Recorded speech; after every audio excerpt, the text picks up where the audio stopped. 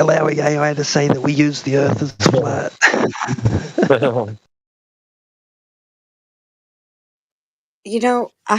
I have a problem with the mannerisms of your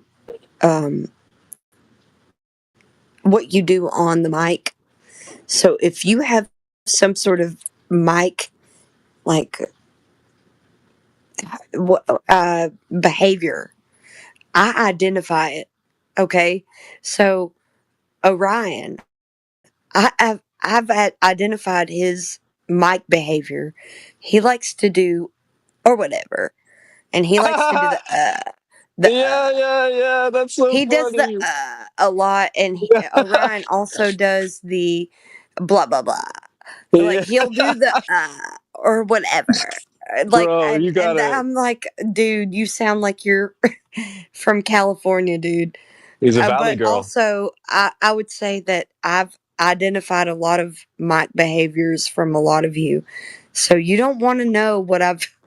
Orion is just one of my Uh, examples. I've also got an example for Elijah.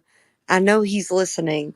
Dude, you do the and the you do that wait, a what's the lot. second one? What's the second one? It's Sniffing. I think. A It's Uh, a sniffing. sniffing. Like I'm sniffing into the mic. yeah. So I That's do the funny. and the sniff. That's Elijah funny. always does that shit, and I'm like, stop doing that. If you know you're gonna do it, then just like mute your mic and then say what you're gonna say after the om.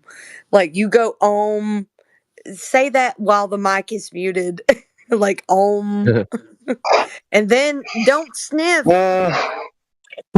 I mean, uh, That's I funny. don't know. I've got a lot of mic etiquette that Well, I you would. brought that up. You brought that up after I've noticed Tina something jumped you on the do mic. too, Leslie. I've Oh, noticed something I you do bet I too, do. Leslie. Like you I guys mean, got me down. You You open know your I've mouth. got some things. yeah, I don't have. exactly, Tina. That's what I was thinking, dude. I was like, bro, you're a woman on the mic, dude. Yeah, I know. So you guys have my thing, and I have Oh your my things. god, this is too funny. Who else you got, Platty? What do I do, or what else you got? Uh, Just me. I already identified you. You're a hot I man. know. Yeah, Facts. yeah. You're okay with that. I love I that you're love okay this with shit. it. I love it, Yeah, dude. you lean into it. That's exactly what you are, and I identify it, and you are cool with it. Facts. Nobody else has identified you as a hot man, okay? All Except right, me. you can have the credit for that. Yeah, exactly. I know because I am listening to every one of you, and I know who you are by your voices, by your mannerisms. Like, I Yep. don't have to, I can just mute and I can, like, exit out of my screen completely, and I know who all of you are. Bro, I'm laughing at Tina right now. The misogyny is on point tonight, bro. That was so That's funny. good because I'm sure I have my own mannerisms that you can identify. Oh And I want to man, hear them. I love it because I'm doing it to you. I should be able to accept it. Like, if you're bro. willing to dish it, you got to take it. If I hear Clay say spinning space, wobbly, tilting face, like in space, in like, the bro. in the Oh, ever if I had to hear expanding that one more darkness. time, I swear. I know Uh, Clay's voice. I know all of your voices by heart. I know them. Like Spinning it's wobbly space ball. undoubtable. Yeah, if he says that one more time, bro. We need what we need, right, is a audio collage put together. Yeah, spinning, wobbling space ball, right? And it's yeah, dude. the deception of the devil, you know. And like, come on, man. You're Yeah. not doing him justice at That's all. pretty good, though. That was pretty good, though. I'm not gonna lie. It No, was a You good I'm got not it. going try. to give you credit for that one because you could do better, Elijah. I Nah, that was know good. that That was he good. is. You can do an impression of Clay. You can. And I think that Globers do a better impression of Clay than you do. Oh shit, she talking shit. No, that's It's funny. the truth, man. Hey, where's Get Beget? I haven't seen him for a while. I Yeah. miss Get Beget, man. He teaches us all patience. And if you don't learn patience Patience, that's from being Get nice. Beget, you don't get it. Okay. He's been gone for so long, I forget some of the stuff he says. I haven't, I have it wired in my brain. The things that he says is so profound sometimes that I'm like, I got to go look into that. Whatever you're saying, you're saying it so confidently. As a flat earther, I have to go look into it. He's not necessarily an advocate for the Ethereans or anyone else. Like, he's talking about something else because of his field of study, I guess. Listen this. That's I Sasha. like everybody's perspective on how they're a flat earther. Like, that is so profound to me Yeah. because other people have come to this conclusion from vastly different ways than Yeah. we have. I think that's what makes it so effective is like the different characters and the different styles and vibes from each person. You know, we deal with like there's like several different archetypes of Glovers or people that come here Yeah, against us. but Get And so like, Begets yeah, is so it's Get Beget. His realization is so profound. He gave me his testimony one time, so I want to at least kind of give you an idea because it's a bit in depth about like time travel and stuff like that. Oh yeah, Um, am I gonna be here for an hour listening to your recollection of it? no, no, I'm gonna No. finish it up real quick right now. I'm gonna say that it may involve that kind of stuff, but his transition over to flat Earth was so profound because he believed so many of those things and it was proven incorrect.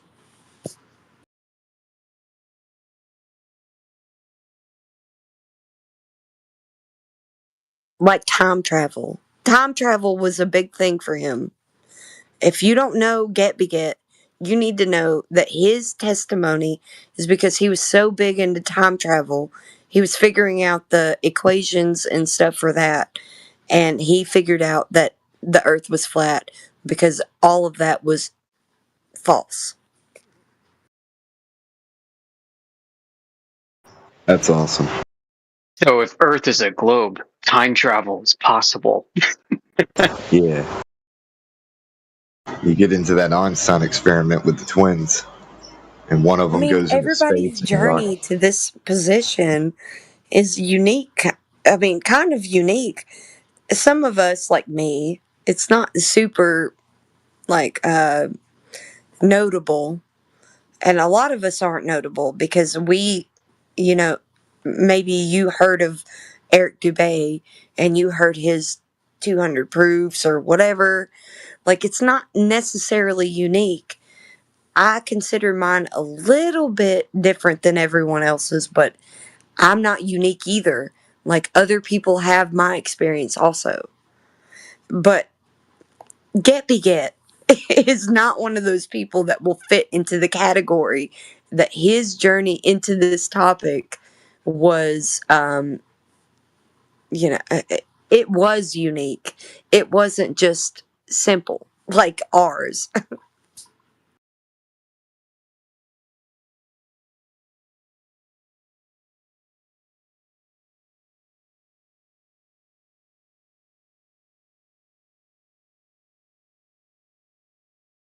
Oh, neither was Quantum Erasers. His wasn't something that we had. Nobody can relate to that. Nobody can relate to Indios. Nobody can relate to anybody's that is a prominent figure in this arena. by the way. So don't think that you're so special. We shouldn't think we're special. We're not. It's, you know, the prominent figures that have some sort of special standing without any kind of putting them on a pedestal and following every whim of every doctrine, whatnot. You don't have to do that. They, like, we have the tools now to be able to discern. So you don't have to just take anybody by their word. But it is pretty funny that the journey into this topic is unique to some people and not to the rest of us. Well, I should have. I kick myself because I really should have realized years and years ago, when in my teens and my 20s, when I'd go outside at night, lie on my back on the trampoline, and try and have the sensation of an orientation relative to the elliptic plane, right?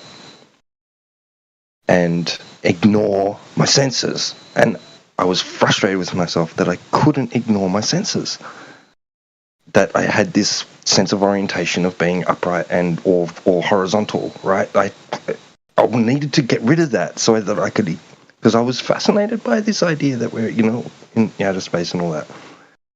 I should have known then. Why, when I realized I couldn't do that, didn't I question whether even this whole other idea of this different orientation being true? I don't know. I kick myself. I mean, don't beat yourself up, bro. It's not like we were presented with other options. Well, I could tell This you was the why. only I Beat can tell option. you yourself why. up, you numpty. I can tell you why people like Indio and QE transitioned, because I've listened to their transition and also other testimonies of them. I know a pretty good amount of why they are here. So QE, I vetted I didn't vet Indio like I did QE. I vetted QE like a, it's not even funny, dude. I vetted him all the way back before he was a flat earther. I was watching, I went back to his arguments to Evotards before he was a flat earther and looked at all of those in depth. I'm telling you, I did my homework, okay? I'm not just some, You like, like them? fangirl over here, although I kind of am if you consider my in-depth vetting and what I would reflect now with my character. But I know that QE is authentic. I know that Indio is authentic only because of his ability to have he has an You eidetic have beautiful memory, children. and You have he can beautiful children. Oh, listen. my bad. I'm hot micing. I've Sorry. got the ability to understand these things. So I know that Indio has the ability to recall source information on the fly. It doesn't matter who he's talking to. He can talk to that person and give them a study at any given time in history. And it's so About just about profound. any topic, right? Any topic, anything. But mostly when it comes to optics. When it comes to optics, he's got a very broad understanding about optics. Even before he was a flat earther, that's why he became a flat earther, is because of his so broad understanding of optics Shut before up. flat I want to earth hear was even presented to him. what I say. My, I'm again talking to my cat. I'm sorry. I Not was you. hoping you were talking to Not Flashy. you. No. Sorry, Flashy. I was talking to my cat. Oh, I'm kind of, the only thing that I think I should be recognized for in this whole community is the ability to be able to understand people's mannerisms, who they are without knowing anything. Like, I can tell you who's talking without seeing the screen of any phone or laptop or PC, I don't have to see who's talking. I know who You are you getting are. repetitive though, just so you know. Okay. Well, sorry. I'm just saying, like, I've got the ability to kind of And then pinpoint and you then down. you're analyzing, I all of do. us I at a analyze that. painstaking So when I hear, pace. yeah, when I It's hear, 7 o'clock in the morning, yeah, Lati. but when I hear Oh, when I fine. hear I know it's you, Elijah. I know. Hey, flat seat, drink some water and like maybe go to bed. But I The love rest you of us too. are getting coffee, man. I'm energized. What's up? Wake up, America! Welcome to Flat Earth 24/7, everybody. Woo! Good morning, top of the I'm morning to you. sorry. I'm making coffee. It's just I went. It's freaking. I went outside and it was raining, so it kind of ruined my morning. So I'm back in the house.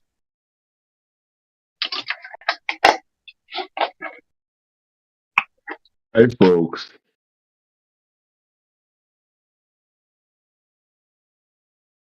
I check.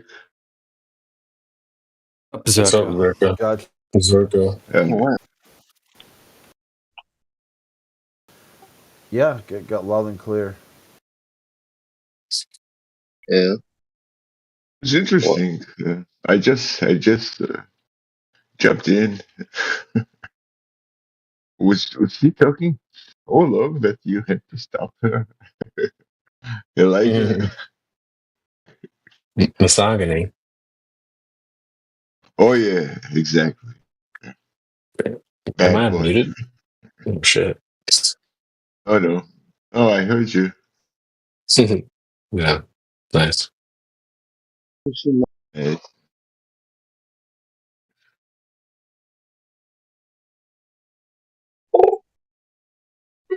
Oh, shit. All right, Zerka, time to cook, bro. You're up. who's that? Who's Zerka? Oh, Creation Bear. Yeah.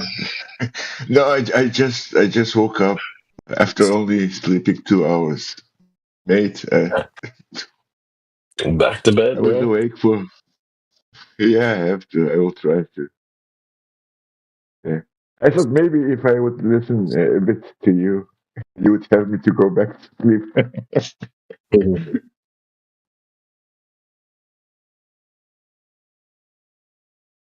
I'm about to go to sleep myself, dude. Honestly, I'm about to clock the hell out of here. You all It sound won't just be as long good. until Nathan Oakley is going to be hosting his show here. Bro, Yeah, like, I don't even today. know. Checking it. It's Like, what are less you than guys all two doing hours. up right Less than nowadays? 2 hours. You're going to oh yeah, have I forgot. Nathan Oakley here. No, the creation bear. What? Why can't? What? Why? Like, so we got the upward rising Earth, right? We have the ether rights, and now apparently we have the circle earthers. Oh, Lord. Like there are people I apparently who They're believe stupid. that all of the stars circle around Polaris. What? I'm just like they don't think that they think it's still an AE world, but Look in they the do. chat.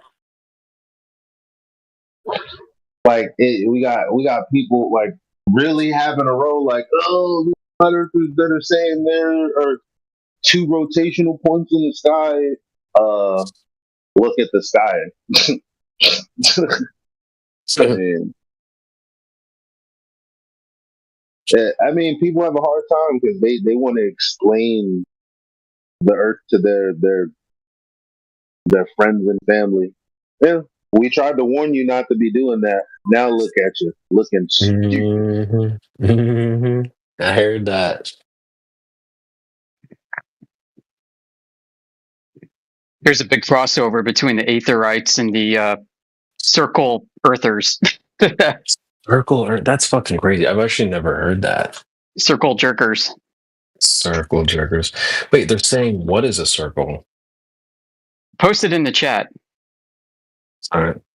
They think this is what's happening, but somehow Sky Optics makes it look a little bit different, but ultimately that's really what's happening, guys. Cooked. Is that really so?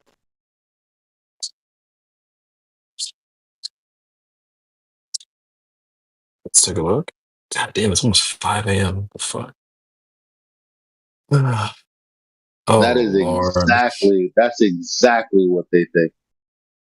Is I didn't know that. I didn't know this late in the game.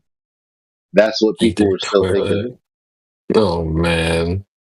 Have you not been thinking like You should let's keep listen it to a buck, Amish like more because because we always Amish. want to. Go ahead. I was gonna say you should listen to Amish more because he's the reason why I even posted that image in the chat before he posted that one.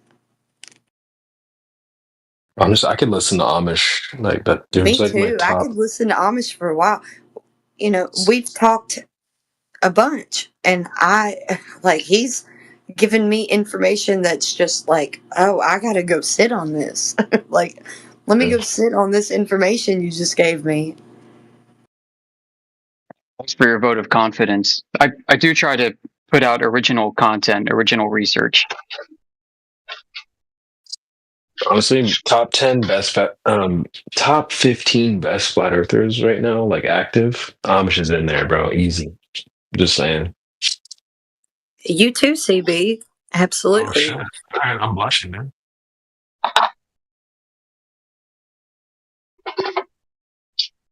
Also, Heretic and Elijah. Man, there's a lot of you that belong in the top 15. Let's go. It's kind of a scary Okay. thought, honestly. What do you mean? Wait a minute. If I'm on the front lines, there's a problem. Not really, dude. You're Not fucking really. W right I would now. say that I was told by somebody, we joined at the same time, this Discord or whatever, and the conversation between, us and other, like, either flat earthers or anti flat earthers and globers, we entered the conversation with others at the same time. I've heard that I'm one of the experts now, and I'm Oh, not. I may Lord. be a ball buster, and I do appreciate QE, putting me up to that level. He respects my input, so I don't give a bad input usually. If you can identify a bad input, then yeah, do it, and also mute mute me accordingly. Like, I don't mind. I'm not going to be offended. Like, you do you. All right, guys, just But, pop her on mute. yeah. But I'm just here to hopefully provide some sort of angle or understanding to this topic that people don't have. There you go. Congrats on Ballbuster. Isn't Elijah long enough on the flat earth debate with Nathan Oakley? Isn't Hey Elijah, aren't you the same guy with Nathan Oakley? Bro, what do you Yeah, have well, to nobody respects what me do you like have that. to say to your defense? Because Elijah's a you ball knew buster also. Elijah's a ball buster. I'm just a brand new ball buster. He's been a ball buster for a while. Thanks. Yeah, I didn't know that because the Globebuster, it's not always the same team every time. But if I'm not wrong, Elijah, you are the same guy who is called Elijah Freeman, right? Yes. He is Yes. Elijah. He is Yeah, Elijah. Big yeah, I Daddy Flirt recognize him. is just an Yeah, yeah. You're called there Elijah Freeman, right? Yeah, Yep. Yep. Yes. Yes. I recognize But him. then That's Look at respect on this Wait a you. minute. You're so there. Wait a famous. minute. Elijah, you're Were so you? famous. Sorry. Yeah, sorry, Francie. Were you the same Freeman when I came at first here? Who's only called who's only called Freeman with his avatar here? I don't know about that. I think so. Okay, because yeah, it could be. I've been OJ Swanson. Oh I've my been god. What the fuck? you I remember don't think that? I don't think Nah, you've ever dude, I been remember The that Black Freeman. shit. Swan days. For whom the swan Okay, told is Swanson. DJ. That's fucking funny, bro. Yeah, I've been loaded. I think the I other only know Freeman you who's as here. Eli and Elijah. So I can call you Eli or Elijah. I know your voice. And like if I don't look at the screen of anything and I'm just listening to voices, I know your voice. Okay? Sagani. No. And also if you want to say that, then Eli has a tendency to always go so OHM, and then he'll sniff like in the microphone. I'm like, why are you doing that, Elijah? Don't and sniff. Can't shake these bad habits, you know. Me either. I've got my habits. I'm Yeah. only annoyed with yours as a like a projection of my own. Okay.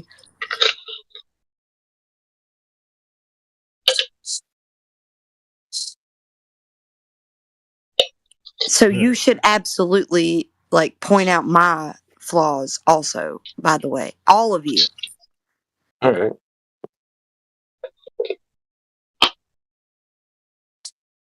Honestly, the characteristics that you portray over the mic is how that's the only thing I have. So if I don't use that and clock it in as some sort of characteristic of you, I'm being dishonest. So I'm not gonna be dishonest. I'm gonna tell you the way that I know who you are when I hear you. There you go. That's that on that. You just gotta let people know. Yeah, tell him, Platzi. Yeah, that's it. It's Like telling your TNG. friend that his fly's down. If you respect your friend, you're going to let him know. Yeah, but also if their fly is down is how I know who they are. That's another thing. Misogyny. It's the other one. It's what misandry. Well, we got a new one also, Geogony. We came up with Oh, this recently. For like, niggas I'm sorry, people who be hating on the earth. Geogony or whatever. I don't know. Just some new shit. Maybe he's just trying to create something. Bro, I'm original. I'll be coming up with He's some new just shit. trying to create something. We know. Creation Bear.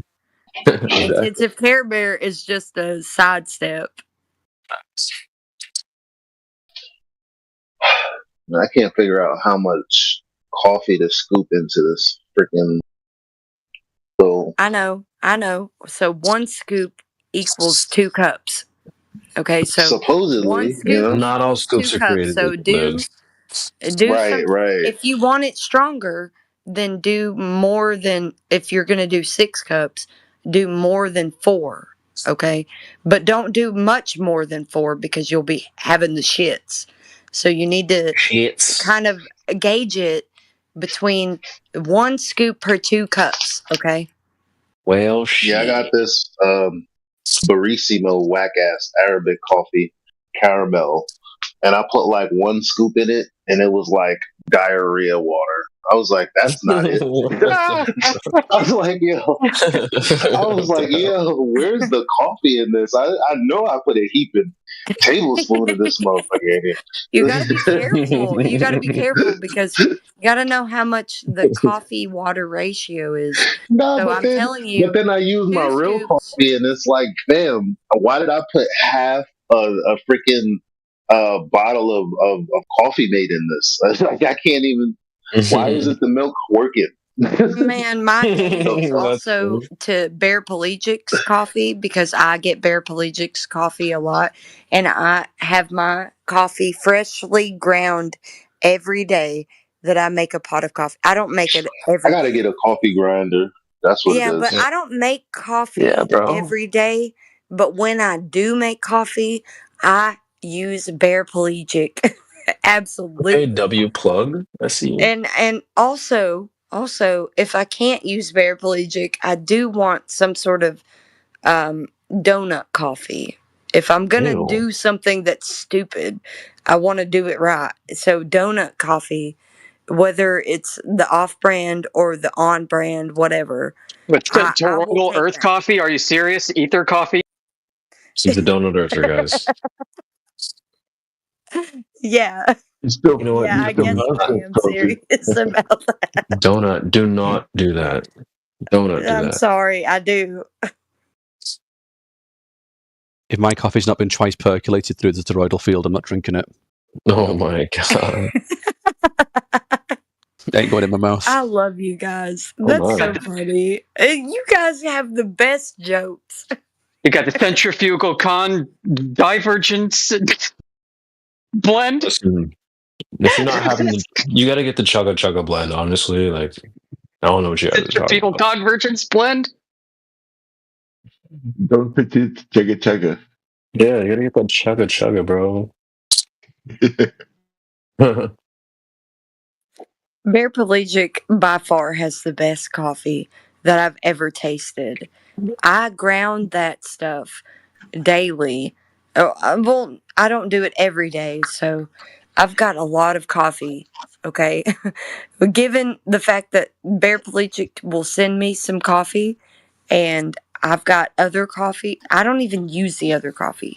You know, I love Bear Pelagic's coffee because it's so fresh, it's so good, and every time I ground it up for each individual pot that I make, I know exactly how much I need given the type that he gives me, and it's so good. It's so good. You'll be able to differentiate it if you have to grind it up specifically every time you would brew it. So you need to factor in how you're grinding it and utilizing it. So you need to know how much you're using. Okay, coffee Paraplegic, nerd. I see you. paraplegic coffee's got no legs. Oh my god! No, you did It's a not. paraplegic coffee, and he can't use his legs. He will never be able to sneak up on you, buddy. But don't act like he's got some sort of disability that can't make coffee, because it is so good. That was a joke. I I know. don't I'm even just make kidding coffee with you. anymore. I'm kidding with you. I know. I'm just kidding It's with you. called paraplegic coffee because even if you're in a wheelchair, if you have a cup of it, you'll be up and about in no time. It's some strong shit. Do you know what I mean? My god. Honestly, his coffee is really good. You can't deny how good that coffee is. It doesn't matter who you are. All you have to do is be able to understand that the moon landing was not real, and he'll sell coffee to you. If you don't understand that the moon landing is fake, he won't sell coffee to you. Yeah, you got to Ever. get that ableist coffee, that, evil conservative ableist coffee. You have to know that the moon landing is fake before you order coffee from Bear Pelagic. He doesn't care if you're a flat earther or globe earther. You just have to know that the moon landing is just seriously not true. So, Flatsy, what are some of the names of his coffee blends? I know he's got hilarious, very inappropriate names. Yes. Oh man, there's so many. Let me go in here to my kitchen. Hold on. You know what's so I got funny that it. you bring that up, Amish? He sent me a bunch as well Okay. when I was running it. Go ahead. Paragliding, paraplegic, Palestinian, peaberry is one of them. By the way, No, dude, that I'm one gonna put that back up. triggered Yo What? Flatsy. That That one in particular triggered one of my coworkers. It's Like so good though. he sent The me laugh. a package when I was running this coffee shop, and I hired this like liberal freaking coffee nerd to come work for me, and then he sent me that coffee, and those labels like triggered him. He's like, "What? That's offensive." I'm like, dude, like, shut up, man. His red and pink bourbon are my favorite. Offensive? But Yeah, the red bro. I and had this like pink soft bourbon, dude. He was so Wait, freaking soft. is that what comes with his coffee? The what's his name? You talking about the guy that sells coffee in here? yeah, Paraplegic, yeah, bro. paraplegic. Oh, it's flat earth He's related. got Oh, the I gotta Helen get some. Keller. I gotta get He's some got, right yeah, now. he's got he's got the Helen Keller, and he's Yeah, that got the one, Gary and Terry's Final Voyage roast. Gary and Terry. He's got Nah. dude, his Helen Keller is so funny. No, I'm that one telling triggered my you. Let me coworker go find a too. sticker, dude. I don't have a Helen Keller version right now. Oh, the Helen Keller one. Oh, do you Why want Yes, to would hear my it's Helen why, so Keller joke? Keller's a funny. fraud. I have a good Helen Keller joke. He's What got did the Helen? raghead roast, extra dark. So it's like a black guy with dude. It's so funny. I'm gonna send it to you. Hold on. Time out. I got 5 pounds of decaf coffee and I can't bear to just throw it out. So I've been drinking it, but then I'll take a no dose so I get my caffeine. You should just make like cold brew with it. Cold brew, like extract. Yeah. Yeah, Yeah, I know how to like good way to make go it. through a shitload of coffee. Super easy. I can tell the difference though. I'd rather just do it. So guys, I think the best coffee on the market is a McDonald's, the McFlurry caramel. Dude, No I don't even McFlurry. know why I make coffee. I You might be on basically something. gamed the system. Like the gas station in town, they give you free coffee if you fill up. They didn't say how much you have to fill up. Put $5 in your tank. Go there every morning, get a cup of coffee. I don't see how this is sustainable. They should like stop letting me get away with this. Well, that's kind of you shouldn't spend $5 on a cup. We know that $5. No, I'm buying $5 of gas. That's what I'm saying. But where are you going down the street? Me? Like, it doesn't matter. Like, they're the ones that put these rules Oh man, it was too place. much of a heaping spoon. See what I'm saying? Never get this shit. Now it's mad strong as hell. I done put like half a fucking bottle of baby milk in this shit. What are they talking about? The drive-through place will make like a red eye for me, like for the same price as a regular cup of coffee, and it's like, do I get an extra shot of espresso every morning for the regular? I Did don't you say That's good, bro. espresso? Whatever coffee you're gonna bring up, even Starbucks is shit compared to Stripes cappuccinos. Stripes cappuccinos, the banana nut, bro, fucking fire. If it's That flavored, it's sounds trash. fire. Hold up, no, but if it's flavored, banana it's nut trash. though, that's not that You with a haven't- piece of like banana bread or something. That That shit sounds comes- like heaven. Man, bro. I don't like my coffee flavored. It's I trash. like it black, and I like it Oh my strong. god. BBC So, gave me up. You also like so, so my favorite coffee is something that tastes good when it's black BBC and gave me up. strong, and it's like most like a vulnerable state. It doesn't have any additives. It is what it is, buddy. That's my favorite coffee. Straight from the continent of.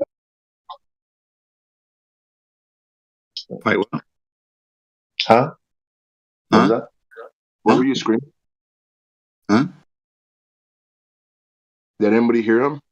Yeah. What did they say? I don't know. The fuck am I? I don't know. Something They do that about, on NBCs. They like to scream, whisper under their breath, gaslight. I don't know. Pathetic. Get yourself a bitch, because I went out on a Friday night and got on Discord at the end of I my got night. myself a husband, and I love him, and he's great. I, He's the best I've I ever would. had. He's the best I've ever I, had ever in that's anything. that's that's what's Other up. guy, can you Best shut the fuck Felipe is the only one. But you shut the fuck up and let her yeah, finish her speech, bro. You're yeah, I making know. Whoa, dude, relax, Look at bro. him. He's like you. girl speaking. He must be Don't let a freaking out girl be like, that a my guy Republican is is the president guy. right now. Yeah, He don't must let be that. freaking out. God forbid I don't put the G in front of grape. Oh my God. Write the Congress. Yo. Man, my husband is The great. grape. His name is Sterling. By the way, His name is Sterling. I have two beautiful women. Okay, not B words. So there you go. Okay, Elijah, I see you, big dog. Get that misogyny on, bro. No, I'm just playing. Misogyny. I was gonna do it. Congratulations, Spotsy. We're happy for you as well. But why is I'm Absolutely. this happy us, for me. I'm happy for me. I don't care for bro? anyone, but I love that you guys are. This dude's face I looks don't like a care. foot and an Hey, bro, ugly Yeah, foot too. bro. Why are you because telling Mons to be quiet, bro? Like, bro, you gotta chill, you shut the fuck up Yeah, so we can hear. you do gotta chill. bro. Like, just shut the fuck up so we can hear. Nobody's talking to you. You're just trying to talk about me, suck my dick because you're a homo. I'm not a Bro, all fucking right, gay. bro. Okay. All right, bro. Ew. Just kick. Yeah, you're done, dude. What the fuck? Yeah, you're Stop fried, talking Sam. degenerate stuff. Like Hope that's not your your face, also. behavior is degenerate. Nobody That's what I'm wants to hear. saying. What is that? A mullet? Is Who are you, it, Pusha bro? Cole? Like what Don't the I'm you fuck? even smacked hate as on hell, bro. mullets? Don't even hate on mullets. I'm gonna be so mad if you do because my son and my husband have mullets. So you better watch I'm it. just saying. I'm just saying he pulled that from that 1990s movie, Jason's Lyric. Freaking Jada But Pinkett with mullet. Like what Booger the has a hell? mullet. You have to know Booger No. has a mullet. Okay. Mullets are awesome on children. The hands down. I give you that. You know why I have him a mullet and I'm not afraid of doing it? Because the back of his hair has never been cut. Ever. Sure. So it's only the front that's ever been cut. So it's business in the front, party in the back. And I can use that excuse to have never cut his hair like in the back. Like there's a part of his hair that's never been cut. He's 6 years old now, and it's already like down to his butt, dude. Nah, you need to trim that shit, bro. You need to clean them up. We will. Don't get me wrong, we will. But Boy got a rat it's tail. like gonna be when his first tooth comes out. Like he's already got a wiggly tooth and he's fixated on it. So he's just wiggling it every day. And he's like, I got a loose tooth, mama.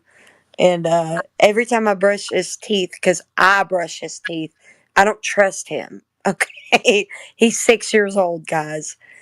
Whether or not I know that I can teach him to Jedi. do it right, but I don't trust him. Okay. Jedi about to I cook right do. now.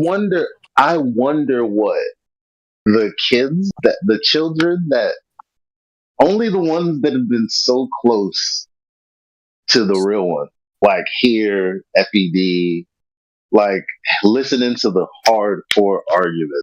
Those children, I wonder what it's going to be like in school. I wish, oh my God, because I can't, I'll never Bro. experience. I'll never experience that. I wonder, Yeah, you like, won't if you're because coming up he's from 6 homeschooled. years old, Yeah, he's smashing homeschooled. people with oh, I know what you mean, You know dude. what's so funny about Booger is he is so much better at math than all of these Globers that come in here. He could school them all in math alone, just alone. Just because Sterling and I both have such an acumen for math. So he's not lacking in that. And I have an acumen for language. So when it comes to language, I can teach him every aspect of language. Like that's why I'm editing. I'm the final editor of the book that Nathan is gonna distribute. I'm the final editor. Well done, I've Flatsy. proven myself as a final You have. editor. I love it because I You love have. Nathan Let's see. I Oakley. think it might be time for a round of sandwiches. Sure. Okay. Yeah, nobody ordered the appuccino. It was the sandwiches. We I all mean, I appreciate think it. High fives. Elijah, Yep, you're awesome. Elijah's making coffee, but I don't know if he ordered a taco latte. That's You're right. I'm kind of being talkative. I'm sorry, guys. That's all right, girl. I mean, honestly, you filled a lot of dead air, so shout out He to just wants to your compliments. coffee. All she wants. Just wants compliments, Tony Flatsy. That's Shout out to right. Flatsy. I do. I'm like, seriously, my Flatsy. husband is always saying, put up the Zetco. Put up the Zepco, Kim, because we don't want to hear you fishing for argument, or compliments or whatever, So my husband even calls me out on that stuff. So you guys should also do that if you're smart. That's what I'm doing. A lot of good energy that could be going into sandwiches right now. Just saying. All right, Jedi and Heretic, no. And I guess I can give some credit to Creation Bear and Elijah, but nah. Jedi, Heretic, no. Mm-hmm.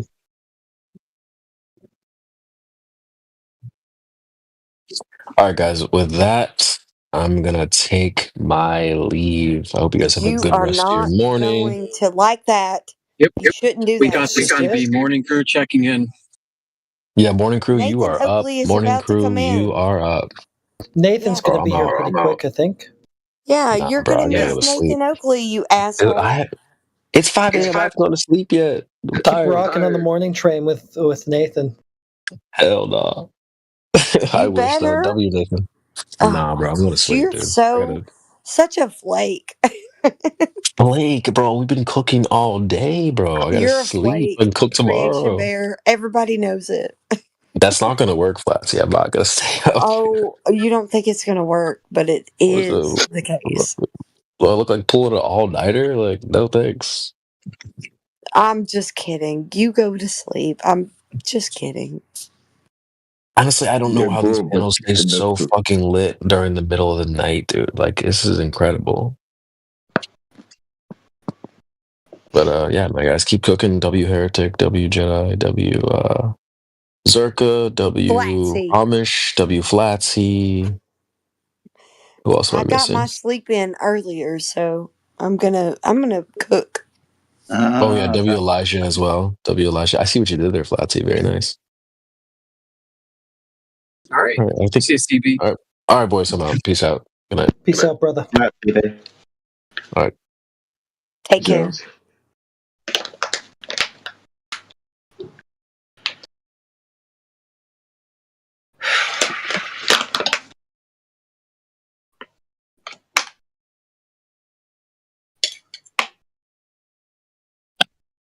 Hey, I'm new to the servers. Is there only flat earthers in here? Is it an echo chamber, or do Globers actually come here and try to? Okay, ban this guy. Somebody ban this man. I'll take no. Look, are you a flat earther? Well, Are you a flat earther?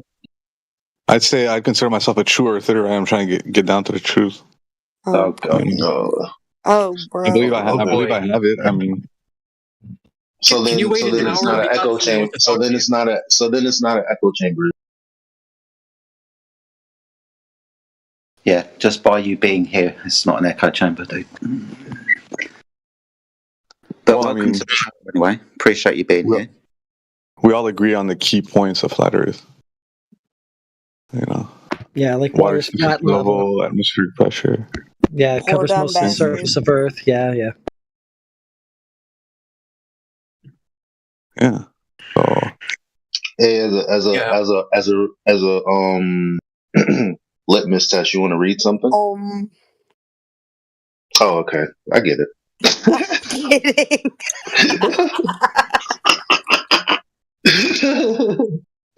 I can't deny it. I know you can't because I've picked it up, buddy. So, as a true earther, would you agree that the force of an explanation doesn't determine truth value? yeah, I would agree with that. Like Excellent. Yeah, like Newton and Einstein, I feel like they're misunderstood by the globe side, and their explanation isn't like incorrect. It's just doesn't get to the It's point. the Earth is rising to meet your feet in 360-degree fashion. In 360-degree fashion. I love it. Me I still too. want to know. I want to know what a true earther is. Same. A liar. Well, I mean, A lie from the pits of hell. flat Earth is kind of like a stepping stone, right? It's kind of a dead end, so people can't just stay here. No, They'll be here you're a forever. Like dead they'll end. die a flat earther. Like nothing will ever progress. All right, before everyone gets triggered, what do you mean flat Earth is a dead end? What do you mean that when you get to the understanding that the Earth is measured flat, that's it, the end of the road, because that's what the Earth is? Well, yeah, you guys stay in that niche, hole and never climb out of it, and try to think about like simulation theory, maybe like a black hole theory, or just any other theory. You've got no idea what else we studied. We could be into loads of things, but I'm just asking for clarification. When you say flat Earth is a dead end, is that dead end when you get to the understanding that the Earth is measured flat? So yeah, exactly. Yes. Cool. So the Earth is good. So you understand the Earth is flat, then, right? Yeah. Cool. Awesome. And then we move on from there. Right. To what? True Earth. So what's true Earth? Well, I mean, I just said that. I never use that word, but I just. I'm probably a simulation theorist. I'd say I'm a simulation theorist. I thought you described yourself. Do you observe a southern celestial pole rotation in the stars? We have the Southern Cross, which indirectly tells us where the South Celestial Pole is. So it's not the same thing as point the of North Pole. rotation in the sky, right? Well, I mean, you can center anything. Like you can make a time lapse of, just focus on a star and then do it, right? No, because not just any star, any position. I mean, because the Earth is rotating, right, once a day, so you can just focus down on where you want and then make that time lapse. That's not rotating. So he asked you if there's a southern celestial pole, and you went, well, there's this other thing, and you didn't really. Well, obviously, if there's a North Pole, there's a South Pole, bro. Like, if there's a heads, there's a tails. Like, we're not. No, he's asking about celestial poles, which are different things. We have a North Celestial Pole we call Polaris, so we obviously have a South Celestial Pole. And yeah, that's about it. We have a Southern Cross to point us towards the south. Right? And that point remains fixed in the sky for all observers, right? Yeah, sure. Okay. Well, I mean, certain people can see it. Like, I mean, you can see the Southern Cross from Florida on given days, But that doesn't make the Southern Cross or like a point near the Southern Cross. That doesn't make it the South Celestial Pole. It's only tells us indirectly where it is below the horizon. Right? So you agree then that there are two rotations in the sky? Well, yeah, Earth rotates, right? The sidereal rotation, and there's also again. So you misunderstood what I said. Obviously, it's a dead end because the Earth is measured flat. But you observe the stars moving. That doesn't mean, obviously, that's the Earth rotating. We're just asking you if you confirm the observation. Well, I mean, yeah, there's the equation of time, right? There's mean cycles. Shit, dude. It probably would be better if you just followed instead of just rabbiting off onto some other path. Omish is asking you if you confirm the observation, yes or no. So the sun orbits. Here he goes again. Not the sun, dude. And you see the sun. Are there two apparent rotation points in the sky or not? Yes or no? Like every single time you go down some other tangent. Yes or no? It's a good litmus test, isn't it, folks? Yep. Okay. Go ahead with the question. You've been asked. I talked over you, bro. 3 times. The Earth is different than the sky. If you didn't catch on. Well, this is just going to help him. Okay, so you guys are like denying religion? The heavens and the earth were like... My God. How many rotations are there? 1 or 2? There's the Earth rotation relative to the sky. Sorry. So how many rotations are there in the sky? Not talking about the Earth. Talking about the I mean, sky. there's basically no rotation. Like the stars are fixed, right? They shift a Exactly. little There's bit no throughout like rotation. 25,000 years, but I mean that's minimal. That's not like what you if observe. we clip just this stuff, like, because people like coming in here and sounding retarded. I think, like, we could be doing so much better clipping this shit out, and having laughs. It seems When I like say you're a little bit making it funny, you know. big man. I agree. This is great comedy. It is great comedy, but we can also use it to our advantage because it is comedy. People accept comedy more than you being puffed up, acting like you know what they don't know. Well, we'll never get a straight answer from him, clearly. Never a true answer, you could say. I just came here chilling, guys, and yeah, I just wanted to see if there was actually debates going on here. You know, not just friendly fire. Or, do you want one? Do you want a debate? Twice. Do you want a debate? Well, and that, I mean, we all agree on the same thing. Sorry, you've said the Earth. I don't know about that. Like, you said the Earth is rotating about 5 times. I don't agree to that. Okay. Why wouldn't you agree to that? Don't experience that. Why do you think? Okay, can I just tell you guys why I think that? It's because the moon, you know, orbits once a month, and then the sun orbits once a year. So, and we see it every day, right? That's because we would be rotating relative to these orbits. No, we just see them move across the sky, don't we? You don't need to. Oh my God! You don't need to invoke anything else. Just the observation of the sun and moon moving across the sky, because that's what we see. Yeah, no, but we have seasons and stuff. You know? We have seasons and stuff. Yes, that's because of the sun. You might notice it higher in the sky in the summer and lower in the sky during the winter. Probably noticed that, right? Yeah, that's the sun relative to your position. It's not the Earth. Well, the plane of the relative to ecliptic is something tilted. else. Plane of the existence. What? The plane of the ecliptic, which is the path of the sun, yeah, around the Earth. Around the Earth. We know, yeah. If you Google the equation of time, we know that the mean solar cycle is 365.25 days. Awesome. But then we see we know. We know what that is. That's the sun's motion, right? Yeah, that's the sun cycle around here. Cool. So not the Earth in motion, then that's the sun, right? Yeah, the sun's in motion, but we're also in motion. There's 2 rotations going on. I mean, there's one rotation. All right, you're going to need a ball for all of this. Rotating. But we agreed that the Earth measured flat, right? Obviously. So what's rotating? Exactly, but a rotating circle like equals a sphere, right? So rotating circle equals a sphere.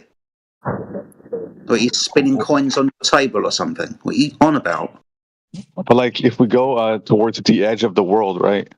There's more. There's less centripetal acceleration, and there's more.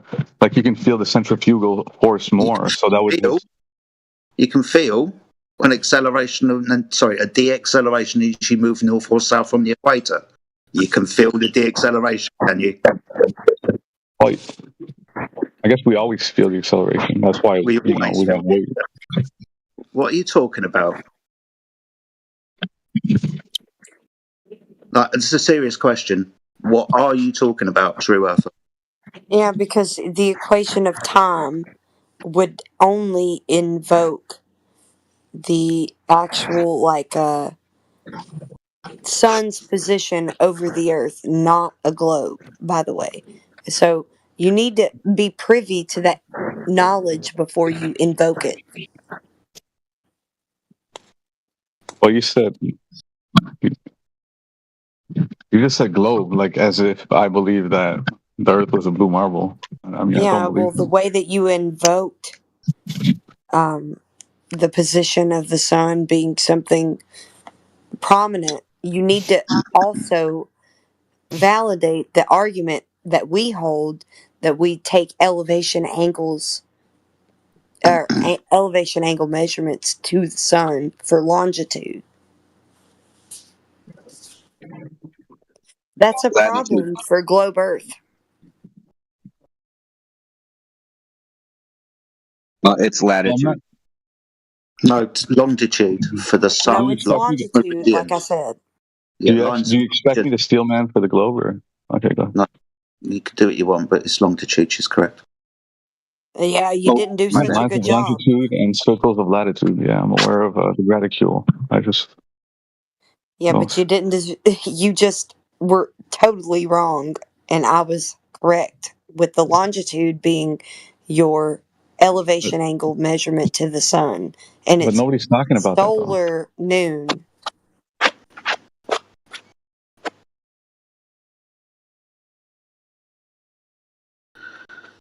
Like nobody evoked cartography. I don't know why you're coming at me with cartography. Oh, because to tell the time, you're going to need a flat Earth for it. Or you look at the sky clock. Yeah, I guess relative. Yeah, that's what we're talking about. The sun. We all agree on that. You know what a sundial is, right? A sundial? Yeah. Yeah, good. So it helps tell the time. So that would be because of a shadow, right? It's kind of like measuring an elevation angle. The sun's line of meridian, you facing south, and it to the sun to your left. That's morning, that is, until it crosses your line of meridian, solar noon, and then turns into PM, post meridian. It's an angle measurement. Going to need a flat Earth for it though, because it's an angle. You know what an angle. But yeah, I agree with that. Yeah, horizon or horizontal. Yeah, they're pretty much synonymous. Yeah. Cool. So understanding the horizon, horizontal, you must understand that the water of the Earth is flat. Then that horizontal. But like, even the ancient Greeks, right? Like the ancient Greeks is what really gave us the plane trigonometry and how we like know the sky. Yeah, triangle trigonometry. Yeah, the Greeks knew the Earth was flat as well. Yep. But they also believed it was a globe. No. Whatever they believed is fine, but they measured the flat Earth. Yeah, sure. I would agree with that. Yeah. Cool. So the Earth is measured flat, and you can believe what you want after that. Yeah, exactly. That's all. That's a starting point. Yeah. But the measurement kind of empirically demonstrates what the surface description is, doesn't it? So, for example, if I wanted to figure out if I'm 6 foot tall, I'm going to measure myself as 6 foot tall, and that would be empirical evidence that I'm 6 foot tall, won't it? Yeah.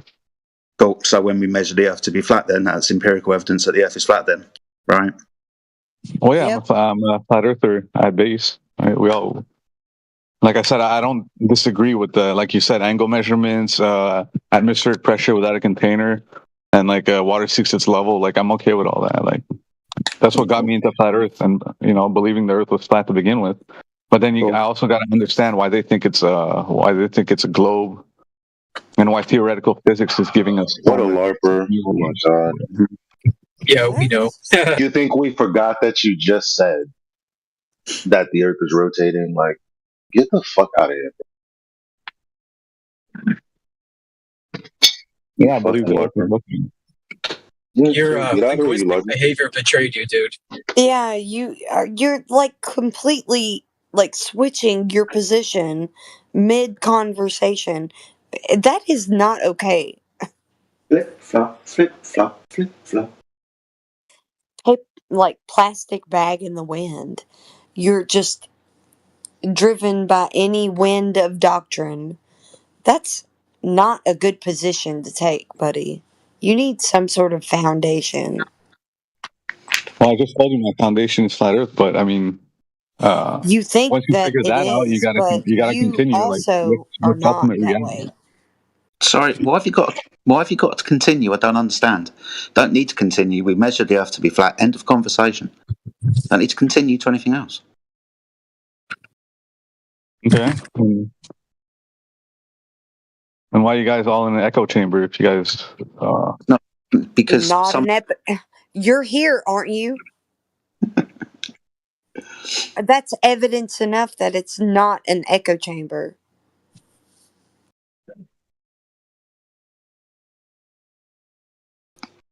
What if I So wasn't though? What? Yeah, we don't agree with you, and you're still here. Yeah. Our very nature of being in the servers is outreach, the opposite of an echo chamber. The reason we're here is because we're not inside of our home server. Yeah, but We're let's say reaching out. a real globe earther was to come in here. You guys would all dog on him. Like there would be no You progress. are a real globe earther that we're Only dogging on. we have honest conversations with honest people. When people come in bad faith, of course we're going to dog on them. We're trying to curate content for our show. So if you want to turn this into a Jerry Springer episode, by all means, see what happens. Boom. We're recording this on multiple platforms. Yeah, exactly. We are very privy to what you think and what other people think because we've heard it over and over and over and over again. We're not going to be surprised.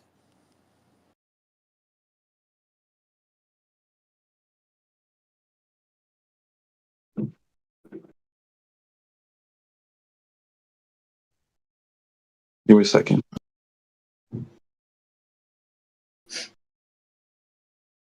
Okay.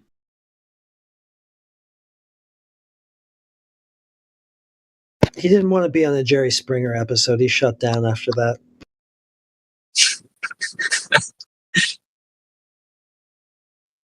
I don't blame him. Oh, I still have that Helen Keller joke I can tell if you want. Nobody Go tops. for it. Nobody tops QE's Helen Keller joke, so you have to be able to do that. So go ahead, Okay. Duncan. What did Helen Keller name her dog? What?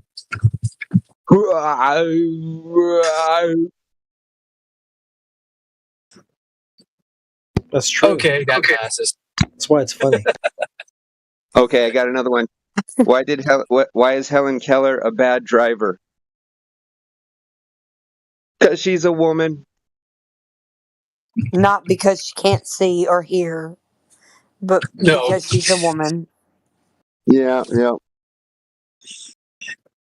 Beautiful. I love it. Matter if she was a man.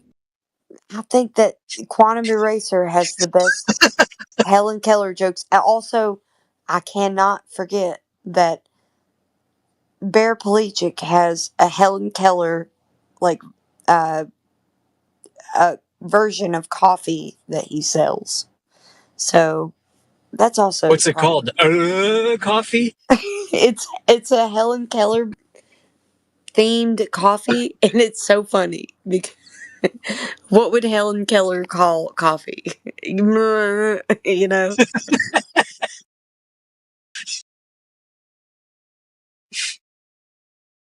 Is that the name Helen of the Keller coffee? jokes are so 1980s. I love it. Yeah, but Bear Pelagic is a paraplegic, so he can't actually walk.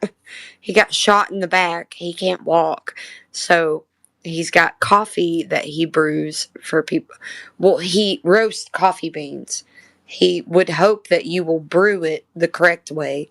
He tells you how to do it the correct way.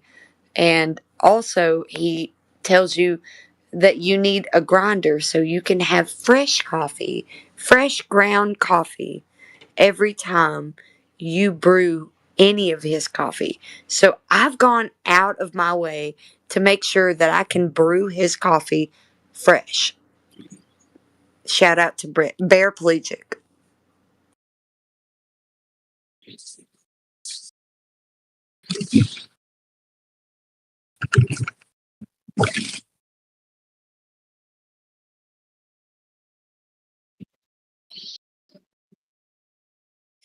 I love you all, flat earthers.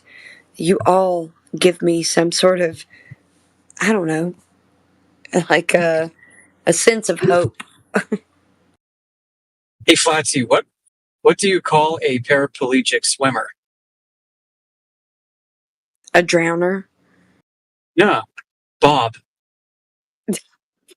Like a bob on the water. That's good.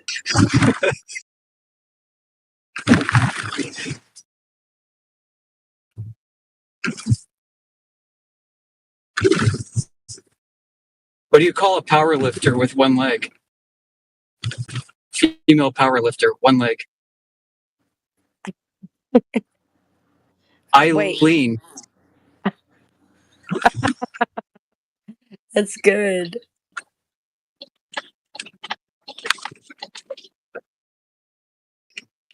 I like to think in Quantum Eraser's eyes, like I can't do anything correctly. So, well, I can hunt and I can fish, but I can drive you crazy. Yes, I can. You know?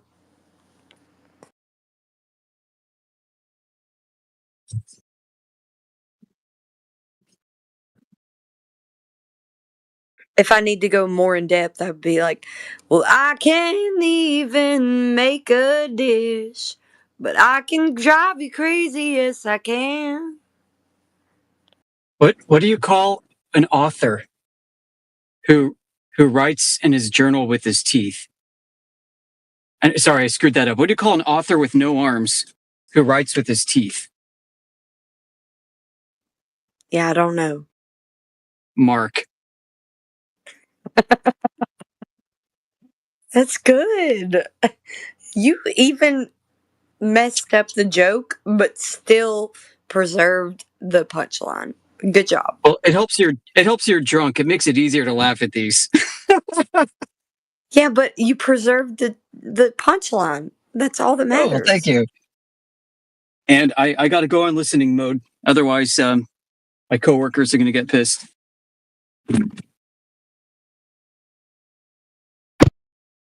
Ask them to join in. Half of them are flat earthers.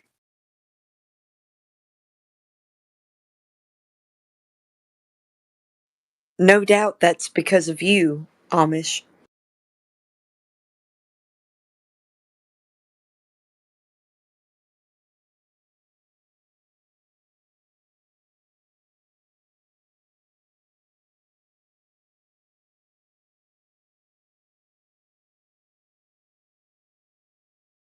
Nathan's coming by, right? Right? Yeah, he will.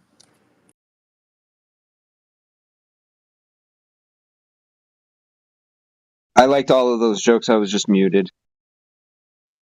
Oh, unless I think unless he was given the opportunity to have that interview that I set him up with.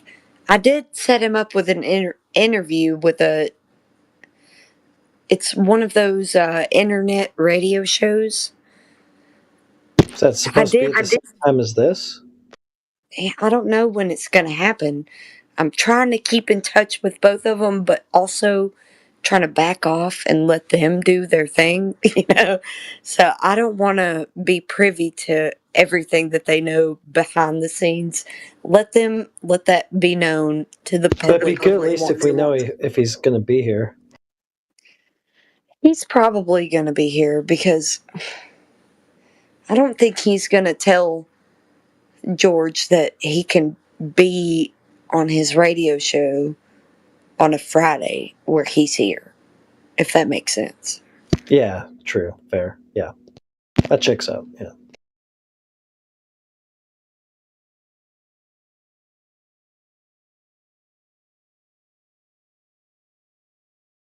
George failed the star rotation test. George? Which? Oh, it's FAD George Hobbs. This guy right here? Who's in the panel right now, you mean? No, I'm talking about George Hobbs for Nathan Oakley. He's going to be an interviewee on the FE files of George Hobbs, the Fact Hunter. Do you and Amish have your wires crossed right now? Are you talking about the same George? I don't know. I'm just telling you about the real George that Nathan Oakley. There can only be one real George. Only one true George to rule them all. What? I'm just telling you, I set Nathan Oakley up with an interview with someone who has an internet radio show. Okay. Okay, so now it's a matter of talking to you about your George or Amish about his George. Yeah, exactly. I was just mentioning this George in here, which is not the same George. So never mind. Yeah, not me. So funny. All right. Well, keep cooking. Is there something to cook? I just like to I'm looking around for it. Sorry. Does Flatsy want cooking? I do. I guess I'm fishing for compliments, like I I always noticed am. that. Yeah, I Well got a done. problem. You guys gotta call I'll me. do it. I'll do it. I'll do it. I'll do it for you. So Like well a done. woman. Well done for getting an interview for Nathan. Everybody appreciates it. High five, everyone. Well done, Flatsy. Yeah, but it's kind of. Oh, is that what all those words were about? You have very big tits and you're delicious. What Okay, the fuck? that's too much, dude. No, That's too much. that's what you wanted to hear.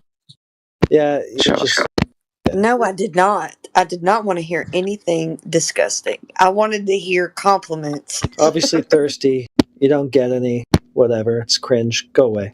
I'm not thirsty. I'm also No, him, dude. Never mind. Oh, okay. Yeah, I got you. Sorry. Oh my god! Now she's vain as well. She thinks everything's about her. I'm just so vain. Compliments. Compliments. When we hear her voice, we need to bow down now. Oh no. I have a problem. Please put me in my place. Just also, all you can do to put me in my place is insult me. Do that. Shut the fuck up, man. What the fuck are you talking about? I haven't. Just shut up. Insult me. Fuck. Seriously, would you just shut the fuck up? I can't stand the voice. Your sound of your voice anymore. Oh, That good. good for you? Is that better? Do you feel better now? A little. I need more insults. Oh my god, this is turning weird. I was gonna say because I know that's what my girl's like, so I didn't think that was gonna make it any better. I still didn't get my sandwich. Bang. Misogyny. Come on, Nathan is dragging ass today, huh? Are there any Globers in here yet? I don't know who Tizzy is. What's up, Tizzy? How are you? Are you a flat earther? Are you a globe earther? What brings you here? Tizzy.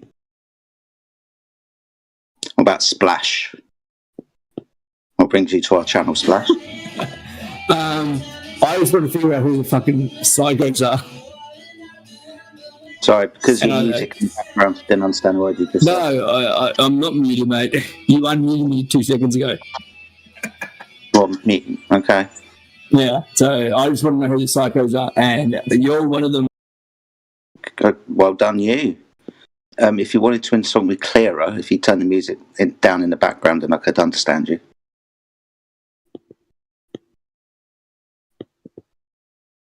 See, Nate's joined us. What's up, Nate? What's up? Good to see you again, buddy. Hope you're keeping well. Robert make it in yet? I haven't seen him today. Oh, that sucks. He sent me a invitation to a Discord server. I think he's set up. I don't know if anybody else got the invitation. So we can't mute him. Yeah. Where he's got mute powers and he can mute us. I know how the story goes. We only will join if we can be moderators. Yeah. I see Briggs is in the chat. Briggs, I'm mewing. Welcome to the channel. Briggs 111111. What brings you by, Briggs? Mm-hmm. Yeah. Yeah, that's interesting. Okay, Briggs, well, if you want to speak at some point in the future, all you've got to do is pipe up, my friend, but welcome to the channel anyway. There's lots of people in the chat at the moment, guys. Good morning, or good afternoon, or good evening to you. Hope you're all doing well today.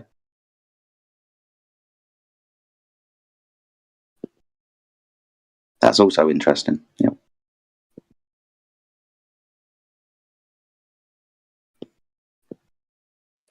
I can always sing for everybody, but nobody wants that. Oh, thanks. Thank you. Good Thank morning, you. Clancy. I'd love to hear that, though, just so you know. I love that Radwin said no thanks. It keeps you out the spotlight, too. You know what I mean? I feel you. To I run, know, but I I'm would. so ready to be in the spotlight. Like I'm saying, like, hey, nudge, nudge.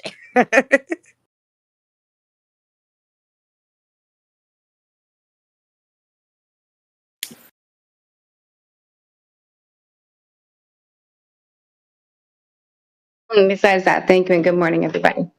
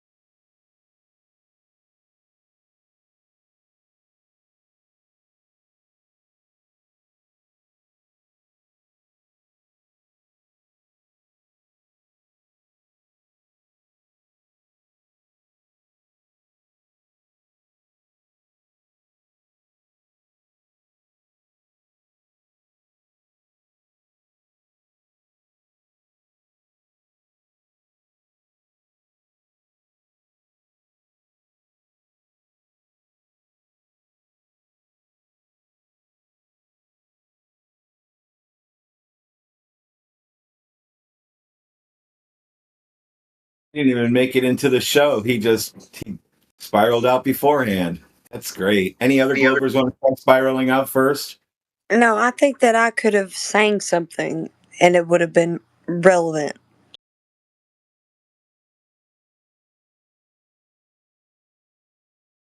Bring me a sandwich with mustard.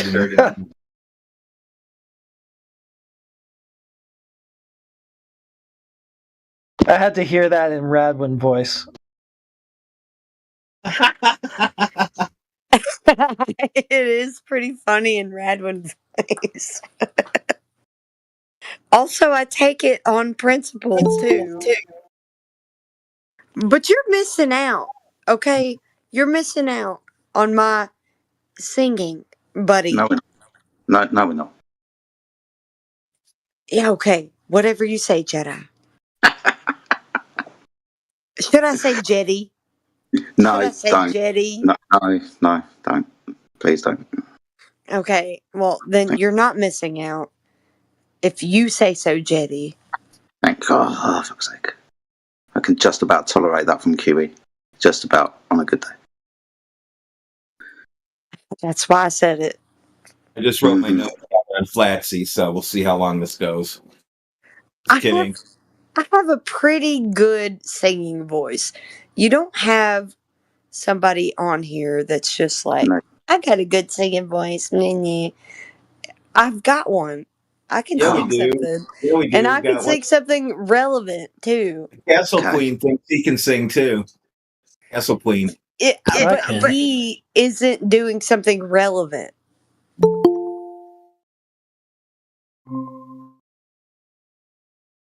Yeah, he's a face on Call of Duty.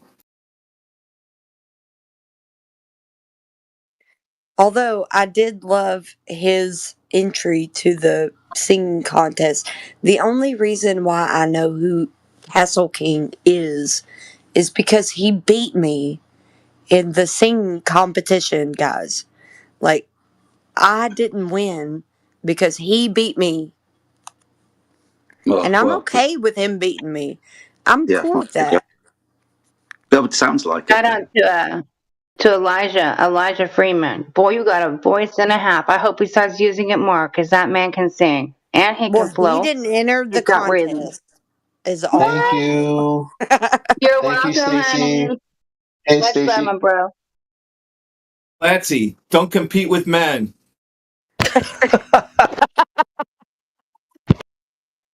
It's a good point.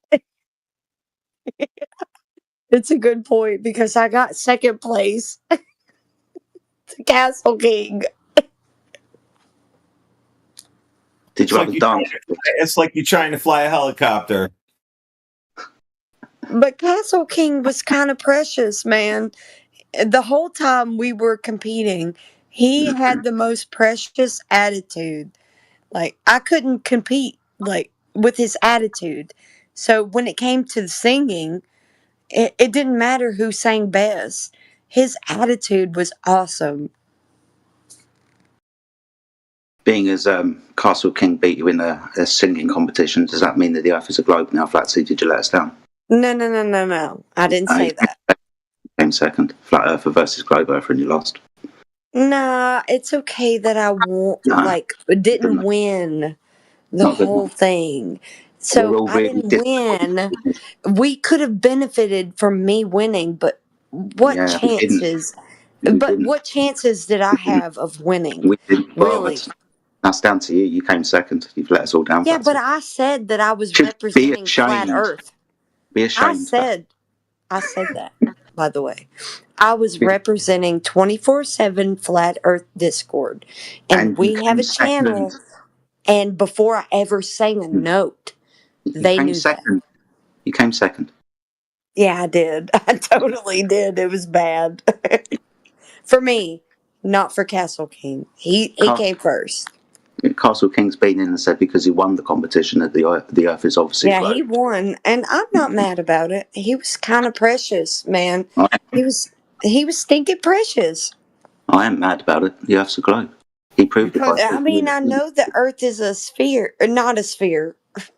What the You think fuck? Castle King can sing? Yeah, he can sing. He's good. I'm stunned. He can barely talk. He's really good Come at on, singing. man. He always comes and sings all the time when he jumps in. He's really good at singing, so you kind of missed out Yeah. if you didn't know that about him. Yeah, I'm stunned. I'm really stunned. He beat me in a singing competition. That's even more stunning.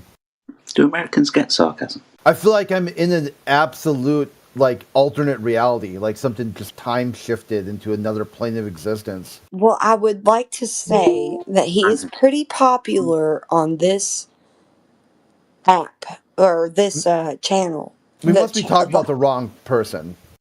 Castle King that guy who we plays deal video with. games. Yes. Okay. No, I'm not talking about the wrong person. The PlayStation I'm talking guy. about the same person. The PlayStation dude.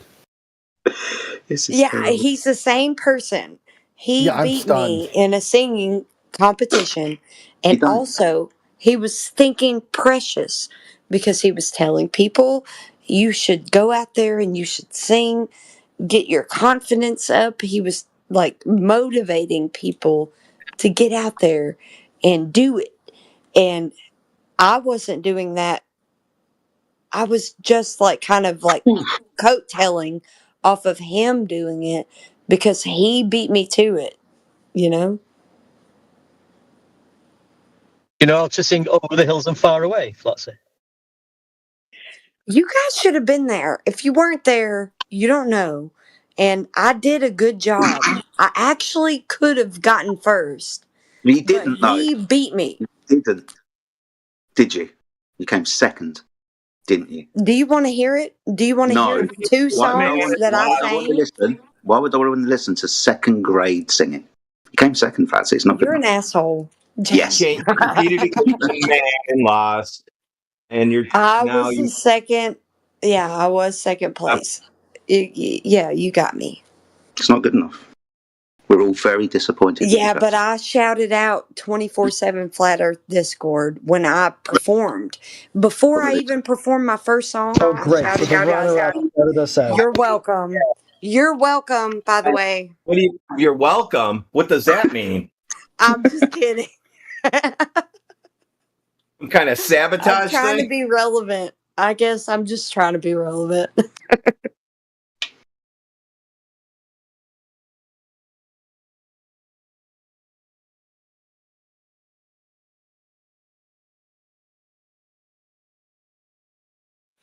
I did shout out 24/7 Flat Earth Discord. By the way, I did do that.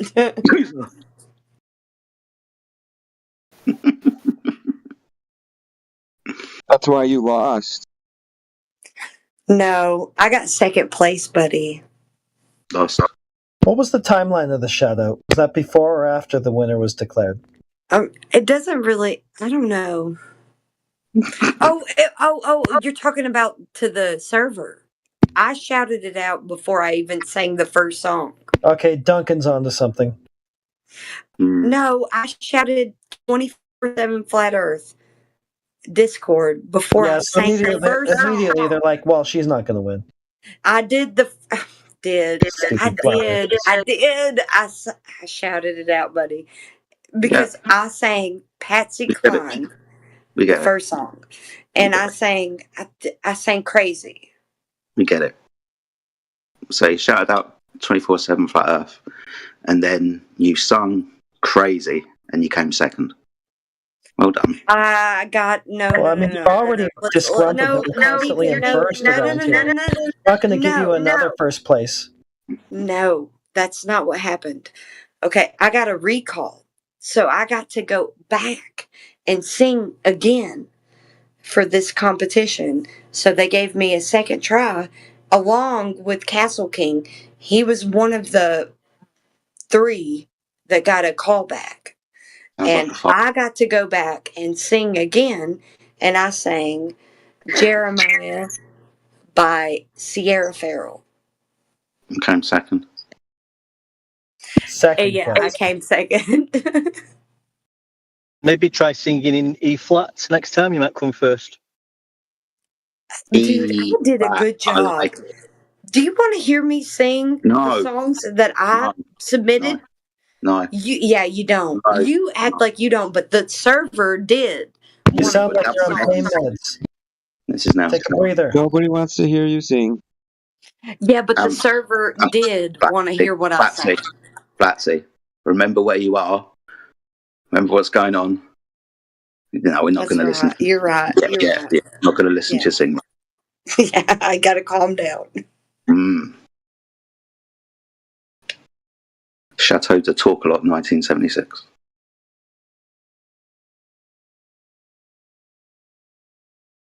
You guys being the shitheads are the ones that got me riled up, so don't forget it. Mic check. Mike's fine. Welcome to the show. How are you, Jedi? How are you, Tent? How are you, One Deck? How are you, everyone? We're all good. How are you? Fantastic. Hi, Neil. How are you? It's Neil. Yes, Shut up.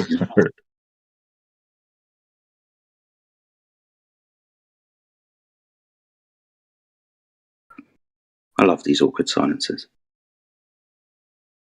What was that? Say what? Welcome, Neil. I hope you're doing well, buddy. If there's anybody else on Nathan, I'll probably welcome Nathan as well. Good afternoon, Nathan. Welcome to our little channel here on the Politics Server. It's good to have you and your merry little band with us if you're there. I see that Neil's there, but welcome, everyone. Hope you're all doing well.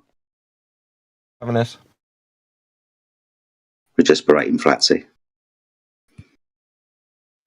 Good job, because all I had to do was sing the songs, by the way. Nah.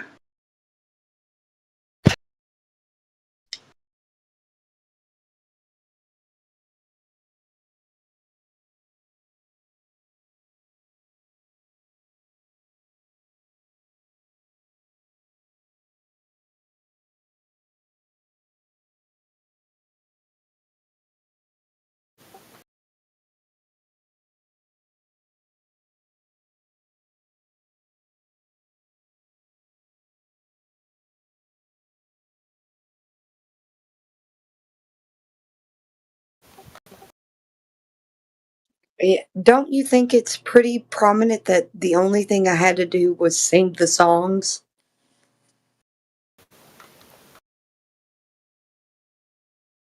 Next time, shout out Flat Earth after you win.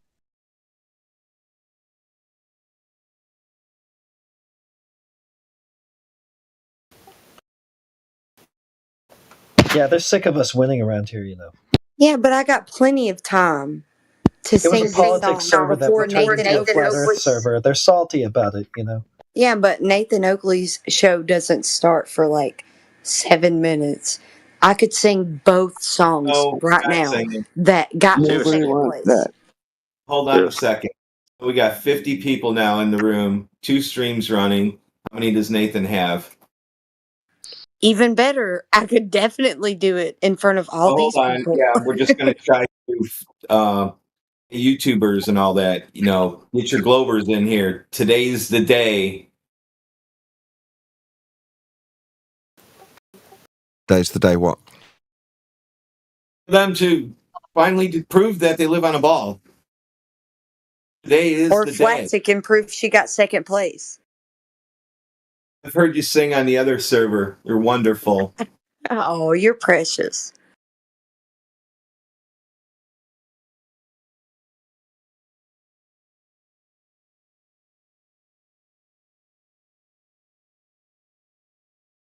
So what are we on to now, Redwin? Have we taken the question back, or are you getting people to define what a line is and the difference between a straight line and a curved line? Is that where we're at now? Yeah, I've got the card now. It's got 4 choices on it. Good stuff. Number 3 is going to be an interesting one for him. Because although it is straight, it's dotted. Oh my goodness. It's not a straight line. We talk about straight lines, aren't they? Never mention curvature.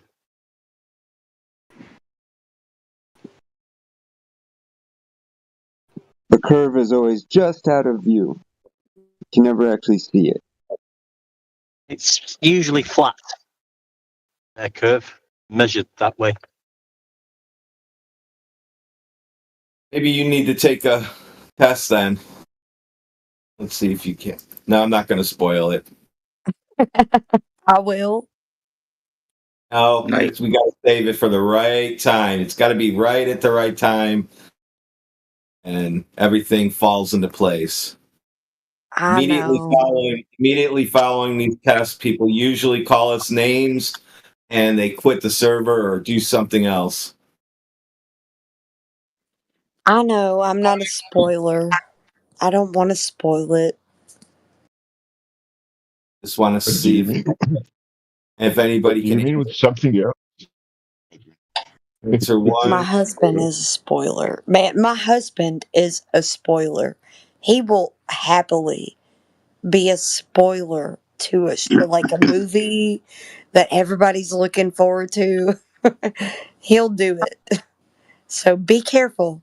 Do not like him or follow him on any social media.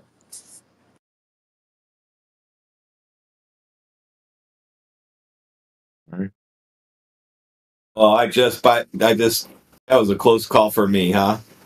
I almost followed him. You don't even know his name. I don't. Sterling is not enough.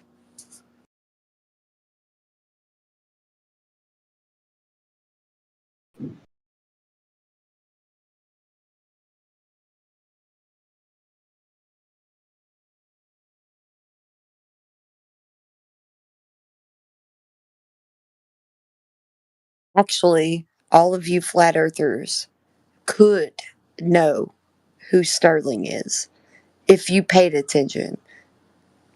It's not hard.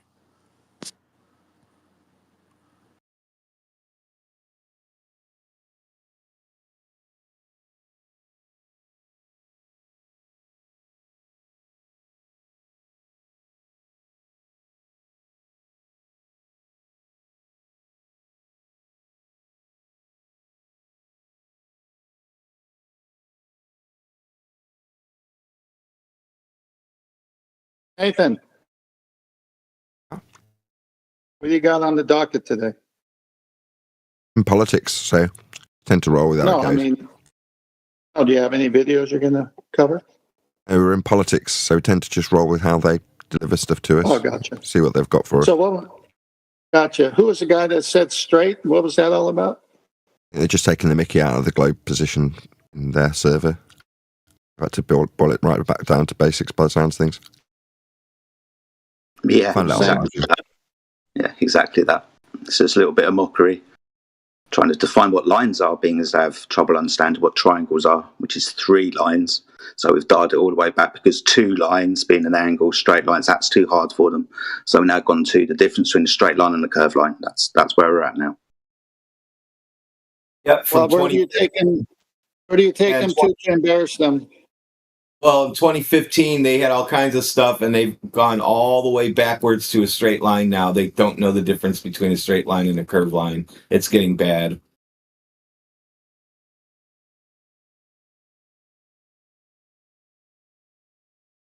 This is kind of because of you, 10th Man, in a lot of ways.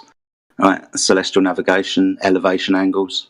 This problem that they've got when they're trying to measure from a curved line, because they have to just start denying simple, basic geometry when we're doing that. So, for your little part that you've had to play in this is your doing. People are spinning out because they think that you can measure an elevation angle from a curved adjacent.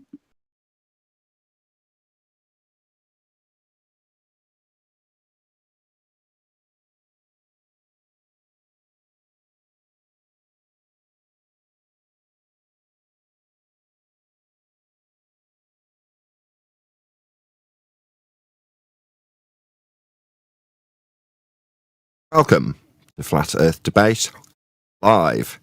I'm your host, Nathan Oakley, and if you are new to this channel, or you've not done so already, then be sure to subscribe, hit the bell notification icon, and join button if you'd like to become a Nathan Oakley 1980 channel member and keep up to date with the Flat Earth Debate. If you'd like to support the channel, there is a super chat that runs alongside each of these shows while they are live, and there's also a Coffee, Patreon, crypto, and thanks button in the info box below the video.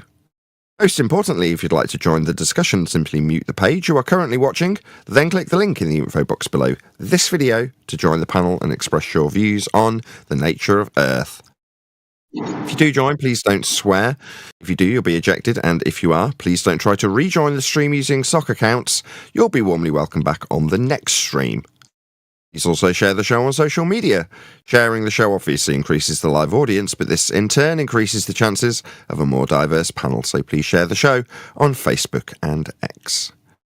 Now we are joined by Neil, 10th Man, One Deck, Adam, Refracted Curvature, and a whole bunch of people in the Politics Discord server. So, welcome one and all. Morning, good morning. Horizon. Morning. Hello, Nathan. Good afternoon. Hello. Oh, That's my Nathan. intro. Very, very quickly realised it probably wasn't a good idea to have a piece of chewing gum in my mouth. Got to try and stop swearing, and somebody suggested if I'm chewing gum it might help. 1 second into the intro, I'm like, no, this isn't a good idea. How's everyone in politics? You all good? Yeah, we're very well, thank you, Nathan. Just I've been listening to Flatsy for the last half an hour, and it's been a relatively good morning so far. A few interesting conversations through the night. Yeah, it's been good. Thank you. You're so precious. Shut You up, know, Flatsy. I'm gonna tell you, Jedi, you're stinking precious.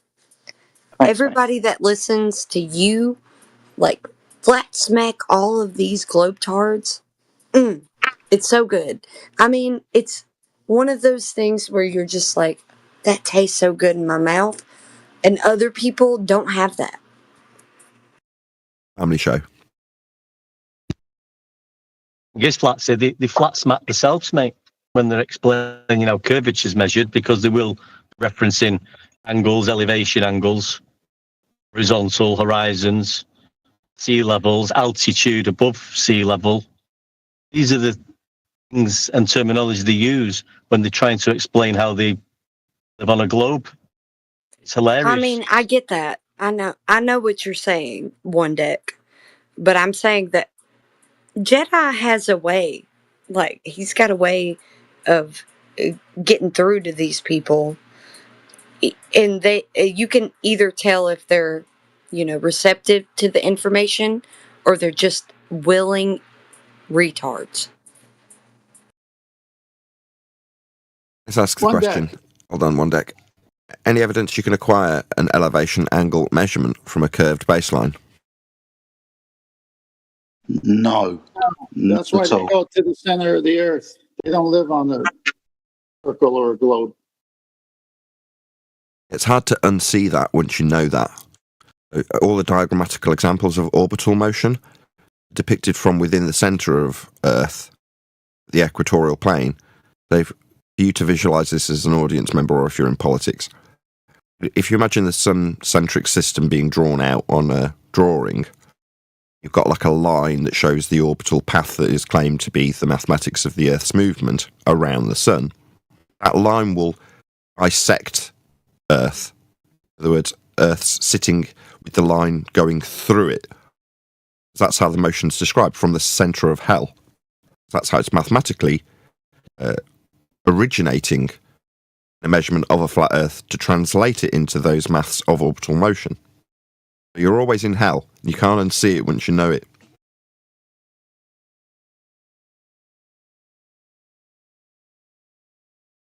Any evidence you can have gas pressure without the necessary antecedent of a container to press upon? No. Been asking for 10 years now, and most definitely not. Any space believers in Discord?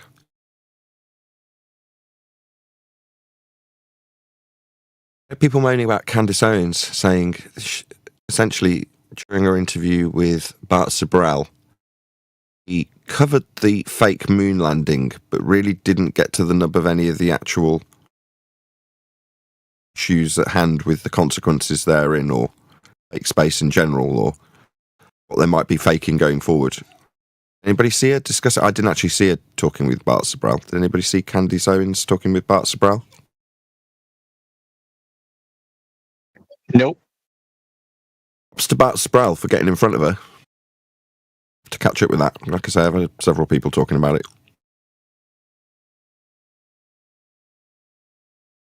The Candace Owens fans in the Discord server, I take it? Who threw the sucker punch? Candace or Bart? John? I was just wondering why the most prominent people in this community are people that are not flat earthers. Weird, isn't it? Like Bart Sibrel? Yeah, I'm sure that she brought him on there to talk about flat Earth, or in relation to flat Earth, and the moon landings, right? What's that got to do with flat Earth? Exactly. Nothing. But it's a topic that's thrown in with it, because as soon as you tell a glober that Earth's flat, they'll say, so they didn't go to the moon then, huh? Right, so it's almost a preemptive reaction to what somebody might say if you suggested Earth's flat to them. It deals with their rebuttal preemptively. About moon landing hoaxes. Yeah. Yeah. It's the appearance that there's an argument to be had.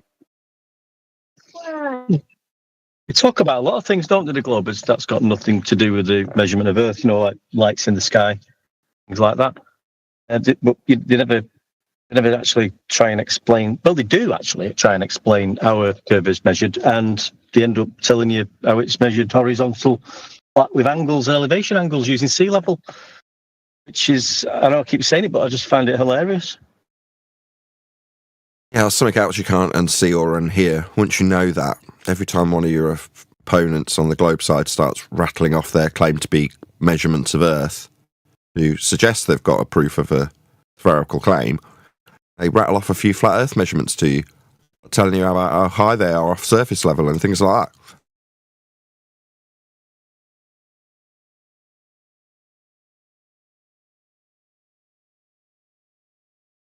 I don't think they don't realise they're doing it. I mean, I don't know how they're doing it so blasé, or they're actually so dumb they don't realise when they're explaining they're using the elevation angle from sea level and the horizon and horizontal altitude above sea level.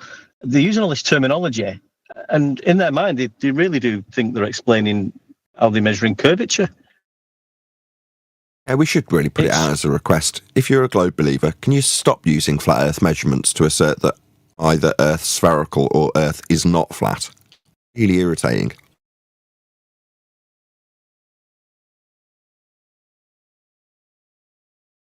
Stop using our measurements.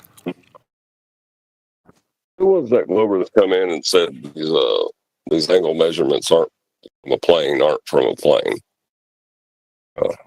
I've been Timmy Clown. I've been. He was in recently. He was in. Was he in here? Or was he in QE show? I forget.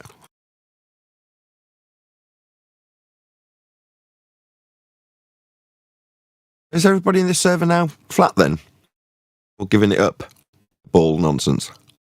The majority of people in here are flat. I think everybody else is a glober, is probably too scared to speak at this moment in time.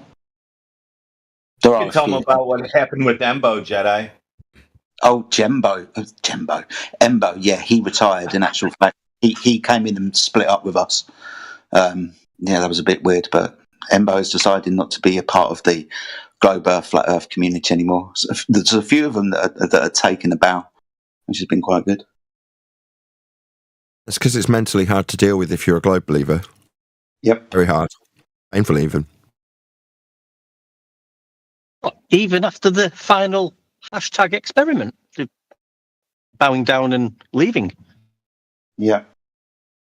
Somebody got in touch and said that Will Duffy's doing something else in summer.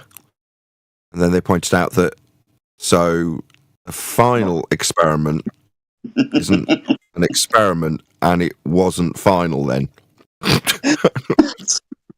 Thanks, Will. What do you expect from a fraud?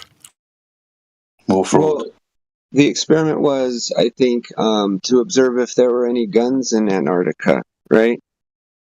A very important housekeeping question that we ask regularly. It wasn't that. It wasn't an experiment. It was an observation of holes in the ground, measuring angles of shadows on the surface of the horizontal plane. McTombstoneys did that, didn't he? Yeah, McToomb measured Earth flat down there, as did they all. They all levelled their tools to a plane of reference.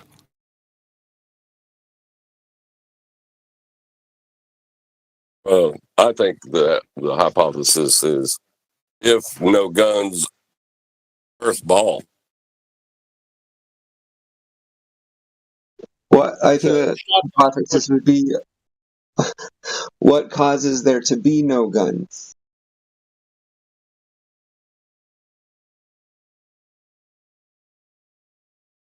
Simple answer. Simple answer. Democrats. Probably not a government sanctioned tourism type thing. Maybe that would stipulate no guns. The sentiment of an 8-year-old comment that Toon scoured the internet to found was in regards to your ability to just go down there. As in just, I'm going to go to Antarctica today. Now, likewise, if you tried to cross any border without permission, there's going to be people who are going to say no, attempt to stop you. So what is ironic in this regard, it's no real relevance to us, but on the one hand, the guys who went down to TFE want to lecture their audiences about how complicated it was and how many forms they had to fill in and all the things they had to go down there. And you're like, what if you didn't have them? Still go, right? And then what's the conversation following that? At what point, if you don't comport with what they demand you must do to go there, do they say, it doesn't matter. It's all right, on you go anyway. Yeah? Or do they say, no, well, you can't go then? And if you carry on and go, well, I'm going anyway, what are you going to do? Shoot me? Who cares? The Earth's measured flat in Antarctica. This is a complete red herring. That was what it was in McToon's back pocket as. Red herring. What about your 10k flat Earth challenge measurements, Toon? And at the time being asked, where's the guns, is the response. He doesn't want to deal with Earth being measured flat by himself, does he?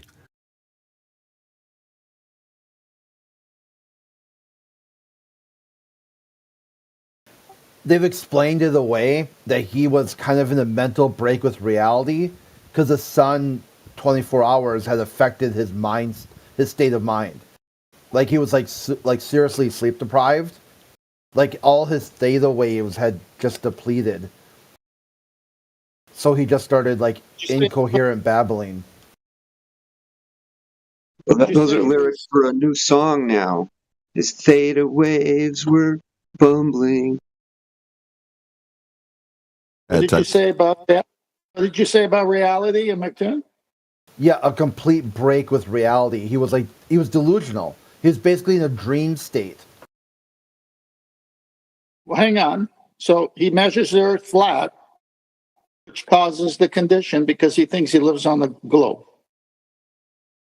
No, I'm talking about the call that when he called you guys and started just overwhelming screeching about where the guns are. You're not getting what I'm saying.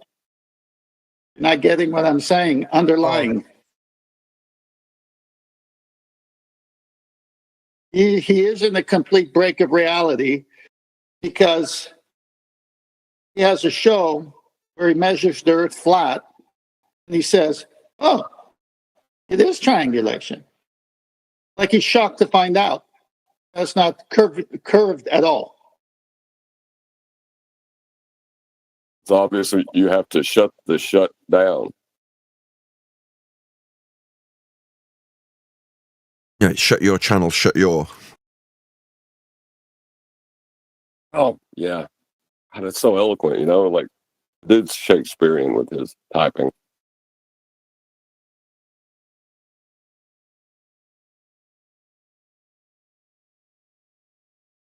Let's blow the starters. If there are any ballers that had any questions or wanted to get anything off their chest, feel free. There's people in the live stream chat saying to ballers, you can just go on. Or saying, the Globies get muted here or something to that effect. I know, this is Politics Discord server that we're in today. I don't run it. Not that I run the server that we're typically in. That's not mine either. This definitely isn't mine. I'm a guest here. Sorry to Politics. I'm talking to my live stream audience. Very rude. Is it possible that they think losing a debate is being muted? Yes. Muted equals lost badly.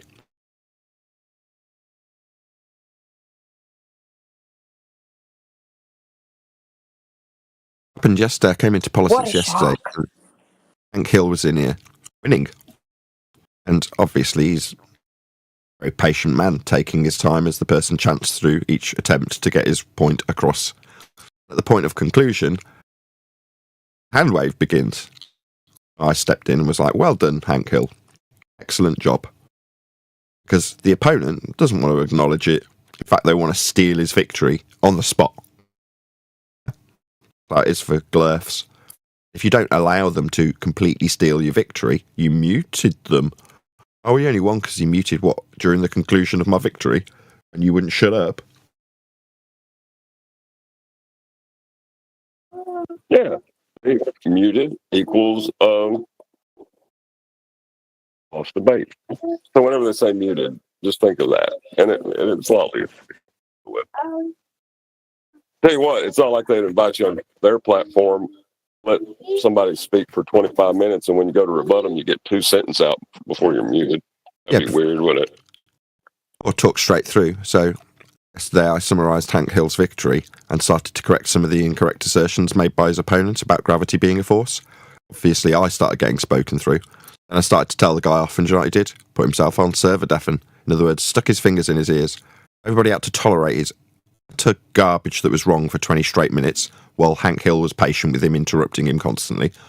And when it comes to the point, well, now let's correct what you said that was wrong, he's not tolerant of it. Tricks.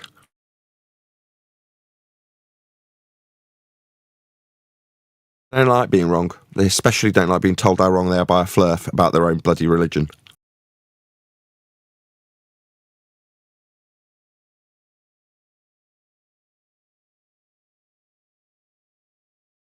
I'm sure before the live stream's over, we'll have somebody from the Discord server feel compelled to tell us about how they believe they're on a ball we should feel the same as they do. Yep, just give it time, you know how it goes. Give it 20, 30 minutes or so of just speaking about the flat earth and the obvious measured empirical truth of the matter. Somebody will get triggered eventually and somebody will pipe up. Are you talking about time as in an independent variable, or give it time, write some letters, give it time and you'll feel better, and soon they will fade from your mind. Okay. That didn't sound like a sandwich. It was the best I could do for you people like on the internet. Very sexist, outrageous. If you're watching, Paula, from the chat, put your fingers in your ears.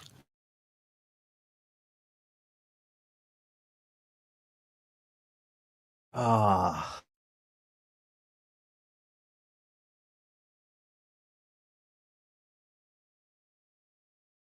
But Ethereum. Right then, the Earth's flat, and it's all been dealt with. Nothing else to do there, guys. Over. Have you had any influx of other flat earthers in politics since TFE? Like Ethereans, Umis, things like that? Yeah. There's a little bit of pain within some flat earthers. Maybe the flat earth believers, as we're called. But yeah, there's been a little bit of that pain. Yeah, a couple of arguments between flat earthers, I think. Part of the game. I think that's part of the reason why a 24-hour sun in Antarctica, TFE, is kind of the straw man that they've been building for the last 10 years or so.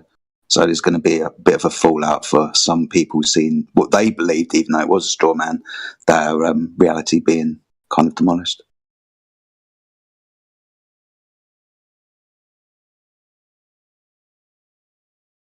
And told off guys in politics, specifically the one who was sexist. Root from the chat says, Paula's not the only woman here. See her drumming her fingers while she types that. Less of the sexism. I blame Flatsy. It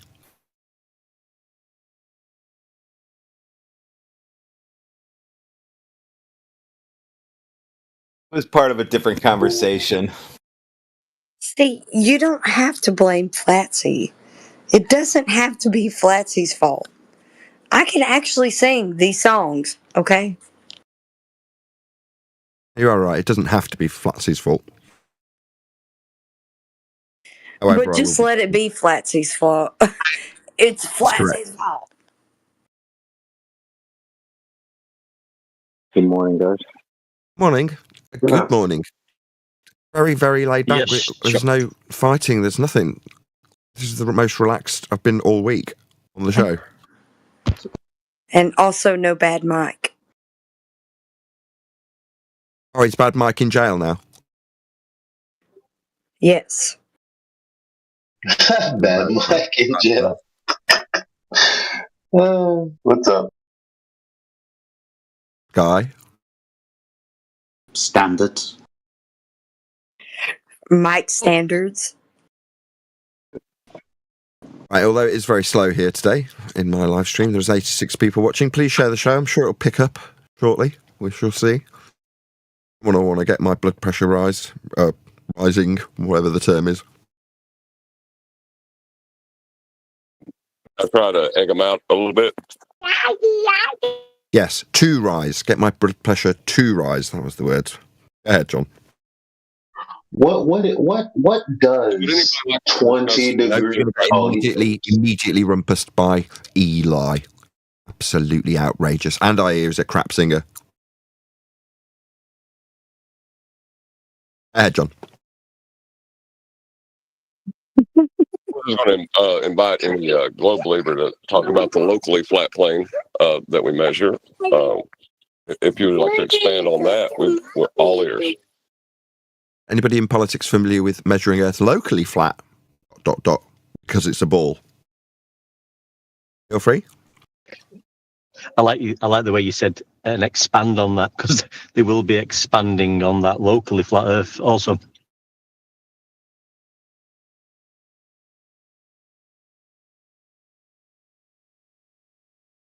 Or maybe not. I mean, obviously, we can carry on in total silence also. It doesn't matter. Either's good.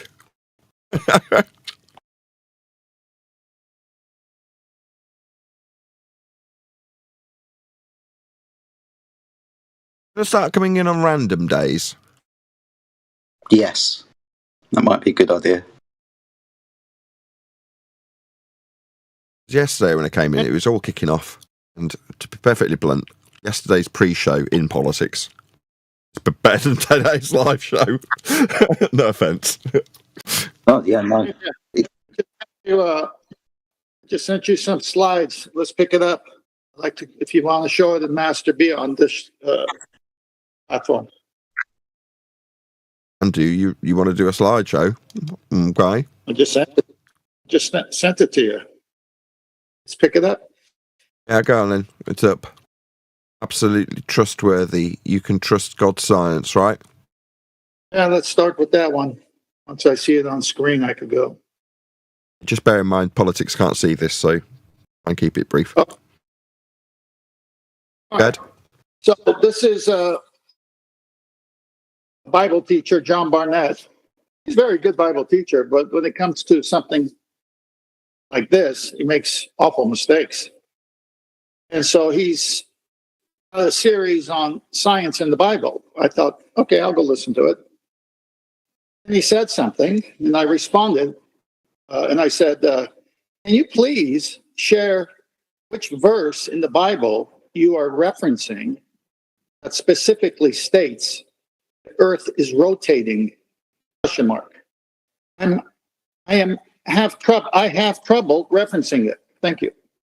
The first response from somebody says, simple observation and grade school mathematics proves the earth isn't flat. It's Job 12:17. Did I ask a question about earth being flat? I don't think so. He asked about Bible verse, and he's giving it you quite clear and simple. You know, Job 17:12. Quote, simple observation and grade school mathematics prove the earth isn't flat. Lo, he saith to him. I respond. He said the Bible states, meaning the teacher, the earth rotates on its axis. What verses in the Bible is he referring to? Next slide, please. I've been here for quite a while, and I say, I'm still waiting for the scriptures that our good teacher referenced from the Bible, that the earth rotates on its axis. I have done a search through the scriptures and can't locate chapter and verse. Thank you. Next slide, please. I'll wait a little longer. How long will it take for my question to be answered? ? So I timestamp John Barnett's statement right here, from 25:16 all the way to 25:39. And he says, unified message, but not only that, any one of the 40 authors that ever declared a single scientific statement, a statement like the earth is a sphere, that it rotates on an axis and it hangs out on nothing in the universe, nothing supporting it. That's a scientific statement that was made in the earliest writings of the Bible, in the book of Job, which is probably around right after the flood, 4000 BC. So you can see he did say it. He said it's in the Bible, but he hasn't answered my question. Next slide. I respond, waiting still longer for it. I'm still waiting for a reply from John Barnett for the scripture references that he has not cited but attributed to the Bible. ? Okay, last slide on this guy. I think waiting this long for a simple scripture reference is only proving that John must have spoke outside of what scripture actually teaches us. An exegete interprets text by drawing out their original meaning, while an eisegete projects their own interpretation onto the text. So sad, my brother. Haven't heard anything, haven't checked. Had plenty of time back up what you're saying. Couldn't do it from the Bible. Any comments before we go to Danny Faulkner? No. Okay. Danny's my favorite. Next slide. This is a book Danny is selling. Created Cosmos, What the Bible Reveals About Astronomy. Next slide, highlighted in blue.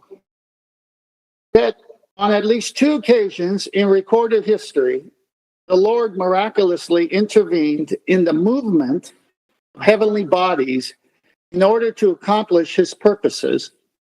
Joshua chapter 10, the Lord apparently halted rotation of the earth so that the Israelite army would continue to have daylight and be able to complete the route of their enemies, wicked Amorites, as such. The writer of Joshua concludes succinctly, there's been no day like it before or since the Lord fought for Israel, Joshua 10:14.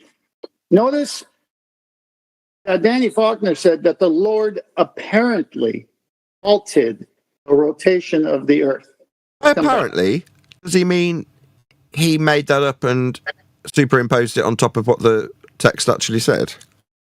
Yes, he's eisegeting as well, like John Barnett did earlier, not letting the text say what it says. Okay, similarly, in 2 Kings 20 and cross-reference 2 Chronicles 32 and Isaiah 38, the Lord caused a reversal of the earth's rotation, such that the shadow cast on the steps of Ahaz progressed opposite to its normal direction. Miracle was given as a sign of the Lord's promise to heal Hezekiah from a deadly disease. In both cases, we observed that God altered motion of at least one of the heavenly bodies, effectively suspending, and then says by supernatural means, of course, physical laws at play. Despite efforts to account for these events in terms of purely natural phenomena, no compelling explanations have been set forth. Yet, this is truly unnecessary. After all, we must realize, for the God who created everything in the heavens, the miraculous suspension of physical laws so as to bring about his purposes in these rare instances is really nothing at all. Both these astronomical anomalies are discussed in more detail in chapter 6 of this book. So, in both cases, they say the Earth's rotation on an axis or halted the rotation of the Earth. The scriptures never say that. So, the reason I bring this up is because I caught a part of that show where he and Will Duffy and the other guy from Answers in Genesis were calling us, flat earthers, a cult because we use measurements to make a point or an argument. So you be a cult if your supporting database is a measurement? I mean, I take a measurement and I get to be called a cult now? When they go into the Bible, instead of exegeting, they eisegete, put their own opinion in, and change the Word of God. That's what cults do. Cults are based around a charismatic leader or an ideology that's opposite of the Bible when we're talking about religious cults. So we have Neil deGrasse Tyson, who's very charismatic, and then he says things, but he's not claiming to be a Christian. We got Christians who are astronomers or Bible teachers who say things that aren't in the Bible. The last slide that I have here is also from Answers in Genesis. And this is them referring to NASA going back through their mathematical, historical whatever to say these are what the luminaries did thousands of years ago, and we know it by this or that. And this is what he says. The fact that NASA computers have not proved the account of Joshua's long day does not mean that there was no miracle at the Battle of Gibeon as recorded in the book of Joshua. We know that God's word is inspired. Well, really, God's word is inspired, but you had to add something to it. Both of them did. Therefore, we know that the Bible is authoritative in all things. That's right. For a Christian, it is, including history. Since Joshua 10:12-14 tells us God performed this miracle, we can be assured that indeed he did perform this miracle. I absolutely know he did. As Joshua 10:14 described it, there's been no day like it before or since. My question is, why do these modern Christian leaders who are affected by scientism have to go and eisegete scripture when the scripture doesn't say it? Why can't they just exegete and let us just hear God's word the way God authoritatively spoke to the prophets? I'm done. I agree 100%.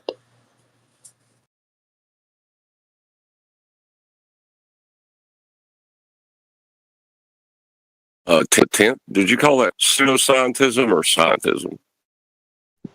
I said scientism, but pseudoscientism, all of that, obviously, if it's not the scientific method and they want to steal the valor of it and say they actually performed an experiment, or they haven't.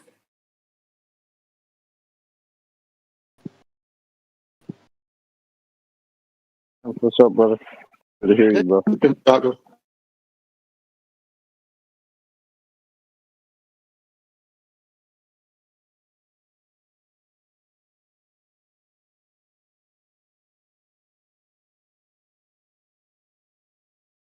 Okay. It certainly didn't trigger anyone from the Discord server, unfortunately. We do had a couple of requests in the side chat, just waiting patiently to speak, but I haven't had any replies to asking them if they're ready. But Terence, if you're by your microphone, my friend, this might be a good opportunity because you wanted to speak. I asked you earlier. If you're next to your microphone, my friend, just say hi so we know you're there. Okay, hi there. Can you hear Terence. me? Yeah, we can hear Terence. Welcome to the show. I'll pass you over to Nathan. Nathan, this is Terence. Terence, this is Nathan. Hi there. Hello. Hi there. This is my first time on the Discord, but I'm pleased to be here. Oh, did you have a question? Well, it's kind of a general question, but yeah, my situation is I've been interested in the topic for some time, and I'm keen to learn. I've gravitated to the channel here because of your stance and the angle. The Earth is measured flat. That makes sense to me. And I'm at a situation where I'd like to learn more. But I've been watching a lot of the shows, but I find a lot of it. I'm just looking for somewhere where I can go and learn about what you're saying. For instance, about the fact that the Earth is mapped by looking at the stars, and I'm just looking for a way that I can learn about that. I'm finding when I watch the shows, a lot of it's going over my head, and just looking for somewhere to start. I've actually got a book coming out, hopefully by Easter. That would be an excellent place to start, but I can't flog it yet. So that's very frustrating. I want it now. Yeah, that would be perfect. I did hear you mention that, and yeah, I mean, you know, there's got to be other sources out there, right? The problem I'm having, right, is that I'm minded to get a book about the night sky or something. But how do you do that with avoiding them talking about lots of nonsense, you know? You can't. I mean, got 10th, the guy was talking a moment ago on the panel, and he spent quite literally thousands of dollars on books about the sky and about navigation. And often in those books that were presented to us, they're being presented from the position that their author believes Earth's a sphere, will explain how Earth's measured flat, and then on page 125 justify how you could use those flat Earth measurements with respect to a ball. Here's the complicated process that would be required to do so. So you will get nonsense in these books. Most of the things that are flashing by on my screen at the moment to audiences describing flat planes have come from globe-leaning books, if you want to call them that. Right, 10th, I'm just queuing my compadre to... Yeah. Well, I don't want to forget. I don't want to forget this point, at least. Patsy, thanks. Ed 10th. Yeah, to the caller, welcome to the show. And thank you. Searching. Yeah, all the books on celestial navigation or sextants, anything, is always referencing a plane of reference where it's 0 to 90 degrees. Now, you can't have 0 to 90 degrees on the globe's surface in navigation because each degree is a distance in nautical miles. So if you're referencing the full 90 degrees, say a star or sun at the horizon from the zenith of the observer holding the sextant, that would equate to 5,400 nautical miles on that frame of reference, which is a 180 straight angle. So, can you possibly have 5,400 nautical miles on the surface of Earth if it's curving 8 inches per mile square according to their 3959 radius of their paradigm globe? No, the answer is obviously not. So this locally flat doesn't make sense because locally flat is whatever degree times 60 nautical miles on the plane of reference. Remember, you're using a plane of reference because you're referencing that plane. They never use curvature to reference anything. So in all the books, they're proving flat Earth, but they're doing a transformative equation as refracted curvature, who's on the show now, proved with his kitchen. He turned his kitchen floor into a globe by doing the same trick they do after measuring Earth flat.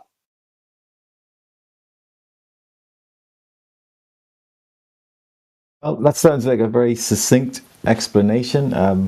It's still, I'm finding it hard to process. I just need to, take some time and think through it.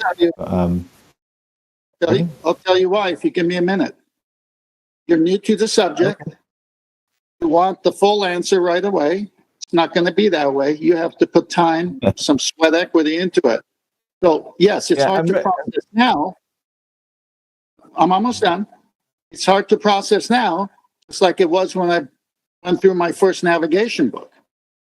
Keep at it. You will process it. Yeah, that's okay. Fair enough. I'm willing to do it. It's just, I just don't know where to start because, like you say, I've been looking for books where to start, and I'm worried that 90% of it's going to be nonsense. But then I've watched a lot of, I watched quite a few videos on the channel here, on Nathan's channel and QE as well. But I did find that it was, a lot of the discussion always started, I couldn't get on the ladder, it was sort of, always started at a particular level and I just needed to learn the basics. So, but I just need to, find some books, like you say, and sit down and go through it. Celestial navigation books, that sounds like a bit of a... I don't want to learn how to navigate by the stars, but perhaps that's necessary, is it? Necessary for knowing Earth's measured flat, if that's the process. I mean, title of the book is All Roads Lead to a Flat Earth. In other words, it doesn't really matter which measurement you pick. At some point, if you're referencing Earth, it will be measured flat. So at this point, you're like, well, where do I begin to find a measurement that proves Earth's flat? Or all of them? You just have to do a little bit of digging in any of them and you'll eventually find your way to a flat Earth. Hence the title of the book being All Roads Lead to a Flat Earth. As they do. Yeah. All measurements of Earth are flat. This may bend your mind a little bit, but even Earth curve mathematics that are the basis of their belief of a physical or a geometric obstruction utilizes Earth as a flat plane. Yeah, I've heard that said before, and I can believe it. So I just like to look forward to looking into this myself and starting. And it sounds like you're saying celestial navigation is getting a book on that is a good place to start. Perhaps I'll do that. Maybe. I mean, a lot of the information about that's boiled down in terms of what we do cover. I would say, actually, yes, 10th celestial navigation information is fantastic.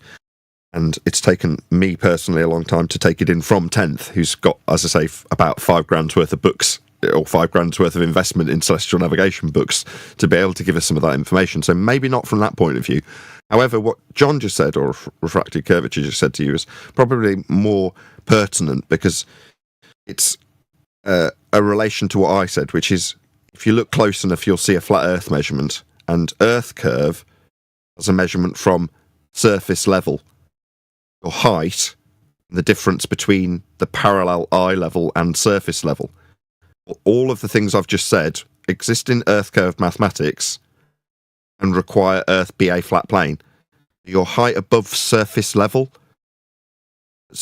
inputted into Earth curve maths, requires you actually acquire how high you are off a plane, because the difference that you're going to calculate requires a parallel eye level. Parallel with what? Surface level.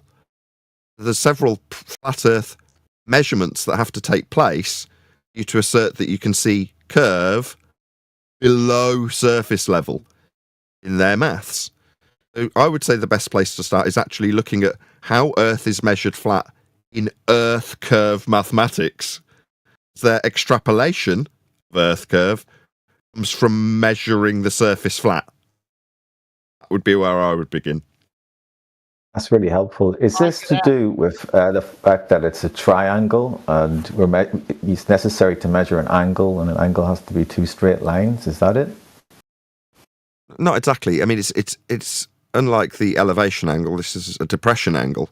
So you're calculating how much the horizon, which is where the surface, which you're raising up from and measuring your height from, how much your parallel eye level will dip to that surface level once you raise above it.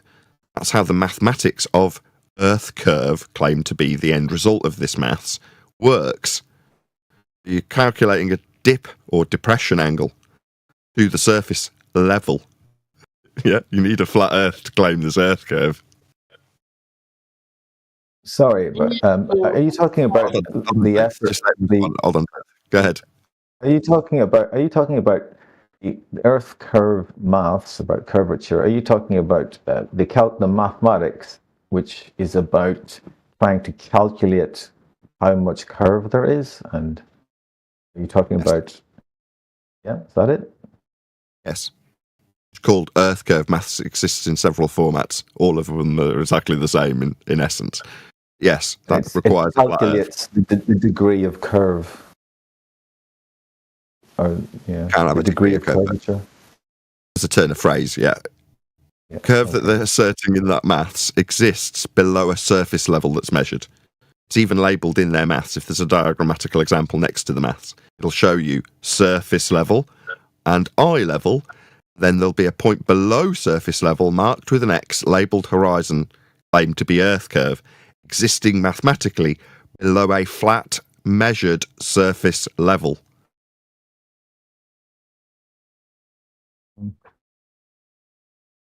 Right, so it's relative to the flat surface level. Yes. And what's the problem with that? You need a surface level.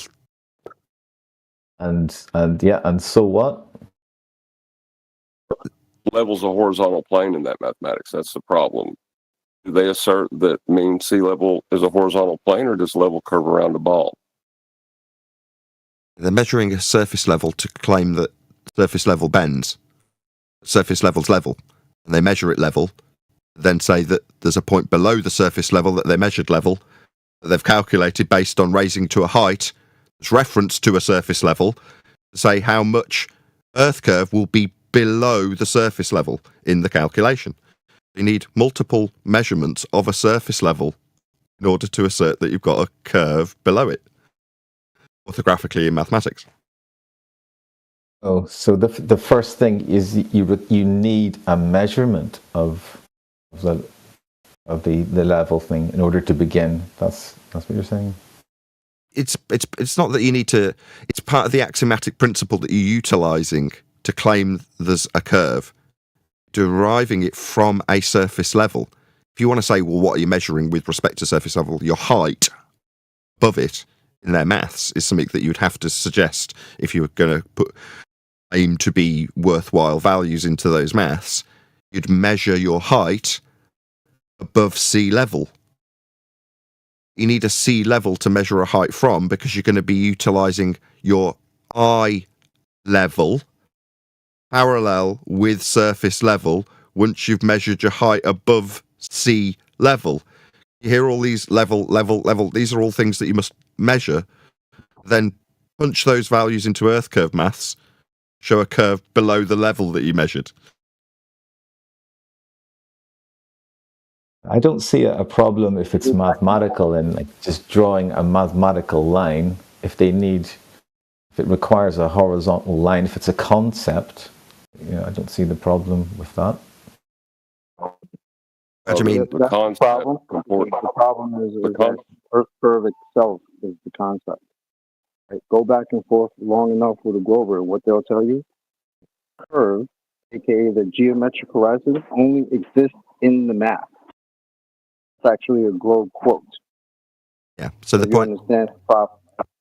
The point marked with an X labelled horizon in their maths only exists in their maths. The horizon that we actually measure is horizontal. Presenting the surface level meeting it is the point that you're calculating with parallel eye level with it. It's all flat Earth prerequisites, Earth measurements. And the conceptual horizontal is comporting our experience of level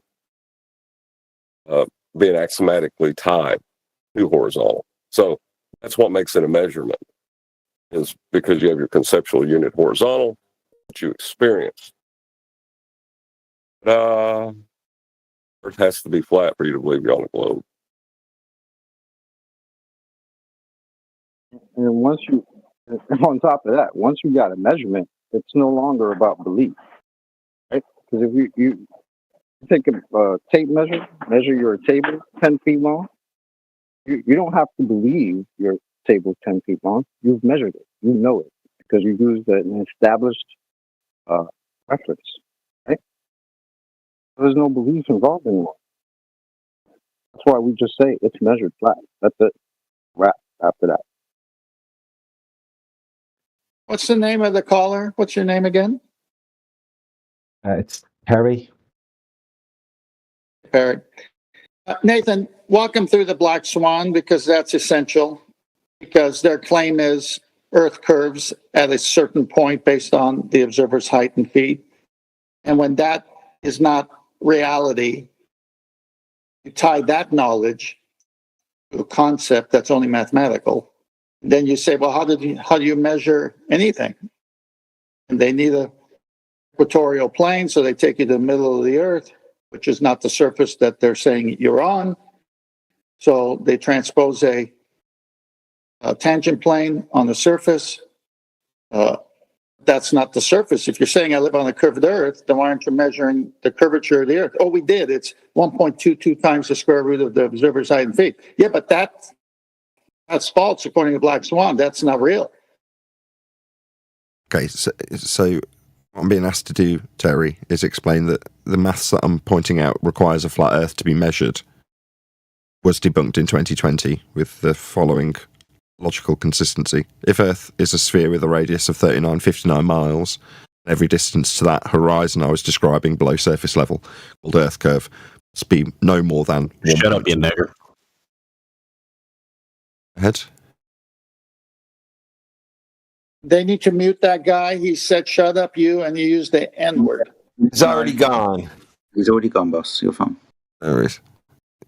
The Earth is a sphere with a radius of 3959 miles, and every distance to horizon measurement can be no more than 1.2 times the square root of the observer's height in feet.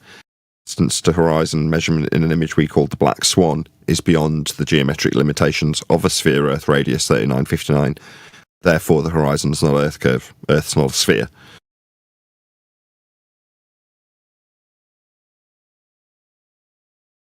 However, they will require a flat plane to assert that calculation after the fact. Okay, that's where I begin. Wish I knew that 8 years ago. 8 years ago. Why do you say that? Well, because I spent a significant period of time debating as though the mathematics had any value, like they were actually elucidating Earth curvature. So the debate we had, I say we because there were several of us on the debate panel at the time, was around an island here, the Isle of Man, which you may or may not be familiar with. And we debated with the Earth curve maths within the context of there being Earth curve to debate about. So if I'd have known Earth's measured flat to make those assertions, the distances that are asserted in the Earth curve maths also require a horizontal baseline, them to be linear distances. Every aspect of Earth curve maths, distances, heights, all reference to a plane. Known all that, it would have saved a lot of bother arguing about stuff that's insignificant now. Yeah, that makes sense. Yeah, obviously you just described something about the black swan there and everything, but I don't know if you're aware, but you say it really quickly, and I'm just I have watched some of the videos about that. Perhaps I just need to go back and watch some of them, but it sounds like I'm going to take your suggestion about looking into the Earth curve calculations. That's what I'm going to do. That sounds like a really good place to start. Thank you for that. Well, not Earth curve calculations, but specifically the flat Earth required within them. Okay. It sounds like I need to grasp that concept then about how that false assumption that is there. No, the false assumption, when you say that, it makes it sound like something's being assumed incorrectly. They're not. They're just measuring. Oh, you mean it? Right. You say they're measuring it flat. Yeah. But what's the measurement that's being done? Height. Height of. You said that the height above the surface. Is that the broken angle from eye level to where surface level appears beneath the sky? Like Nathan said, height, which is with respect to a flat plane, and your eye level, which is parallel. I thought you were going to talk about. Oh, sorry. Go ahead. I thought you were going to talk about the measurement from the Polaris. That's just a different measurement. The Polaris measurement for latitude, you mean? Yeah, I thought you were talking. Yeah, the core of it was to do with mapping. How we map out using the stars and the angles, those angles. So, but it doesn't sound like you're talking about that.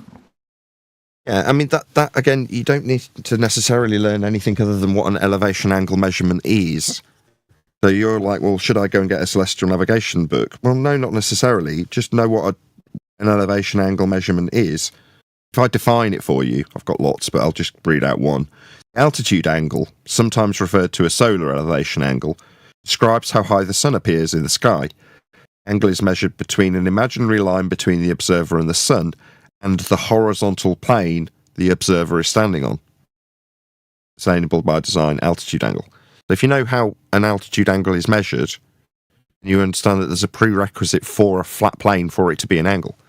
In the case of the latitude system, you're using that principle of an elevation angle measurement with Polaris to form that system. Right. So it requires a flat plane. Right. When you say that, that sounds like a mathematical concept. So, why is that? What's the problem with that? Why do you keep asking me what the problem is? There isn't a problem. It's a definition of an elevation angle measurement. I'll bring your attention to two words specifically. Measurement. In regards, the angle is measured between, and then next bit I'll draw your attention to is the horizontal plane the observer is standing on. It's not a problem. Oh, right. In requirement of a horizontal plane to be standing on to make this measurement. Oh, right. Okay. Sorry to interrupt, Terence. Are you in the side chat that we have on the Discord? I've put the citation that Nathan's speaking about with a small diagram in it. If you want to look at that and understand what's said, then it's just in the side chat. You know where the side chat is, right? Yeah. Thank you. No problem. No, I think the pennies just dropped here a bit. So it actually, okay. So it says, it's a measurement with a flat plane. It actually says that. Okay. Yeah. any Earth measurement will require Earth be a flat plane to measure. Intrinsic Think about to it like all of this. them. Think about it Okay, like well this. that's Right? In pretty, the definition, pretty you've got fundamental. Hold on, just a second, whoever that is in G+. One more time, Terry. It's pretty fundamental. So tell me, how is so you know, how does anybody? What's the other? Why is that done? You know, why? How can? May I try? How can that be missed? Let him get his You know? question out. Whoever's interrupting him, please don't. Go ahead, Terry. Right, so you just read that out. It's obviously, you know, I'm just saying, it's obviously, it's blindingly obvious. It says it's a flat plane, okay? How can anybody say that it's anything else than that? They can't, because that's how it's done. When I say it, I mean Earth measurement. Earth's measured So flat. maybe up until this point, you didn't think that many people were gullible and easily deceived. I mean, that's how deception is usually done, right in your face. No. You're just told. Just What do you mean? assuming. No. You're assuming What do you that. mean? You don't know anything about this, man. Assuming what? No, I'm not talking. What the hell? Did I address that to him, or did I say typically, like the Western world that believes in a globe, all of this information has been in their face the entire time? When we were talking about this years ago, wasn't it Rumpus giving us a plane and us literally walking past that because we didn't see it back then? Yes. So that's my Terry. point. No, very good point. Just to Terry, right? Eli's pointing out is that on screen now for my audience, actually, I'll just pause this slide. While we were using the information I've got presented to my live audience, right, it's 105 of them looking at this now, you can see surface level and eye level parallel with surface level. That's how this maths functions. When you say, well, how could this be the case? Well, it has always been the case because Earth must be measured flat. It's flat. That's how it functions. We just didn't notice. So when I said, oh, I wish I'd have known this however many years ago, it's because of exactly what's on screen now. Don't see the wood for the trees. It's in the maths. It says it right there. Surface level. Dotted line. I didn't notice. Neither did anybody else. We just carried on assuming that this point below it, marked with an X and labelled horizon, was the point that we saw in the distance. But in the maths itself, it's got a dotted line labelled surface level. How could this be? Amazing, isn't it? How did you not notice? We feel the same. How did we not notice this? Is this where it comes in though? It's so big, it can be assumed it's flat. Okay, yeah, and when a globe believer says that to me, I go, okay, so you accept that we measure it flat then? Bit about it being big is just a baseless assertion at that point, because you haven't got any measurements of it being a big ball. We've just got measurements of it flat. And then after the fact, they apologise for how flat they must measure it by saying, yes, I concede, I must measure Earth flat, but that's only because it's really big. What, really big and flat like you just measured it? Oh, no, I'm just going to assume by pure fiat that me measuring it flat means it's a really big non-flat surface. No, you've only got one measurement though, and the measurements are always flat. Their apology for measuring it flat is that I'll assume it's a big ball anyway, even though I just measured it flat. The rebuttal is a special pleading to say that. That's what I was fishing for. God damn it. I couldn't think of the fallacy off the top of my head. Precisely. Well done, John. It's a special pleading fallacy. Exactly. Special pleading fallacy. Right. Say that what we already know and experience outside of that situation has changed to contradict what we know and experience. That can't happen. It isn't true. We all know in the daytime, people, generally are skin covered and stood upright. However, when everybody's asleep and no one can see and observe, there are certain humans that run around on all fours like wolves. You don't get to see them because you're asleep and it's nighttime. What's that you say? it's been proven that there is no such thing as transformation of humans. Well, no, it happens when you're not looking. Why? Well, because they've proven that there aren't any, that means that there are.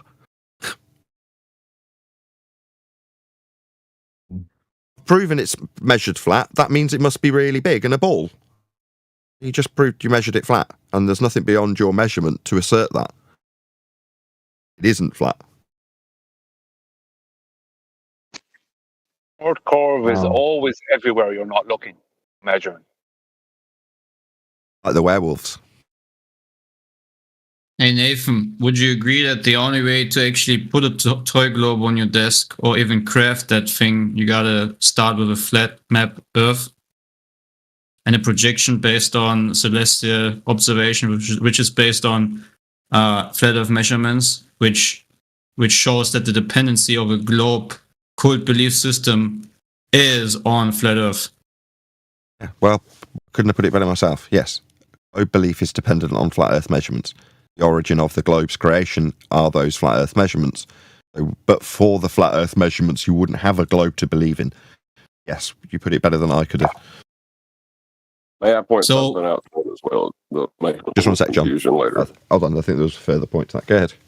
So it would be fair for me to say that, and I'll be quick, when I want to craft a toy globe for my desk, the basis of it is to have a flat map that I slice up and wrap around a ball, right? It's a bit more complicated than that with Haversine conversion, projection, based on the celestial hemisphere. But yes, in principle, if you like. Oversimplified, but yeah. Yeah, that's what I mean. Like, just in principle, simplify, right? And also in regards to the usage, right? The practical use, every map utilizing practical use is always utilizing a planar grid system. Period. Yeah. Sorry, who are you? I like you. Clay Underseal. Very concise, Clay. Yeah, there is nothing. Anyways, there was someone else wanting to comment. I'll go after John.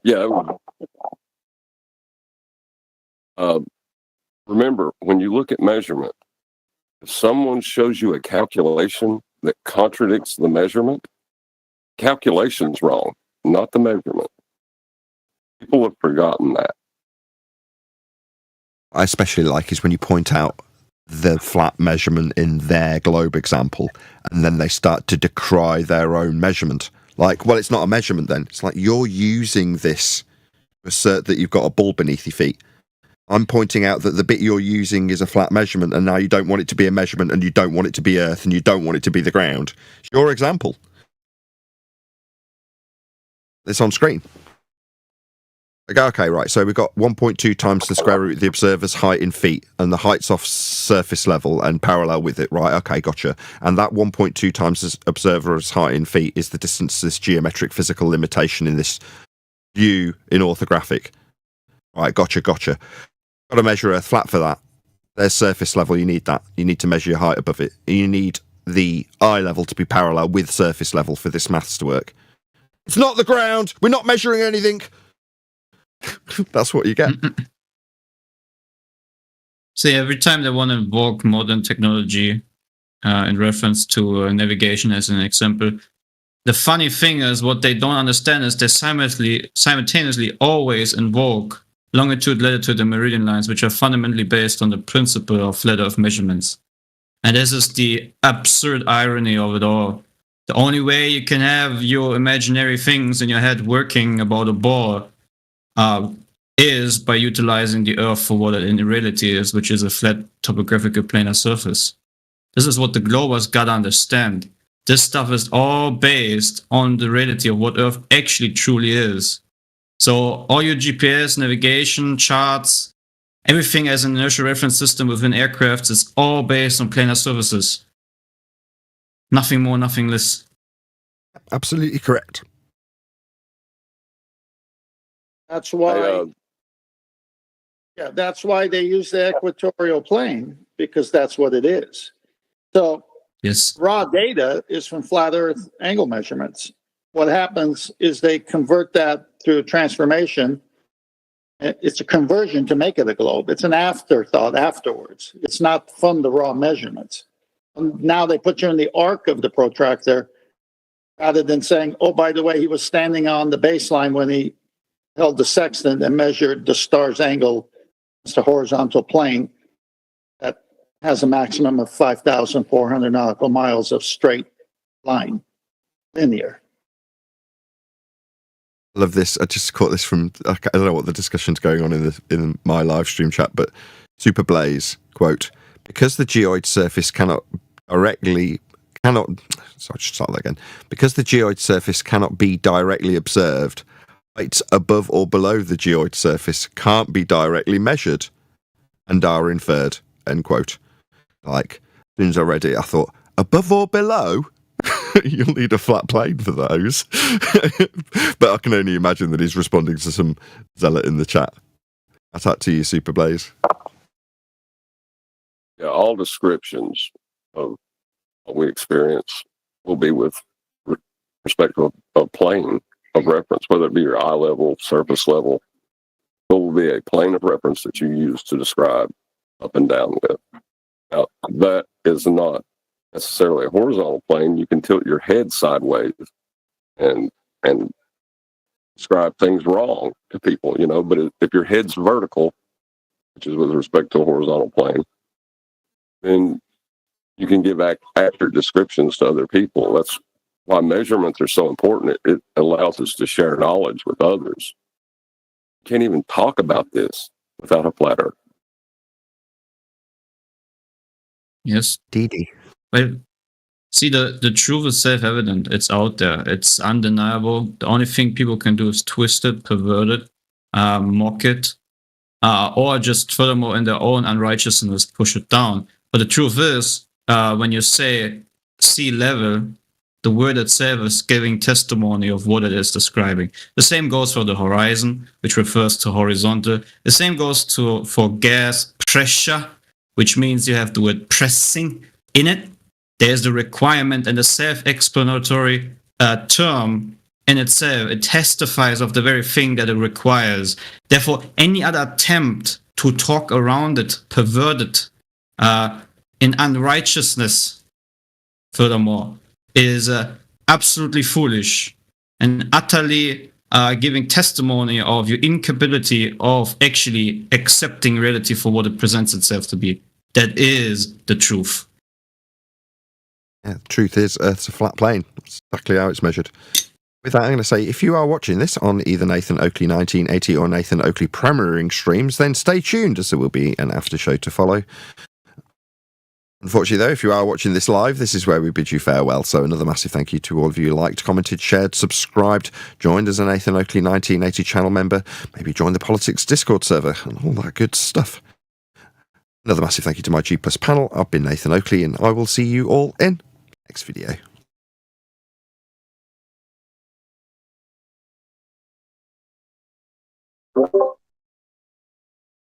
Hey, Globers, he ran away, so you guys can come out now. Wait, I just joined. I missed it all.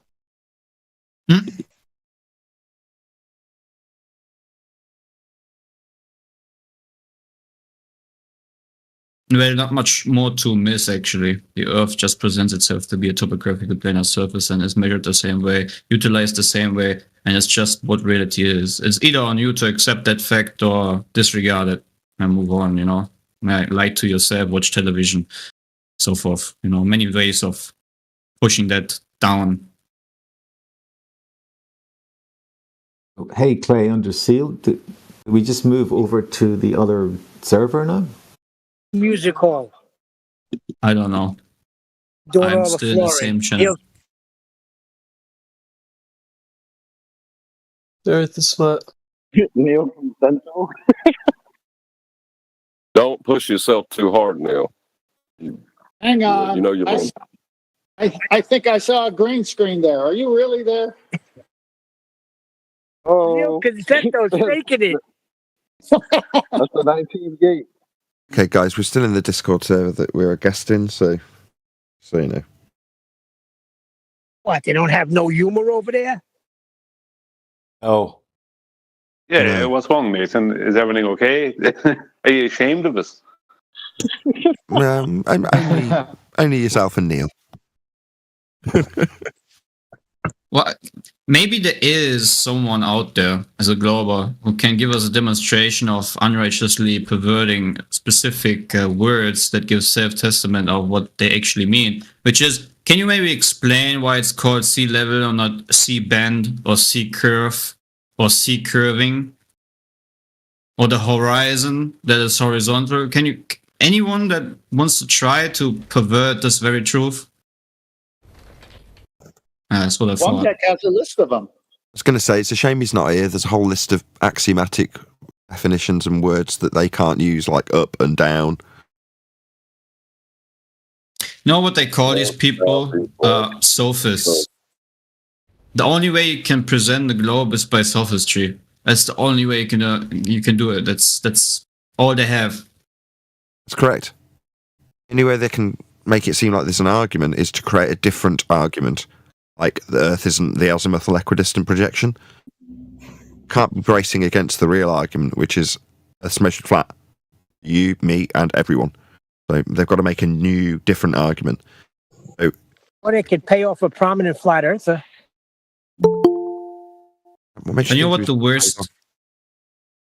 You know what the worst thing about the sophistry in itself is? It's within the definition of the word itself. It's the intention of deceiving. So, furthermore, you who is obviously deceived, you are intentionally taking partition and furthermore deceiving. Yes, the anti-flat earthers are sophists.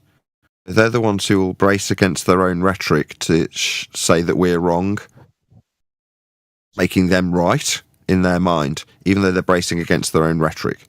And sometimes intentionally deceiving where they know their rhetoric doesn't stack up, like saying gravity is a force when they know damn well it isn't. Or a more egregious example would be along the same lines, where gravity is declared not to be a force by George Musa, and Craig, Fight the Flat Earth, would sit in front of his camera as still as possible so he can edit out any bits that he doesn't like going out to his audience. Exactly. Or the way they hijack perspective. Nathan, hi Nathan and everybody. Just want to ask you, you most likely have heard Quantum bringing up the perspective, the hijacked of perspective that he introduced, or he mentioned this, the how do you say, the electric fan towers? How do you call? I'm sorry. He was looking across, and when you look across the water, and they look like they're falling one behind the other one. But then someone turned 90 degrees to the side view, and you can see like a horizontal line of the towers parallel to the water. So he was. Do you know what I'm saying? I mean, I don't, but I did the same thing. We were looking at wind turbines. And we asked one of the cameramen, if you will, Ranty in this case, to go 90 degrees to the wind turbines that you could see in the frame falling away with perspective, claimed to be Earth curve in the perspective hijacking Earth curve maths that uses flat Earth measurements. But when looking at them 90 degree to the same viewpoint, you just see them all lined up in a straight line, not doing anything. From left to right, they're not falling over any curve, but when you look at them with perspective, they look like they're falling over a curve as they get smaller with distance. That is such a simple one, but so powerful at the same time. Because when the Globers say the boat is going over the horizon, but they're excluding all the other variables like the angle of view. Sure. But what you're discussing is a sort of argument style from maybe 6 or 7 years ago, which I'd love to say, there's nothing wrong with that. Well, what's wrong with it is that the assertion that you'd have an Earth curve for boats to go over comes from the maths that we were just discussing. It needs flat Earth measurements. So in 2025, we would hope that people would recognise that. That is to say, rather than arguing about whether or not boats go over horizons that are derived from mathematics that measures Earth flat, to make the claim that a boat's going over a horizon that's debunked by the Black Swan. I won't rehash that again, we covered it in the live show. Earth curve, if you want to assume that you've got a geometric edge for a horizon, has been fundamentally debunked in physical observational terms. Further to that, the maths that was used to make the claim needed flat Earth measurements to make the claim. So, yeah. Yeah, that's technical. I mean, not pretty technical, but I'm saying that's a little more advanced, I will say. But just people, when people are looking across the water, just, oh, I see the, like that's simple. Oh, I saw the boat going over the water, and therefore globe Earth. But then you go on the side view and or the wind turbines. That's a perfect example. I saw the wind turbines kind of like going down behind the water, but then the side view will just show you that's not the case. It's perspective, which is a pretty simple one. Are you saying that to point out the surface of water in their own mathematics is horizontal is too complicated? Sometimes it can seem that way. That's the case. Saying that sometimes you got to go back to the basics, right? Some of these Globers, you got to tell them, hey, the street lights aren't setting.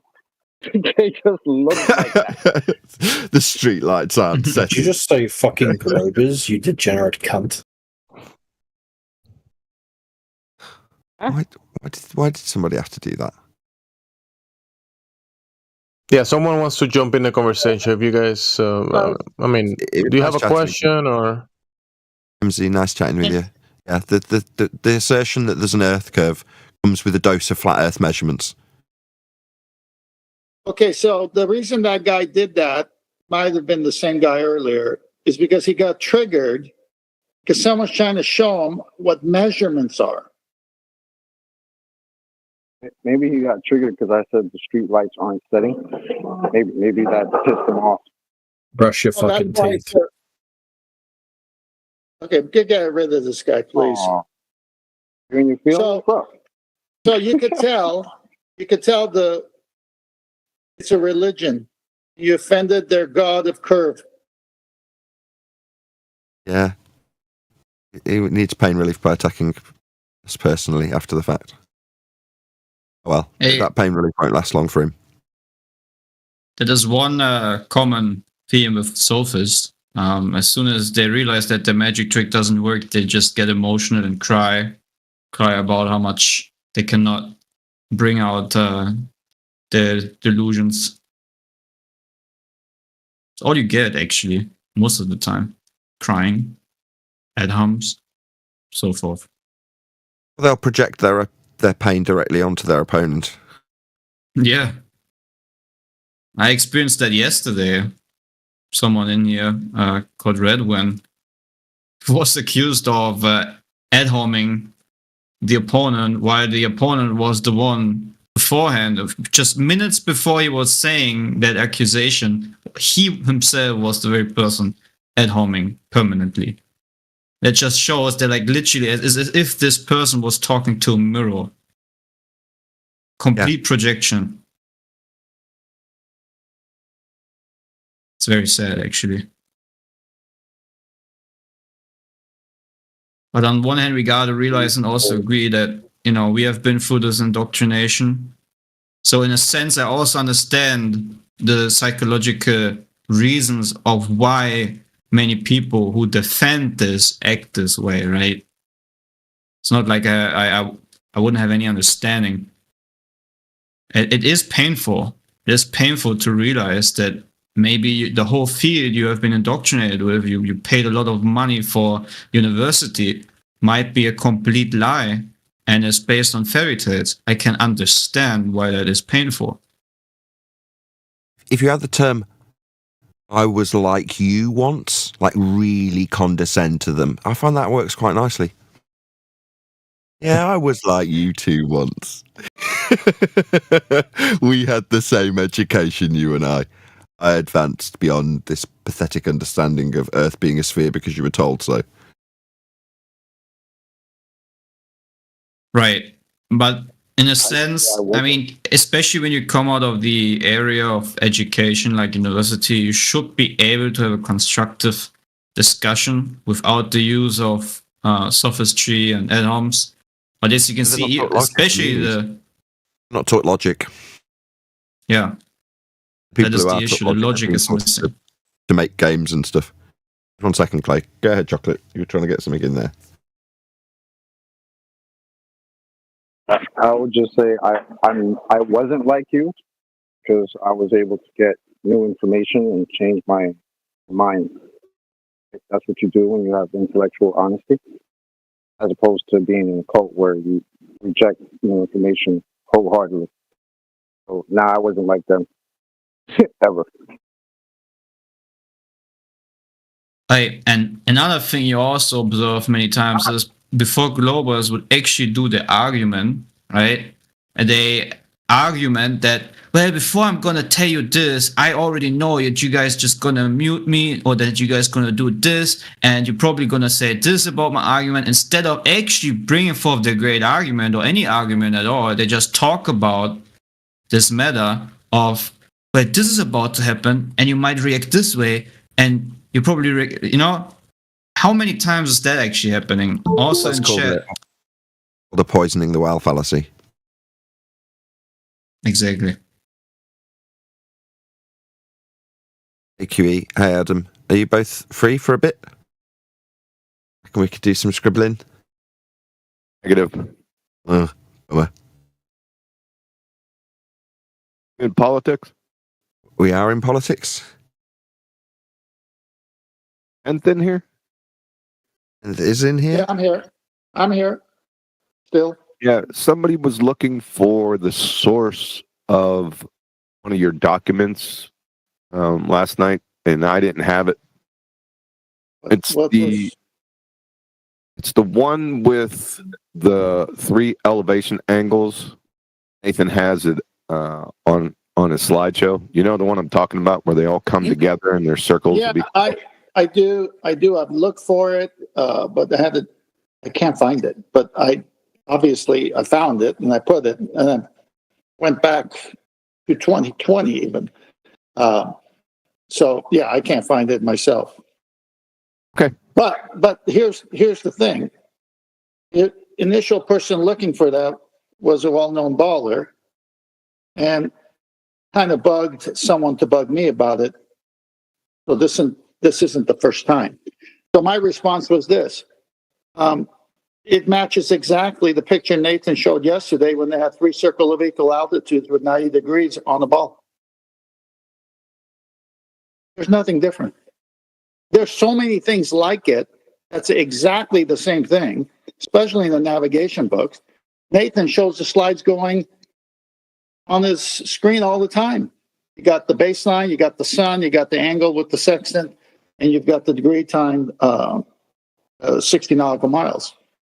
So I don't understand why that triggers people when they see that slide, when it's the same as all the other ones. I don't think it's fair to call it triggered for asking for citation. No, I know, but it's the same as all the other ones. Nothing changes. I mean, Harold Jacoby, I'm almost done. Harold Jacoby in his book said it was. All of my references say it's a right angle triangle. Even McToon says it's a right angle triangle. I've been asked several times for the origin of that slide as well, or those slides as well. And could I get them from you, Tent Man? There's a group of people out there, and they're doing their best to get these slides. It's like as if they think you just made them up yourself. That's the feeling I'm getting. It's odd that you can't find them. Like I can't put them in any reverse image search.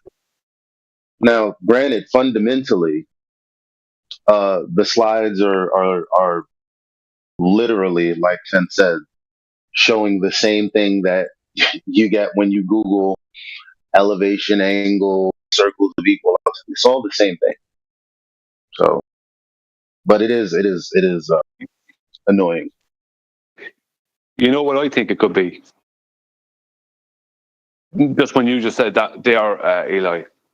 I'm wondering, because that wasn't the case a couple of years ago. You could find them.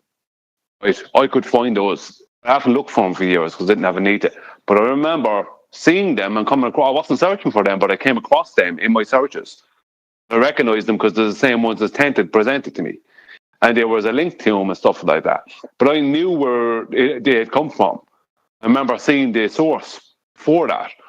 I'm wondering if somebody got them taken down off the internet and now they're looking for Tent to give them the source, and since can't find the source because they got the source taken down, and this is a way of character assassinating Tent or whoever.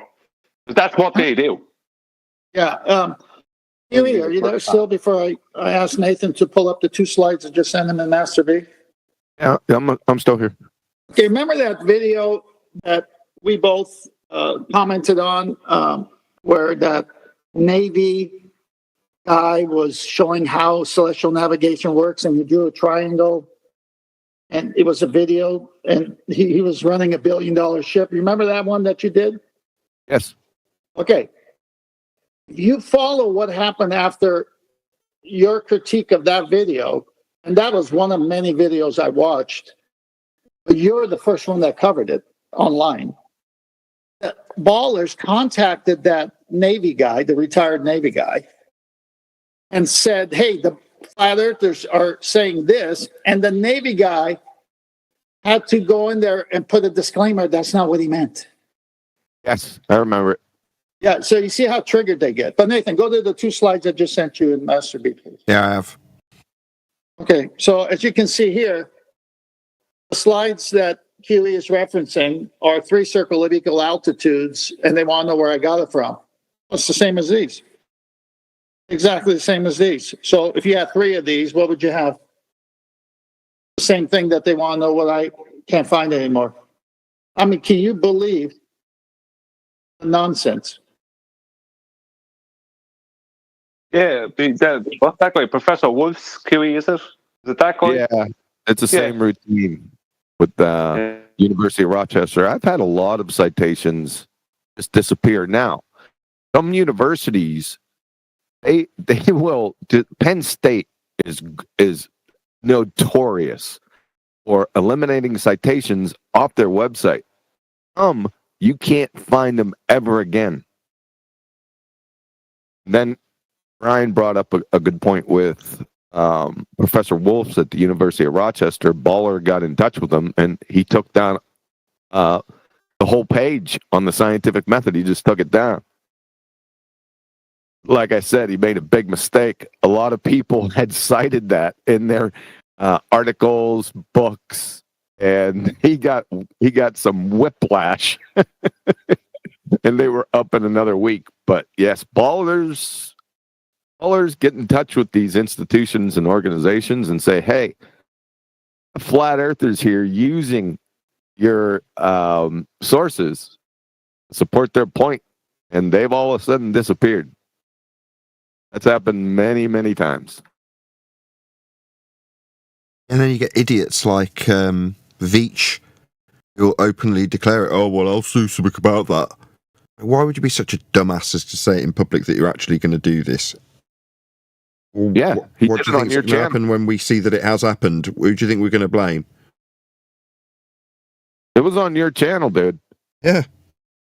Remember underneath in your comment section? Yeah. I was slapping him around. And he said that. And he contacted Professor Wolfs at the University of Rochester. Definitely did. Yeah, because I talked to the secretary. Nathan, I just sent you 2 more, and this is from a YouTube Baller Celestial Navigation channel. The guy knows his stuff. Yeah, you remember this?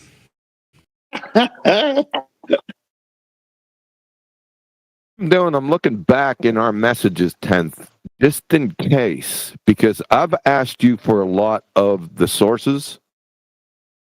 You remember that? Look, if you find it, if I had it handy, I would just share the source. It's not going to contradict anything. I'm showing other slides that show the source. I just can't find it. How in the world do you argue with a right angle triangle shown different ways?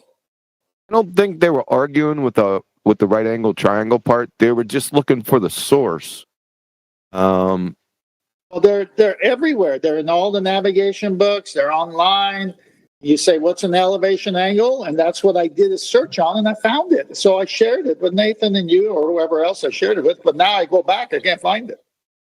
Well, QE, just so you know, I was the first one doling out these screenshots of 10th man citations on Discord. I did it immediately. And the ballers definitely latched on to, well, where's this from though? Like as if they knew that I wouldn't be able to find it. Like they're doing it on purpose, man. I'm telling you. I set a trap for them, and that's why I use Earth curve mass to prove levels flat. So they'll get rid of Earth curve mass.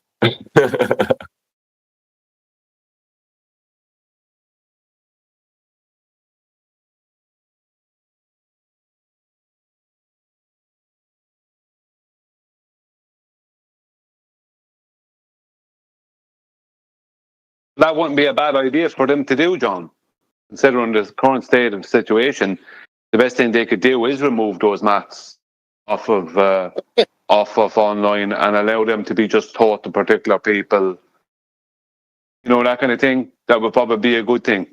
Because those mats aren't good for them. Because the horizon is not geometric and all the rest of it. So it probably would be a wise move for them to do that.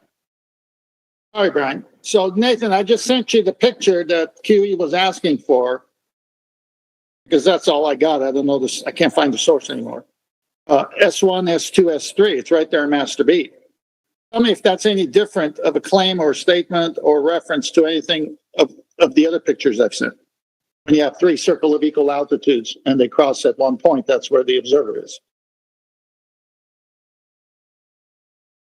It's all the same. I mean, matter. Yeah, so why would that one picture be so important to them and they get so triggered by it as Eli and I know they are? Because it hurts them to look at it.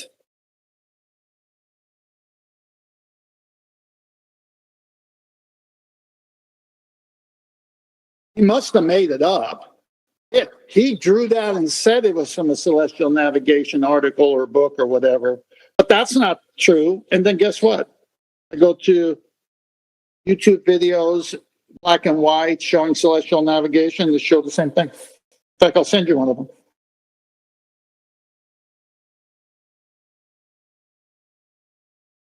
There you go. Wait. Why are we talking about Elon?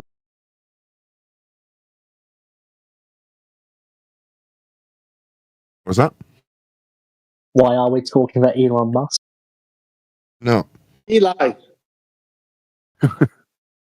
Or Eli. And the reason is because I'm Musk. You Musk or you Musk? What?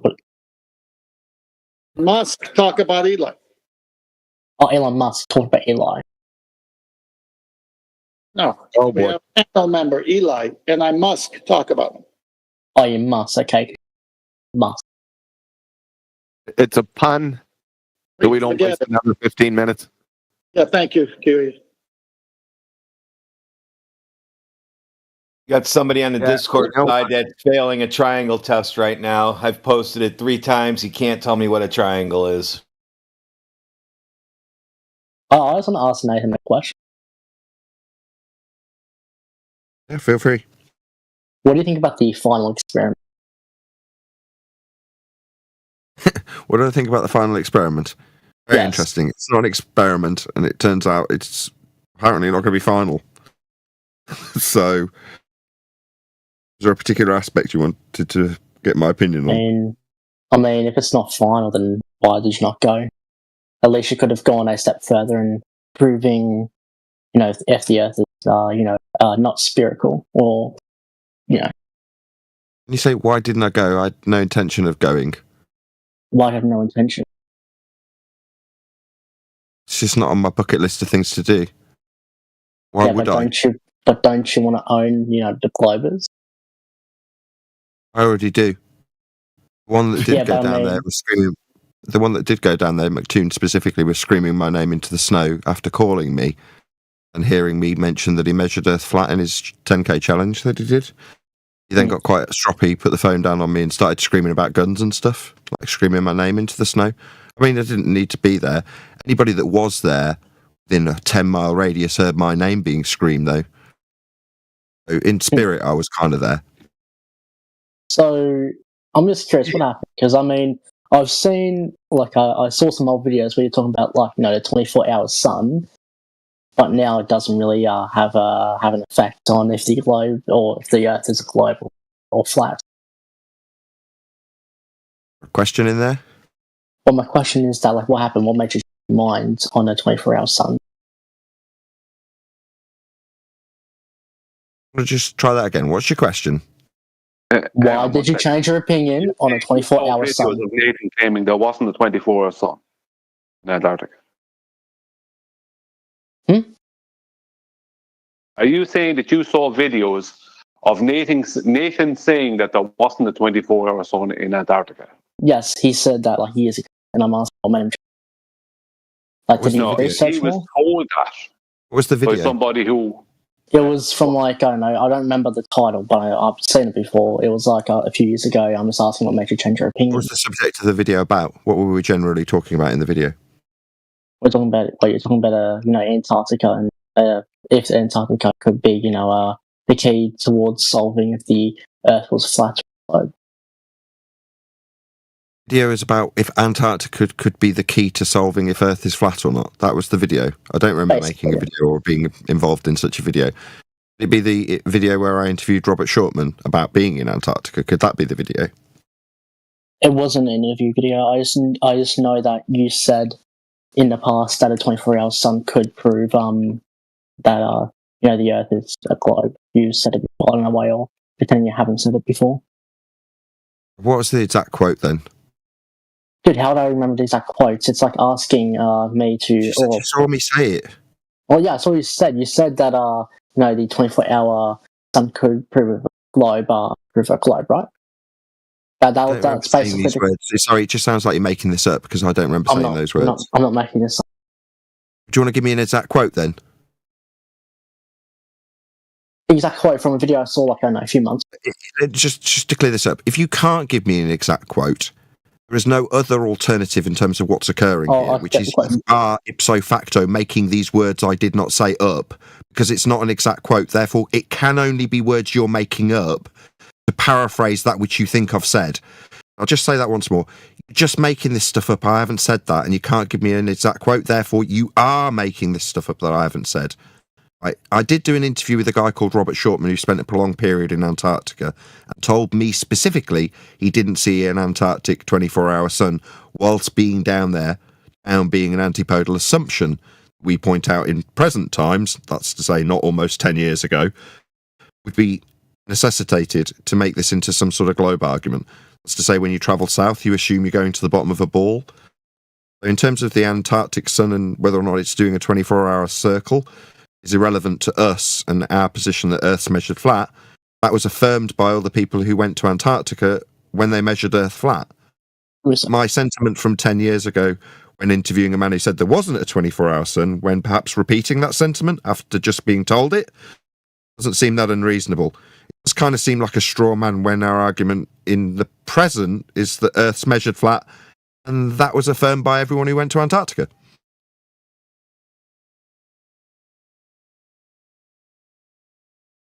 I assume you're a globe believer, my friend?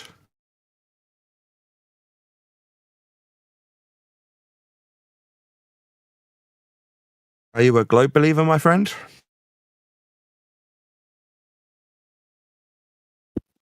He deafened himself. Telling me while I was explaining that Earth was measured flat, he put his fingers in his frickin' ears. Yeah. Was it too painful? Oh, bleh. You said something even though I don't know what you said, but you said it. But even though I don't know what you said it. Oh, I was telling him about affirmed Earth's measured flat, and that he was representing something I'd discussed with somebody who'd spent time in Antarctica about 10 years ago as a straw man. Presumably he didn't like that. He wanted to make me look bad for having said something he watched on a clip from someone else's video and hasn't got the slightest idea where they got it from, so he doesn't know the context, so he'll just make it up. And when being called out as a bullshitter who's making stuff up I haven't said, he's put his fingers in his ears because he doesn't want to hear it. Yeah, I'm here to talk to you and ask you about what you said 6 years ago, but whenever you reply, I'm going to put my fingers in my ears. It was 9 years ago. 9 years ago. What's the explanation for the 24-hour sun on the flat Earth again? Explanation for it? Yeah. There's a 24-hour sun on a flat Earth as measured by the guys in Antarctica. There you go. There's the explanation. How, though? As measured. I just said, 5 seconds ago. What measurement? Like elevation angle measurements to the sun. Elevation angle measurements. If you go to a guy called... I'm answering you, Obek. Want to shut your mouth while I answer, or did you want to keep talking while I answer? Yeah, just answer.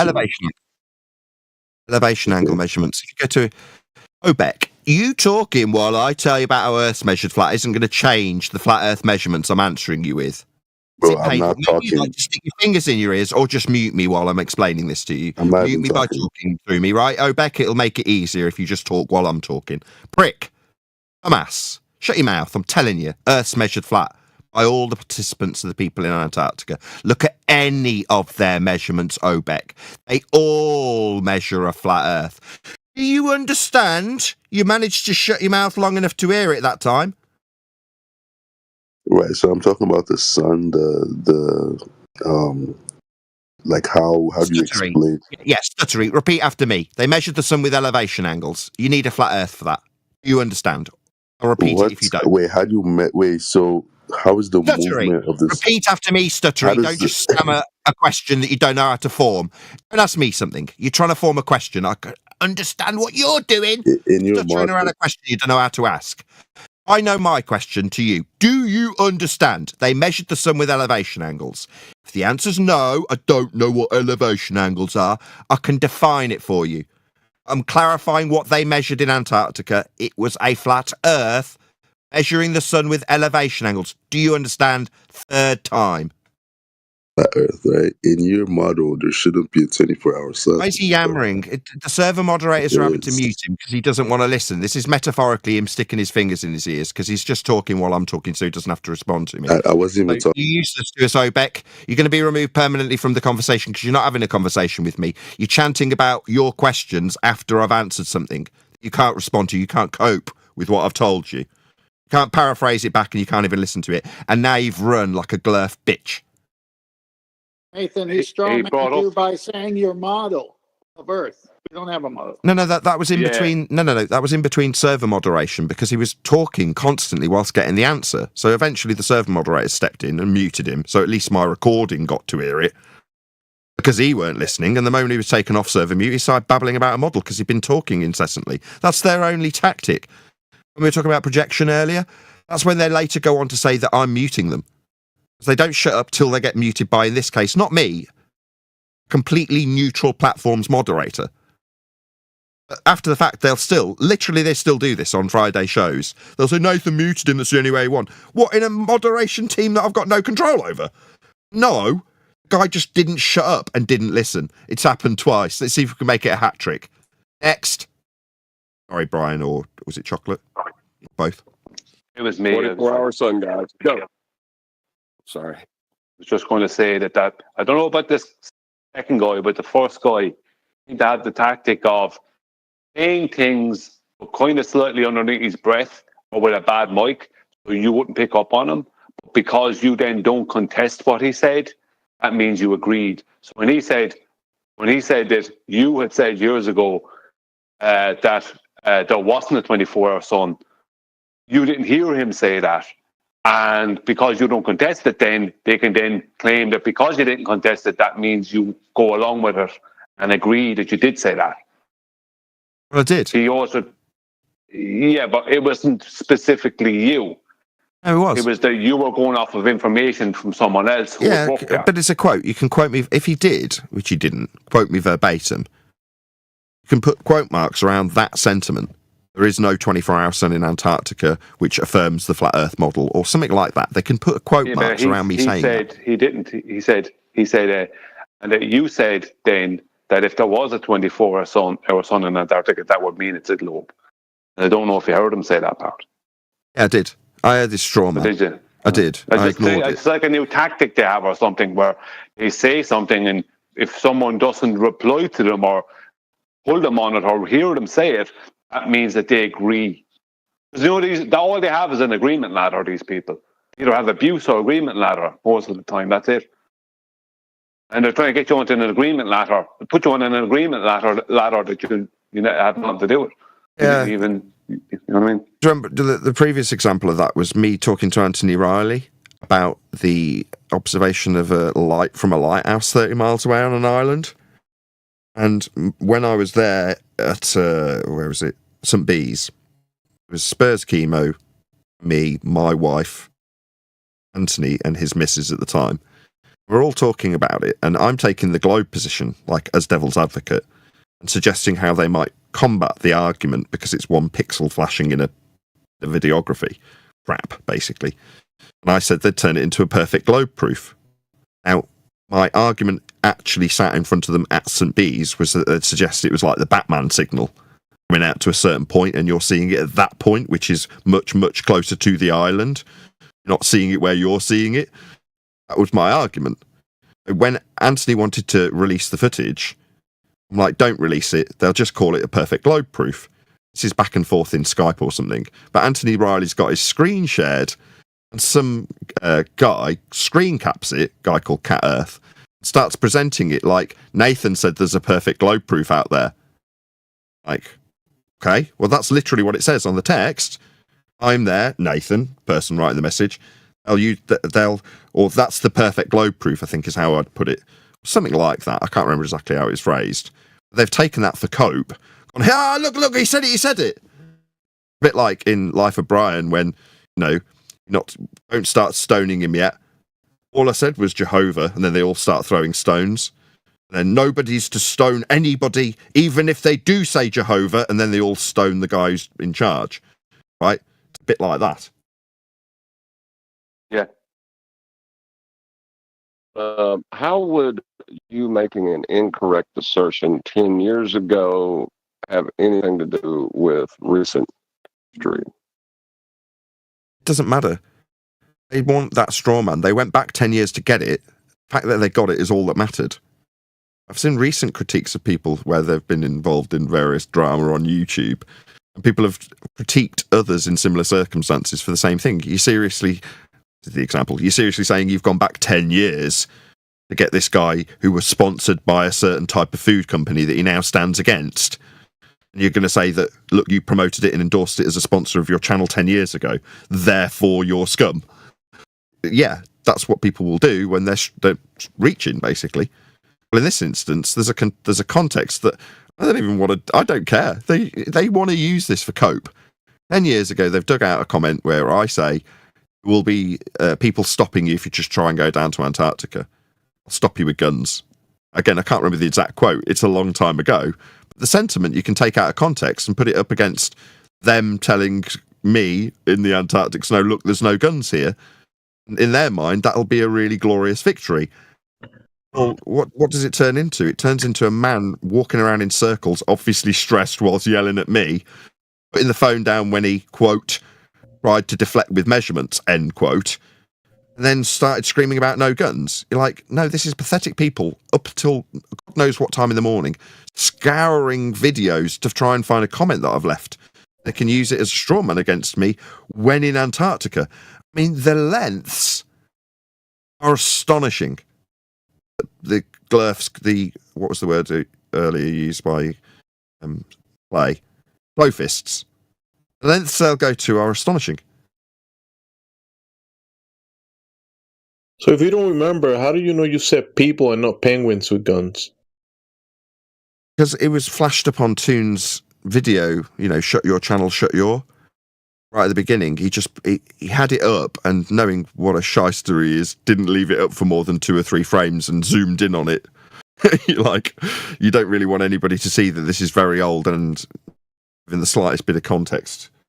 But he had a quote from me. You know, he's obviously dug it out from 10 years ago for this very purpose, for the cope.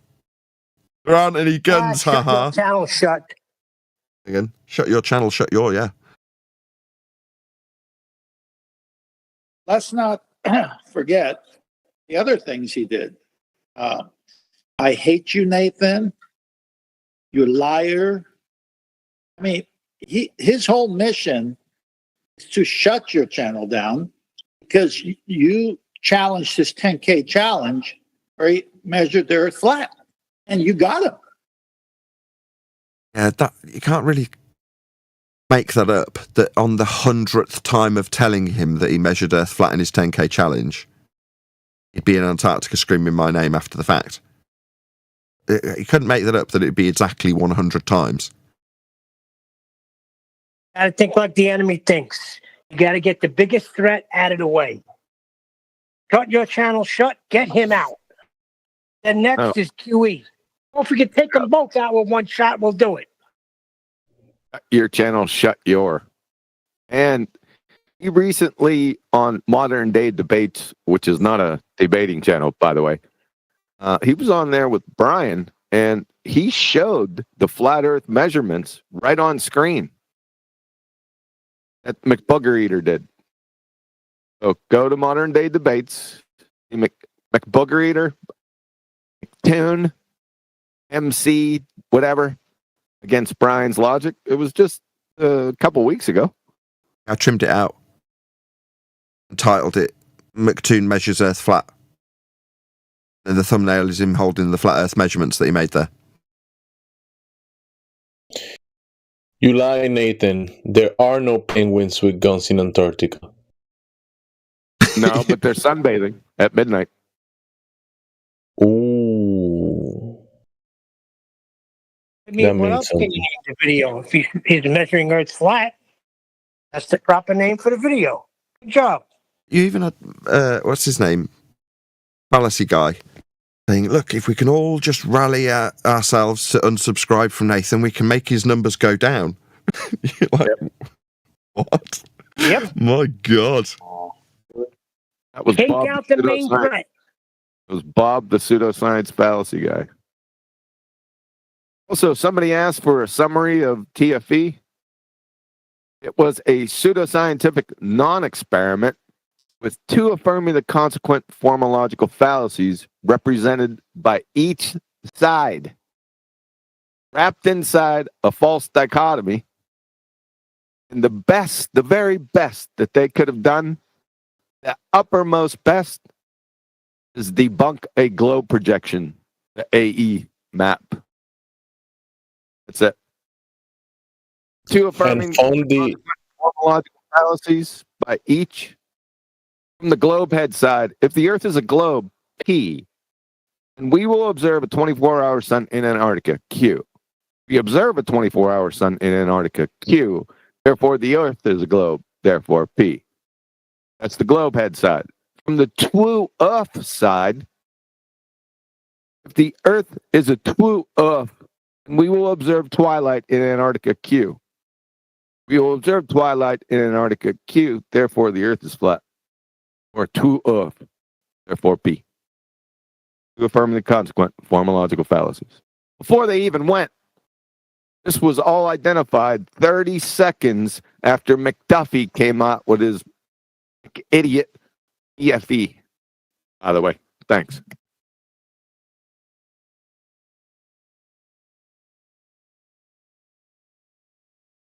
Right, it's been tremendous very fun in similar- politics. I'm just going to bid everyone farewell and thank them for having us, unless there was any last fundies that wanted to get in before we toddle along. I'd like to comment on QE's thing. I have a question for Nathan Oakley. Is it rude? No. Then go ahead. So I've heard about you. Are you like one of those talk show guys like QE? He's a talk show guy. That's funny on multiple levels. Well, I've seen you in here a couple of times, but like you rarely come in here, so I'm just wondering, like, are you one of the do you usually just do talk shows? Yeah, I'm running a show. Yes, that's right. Okay. Nathan, I linked you the video where you say there's no 24-hour sun. You've dug it out. Did you want to give us it verbatim? Is that something within your means or abilities? It's in the chat. Is it within The your means microphone- or ability to read it out verbatim or not? So your mic does work. Go ahead and read it for him. Give me a sec. I got it working. Thank you very much.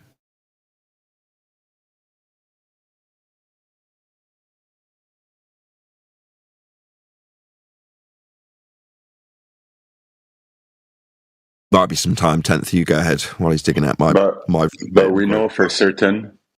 I'm playing the video and speaking to you at the same time. Okay. The sun that goes around us, in reality, both models. In one model, the heliocentric model, it would necessitate having a 24-hour sun in the south.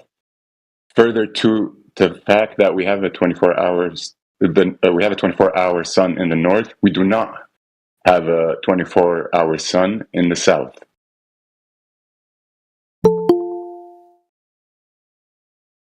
Can you say that again, but in English? Bro, I just told you I was. Yeah. He just told us. That was good enough. Yeah. Contextually, after somebody told me that there wasn't one, having spent 18 months down there. You go with permanent consequent, Mr. Oakley. 8 years ago, I would have been involved in this if it had been prevalent then. Had TFE existed before I personally instigated and ran a sun tracking event 9 years ago, I would have been involved in this if Duffy had beaten me to it 10 years ago. But while I'm discussing with a guy that said he didn't see one, I'm affirming what he's just told me and putting it into a false dichotomy that we now pull apart 10 years later, yes. Oof, man. This is rough, though, talking about their model versus ours. I'm going to post it in chat now. What are you going to do? Indict me for 10 years ago? No. It's funny, though. Oh, statute of limitations is 7 years. You're There's no free. statute, right? I'm not saying I shouldn't be indictable, but what I'm saying is if you say, so 10 years ago, you basically bought into this fallacy. Yes. And what's your point? Where'd you get that slide? How dare you? You don't know. If you don't know, you don't know. You just didn't know then. How it does. We deal with it now. Now I, on a daily, explain this fallacy to an audience that I've garnered since then. Back when I was tiny and had no subscription base whatsoever. You No should have influence known. over anybody back then, but they're all telling me, oh, you've been saying this for years. What you mean it's been published for years? Yeah, that doesn't mean I've been saying it for years, but they'll convolute what is actually the case because they need cope.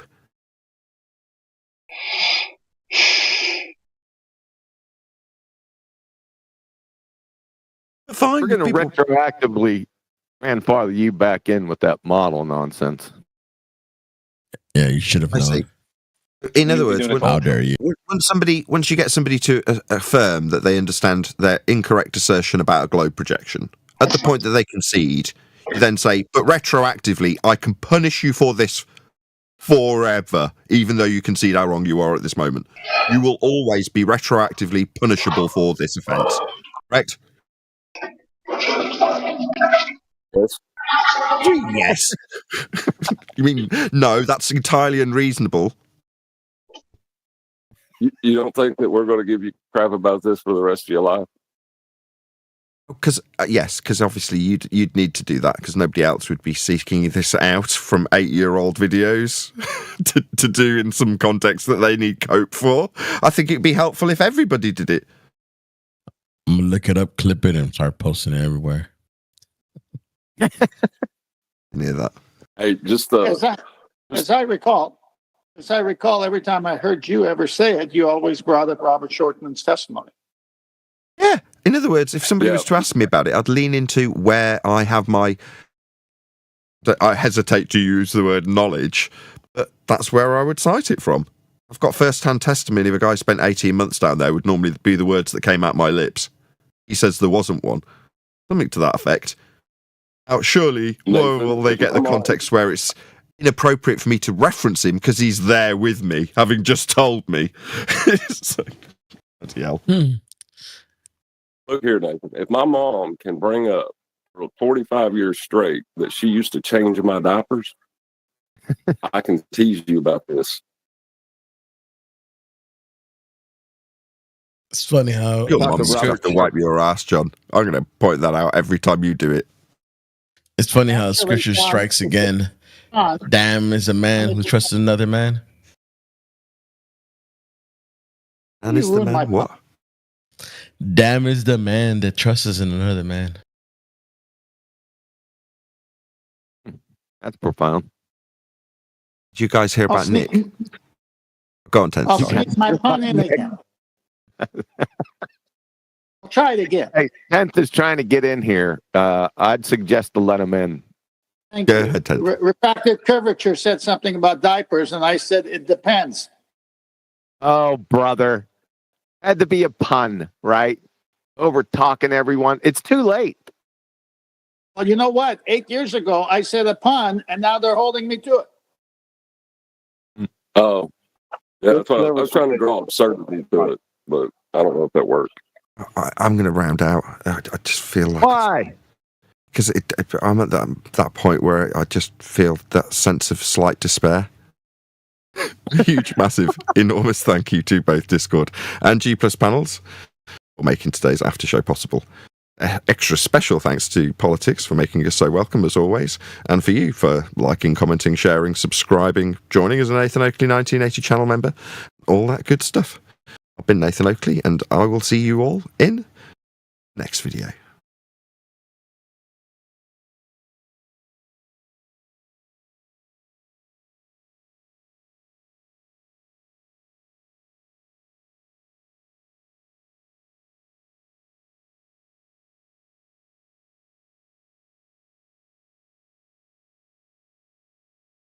All right, Globies, come out and play. Stop hiding. Whatever 54 happened people to in the room. They Arwen? can't all be flat earthers now. There you go. It's scared of Nathan. Yeah, how's Arwen? Yeah, they're scared of Nathan. Yeah, I was good. He came when Arwen. If you ask for Arwen, he comes in the after show. I think he got his YouTube taken down, if I believe. Was he on Rumble now? I don't know who goes on Rumble.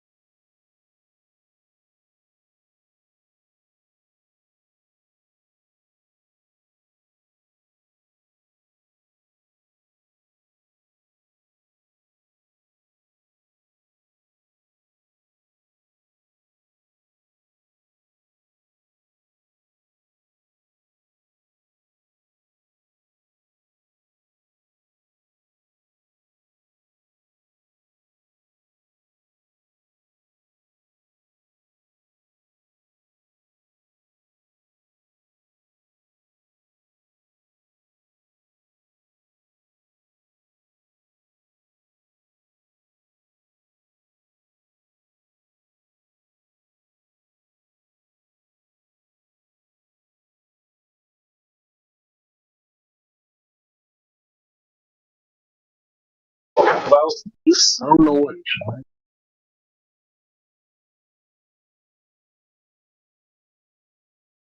Elijah, you're hot micing.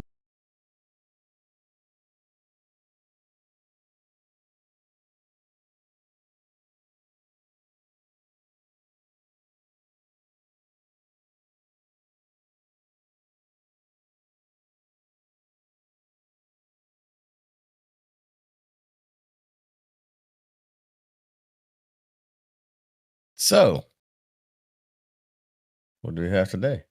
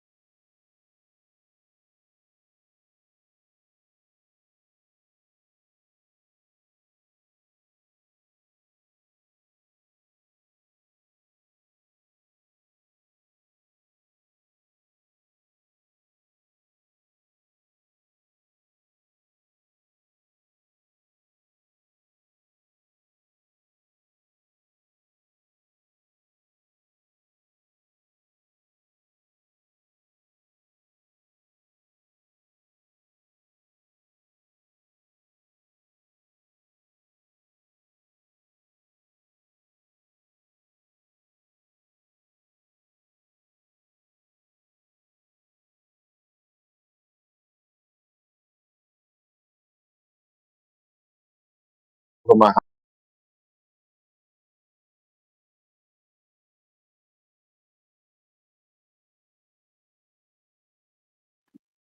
Habara? What?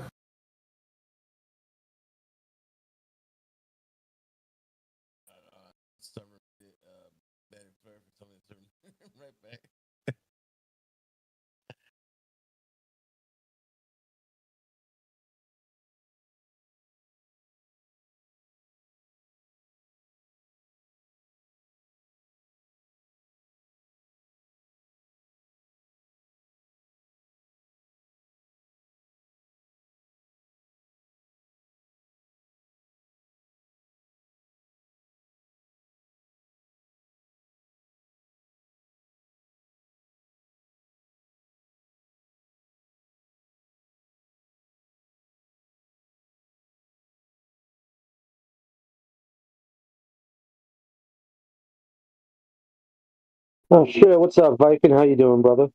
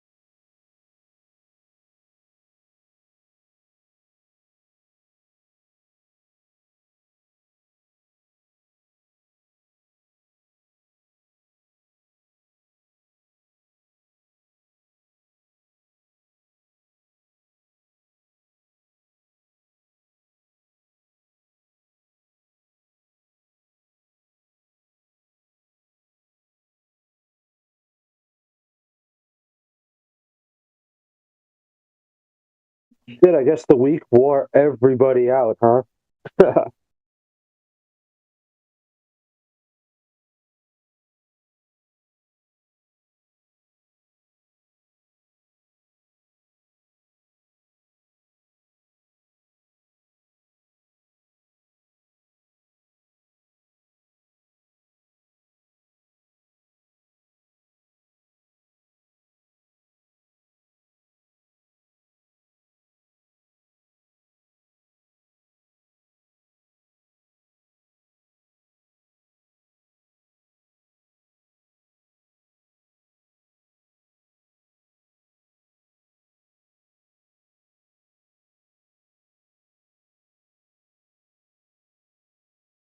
Hello, can I ask a question to a flat earther? Hello, darkness, my old friend. Someone Yeah, here? shoot. Oh, Yeah, sure, So- sure, bro. What are you going? I wanted to know, like, I've seen a model where the sun was basically shining down like a projector, and I wanted to know, is that a model you believe in, or how do you, what do you believe in? Like, how far is the sun away? Who made the model? I don't know. I was just looking up on Google Images, and I Google saw Images. Yeah, and I saw like a sun not too far away from a disk, and it was shining down, and it looked like it was just like a dome, like Kiku. flat surface, like a snow globe type of thing. Wait, let me see if I can find. I think I still have the picture here. Oh wait, no, my friend was searching it. But Google's not gonna show you. Can I just say I'm a flat earther and I fucking love you guys. I love what you do. Keep it up. Nice. Yeah, relax, lovely boy. Or like, can somebody explain to me what's the newest most like agreed upon model? There's none. Oh, it's there more are about the individuals. questioning. There are individuals making their type of conceptual models or whatever you want to call it. That might explain, how the sun might work on a flat Earth, so to say. Mm-hmm. Why we were looking into it is because my friend wanted to make an animation, for a flat Earth, how it would work. But if there's no agreed upon distances, because one I read, it's like the sun is 200,000 miles away. The others say it's like 3,000 miles. So, I wasn't sure which one to go with. But do you guys have one you believe in?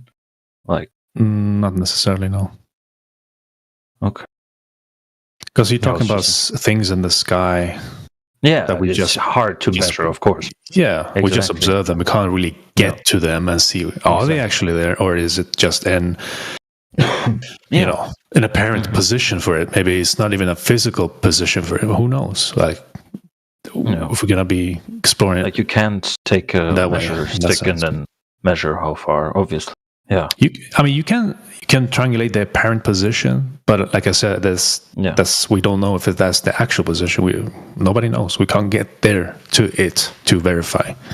Yeah, in that sense. Because from my point and why I understood the Kegel method, or like the projector type of shining down, because for me, if everything is flat and there's a ball of light, right? Maybe it's not a ball, right? Maybe it is some sort of projector. But I'm saying it looks, or we think, globe theory thinks it's a ball, right? It's a star. So it would project light into every direction. And it would mean for me, if I'm far away, I would still see it, but really far away, basically. Don't forget it's dying. Oh, yeah, they believe in it. Yeah, you're dying star. Sorry, what? No, I just think it's funny that you think the sun, you're convinced the sun is not only a star, but it's a dying star. I just think it's funny. No, I said that's what they believe in. No, yeah, yes, I do think it's funny. Sure, but I don't believe in that. Right? Why are you saying I do? Well, you're trying to pin down some sort of distance to the sun. Yeah, I'm telling you. You believe it's 93 million miles away, right? Even though they've changed that number up recently. How far is this star? Who? Like in the globe theory, it's 150 million kilometers. In the globe theory.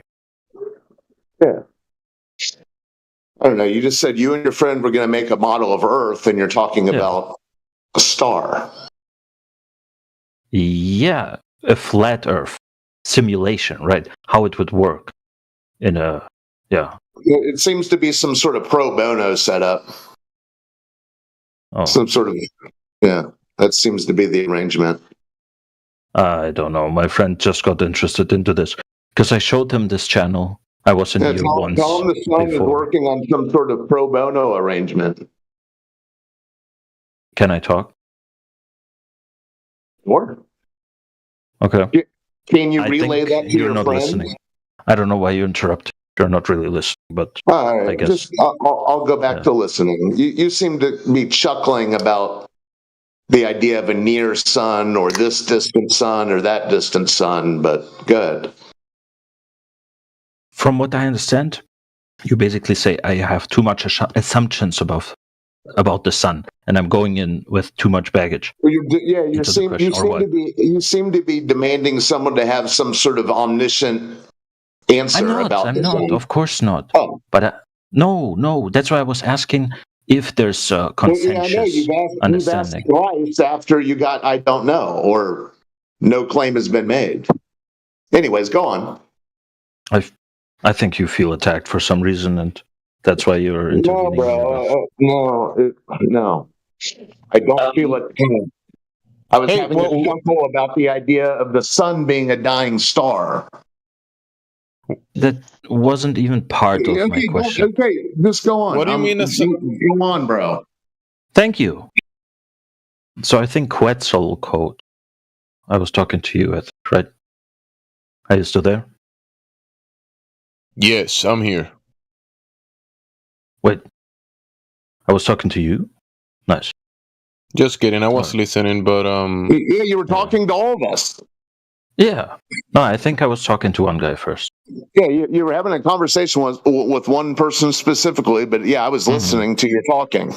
Yeah, that's fine.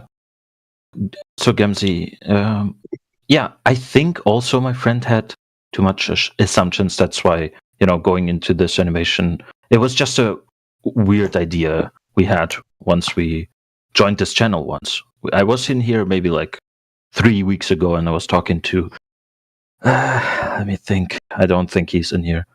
But basically he told me about how he came to this. And for me, it really felt like some sort of, Hello. I'm like a Buddhist sort of non-dualist, right? When I found disbelief or like those kind of things that you can find out for yourself, right? It's how do you say? You observe your inner life more, right? And you kind of introspect. That's what you do. So it's kind of the same. It sounded the same for me because he was so passionate about it. He was so caught by it. That's why I'm interested in you guys. Like, well, it is not. Let me give you just a quick breakdown of it, right? So we don't claim that the Earth's a disk in space. So please don't put some sort of flat disk Earth floating in space in your animation. Okay. We don't make direct claims about things we can't validate, right? Such as the sun and the stars and things like that. And Earth, right, presents itself as flat. Right, to everybody. That's the base reality, right? That's obviously not proof that it's flat and non-moving. But then we actually go out and test the Earth, right? Take long-distance observations, laser tests, and then repeat them in different places, countless times, right? And we can see magnitudes further than you would possibly be able to see on a globe. Right, so that's where we're coming from. We're not claiming to know the shape of the Earth. We're testing the globe, and we can't find any curvature. And then when we look to the globe side, they can't present us with any validation of any curvature or geometric horizon, right? And then it kind of goes on from there, right? Obviously, there's a lot more to it, but that's the basics. I didn't know about that you can further see further than globe would allow. I didn't know about that. That sounds interesting. So it's basically, they say the curvature must hinder us to see that far, but we're able to? Or? Yeah. Basically, you would have to have a horizon at a set distance, depending on the height of the observer, right? So you can do the math, right? So according to the globe model, just say you're 1 foot off the surface of the water, you would have to have a horizon at 1.22 miles, right? But when we set up a camera at 1 foot off the surface of the water, we can see 10 miles, 20 miles, right? So we've got different observations that show that we can see countless times further than what you would be able to see on a globe, right? And they've been tested over and over again from different heights, different locations. Okay. Yeah. And then we've actually had a lot of people go out with high-powered lasers as well and basically take it to the next level, right? So instead of just making an observation, they're using very expensive lasers, right? So, for example, a team of field engineers went out with a $30,000 laser and performed some tests over huge bodies of water, 20, 30, 40 miles, right? And basically they're shooting the laser across the surface of the water and hitting a target on the other side, right? If the Earth's a globe, there should be curvature, right? Blocking the laser from, transiting from point A to point B, hundreds of feet of curvature.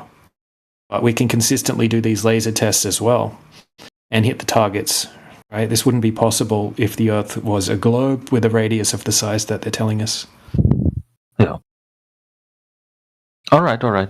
I think that's good, that you don't believe in the flat disk flying through space. It has some other problems, I think, as well. Yeah. We think that's stupid too. That's just propaganda. That's what I thought. Because when I first, as a child, learned about the theory of flat Earth, my instinct was instantly, nice, they're just questioning what is told, you know.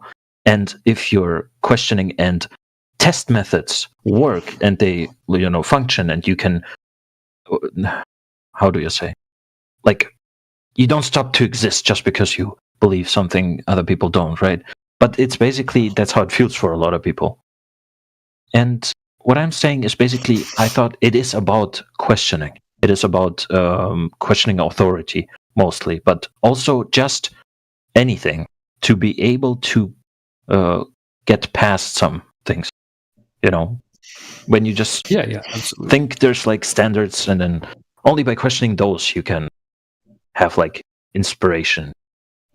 First, you gotta acknowledge. We gotta acknowledge the realist level, right? Because from your perspective, from my perspective, we see how the things work in reality. We know about water. We know about the ground that we're standing on. Yeah, and we build things upon those axioms and that reality. Then, when you go to Google and you search flat Earth, they show you an outside perspective from reality, and they're trying to show you from some God's eye view how reality looks like from the outside of reality. And nobody has been on that perspective. So for let's say for you or your friend, for example, I'm gonna build a model of the Earth. I'm gonna show it to you from an outside perspective. That's not gonna work because you don't have that perspective. You only have your senses. You have observations as well, right? Yeah, we do have observations. We do. We look across. That's why within the observations we can tell that it's not curving like a ball. Because if it was curving, we'll be able to measure it and observe it. But that's not happening. And within the other observations, we can, look across long distances, and also we can look at the sky and see the sky phenomena.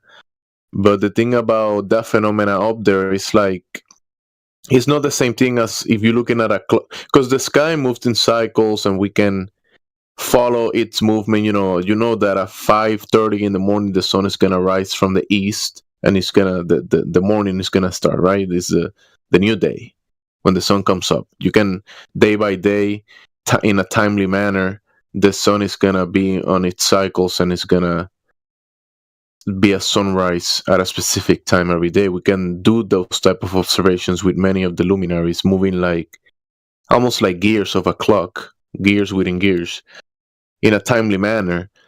But it wouldn't be the same thing as you holding a Swiss watch that you can you can do a biopsy or open up the watch and look behind the dial and check the gears and fix it if it's broken, and check the battery or whatever powers and make the clock tick. From the sky above us, or the luminaries of the heavens above, whatever you want to label it as, we can't do that. We can't go up there and escape this place, this reality that we find ourselves in. We cannot escape this area to go up there and determine how that actually works, to be able to build, like I told you, an outside perspective model, like the one that you looked in the wrong one that you look in Google, right? Oh, flat disk through space. Like that's just a cartoon. Mm-hmm. Someone imagined that. They actually never seen that. Why claim it's flat all round then? Why even claim what it is? Why not just say I don't know? I don't know. We say flat is a description of the surface, and round and flat are not mutually exclusive. You can have a flat round table, right? Or a frisbee, a coin, pizza, right? Yeah. So the thing is that when people say flat, it's a description of the surface that is not curving, horizontal. Yeah, but if we can't see from above, we wouldn't know either way. We wouldn't know. No, that's just a claim. Because remember, in reality, you know how balls work. You know that if you hold the ball in your hand, You know how balls actually you know the physics of balls and water. So from the realist level, you know that water functions a certain way, and then balls you could do certain things with balls and water.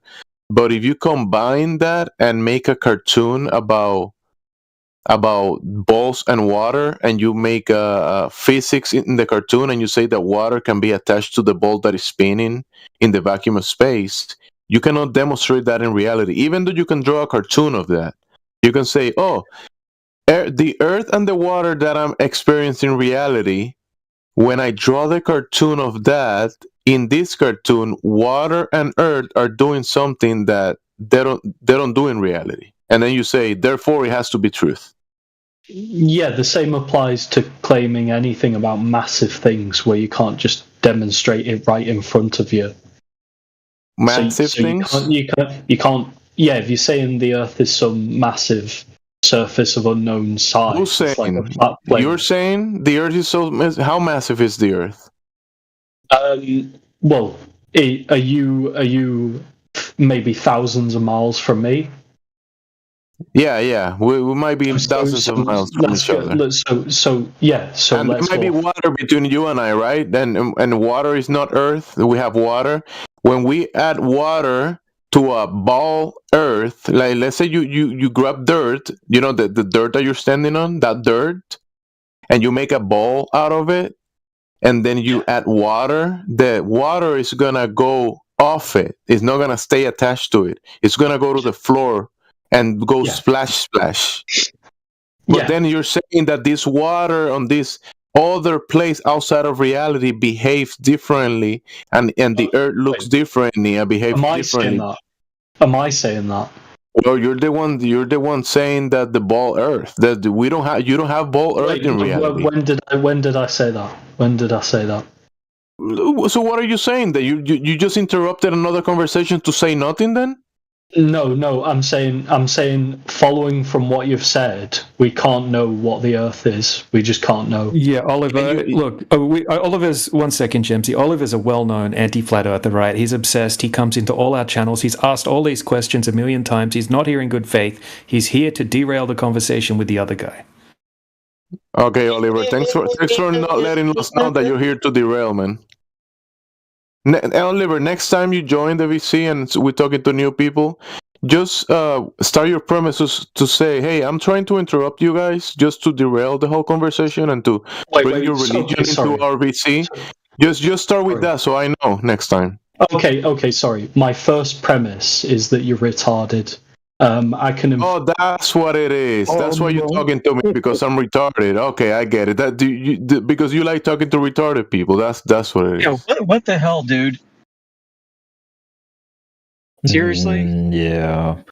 That's a problem. Where's the new guy? Just put him on mute. Okay, so you see the problem with this type of people? Of course. You know, and that's why We're now going to clip that and use this for everybody else who comes in, because you are representing your side in this manner. Have a good day. Oh, he already left. He left. Hit and run. Those people, they cannot have someone like you just trying to have a conversation and ask questions. And for us to, have this conversation, they have to interrupt.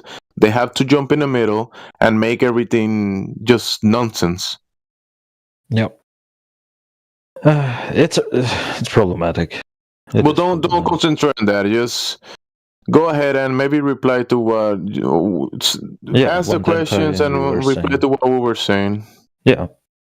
No, I get all that. It is kind of what you have to do if you are just questioning reality in general, right? You heard probably the Hindus and all this stuff. They talk about how it's an illusion. Obviously, it's not an illusion in the way that most people would think. Like, that's not how we define illusion. But if you go deep into it, you kind of realize what they mean by illusion. And that's the same thing, what you guys are talking about. At least that's how my vibe is from you. right? You maybe want to make a separation between, right, the realist level, the things that we experience, the place that we navigate across, and the things that we do practical, and the things that we can actually accomplish, and then the things that we don't know of. There's wonders, there's unknowns as well, and we have to acknowledge that. So when someone is trying to tell you that they know or they want to depict all of Like reality model, from the outside, it's you gotta have some questions about that, especially if they're trying to show you something that cannot be demonstrated in reality. My question would be, when you say show you reality, you don't think we will one day be able to go to like way up?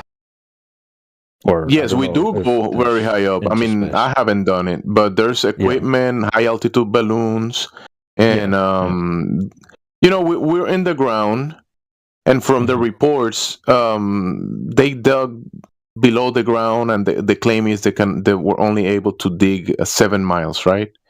So the Russians, you could made it. Yeah, you could put that as let's say that's as deep as we know about the Earth, right? Mm-hmm. And even the Mariana Trench, one of the deepest holes in the world of water in the sea, is about that, like what, 8 miles, so 7 miles or something like that. So it's about the same depth, or so. You see, if someone is saying that they know what's beyond that, that's a little I don't know. Speculating, right? So it the same thing with speculation. Dude, yeah, so when we say, if we had to assume stuff to be able to think, or to be able to quote unquote know how planets and how stars work, right? They had to invent all of this, obviously. I'm not saying, I would just argue, or not argue even, I would just say, when is it ever useful to you, and when do you ever use that in daily life? I don't, right? No. I know all that stuff, or I learned that at school or whatever. But the things that people talk in here are actually used in reality, like the horizontal frame of reference, water level, the Earth is motionless. So even the airplane engineers that make airplanes, they take into account reality, and they build upon that, because whenever they build an aircraft, they want it to be safe for their families, for themselves. You know, they want the airplane to work in reality, and people build upon that and make things work practically in reality. Yeah, but I don't know.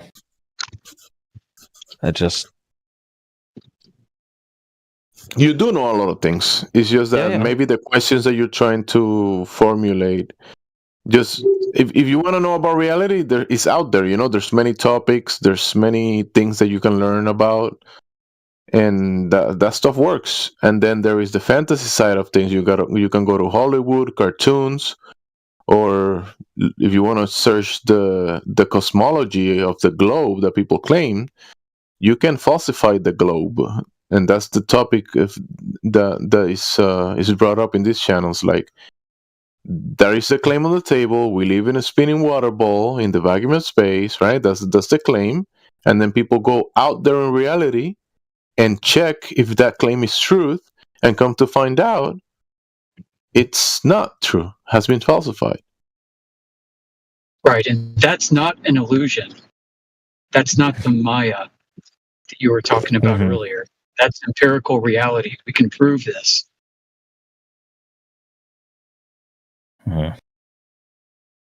So, is there a big delusion or illusion above even this? Probably, but we know for a fact that Earth is not a globe. And the strongest argument would be the one that of the curvature, and was anti-globalist was saying, right? Or what is, for you at least, the one that sold it. Nobody has seen the globe or can prove that the globe that they claim exists does exist in reality, because the globe has very specific claims to back it, very specific dimensions and behavior. We can test for that very simply. It does not require institutionalized science in order to do. Anybody can go discover this truth for themselves. That's okay. the weird part. Mm-hmm. But do you believe we can go to the moon, for example? I don't care. No, because I would, if we one day I don't can care, go there, honestly. but I would like to know how it would look from the moon to the Earth if we one day will be able to go there. Like everybody of us, like just a trip to whatever. Maybe because you can, maybe you can't. Yeah, because maybe it isn't even a thing, like a solid thing, right? Maybe it's not. If none of us was there, we don't know. But there's like, and maybe it is. They're claiming there's like mirrors on the moon, right, where you can shoot up a laser and then it comes back in 2 seconds, and that's how they measure if the moon is like shifting. Right, and we know that can't be the case either. Well, why not? Because for them to get to the moon, they would have to contradict everything we know about natural science. I mean, I don't understand. Because the environment that they claim to be in can't exist. It contradicts everything we know about testable reality. So what are we supposed to do with the claim of moon reflectors when we know they couldn't have gotten up there in the very first instance? Well, I mean, we can dismiss it by just discussing and demonstrating what we know to be true. I mean, I think if you buy a good enough laser, you can shoot at the moon yourself and find out. But it's very expensive. I don't know. No, the laser that you're gonna shoot. I'm sorry. Real quick. I think you can get a laser and shoot towards that area of the sky, right? Mm-hmm. But the actual claim that they're saying that the moon is there's these reflectors and the moon is 300,000 miles away. Think about it, shooting a laser to the moon, and if that was the case, you will have companies drawing their labels on the moon so people can just look at it. The moon will be like a propaganda. You know, when you go through the highway and you see the propaganda sticker, the billboards. Yeah. If you were able to if companies were able to shoot lasers to the moon and do things on the moon with the laser, they'll be drawing their company names on it, and you'll be looking at the Coca-Cola on the moon. That doesn't really follow in my case. I know. I'm just saying. I'm just adding that crazy stuff. But the thing is, the moon is an observable phenomenon. They can make claims. You can probably you don't know the medium. How do you know that if they're bouncing because MIT was bouncing supposedly allegedly lasers or equipment, they were bouncing this stuff off the sky before the reflectors on the moon, right? And 1962. So when they say reflectors are required to bounce off the moon, but what about doing it before the reflectors? So you don't know if you're bouncing something off. What if you're bouncing something like the ozone layer, or I don't know of that, but whatever, right? It's just that people can do stuff and then claim like, yeah, I bounced this off the moon, and the moon is 300,000 miles away, but it's not necessarily. Anyway, go ahead, Amish. I jumped in the middle.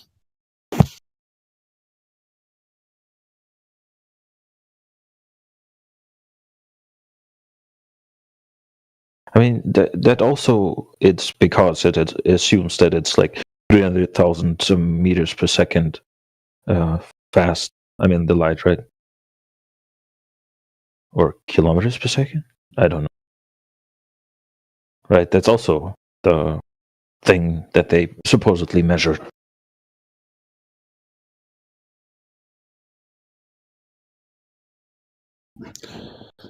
So see, no one is replying. So the thing is, right? So people observe the luminaries, the sky phenomena, with telescopes or shooting waves or lasers to the sky. But this observation, it has been done by your ancestors, all of our ancestors, right, across history. And you have many cosmologies across the world, and many unknowns still. So right now, today, some group of people claim that when they look at the sky, they're looking at billions and trillions of miles away and light years. But it's just another cosmology. It's just claims that they cannot verify. It's when you look at the sun, right, and draw it on a paper and say the sun is 10,000 times bigger than the Earth, whatever the claim is, right? No. But when you look at the sun, actually, when you look at it, you know it's not bigger than the Earth.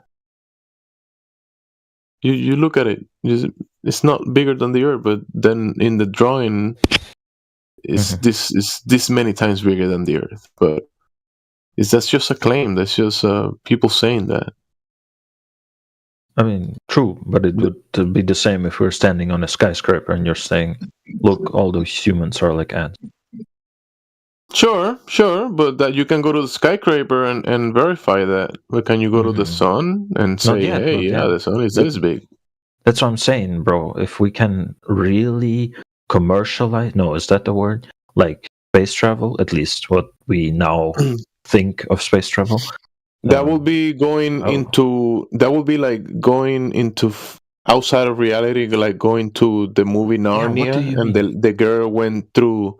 Well, we live in we breathe in air. We live in a contained environment because we have gas pressure, right?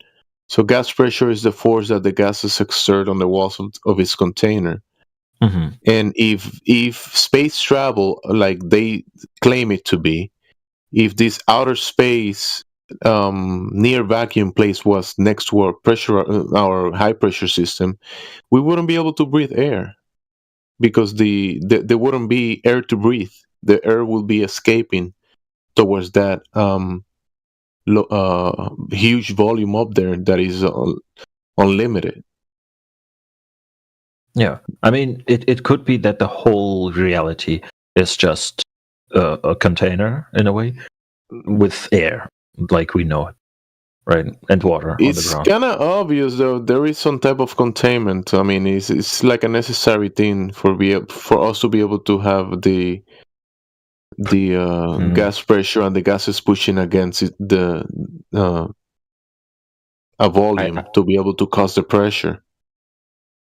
Yeah, that's what we can see on Earth, right? That's how gases and containers behave. That's verifiable as well.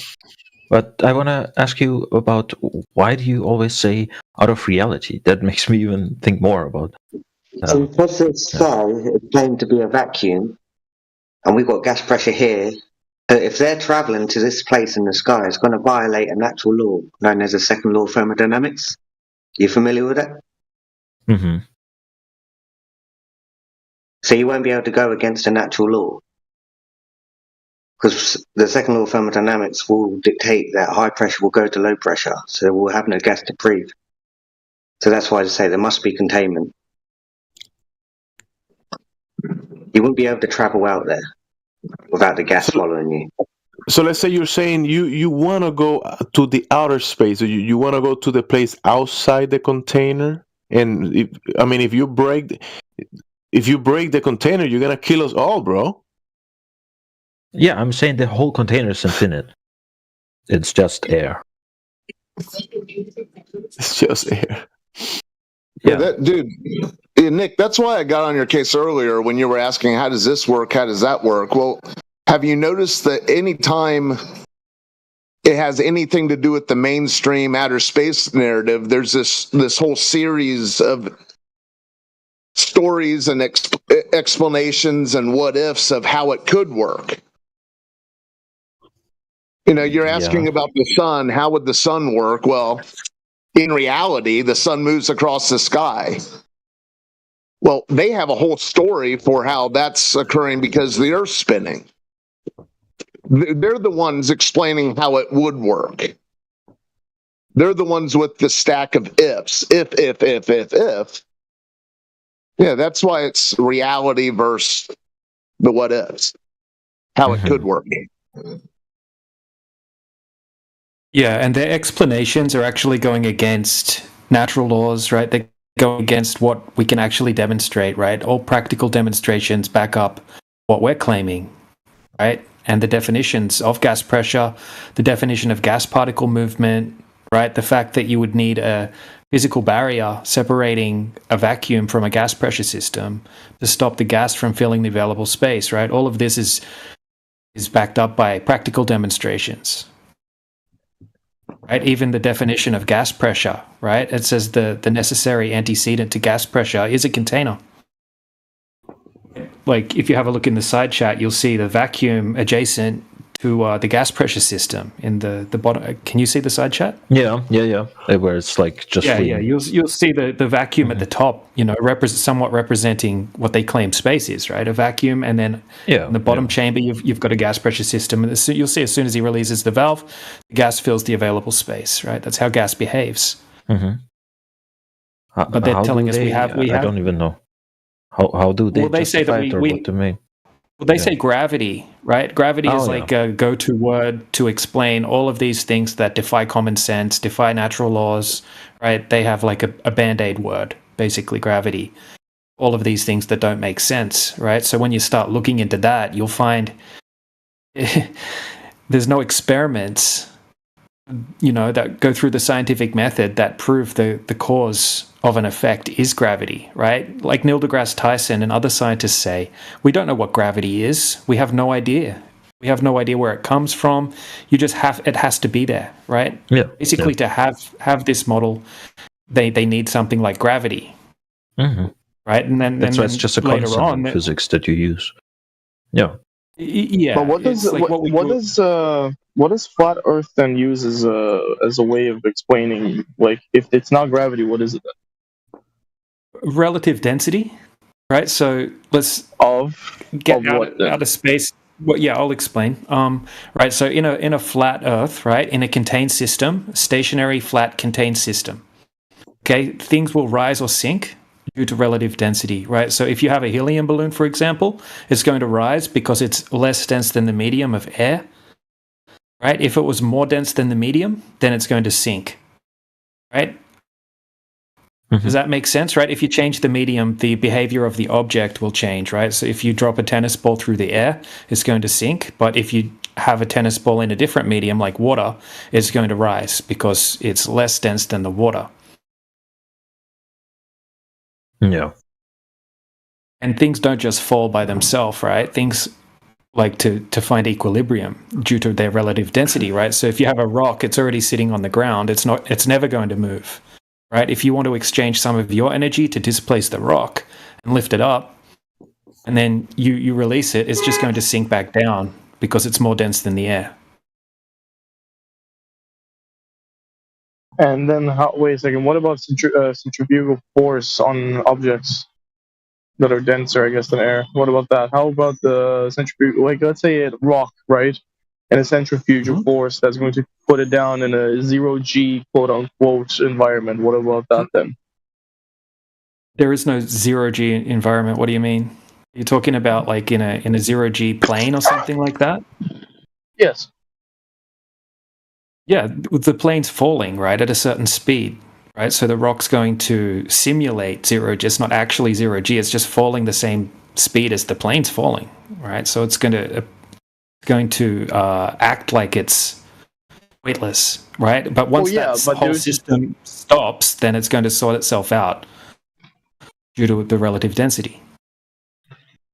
But a feather and a rock in a zero-G plane would float the same. No. It's not the zero-G. It is air resistance that affects that directly. That was tested and proven. Oh no, I know with the vacuum where you can drop it and it drops at the same time. I know. But now think about the plane. Because it would mean the plane has to drop at different speeds to basically include different masses. Correct. Do you know what I mean? Or different densities. Like a human would flow differently than a rock. Yeah. Wait, but if your density what is defined then by density? Is mass influencing density of said item, or does density not equivalent to mass? Look, you would have to start getting into what's the definition of mass and that kind of thing. I mean, I would say an object's density is basically what elements it's made of, right? And then you would be able to calculate the density of the item, right? And then it's going to have a certain effect relative to the medium that it's in. So what do you believe in then? That there's a giant dome around our disk? No, not necessarily. I mean, like what we can test here on Earth is that gases need a container, right? You can't have gas pressure without a container. No one can validate otherwise, right? As in the definition, gas laws, right? Gas pressure. It all backs up. Yeah, it all backs up what we're claiming, right? So that's why we're always asking the globe side, can you show us gas pressure without a container, without begging the question, right? Obviously begging the question, using the thing that's in question as their example, right? So in a lab or on a smaller scale or anything like that. Okay, I have another question then. If once you pressurize gas in a container, where does the actual gas sit? Gas particles move at random. Yeah, gas particles are unique, right? And they move at random in all directions. They don't have a directional bias, right? The only time they change direction is when they collide with each other or collide off the walls of their container. Okay, what about nitrogen, right? Let's say if you have different, if you introduce different densities of gases, right, they're going to sort themselves out into layers. But that would count. But yeah, if they can't mix with each other, then right, they're going to, by your definition, then disperse infinitely. Yeah, look, it comes back down to the relative density thing then, in my opinion, right? If you have like a chamber, like a cup of air, right, which is a particular blend of gases and whatnot, right, and then you pour in like a heavy gas, right, obviously it's going to sink down to the bottom of the container, right, but once it does, it's slowly going to disperse into the air. Well, what about oxygen? It's going to sort itself out. Bro, you asking all of these questions, and that's fine, but this stuff works in reality. We have the water, we have the gases, we have all of these things that work in reality, but the claim is that the earth is curving and spinning and doing all of these things that cannot be demonstrated, that have been actually falsified. So no, if nobody here is claiming that reality works differently because Earth is not a globe. The thing is that the globe cannot be demonstrated. That fantasy and that vacuum of space is not reality. Reality, the gases, the way you experience it, the air that you breathe in, the water that you drink, all that stuff is still here, is working. No need to change it. You cannot change it. But then the globe is claiming something else. Okay. That is not reality. What is the necessity for oxygen to be pressurized in a container? What is the necessary pressure to keep it at bay? Do you know that? The necessity for you to breathe air? No. How much pressure do you need to introduce into a container to contain air? It has to be in a certain state, right? Because if it wasn't, if water wasn't pressurized, it will evaporate, right? What you mean? If you put water inside a container and you remove the pressure of the container, the water will turn into gas.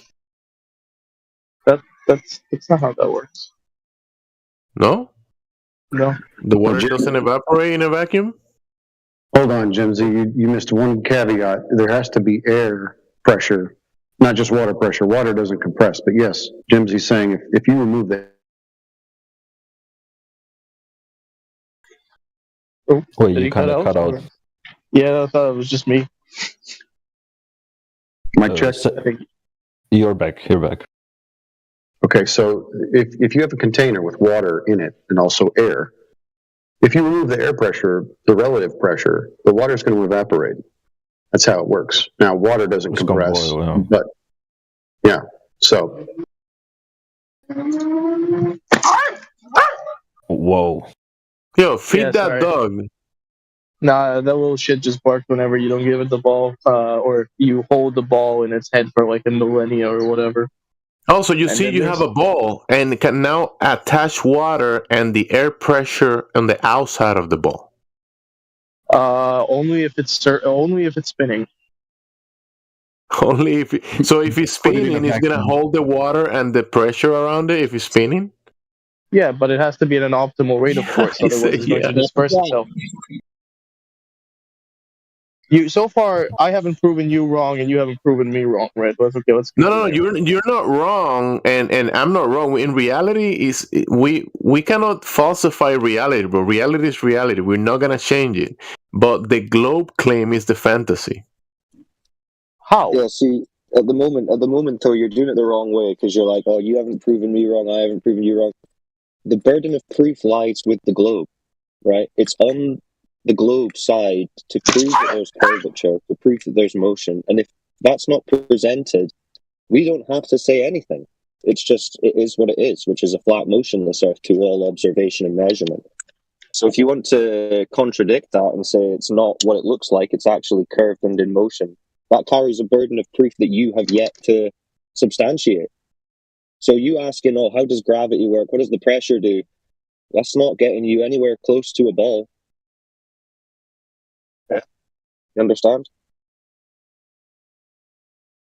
No, but okay. So you don't understand that, for example, a claim of a ball is a claim of curvature of the surface. Claim of a ball is a claim of curvature of surface of the Earth. Yeah. Even though balls have been when did someone invent a ball? No. So do you understand that a ball has curvature of the surface, yeah? Oh, isn't it a geometric object? Yes. Yeah. Right, so you saying that the Earth is a ball means you're saying the Earth has curvature conforming to this ball. So in the very first instance, the first thing you will have to demonstrate and prove is that that's true. Before you start thinking about anything else, like, well, the sun, the moon, the stars, the gravity, they do all this because of this curved surface. You have to evidence the curved surface. So do you know who's ever observed or measured the curved surface that they're claiming? Every space agency that we ever have. Individuals with telescopes, satellites, the ISS, Hubble telescope. Try and think about verifiable. Right, so when they say, "Hey, we're going to space and we can see it," you can't verify that. You can take. You can take the spy plane that can fly right in our orbit, so it can fly right. Oh god, what is that called? According to the atmosphere. Now, according to the globe story, you wouldn't be able to detect curvature even at 120,000 feet, even at the height of the ISS. No, that's what the globe's claiming. All right, so no, you're that's not disagreeing true. with. All right, I can prove it geometrically if you want. So Neil deGrasse Tyson's You lying. can't, and also, I've sat here with a lad before. Bro, you gotta keep it step by step. I know you are like playing with the dog and you're kind of like pumped, but if you keep claim stacking, you won't be able to come to any conclusions about each claim. You don't make it a sandwich. Because you haven't even demonstrated that the ground it's curving, and you're already saying look through a telescope to the sky to see the ground curving. Yeah, we need to keep it focused. So according to the likes of Neil deGrasse Tyson, I'm sure you've heard of him. He says you cannot detect curvature from even 120,000 feet. So he's a science communicator. Apparently, he hangs out with the astronauts. So. His words. I actually don't believe. I actually don't trust any of his stuff. He just likes to hear himself talk. Okay. Well, really... he's the PhD guy who hangs out with the astronauts, so he'll have a better idea about the globe story than you do, whether or not it's true. How about Buzz Aldrin? The globe story. So How about Buzz Aldrin? So we can just move on from that anyway, because let's just say your claim is true. you saw a curve from a plane. Okay, well, in that case, it should be measurable on the surface from point to point. Yeah? Well, yes, but you won't take it then, would you? Okay, Because so you who's would take it done as a that? straight line, right? So who's done the measurement of the curve? No, not a straight line. It would have to be a drop from horizontal. Who's measured that? What is his name? What's his name? Who was the guy? He built. There's a city of Jordan Was there and city of Egypt have built Isaac 2 Newton? obelisks. Oh. No, not Isaac Newton. Isaac Newton has just basically been like, "Oh shit, falls," because He's talking about why? Aristophanes. No, you would gave it it be away. Aristotle? You gave him the Would it answer. actually be Aristotle? No, it wouldn't be Aristotle. Right, who are you saying? Pythagoras. Sorry, was it Pythagoras? Yeah, Pythagoras. He was the one that calculated the curvature of the Earth by building 2 obelisks. How did he measure the curvature? You don't really need much. You could realistically do it even at home with 2 sticks at 2 different locations, of course. If the Earth is round, non-answer. A drop. That's a very good answer, actually. So he's measuring a drop over distance with 2 sticks. He's measuring a drop over distance with what? With what? What'd you say? 2 sticks? Is that what you said? 2 obelisks. 2 obelisks? Correct. How's he measuring a drop over a distance with 2 obelisks? What is a drop over distance? What you're claiming? You're trying to claim. Change rate of slope. What do they say? 8 inches per mile squared, perfect. roughly? How's he measuring that? If you have 2 obelisks in 2 different locations on our Earth, and if the sun is a light source that casts a shadow based on its location, right? Mm-hmm. And if the shadow falls longer and on one side the shadow falls shorter, wouldn't that define that the Earth is round? No, you can do that on a flat surface.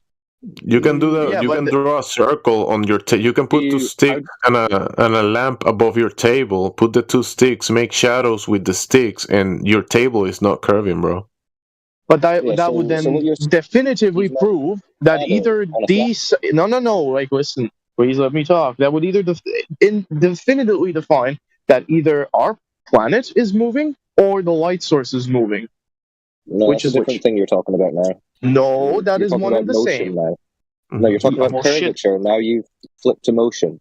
We can deal with because all of this works together in a nice little compact. Yeah, but we're dealing with one at a time. Your first initial claim that you have to demonstrate is curvature, and you haven't done that yet. You said this guy looked at shadows, which just means he's looking at shadows on a surface that he observes to be flat. How's he getting curved from that? Because if it was flat, and if the light source is permanent, the shadows would be the same. No, you can demonstrate this on a table. Yeah, but that's a flat surface. Yeah, and you can get no shadow or one shadow on one object and then a longer shadow on the other that's further away from the light source. Doesn't tell you the table's a ball or curved. But those could be the same angles too. That means that you're moving the light source itself around, right? No. You can keep the light source just in one place. But anyway, so what you're missing is that in that calculation that you're talking about with the shadows, it's an assumption made that the Earth is a ball. It's not measured. What's measured are shadow angles, which angles are on a flat surface, a flat baseline, a flat horizontal. Anyway, but it's an assumption made by Eratosthenes, if you believe the story, that the Earth was a globe. He was not measuring curvature drop over a distance. Do you understand that? So it works on both, so it proves neither, basically, is the end result of that one. So who else? Who actually did measure the drop over a distance? Try again. Who's next? Well, before you move on, Amish, you wanted to say something about that example, Amish? I mean, this is just showing the fundamental assumption that Eratosthenes made. He just affirmed his assumption, which is a logical fallacy. He took the flat surface from the Earth and supposed that it's in the sky and from the source of the sun, which is effectively flat. He still has a flat surface and still needs a flat surface somewhere. He just moved it from a place where we can prove it's flat to a place we can't. But wait, if that's how you look at the world, can you not then prove your physics to be correct? This is We physics. don't need to. You've got the burden of proof for this curvature. Your physics. Be demonstrating. There's no such My thing as physics your is not physics. different. It obviously is. It's physics, bro. No. Physics is not ever wrong. Only we are wrong. What are you talking So if about, that's bro? We're true- not talking about physics. You're talking about. Oh, we're not shadows talking and the about sky physics. moving Yeah, above. but that's physics. How does a shadow Yeah, you form? want to talk What physics? story? Okay, here we go. Astrophysics. Can you prove Okay, anything go. in astrophysics right now? You have Is to that be real way more physics? specific than buddy. Astrophysics, yes, absolutely. Yeah, no, it's theoretical physics. It's not applied physics. It is applied physics, brother. It's not applied physics. Astrophysics is not applied. There's not a single scientifically testable hypothesis that you can give me right now from the entire field. Guaranteed. Okay, escape velocity. astrophysics. Let's start with the bare necessities of how we got to astrophysics. You believe in escape velocity? Believe? No, can you show me space? Can you show me that space exists? With Yes, you have physics? so many. Dude, yes. How? How can you Here demonstrate comes the gas spiral. pressure without a container? You don't need a pressurized container to keep gas. Then what is air you breathe? Prove it. You Show don't. us air But you don't pressure need a without pressure. container. Sorry, dog. It's okay. Your dog We like is dogs. telling you. Okay. Your dog is mad at you for making such a ridiculous statement.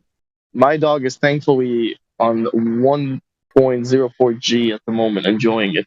So what I'm trying to prove here to you, right, is outer space. Go. Yeah, outer You space. just How said does it you have exist? Air pressure. Air pressure. No, you don't need without a container. Let's see it. You don't need air. You don't need higher air pressure or anything like that. You just Yeah, need you do. basically that. We have. No, you don't.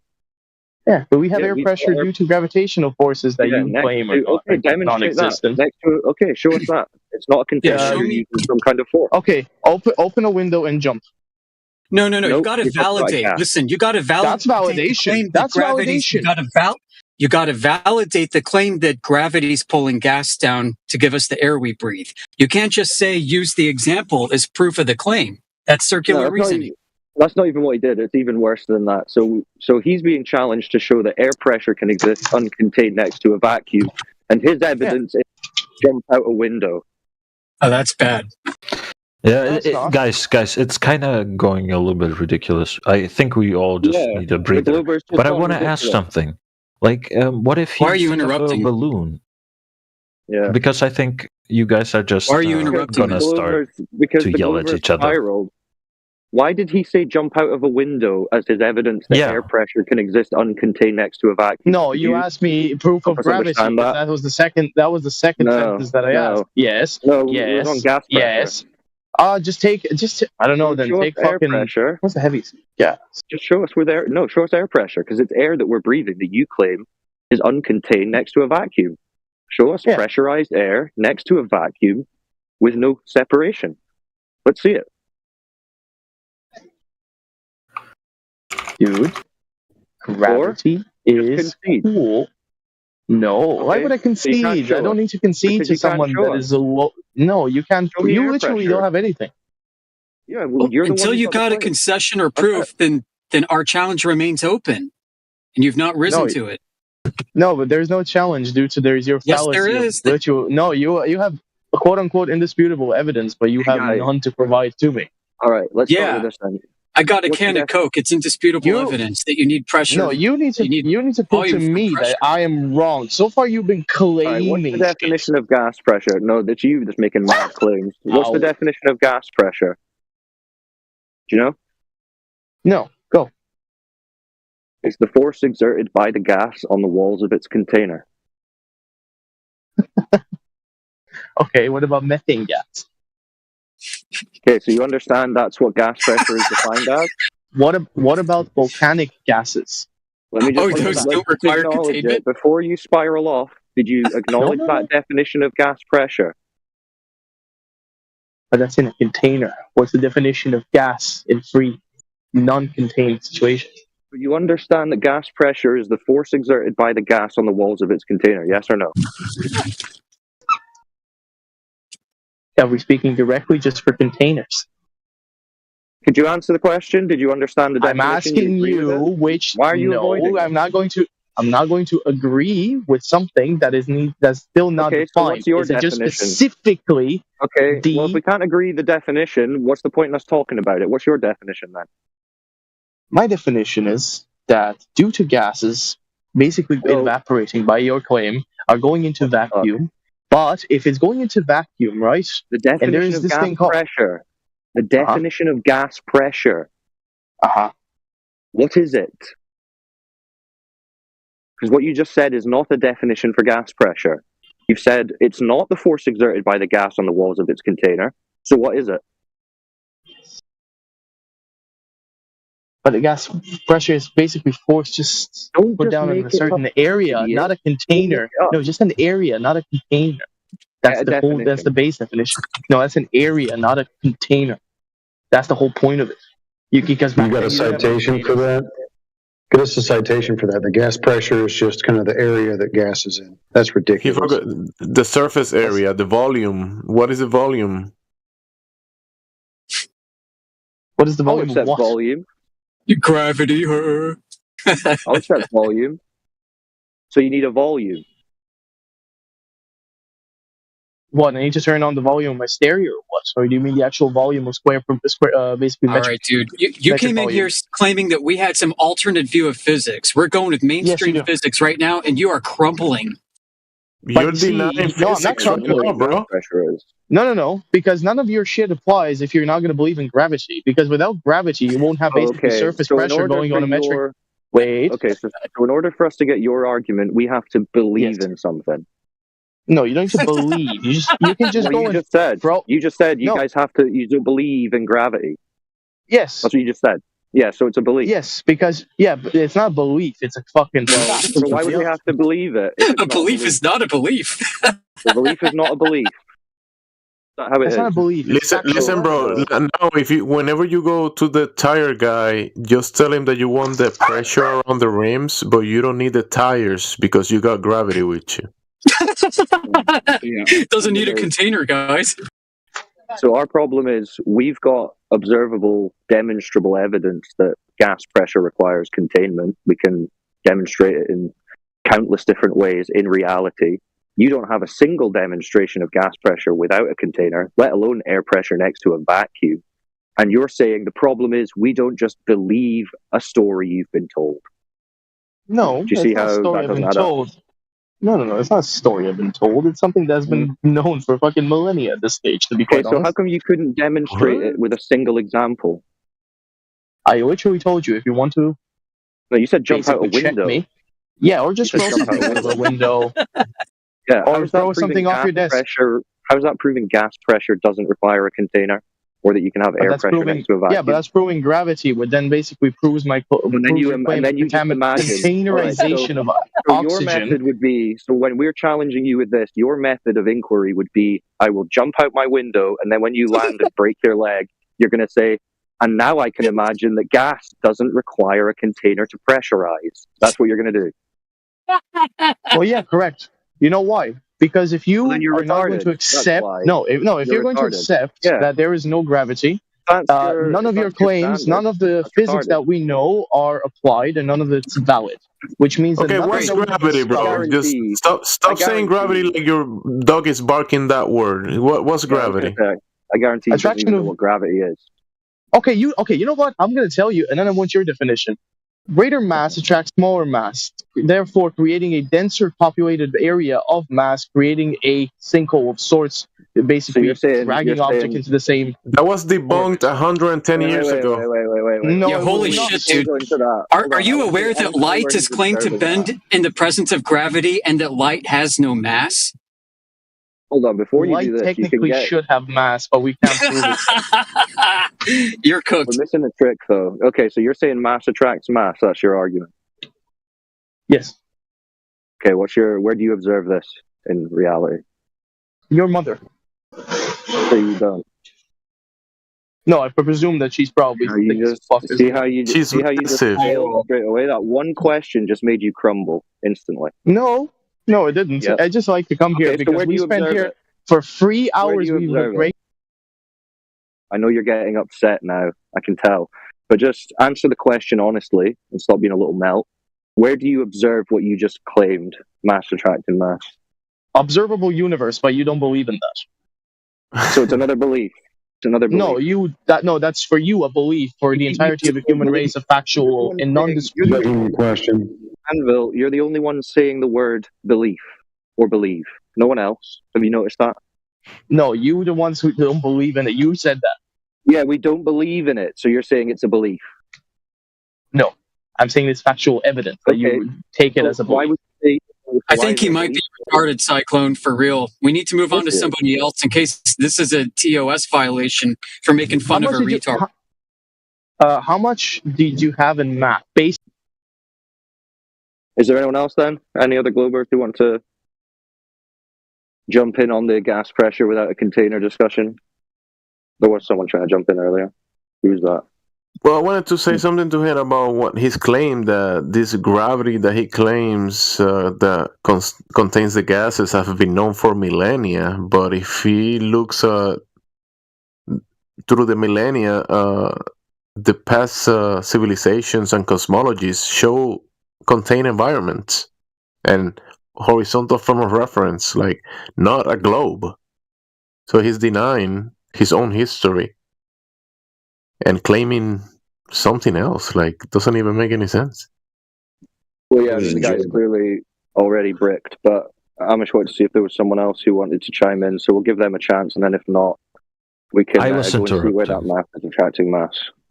I was interrupting and modding, but I was the one talking before Anvil's done. Just keep it on. Yeah, I was interrupted before. Actually, real quick, this guy that's speaking now, we were talking to him, and the barking dog caught into the conversation. Actually. Okay. So have you got? That's first, but I want to say something towards him and what I chatted in the side chat.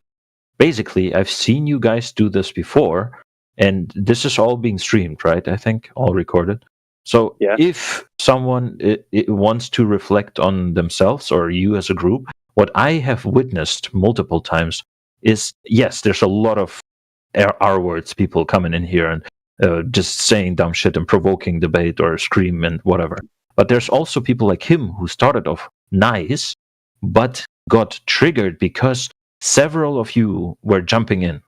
And that's the problem. That's why I moderated, because I see all of you moderators. You're confused again. You don't need to moderate. And he's not triggered because multiple people were speaking to him. He's triggered because we're asking him questions that destroy his paradigm and that he can't answer. That's why he's getting triggered. He's not engaging honestly. He's not honest. Because he believes in his belief too much. I know that. Right? You didn't open the floor to pass comment on the guy. It's if you've got anything to contribute towards the conversation, the subject of the conversation. I mean, do you want to give him some advice on how to perform better in debate or something? Okay, well then move on to. I want to measure. Yeah, I want to measure, or we can measure that how much air is down at Earth and how much is if you go further up. If you go like on a hill or on a mountain, I mean, or with a balloon. How would you measure explain the that? air pressure? You mean? Oh. I pressure guess, change doesn't conform to the inverse square law of gravity, does it?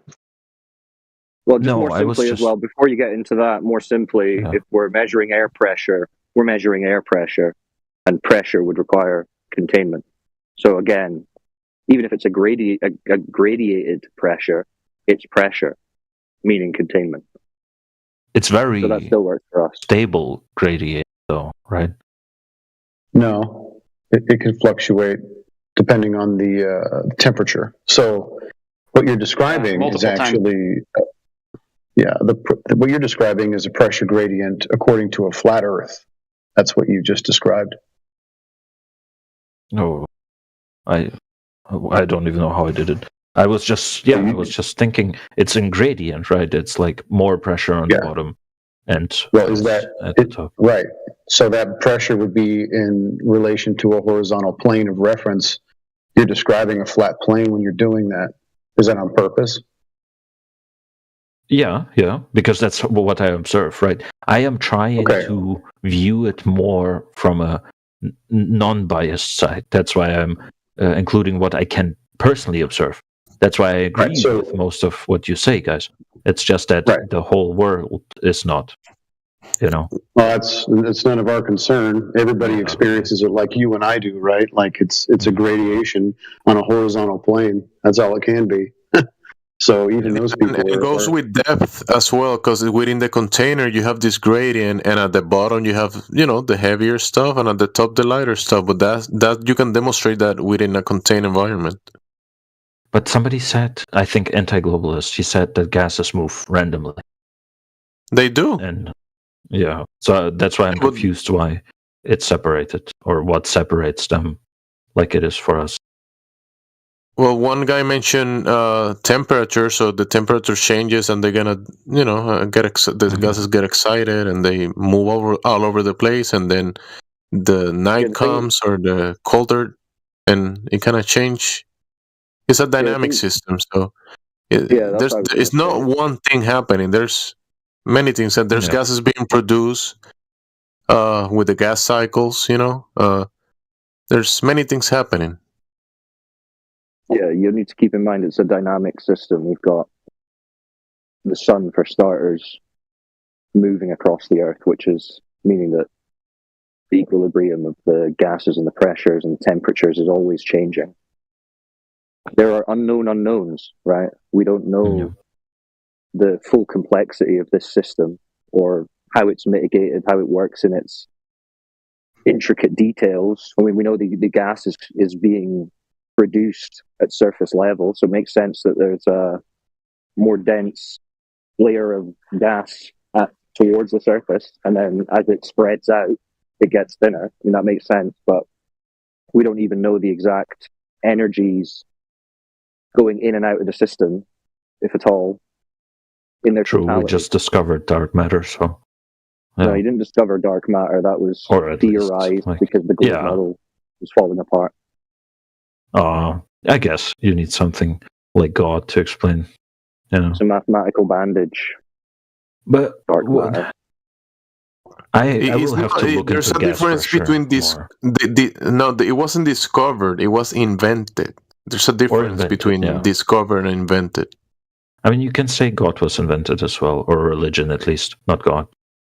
Well, the thing about God or a creator or a designer or an architect is that if you were in a construct or a design environment, or there's a code, you need an antecedent for those things. You need a creator for creation, or a designer for the design. Mm-hmm. So it's not like, I mean, it's as an antecedent relationship, like the gas pressure is the force that the gases exert on the walls of its container. The container is an antecedent for the gas pressure because the gases are pressing against the walls of the container. So you need the container as an antecedent. So the antecedent to the container, you could argue, is a designer or a creator or someone that constructed it. Yeah. So if you have a Swiss watch, you can put all the pieces together in a box, and you can check that box, but you need someone to put each piece together specifically for the clock to tick and give you the correct time. And that's the same thing with many examples in reality. So that's why people can deduct that there is an antecedent to the design, and people say a designer or a creator. Mm-hmm. But then there's inventions, like you can turn on the TV and you watch anime and cartoons. That was invented, not discovered. Like the vacuum of space, outer space. Oh, we're talking about outer space. Outer space wasn't discovered; it was invented a long time ago. Someone invented it. Just put it on paper in a book. He didn't went to outer space and discovered it. He put it in writing. The Big Bada Boom, the Big Bang. The guy that invented the Big Bang, he didn't discover the Big Bang. He invented it in paper. He wrote it down. the globe, the guy didn't measure the globe, but he put it on paper. He invented it and put it in words. He didn't discover the globe. He didn't measure it. And what about the exoplanets of the black holes? Were those discovered? No, invented. I mean, they claim to discover them with like radio telescopes or whatever. Well, within the paradigm that these things are trillions of miles away and miles across and this and that, but it seems crazy, did they actually pull out the measuring tape and discover those things to be true, or they just invented that stuff? Yeah, and again, it's not like they're just like panning the skies and coming across a black hole. These things are mathematically assumed way before they actually claim they're discovering them. And then they'll pull some pixels together and say, this is actually a black hole, which we've turned into a cartoon image. But it's really there. And then they kind of let the Globers assume, oh, they found the black holes and it wasn't already pre-assumed in the math. No, they're using things like this as little mathematical fixes for when the observable universe, as you want to call it, the stars and the planets aren't doing what they suspect they should be doing, causing their theories on gravity and everything else to be re-examined, and they come up with something like dark energy, dark matter, black holes, to try and fix why those observations aren't doing what they think they should be doing. And then years later they say, well, what do you know it, guys? We just discovered that very thing we hypothesized purely in theoretical math. What are the chances? And everyone's like, wow, they're just like scanning the skies and coming across black holes. No. No, of course not.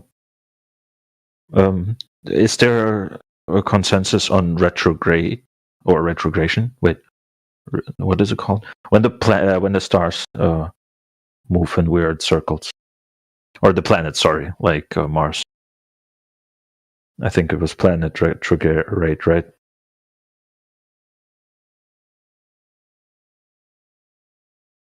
Yeah, they've got certain retrograde motions, and I remember I heard Indio talking about something about that recently. I can't remember what he was saying, but sorry, I don't really get much into who was talking about? Who did you say was talking about? Indio, another flat earther who comes here. Oh yeah, just as a general PSA, we have a server, a home server, where we've collated a lot of information, terabytes of videos, citations, articles, and if you're interested and you want to do some research in your own time, there's channels there just full of references for you to look at and the arguments explained and all this kind of stuff. So if you want that, let us know, put it in the chat, speak up in voice, and someone will send you maybe. I think I remembered who I talked to the last time I was on here. I talked to Crit Santa, I think his name was. That was Festive Crit. Yeah, he's in the chat. He's at the top. Oh, okay. A legend of the game. Don't get on his bad side, though. Ask him for his news update, and he'll send you the most relevant news. Alright. I'm gonna research the gas thingy on my own, maybe later if I have time. And so if you can find a demonstration of air pressure next to a vacuum that doesn't require physical separation, that'd be good. Yeah, it probably can't. Like, you probably cannot do that here. You definitely cannot. So go to the other server. Do you join the other server? No. Maybe I'll join later. I think the other server, if you're gonna research stuff, you can type gas pressure, you can type gravity in the search. Bro, you could type in that server. You're gonna find so much information about all of these topics, scientific method, Newtonian, Einstein. You can search all of the different things you want to look around in that server. There's so much information. Laser tests, long distance observations. Yeah, I sent the link to your DMs. Yeah, I'm already joined. Sweet. I want to say that's just a thought I had right now. What the hell?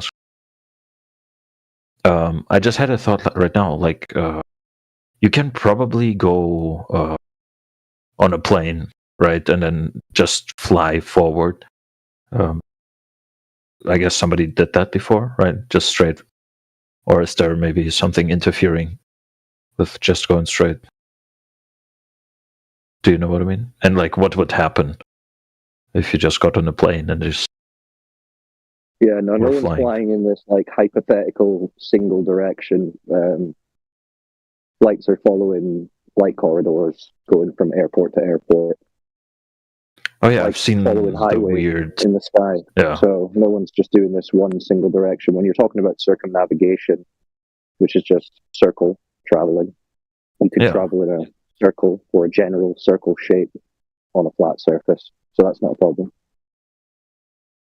Because I remembered, so when I was reading up on like time dilation and don't waste your time with that.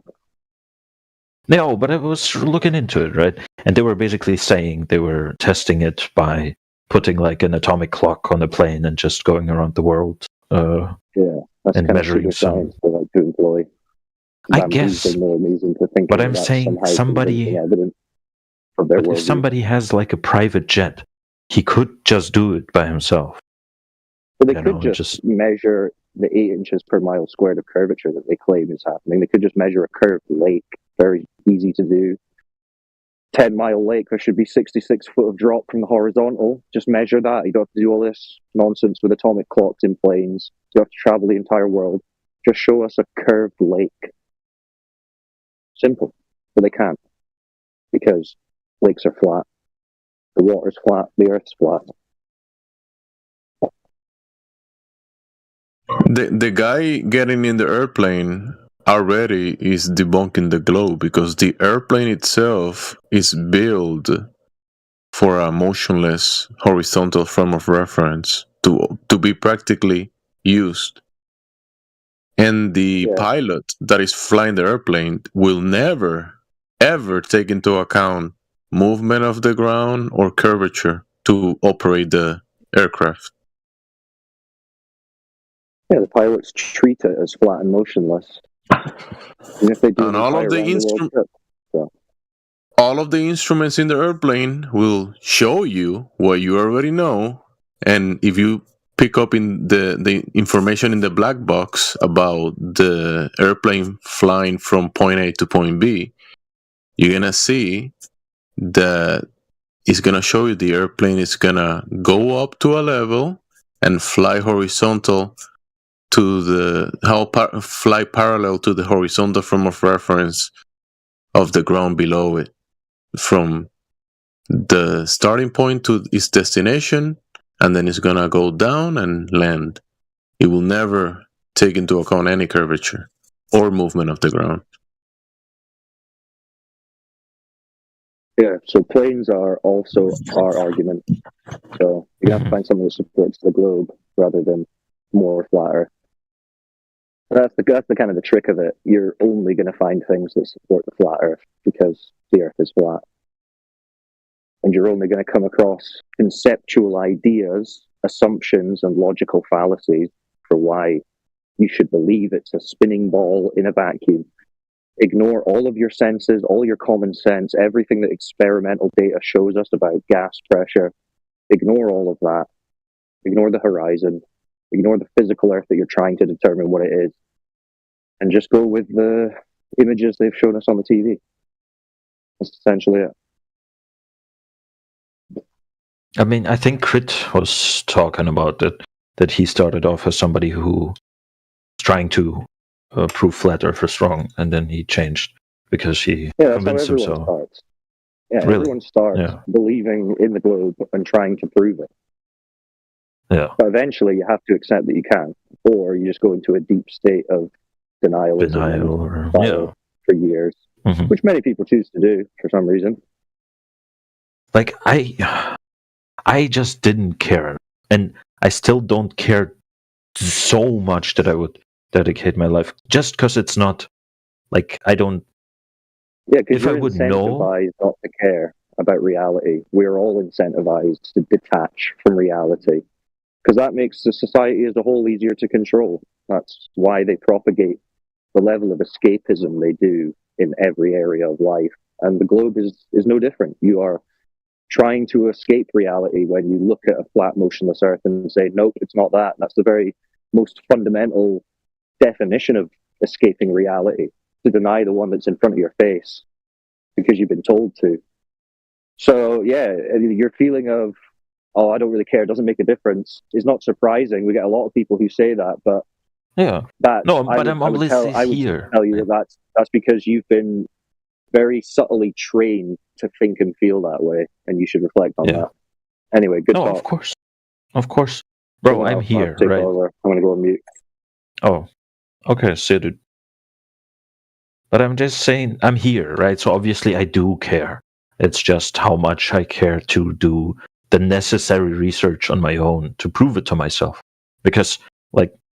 It was never the case that somebody told me something and I just straight up believed that. That's just not. Yeah. And we shouldn't. Sorry, just one more thing. Exactly. We're not trying to compel you to think or do anything. You can do whatever you like. All we're here to do is provide direction and information for those who are curious. So at that point, this is all on you. You decide you want to investigate, do so. If you don't, it's up to you.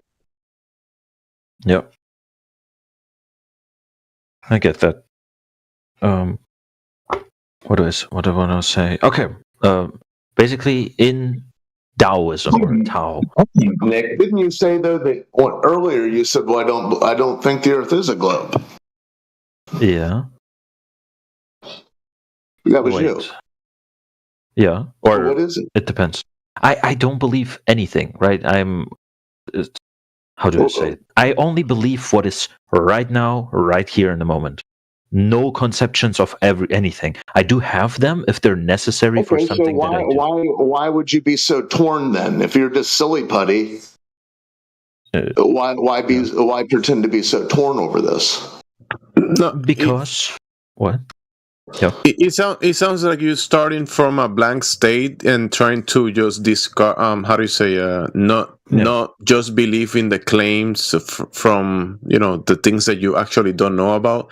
So you're starting to, in this topic, you want to take into account what you can observe, demonstrate, or verify it, and you're in here asking questions to try to have a frame of reference from where people are coming from in this topic, and you're asking questions about the information that has been provided, which is okay. I mean, you don't have to go out there and do the laser test yourself or do the airplane stuff, but you can look at the information that is already being provided, because this stuff is a lot of this stuff you can verify. There is a lot of practical things that you can just read about, and like navigation is one of the most powerful things.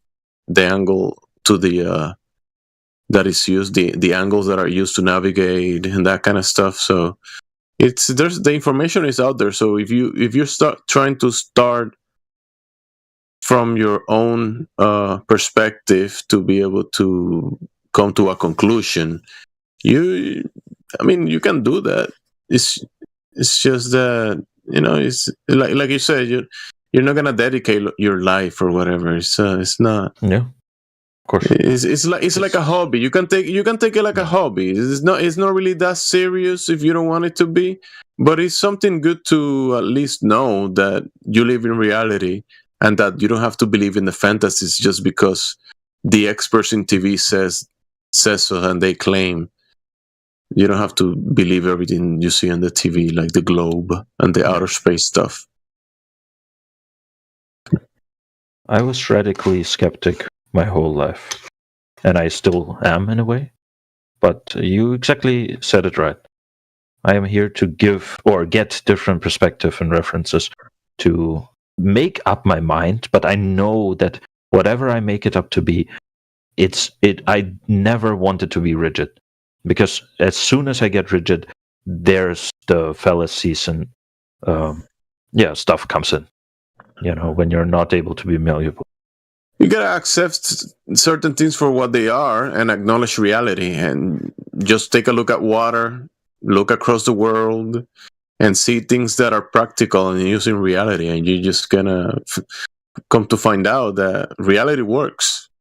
but the fantasy claims don't work. It's pretty simple to separate reality from fantasy, actually. But like for a person, for a normal person, right?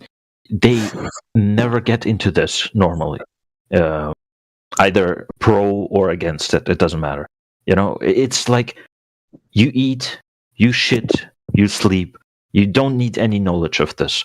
Either, like, it doesn't matter if you're biased or not. Obviously, if you're doing some sort of claims that are, like somebody was talking about it, you know, like NASA, how much they spend to space exploration, but he was believing that it's probably some weapon development, right? So that's, it kind of makes sense if it's like being veiled by saying that, you know, then there can be problems. But for a normal dude, I don't, you know, this knowledge doesn't change your life. At least for me, it wouldn't, I think. Because I haven't, or didn't want to go to space. Listen, if you took all the people that exist, the vast majority of them wouldn't even know if a Yankees game occurred, if a baseball season occurred. They're still going to play the games. The schedule's still going to be there for the love of the baseball.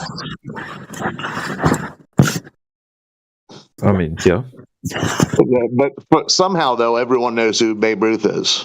So riddle me that. I really don't, but I never watched baseball. Or you don't know who Babe Ruth is? You never heard of him? Nope. The only thing I watched a little bit is NBA, but I'm not the sports guy. Well, I'm an NBA fan. The vast majority of people could not care less that the 82 game schedule is occurring. The commissioner wants to make the games 40 minutes. What is he lost his mind? You chuckle because you know what I'm talking about. The vast majority of people have zero idea what we're talking about, but everyone knows who Michael Jordan is. I don't know. I play basketball I don't know what myself, the point of that is, but what are you saying? I mean, the game's going to go on. I mean, I am just saying. The theater. Yeah, it matters to no one yet. Tomorrow, there's going to be a new space rocket TV show unveiled to the people. Look where we are now, an exoplanet of Sector 1258, 400 light years away. Turns out there's stalactites and stalagmites there. Who knew? Yeah, if it matters to no one, why do they keep unveiling this magical land as if there's some Dungeons and Dragons storyteller? Why so prevalent if it doesn't matter? It's probably so alluring, right? People grow up believing in that, something so unreachable, but in a sense, they pretend like it's reachable, like outer space, right? If you just be healthy enough, if you just, get good grades. All I'm saying is I do think that people, I get what you're saying. Most people aren't going to have this conversation or even know the conversation's happening. Yeah. But those same people, those same people are being fed this narrative, whether they know it or not, the outer space narrative. Yeah, you for you, because you're pretty reasonable, and you say, it doesn't affect you. Maybe you have a strong foundation. That's why the globe doesn't matter to you much, and you can just throw it to the trash for what it is. But it doesn't matter because you do have a strong foundation in reality, and that's good. Mm-hmm. That's the way it should be. But it's unfortunately not. But remember, if it didn't matter for the masses, the propaganda machine pushes the globe everywhere. You see the globe here, the globe in cereal boxes. You see it in the TV, in movie dramas.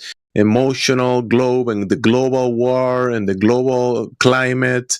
So if you go to a normie and try to take their globe away, the globe that they saw on the TV in Star Wars, and if you try to take that away from them, they do care about it. Of course, many people do care. Everything breaks for them, probably, right?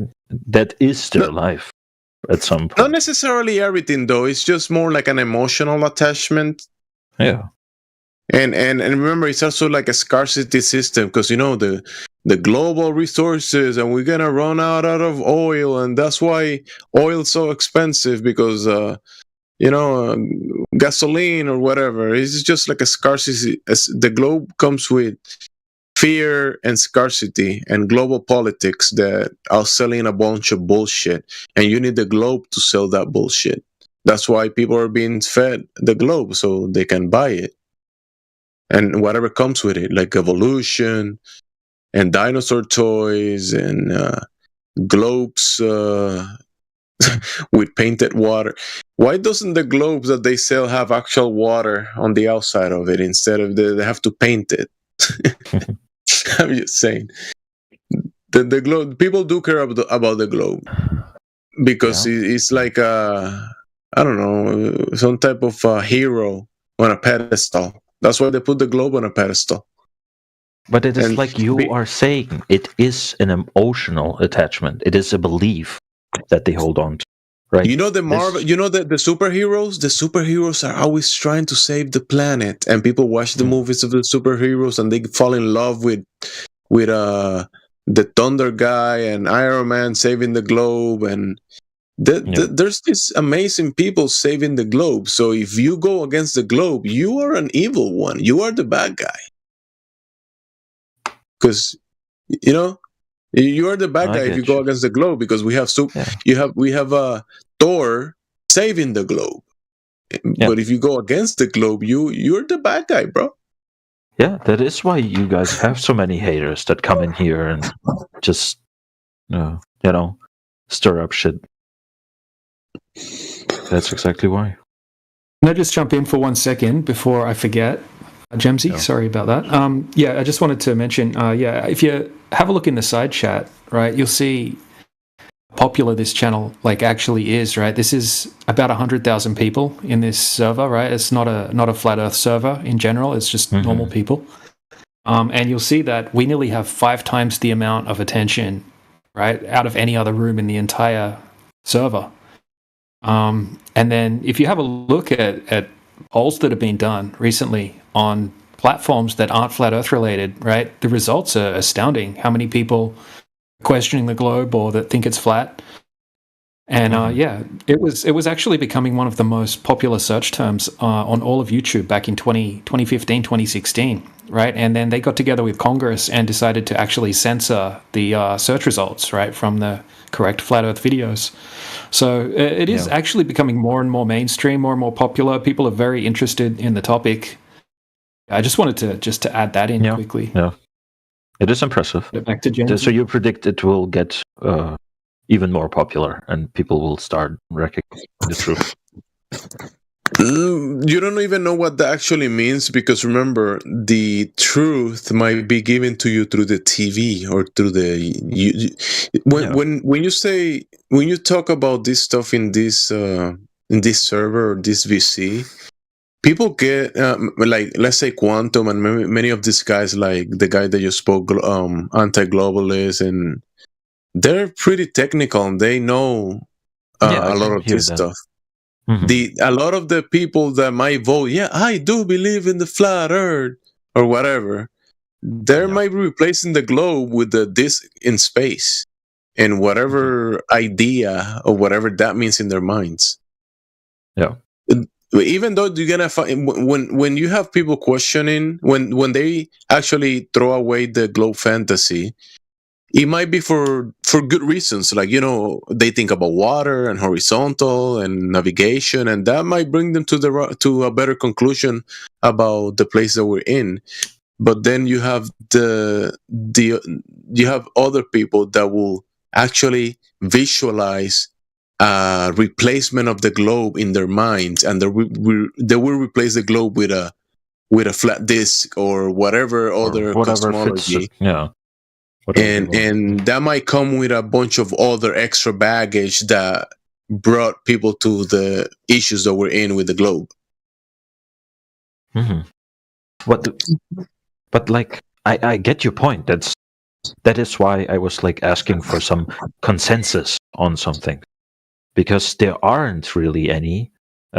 We would either need to, I don't know, like do some very important big experiments as a whole world, right?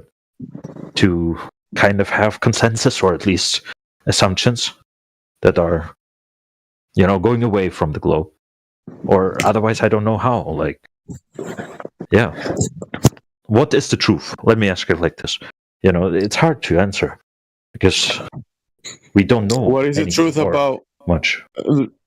Because the truth is, there's many truth. What's the truth about where you came from? You came from your parents. What is the truth about whatever? What's the triangle? What is the truth about? I don't know. It's a tough one to say. What is the truth about the whole of existence? Because you might need revelation from God, the Creator, and that. I understand. Yeah. And that's a tough one, but at the least the truth is that your senses work, right? That you can operate in this reality, and water is real. The ground below your feet is real, and there's a lot of truth that are for you to find across this reality. But the globe, you can discard that as truth if you come to your senses, because the globe is complete nonsense. That's one of the truth of the globe, that if you upset the globe, you throw away your actual your senses. You say, okay, you cannot trust my senses, therefore globe, because the globe is complete nonsense. But anyways, and I'm rambling. Go ahead. I agree with the whole kind of skepticism towards those things, like globe theory. Yeah. I would encourage you sometime to actually have a look at the long distance observations and the laser test videos. They're very, very well done, right? They're in high definition, and they show the entire process start to finish. They prove their locations, they prove the distances and whatnot, right? And we can see distances 1,000, 2,000 plus % further than what you would possibly be able to see on a globe. Yeah, I definitely have to look into that. That sounds very interesting. What's with the thing that's like a boat over a horizon? It disappears with the wrong end first. I don't even know which end would be the wrong end, actually. But yeah, look, what happens most of the time, right? I grew up on the east coast of Australia. We have a lot of cruise ships around Gold Coast, which is the area I grew up. It's like a place where all the cruisers leave. I was always surfing and fishing at the beach and watching the ships go out, right? I never saw that happen once. What happens there, right, in those weather conditions is the boat goes out, it gets smaller and smaller and smaller, and then it kind of fades into the atmosphere, right? And it just becomes too hard to resolve, right? So when people say boats, when they go out, they disappear bottom up. It can happen sometimes.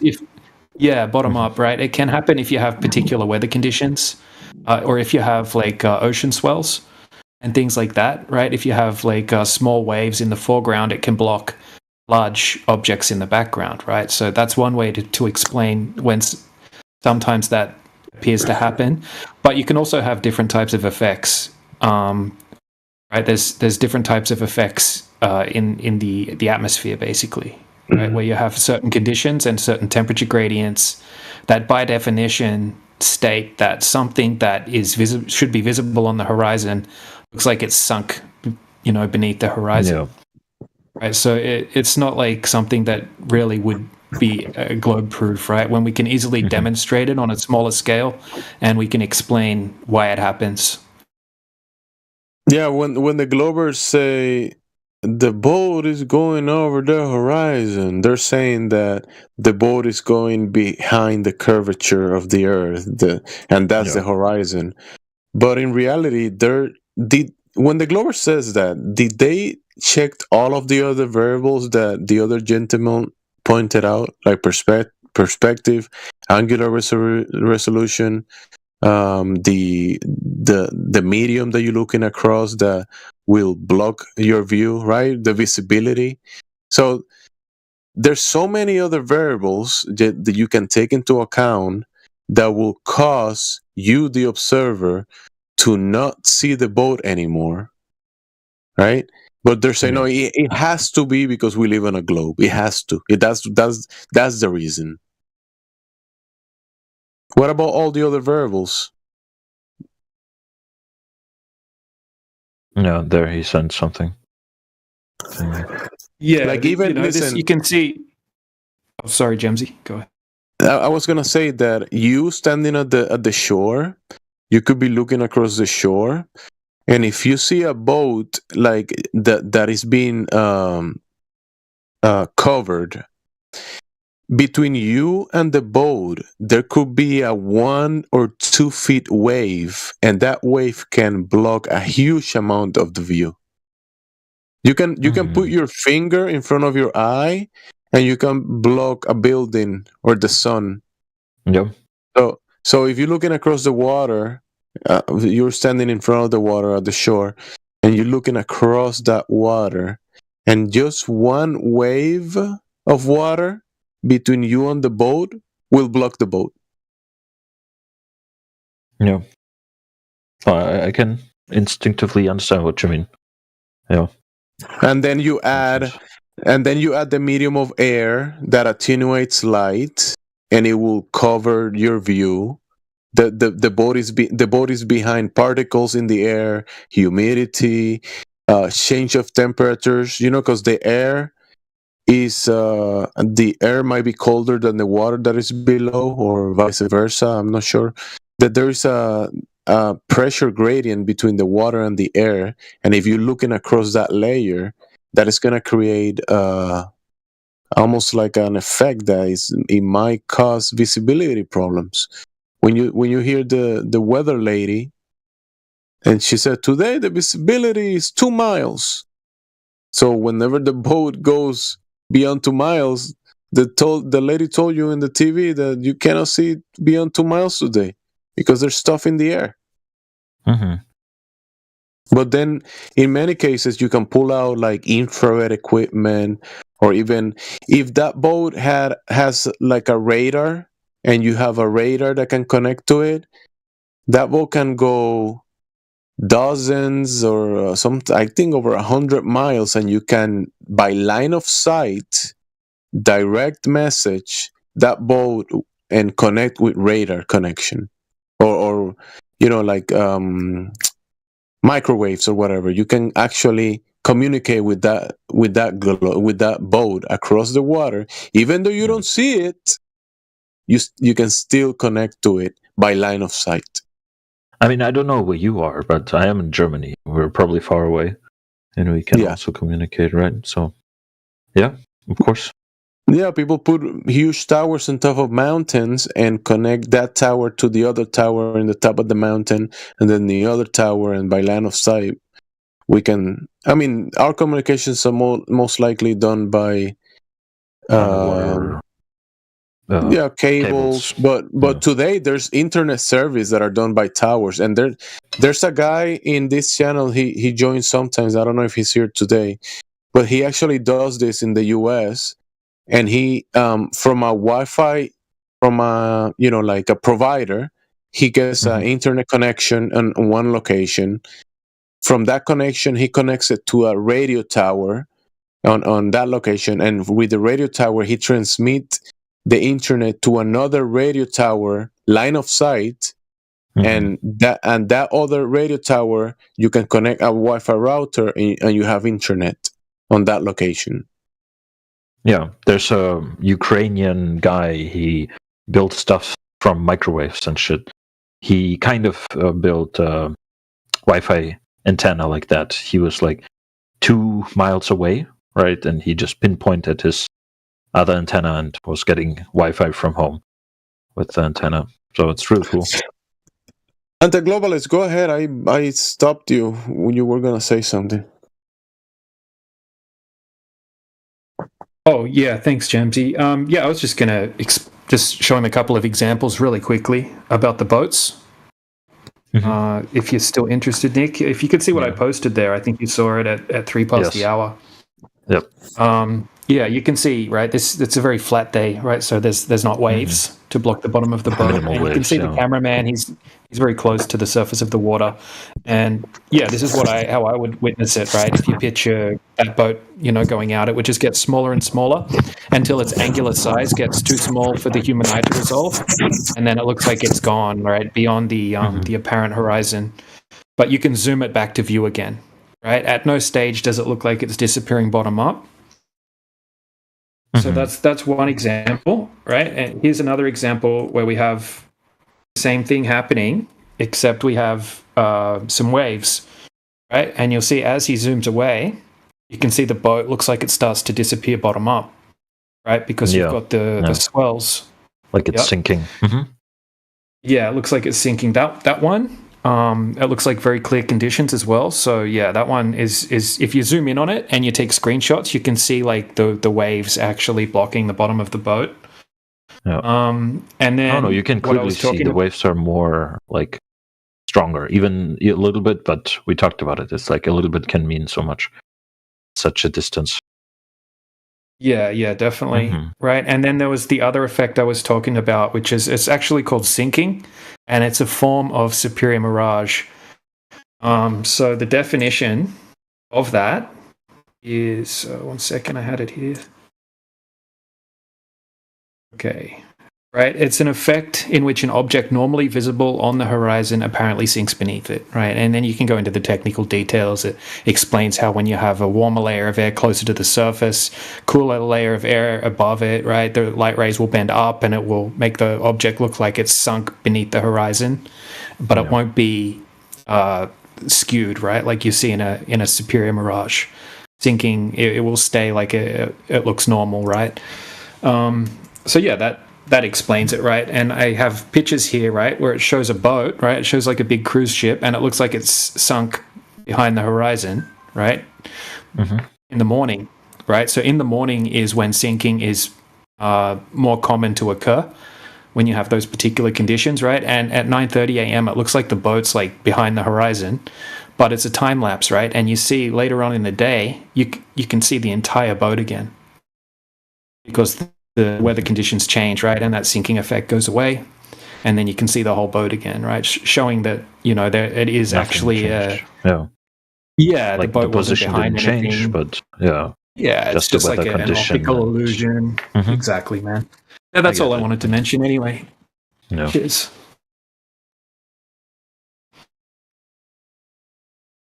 Yeah, I get that. I'm interested into how would we, like, assuming the Earth is flat, right? How would we go about researching what the Earth is? Because you guys were saying about the drilling like 11 kilometers or 7 miles or whatever it was. It's like, yeah, could we research it? Or is that maybe just too far in the future thinking? Or should we not even be concerned about that or like involved? Yeah, I think continuously doing what we can is important. Getting more people involved, right? Because, the right person might become interested in this topic that has a lot of funding and be able to do some higher or just a crazy idea that it's like obvious exactly. or Everything comes from ideas, and someone might come up with a great idea that really can't be explained at all, or even have an excuse by the globe side. So yeah, I mean, I guess we can only do what we can do. We can only get so high, and we can only travel so far. So it's that's the state that we're at the moment. But I mean, this argument and the research is constantly evolving. Right, if you look back at like the 2015 arguments, right, they're a lot weaker.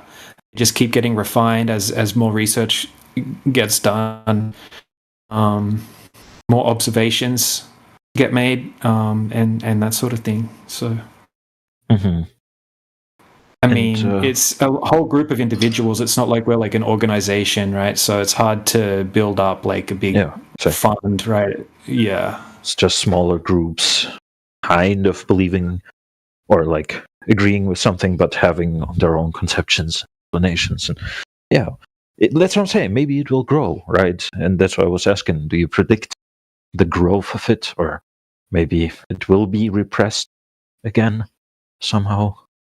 Could be. But I was watching the final experiment as well, and I was thinking, it's like, I guess the flat earthers, if they want, will have to come up with because if there's not even a consensus, they don't even have to come up with one, but basically an explanation for why they could observe the 24-hour sun. Right? Are they already thinking about that, or do they discredit the experiment? What is the consensus on that? Well, I mean, we weren't claiming that they're. I mean, you did get some flat earthers that were claiming like an AE map style model, and that you couldn't have a 24-hour sun in Antarctica. But those are bad arguments. We've been trying to stop people making bad arguments like that for years, right? And there's no way for us to do it.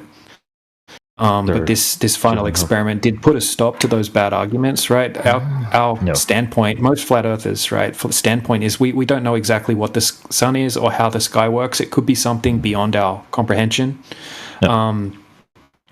So a 24-hour sun in Antarctica, yes, it's interesting, but it's looking at the sky doesn't prove the shape of the ground, right? We've got really, really good evidence against the curvature of the Earth, right? The actual thing in question.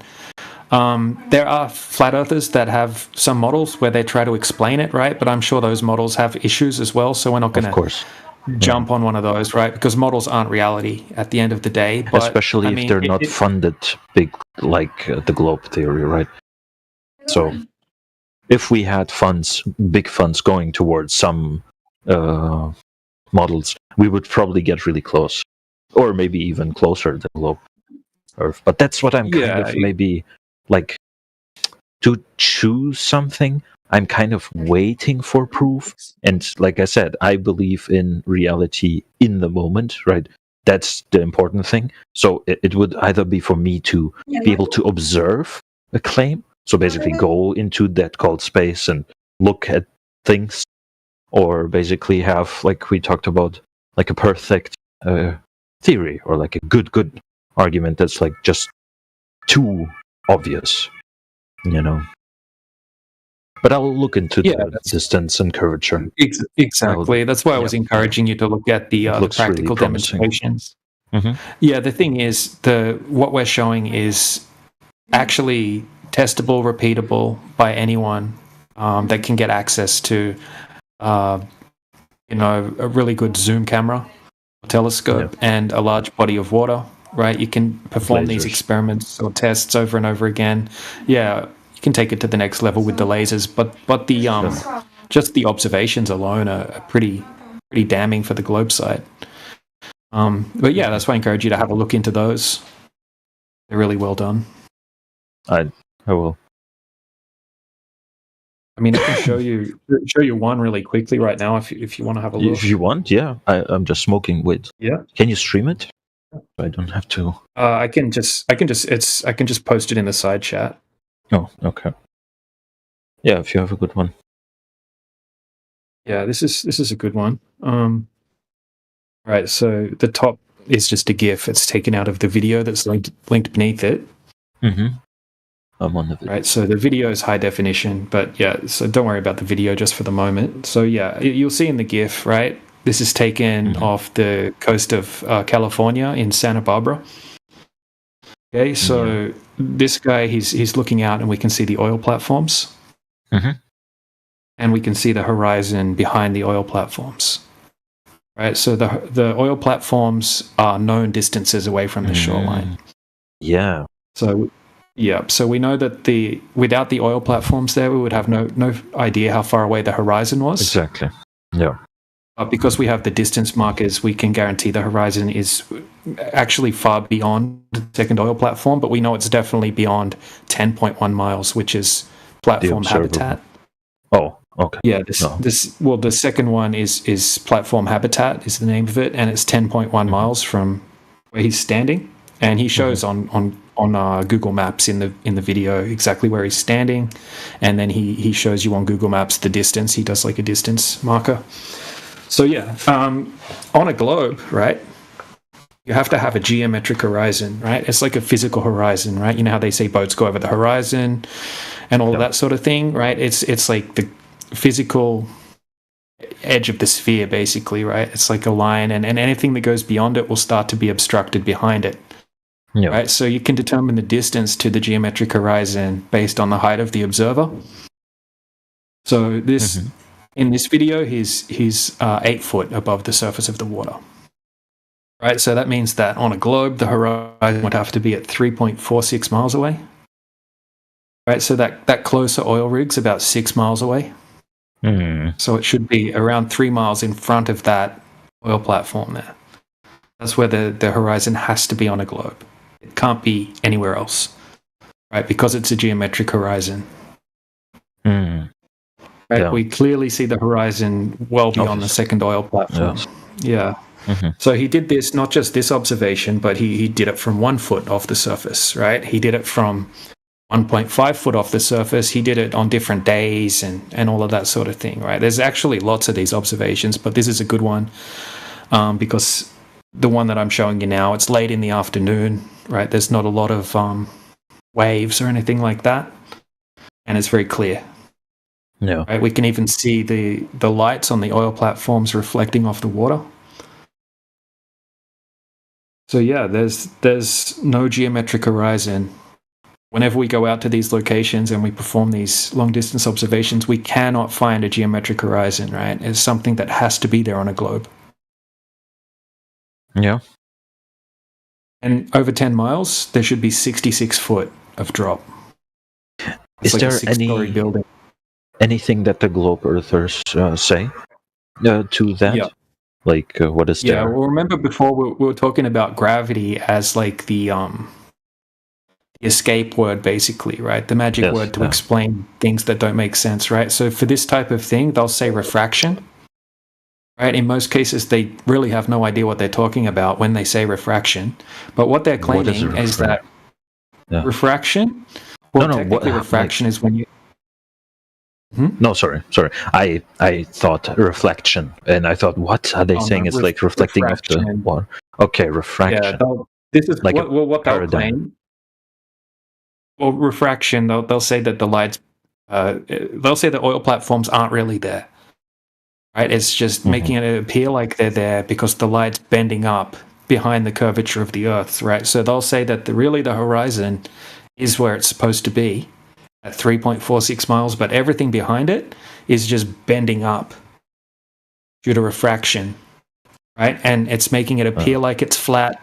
It's hiding the geometric horizon. That's what they'll say, right? They'll say that for every single one of these observations, right? Some of these observations are done over lakes, right? In Canada, where it's freezing cold. You can see snow caps on the mountains, but they'll still say the same excuse. They'll just say, oh, it's just refraction, right? And then when you start questioning them on it, they really don't know how to define refraction. They can't present any smaller scale demonstrations, right? Refraction cannot allow you to see a horizon extend, 10 times further, 20 times further than what it should. And wouldn't you then see two horizons if there's refraction, or like infinite horizons, I guess? Well, they're would saying that really the geometric horizon is there, right? They're saying really there's two horizons, right? Because you've got the geometric horizon because that can't move, right? And then we can clearly see the horizon behind the oil platforms. So they'll try to say that there's two horizons, but there's no definition for a horizon that's completely undetectable and invisible, right? So if you look at what the definition of horizon is, it's the apparent location where the sky and the ground meet, right? Apparent being the key word, right? So when flat earthers talk about what a horizon is, it fits the definition because depending on the weather conditions, the visibility, the height of the observer, the horizon's going to appear in an apparent location, right? If you look at a time lapse, you'll see the horizon jumping around, right? It's going to look closer one day, or even a few hours later, it'll look a bit further away. No. It just depends. It's an apparent location, right? And a horizon isn't the leading edge of the sphere, right? So on a globe, you would have to have it at a set distance. I have to look into refraction. I don't even know. Thank you for explaining, but I don't think I can explain some basics about refraction quickly, right? So refraction actually, if you look up refraction, right, normal refraction is where you have two transparent mediums or media. So you would have, like, if you look up refraction, those triangle-shaped ones where from light there's like separation into rainbow and stuff. Exactly. Right? Or, exactly. Or if you just put a pencil in a glass of water, right, and the pencil will look like it refracts because you've got two different mediums, right? So that's called Snell's law, right? And it calculates the angle change, right, from the boundary where one medium hits the next medium, right? So that's the definition of refraction. Will tell you that it requires two mediums, right? So instantly saying the word refraction is technically incorrect because this is just one medium that we're looking through. But you can have different types of effects in one medium, right? So you can have different types of gradients due to temperature, right? And you can have vertical gradients, right? That's the main thing that causes these types of mirages and effects. Like we have, you obviously know what mirages are, right? Yeah. So we can have like sinking, which is where you have. We were talking about sinking before, right? When you see the boat, in the morning, it's over the horizon. Yeah, it's where you have warmer air and then cooler air above it, right? And the cooler air has a higher refractive index than the warmer air because the cooler air condenses the gas particles closer together, and you have a higher refractive index. So that creates the sinking effect, and then you can have a inverted gradient, right? And that will have the opposite effect. Things will look higher than what they normally would. That's called looming. Right, and then you've got a whole list of different effects that can be taking place. Right? So for them to just say refraction, right? When refraction can do all of, well, not refraction, right? Because I explained what refraction was, but different types of mirages, different types of effects can happen that are going to have really different effects depending on the temperature gradients, right? So they have no idea what the temperature gradients were doing in any of these observations, but they'll just throw out the word refraction as like a band-aid to try to explain it. They have no idea what's going on. And if you look into it, there's no type of refraction that can make a geometric horizon, right, a physical horizon 10 times further away or 20 times further away than what it should be. I have like a thought experiment for that I just thought of. So I think if you look at the footage you sent, if you do this footage, but then there's like a boat driving forwards towards the oil rig, we would at one point be able to, in flat Earth, not observe anything. It would just go to the oil rig and pass it. Or, and like what the globe people say, it's basically at some point you will see distortion way before the oil rig, right? Wouldn't that be something? The person would just disappear or be wavy and kind of broken or whatever. So I think that would be kind of the globe easy. side would probably, because the globe side would say that it's just refraction, right? Anything that doesn't fit the globe narrative, they'll just say refraction without really knowing what they're talking about. We even have a math professor, Matthew, who comes in here, and he literally admitted that. He said, any of these observations, I'm just going to say refraction. And he actually went to this location with his telescope, and he took the same observation. And funny enough that you mentioned that with the boat, when he actually zoomed out with his telescope, or zoomed in, sorry, with his telescope at this same location, there's actually a boat that you can see between the oil platforms. Yeah, I've got the image here. He sent the images. Oh, he did image. And nice. Yeah. So exactly what you said. You can actually see a boat, a little tiny boat between the oil platforms, right? That boat should be behind about 50 foot of obstruction if the Earth's a globe. But yeah, I mean, when we can see... go ahead. Sorry. No, then, then it's either visible normally, like probably it is on those photos, then it's proves that it's flat, or it's kind of distorted or something, then it would prove there is some refraction happening because of the first horizon line. Or not horizon line. Oh, is it horizon? There's always effects taking place because you've always got air, right? And you've always got temperature gradients. So you're always going to have these different effects, like sinking or looming or inferior mirages or superior mirages and things like that, right? So, and you can have combinations of these effects, but none of these effects fit what the globe earthers are trying to say. When they say the word refraction, right, there is no type of effect that you can see a horizon all of a sudden 20 times further away or 10 times further away than what it should be. Right? That's not what any of these effects are defined as doing or being able to do. Mm-hmm. See, we can replicate sinking and looming and all of these things on a small scale, but you can't set up a small scale and all of a sudden set up a geometric horizon and then add some temperature and air, right? And then all of a sudden that horizon's 10 times further than what it should be. It doesn't happen. Yeah, I've got an interesting one to show you here, right? This is, 1 second. I guess if it would be like that, we could somehow use that thing to be able to look further, like to actually use it to look further than we can. But we can't. Yep. There's no... Mm-hmm. Contraption or even if we grant them, right? Even if we grant them what they call standard refraction, right? They're actually what they're doing is they're begging the question, right? So when they're saying refraction, they're coming up with formulas, right? And they're adding the radius value into the formula. So they'll say standard refraction, right? The most common type of refraction, they call it standard refraction. They call it 7/6R. So they're adding the R, right, which is the radius value into their calculation, right? So basically from a 1 foot observer height, the geometric horizon would have to be at 1.2 miles. If you add standard refraction into into it, right, to account for refraction, it only extends the horizon from 1.2 miles to 1.5 or 1.6 miles. Yeah. Not right? a lot. But we're seeing not from 10 times. No.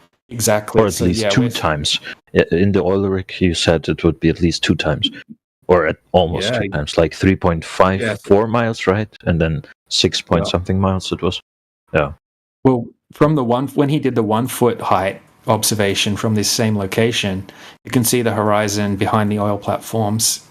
So that's 10 times further than what it should be on a globe. Right, so to have a 10-mile horizon on a globe, you would have to go up to 65-foot height. That's, if you do the math, from 65-foot observer height, and that you have like a 9.87-mile geometric horizon. Right, we're seeing that 10-mile horizon from 1 foot. Yeah. So if you have a look in the side chat, this is a place called Skunk Bay. Right, and this is what I'm talking about. Yeah. Tell me when you can see it. Right, it says atmospheric refraction. Yeah. So this is what I'm talking about, right? So through the day, you're getting different pockets of air, you're getting different temperature gradients, right? So you'll see everything looks like it's rising higher or sinking lower. Yeah. At no point is anything all of a sudden... 10 or 20 times further away, right? Because that's not what any of these effects do. What they'll do is they'll make things look higher or lower, or they'll stretch things out, right? They can invert things. That's called like a mirage, like a superior mirage. Right? You'll see the image will look like it's upside down or inverted. And then a superior mirage, it'll look like there's like a mirror all over the ground, right? Sometimes you see that on like a hot road. You get down low, you'll see like a mirror effect. That's a superior mirage. And there's just combinations you're seeing of all of these different effects when you look at these time lapses. Not what the globe earthers are claiming being able to see 10 times further. Some of these observations we can see like 30 times further or even more. Really? Yeah.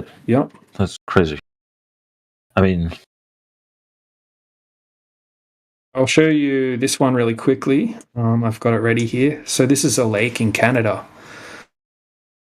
And in this one, this person can see over 2,000% further. 1 second, I'll just post it.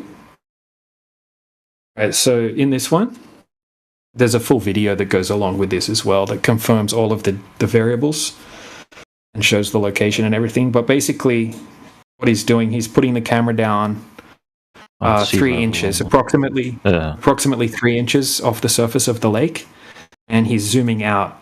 And when he zooms out, on the right-hand side, you can see 2 peninsulas, and that second rock peninsula is 13.8 miles away.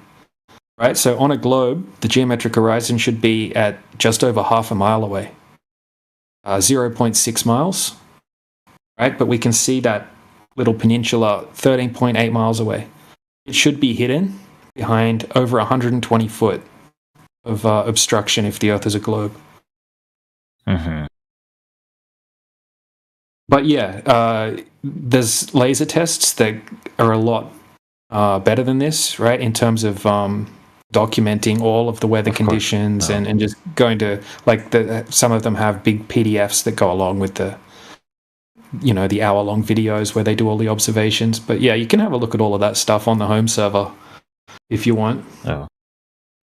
But yeah, there's tons and tons. Like, we can just show countless amounts of these, right? And then when we look to the globe side, it's like, okay, so where are your long-distance observations and laser tests and practical demonstrations, right? We don't find any. We don't find anything. So yeah, I mean, usually we'll find things that are like calculations just based off some assumptions, right? Like Eratosthenes' sticks and shadows experiment and things like that, right? It's not actually measuring anything or practically, doing what we're doing, basically. So yeah. But was he the one that also basically then assumed that it's around like 40K in circumference, I think, called, right? Yeah, Or he was did. like off 5K, but or whatever. Apparently, yeah. I mean, I don't know what experiment validated that to compare his number to.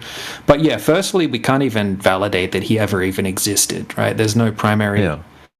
Anyway, that doesn't really matter, right? It's agreed upon that they can't really prove that he even existed, but let's just say he did, right? It's just a bunch of assumptions that he made.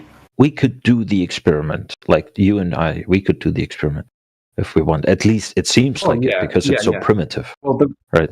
Exactly, but the problem. This is the problem with the experiment. It's not really an experiment, but this is the problem with the test that he did do, right? He already assumed that the Earth was a globe beforehand. Right, Yes. so he based his math on a spherical Earth and on the fact that, or the assumption that the sun rays come in parallel. Right, he assumed a infinite distance sun, basically, and he assumed that the sun rays come in parallel. Right, so even Neil deGrasse Tyson, right, the astrophysicist guy, right, he made a video saying it doesn't prove a globe. Right, because of the assumptions that were made. So if he did the exact same math, but didn't assume that the Earth was a globe, or didn't assume the parallel sun rays, he would have worked out the circumference of the flat ground, right? Because he said that if you have a closer sun, right, you'd call it a local sun. Yeah. We know that light rays diverge out from the from a spherical light from a light bulb or whatever, right? The light rays are coming out divergent rays, right, in all angles. They're not coming in parallel. Yeah. Right, so if you think about it, you could have a light bulb on your ceiling, and if you stand in the middle of the room, you're not going to have a shadow, right? And then if you walk over to the edge of the room, you're going to have a shadow, right, because the light rays are diverging. Okay, so if you then assumed, if you did the same math that Eratosthenes did, you could work out the radius of your flat floor. Right? Do you see the problem? Mm-hmm. Yeah. You do the same thing on a flat surface. If you want to assume the flat surface is spherical, you can work out the radius of the flat surface. It doesn't work. It's because of the assumption. I get it. Yeah, and there's more assumptions that go along with it. Yeah. There's a big whole giant list of assumptions that he made, and also heaps of just shady information. Right? He wasn't even spoken about to exist hundreds of years later, right? And then when you look into how the people that spoke about him got the variables, right? Nobody knows. They say it could have been just word of mouth. Maybe it was some book that they had, but they have absolutely no idea where this information came from. There's no original. Like one thing that's been thrown at you guys is conspiracy theory, obviously, because it's a minority belief and blah blah blah. But would that guy, or I guess you could say they made him up in the new days, right? Just made him up and made us study him, and we believed he exists because to prove it, right? You could say that, I guess. So I kind of answered my question, if you understood what I mean. Yeah, I'm not sure. Right? They say that some people say they speculate that Eratosthenes might represent a composite of various scholars' achievements rather than a single historical figure. But I mean, where do you think the conspiracy, right? Because it is basically people hiding this knowledge, or maybe they don't know. I don't know what you believe. Like, do the government not know and just believe in it? I think most people just believe in this, right? Most people. So there's no like evil or malicious intent behind teaching us that. Behind the majority of people, right?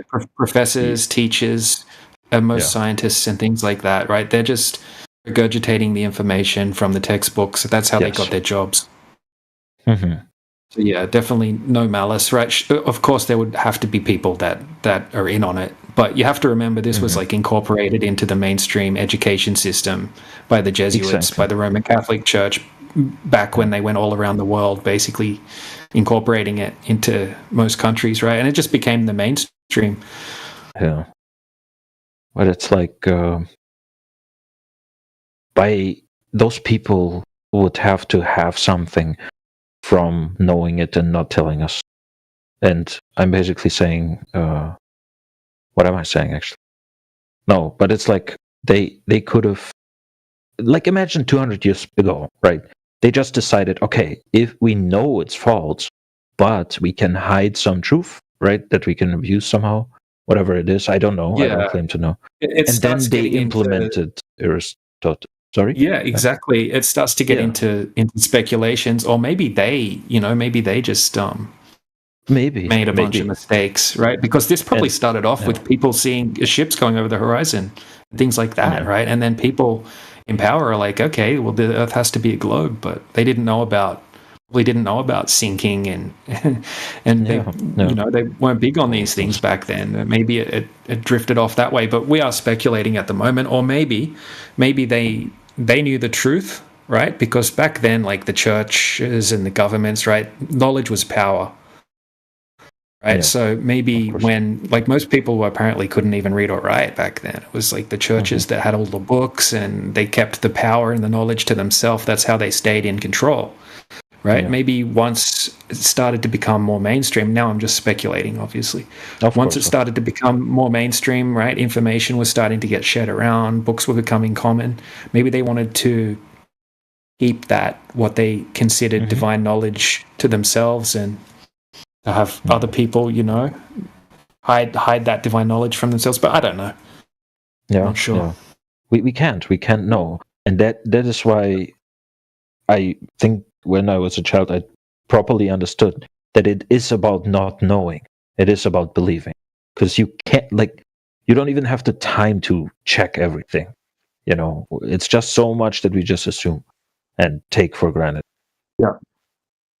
Yeah. It can get, into, the government kind of wants to be, they kind of removed God. I'm not really religious myself.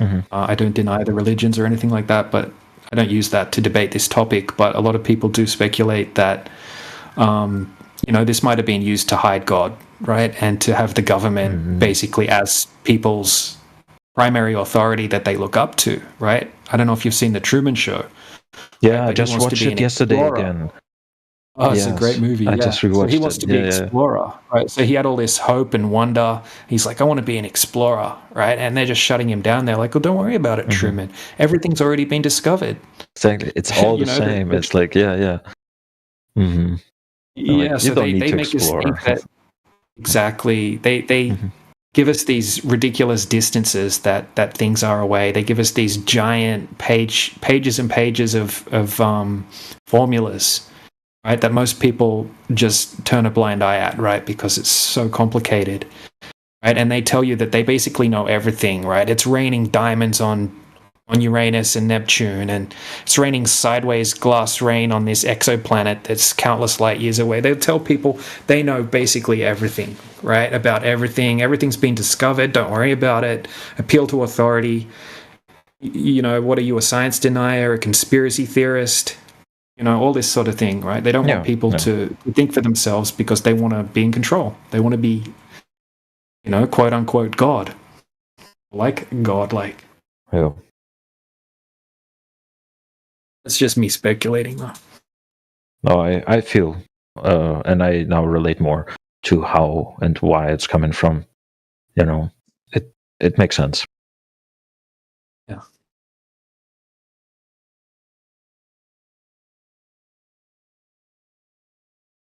But yeah, I need to get some work done. So it's been awesome chatting with you. And I don't know if someone sent you the link to the home server. Yeah. I joined. Okay, I'll check it out. Cool. Maybe I'll join someday. But usually you are on here, right? Because I see this channel almost. Our home server used to be packed like this all the time. Yeah. But these big servers reached out to us and asked us if we could put channels, right? We got this one, politics and religion. So yeah, sometimes the home server's busy like this, but most of the time we're in here. Yeah. That's cool. Yeah, it's because we get a lot of random people, you know, popping in because it's a big server, so it's good to be here. Like joining a channel is way easier than joining a server too. Yeah. Yep. But wait, why do mutes run out after some time? Or at least I have the feeling like, why is it not like if you mute somebody and they join back later, it's like you're unmuted again. Yeah.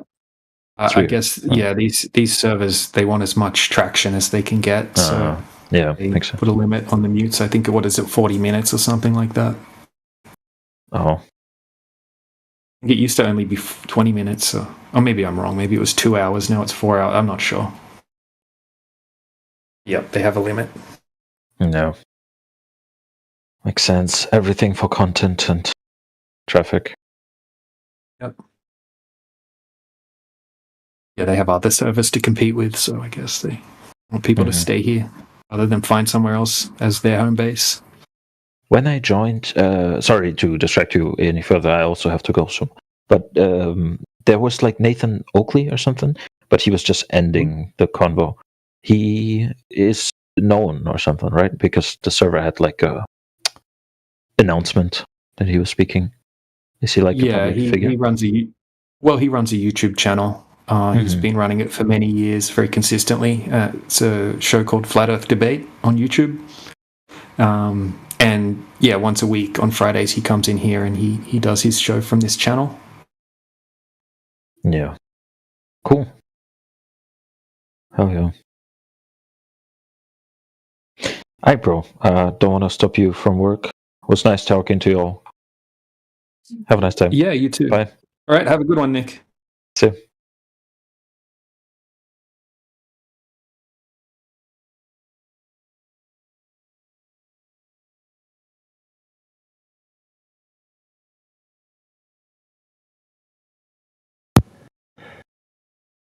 Been around the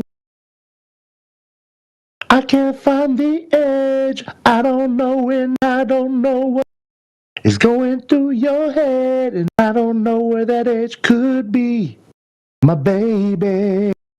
But we're gonna find it. What's up, everybody? How y'all doing? Now it's all quiet over here. Nice pipes, Castle. Hey, thanks. How y'all doing, man? What's up, man? How you doing today? Doing good, man. Good to see you. I thought you had to go to work. Yeah, man. I'm still listening. I can listen. I can listen in. I'll be here listening while I'm working. I listened to you and that pickle guy talk this whole time. Just listening. Cool, man. Yeah, good to see you. Yeah. Yeah, I mean, it was a pleasure. You should drop us another song while it's quiet. If you can. Yeah, I mean, it's just one of those things. I don't want to get muted over here, I just popped that in because it was so quiet. Do you know any U2 songs? Because that's where the Edge is. He's in U2. Oh, U2? Yeah, too bad the Edge doesn't sing. But yeah, you were looking for the Edge. He plays guitar in U2. You're talking about the group U2, right?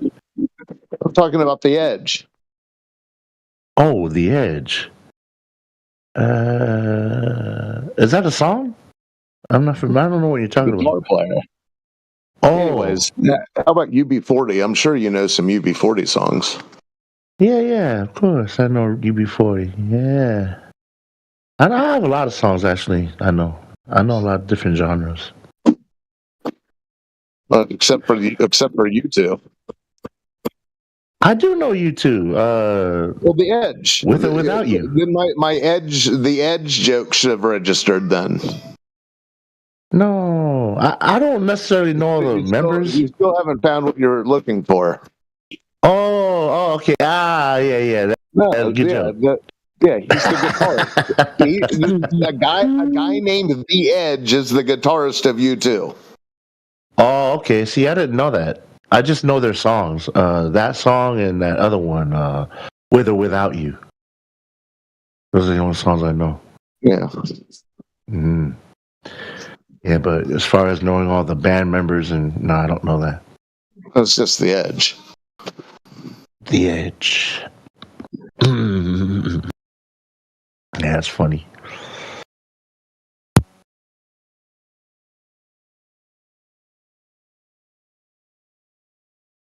Yeah, Bono did a good job of channeling all the fame of that band into one.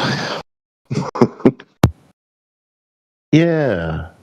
Into his own dimension. Bono. Yeah, I used to listen to the U2 a lot once upon a time. I remember when Octung Baby came out. That was sort of that's a good CD. Mm-hmm. Yeah. I listen to a wide variety of music. Except for death metal. I don't really rock with that.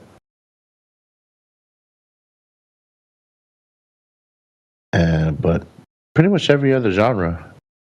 Country, pop, R&B, oldies, reggae. Yeah, Castle King. Any R&B songs that you know? Yeah, I know a few. I mean, mostly old school, though. Like Anything Al Green, Temptation, stuff like that. And anything will do. Oh, you want to hear some Al Green? I got some Al Green for you. I'm so in. Whatever you want to do is all right with me. You feel so brand new, and I want to spend my life with you. Let me say that same, baby, since we've been together. Ooh, love forever is what I need. Let me be the one come running to. I'm untrue. Ooh, baby, let's stay together. Loving you. Lord, what is going on in here? Stop this. Somebody want to hear some R&B, man? See, that's why I didn't want to get muted over here. He's getting to the best part of the song, dude. I'm just saying, man. That always came reminds over me here of to Pulp check on my Fiction. buddies.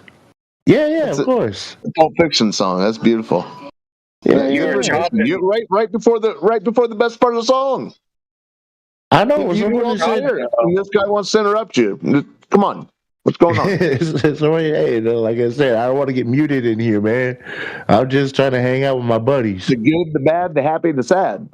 Yeah. When I'm good or bad, happy or sad. Why people break up?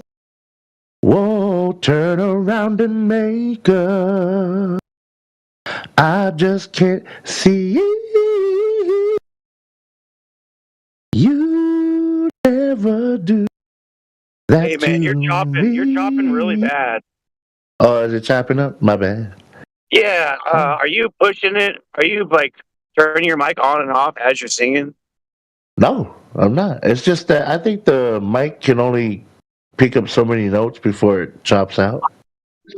No, I don't know, man. Your mic's like closing. Anytime you it closes and then it opens back up. Your light goes on and off. So maybe if you had you're probably on voice to talk or something. If you had just the open mic. Anyways, that's pretty good. It might be my settings. I messed around with my settings one time, and I think that's probably what happened. Yeah, probably have to switch up those settings. That would be my bet. I mean, you sound pretty good, man, for sure. But I just got to tell you, I'm surprised nobody else. I'm glad you told me because I don't know. I'm just over here singing the song, man. Yeah, let me see. Check the settings real quick. Do you guys know the optimal settings so that you don't cut out?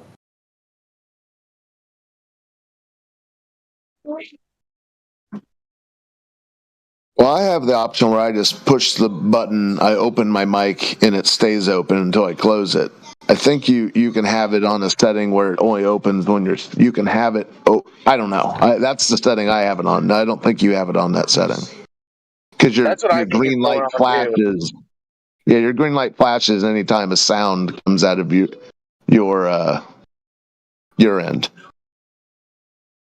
Yeah, it's like your mic's registering your voice and then turning on, and then when you take a breath or your sound goes low for a sec, then it cuts off. Oh, okay. So you're like noise buffering or not noise buffering. What is it? The next time you say something, it starts off with the sound of your mic opening. Yeah, like noise cancellation or something. Okay.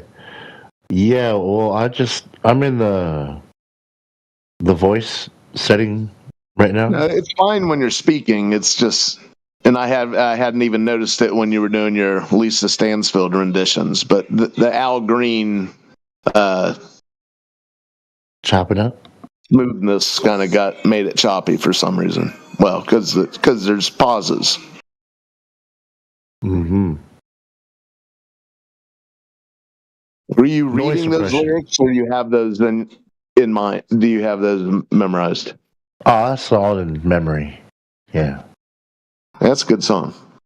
Yeah, that's a crowd favorite. Yeah, they all love that.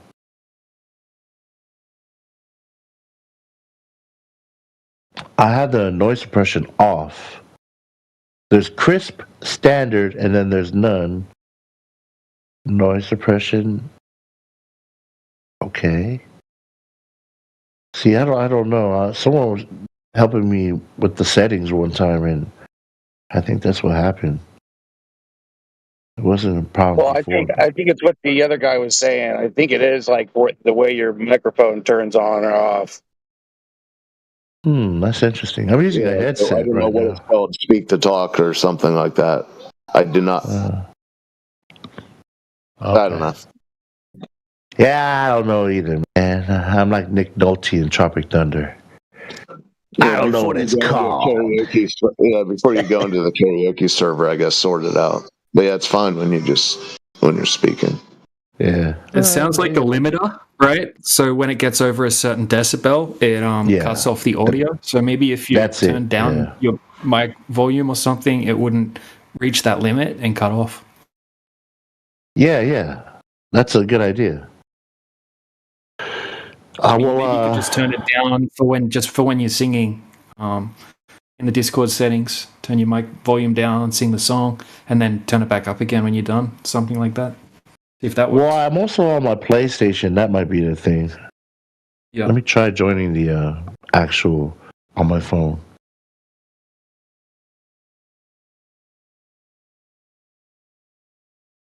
Okay.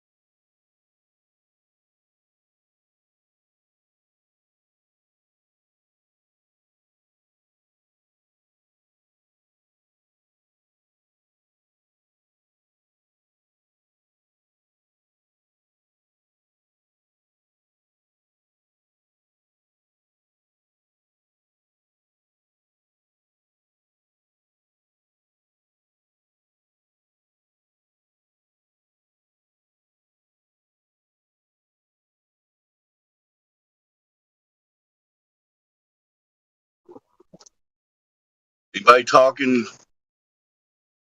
the singing Glover guy still here? Is my mic working?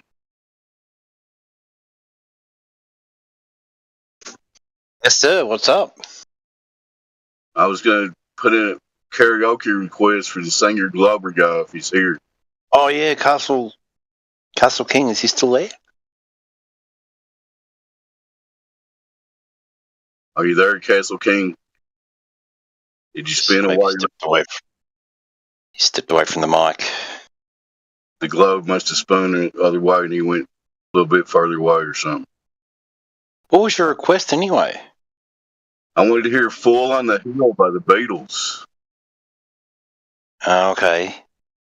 Oh yeah, it's a nice one. Down, and the eyes in his head see the world spinning round. That's a good song. Almost use that to speak a little truth to power, maybe, or brainwash people, how you want to look at it. My mic's probably bad, though. I'm not currently operating a motor vehicle safely according to all laws and regulations. I'm through loud and clear. Really? Yeah. That's very rude for Dead Air Dave to hear that while I'm driving. But thank you. Yes, quite audible. So we still need direct measurements of Earth curvature. Have we acquired those yet? No, it doesn't look like we have. Okay. Still no evidence. Still no geometric horizon. Let's see what, man, after 10 years looking into this, I don't think those are coming. No.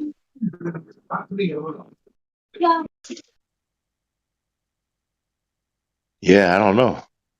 When it's a ball, it should have curvature, right? Is that a logical statement? Should be able to measure the curvature. Okay. The water is not cooperating with these people thinking they got curvature. So that's a problem. I don't know.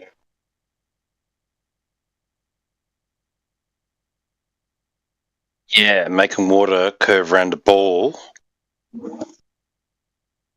It's kind of like trying to hide a sunrise from a rooster. It's basically impossible. Yeah. Seems to be an issue that many people don't either never hear about it or they never want to address it. Get down to the nitty gritty of this, a ball has to curve. I can't find any curvature, sorry. It's not our fault.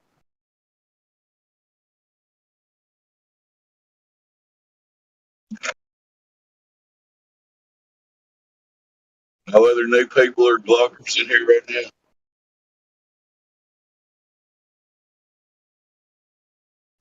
I used to have a friend who he would. I saw him do it twice, but he probably still does it every weekend somewhere. But he used to sing "The Long and Winding Road" by the Beatles at karaoke night, and about 5 minutes into it, everyone wanted to strangle him. Basically, yeah.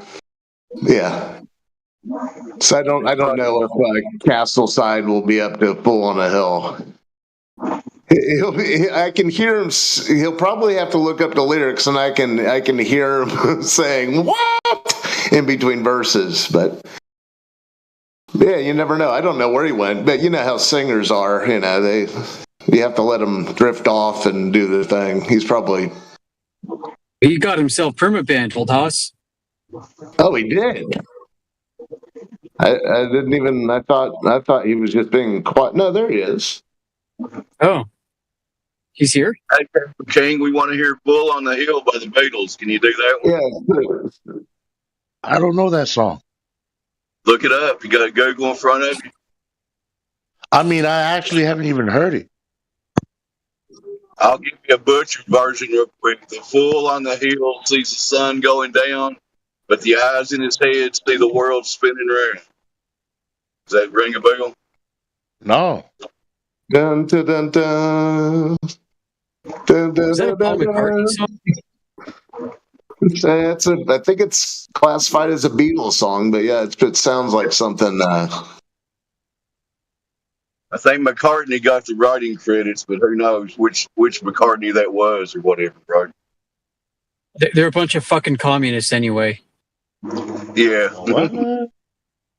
Yeah, I mean, as long as they kept George Harrison out of the writing credits, they were happy. Let's do another one and keep George out. Yeah. They had to keep George because he was the only one whose parents would let them practice there. So even though he's too young, they had to accept him, because his mum let him practice. And they had that guy Sid Barrett before was he before Roger Waters maybe, or he was a lunatic. That's oh yeah. But yeah. Yeah, he lost it on acid. And the Beatles had another drummer before Ringo, Pete Best, I think. And he died in brain hemorrhage. He got punched and he passed out a few days later. Well, he was still alive. Huh? There was another one who died. What movie they made about it? Keith Moon died from Keith Moon, the Who drummer. Oh, he was nutty. He was crazy, man. The Who had another good song, "We Won't Get Fooled Again." That was a good one.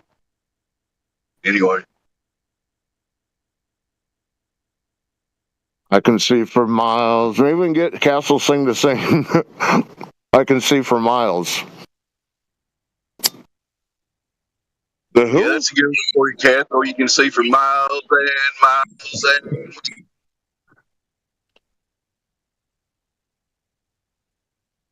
Now I think Castleside King has fouled his mic up completely because now his green box is always lit up.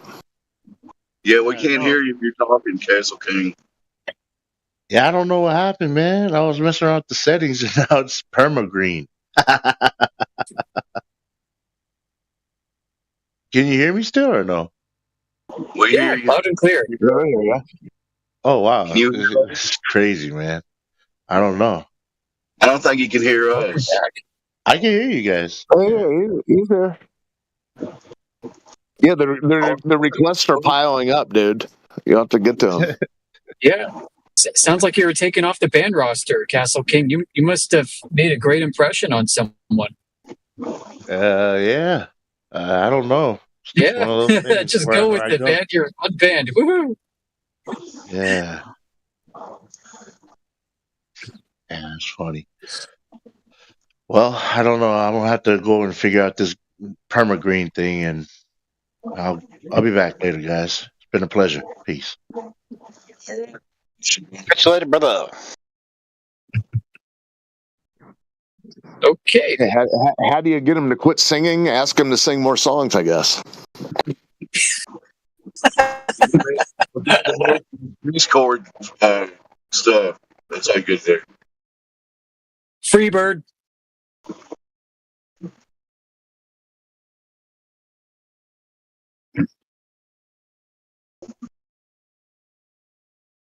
I bet we all do Bohemian Rhapsody a cappella all together. Let's go. That'll do it. The real life. Yeah.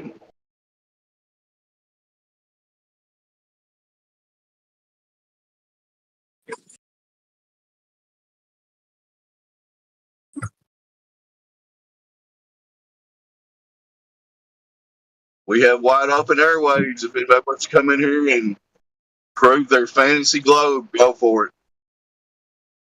I'm going back on mute. I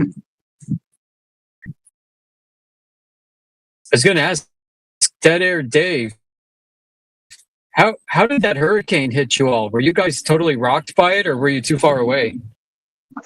Kentucky was a little bit north of that, but yeah, it got within like 150 miles of us, but not that close. We just had a lot of strong winds. We're kind of in the middle of the country, insulated from the weird weather on the coastlines. That one was very strange. Yeah.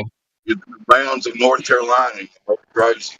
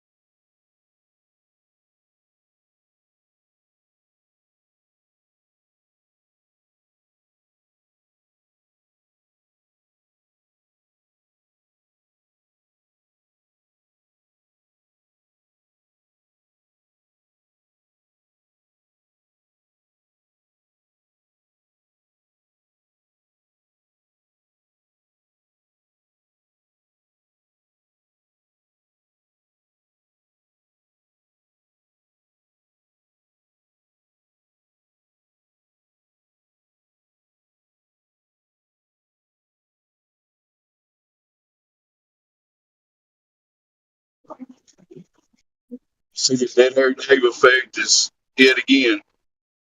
Back to silence.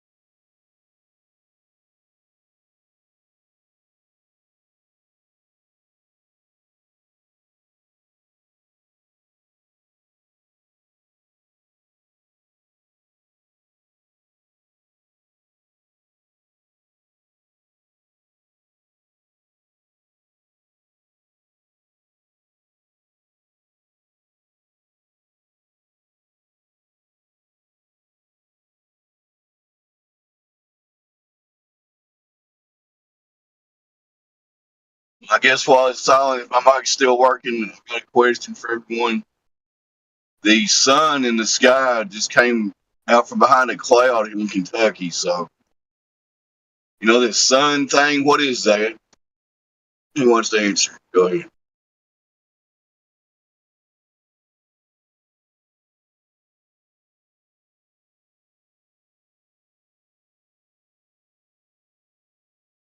Come on, you guys don't know what the sun is? What is the sun? Oh, no idea, bro. It's in the sky. You should know what it is. Come on, man. Don't know. You can't make up a story and put it in textbooks and stuff. Come on.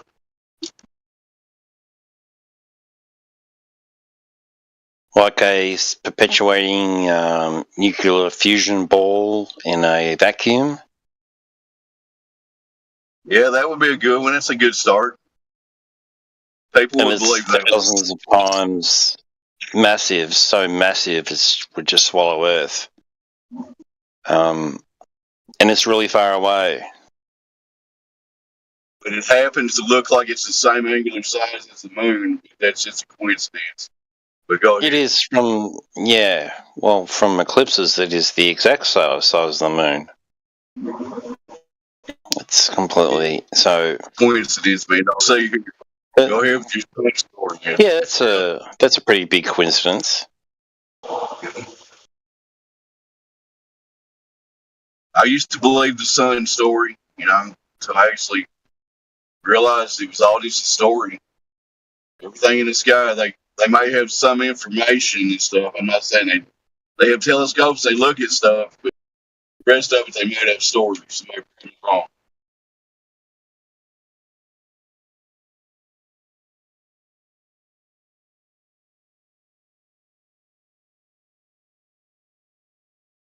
Yeah, but no idea what it is. I've accepted I may never know what it is. It's okay with me. It's just me. Oh, me too. Oh, yeah, for sure. It will just always be a mystery. But all I know for sure about the sun is if it wasn't there every day, we wouldn't be. Somehow, you know what I mean.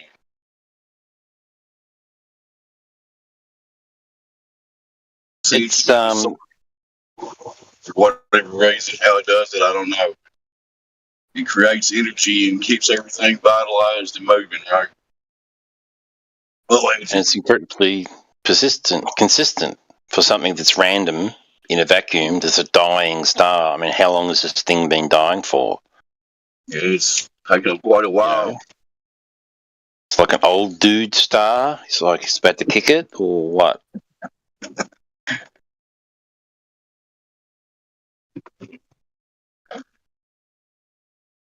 It's okay. Before the sun dies out, we'll get on to Mars and we'll start hopping around. We'll find another sun to zip around. We'll be okay. Don't worry about it. The human race will survive.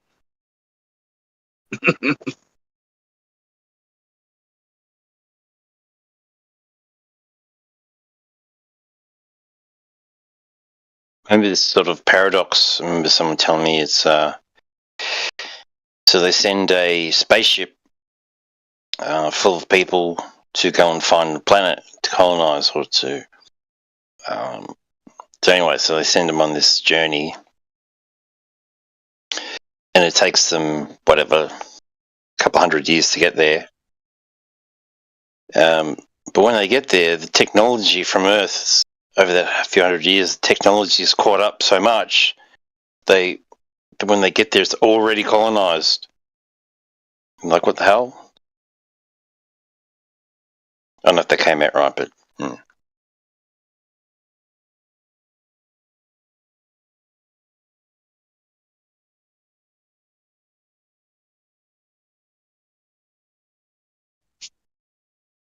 I heard you. I'm in a dead area. I don't know if my mic's still working or not, but it's like there was already people there, and they're like, "Hey, where you guys been? We've been here for a couple hundred years." Exactly. The technology caught up and overpassed you guys, and we leapfrogged you here. Anyway, welcome. Double like Dame. Welcome to Mars. Enjoy yourself. It's like in the movies where they get into a cryogenic sleep, and then they're traveling for a few, years and years. They finally get there, and then the pods open up. And they all wake up.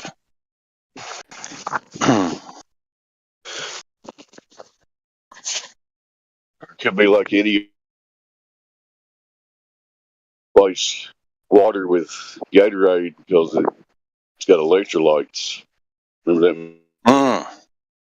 Is that what it is? Is that the fluid in those pods? It's Gatorade.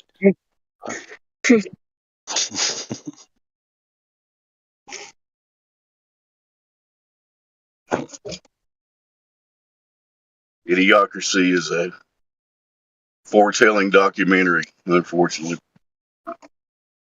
Yeah, so that's about a guy's cryogenically frozen and it fucks up. He was only supposed to be in there for 100 years or something, and he comes out 500 years later and he's like, oh, God. What's going on? Yep, he wakes up and he's the smartest guy on the planet and he don't know shit.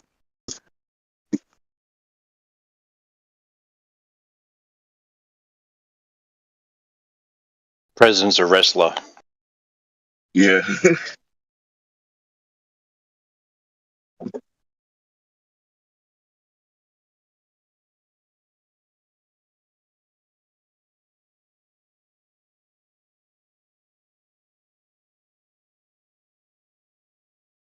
But no, I don't know what the sun is. I saw the sun set recently from really high elevation, looking over the whole city. It was a really warm day. There's all this haze close to the horizon, yeah. And we're thinking... Sad thing, man. Sorry, I thought you was done. Go ahead. No, so the sun got to the horizon and it was start to magnify through all the haze and stuff. Yep. And it looked like it was really close to my eyes because it was being magnified. It was like looking through a magnifying glass at the sun, And it just definitely wasn't. You couldn't tell where it was, sort of thing. It looked really close. Yeah, I've seen all kinds of effects like that, especially close to the horizon. It's like it just kind of magically, for lack of a better word, it'll move around on you. Like you're going down a highway. You'll take a little slight left turn, and it's all of a sudden on the other side of the road. Like, what the hell? Thought you were 93 million miles away. What's going on? No, it's not steady. It's all kind of wobbles a bit, warps a little bit.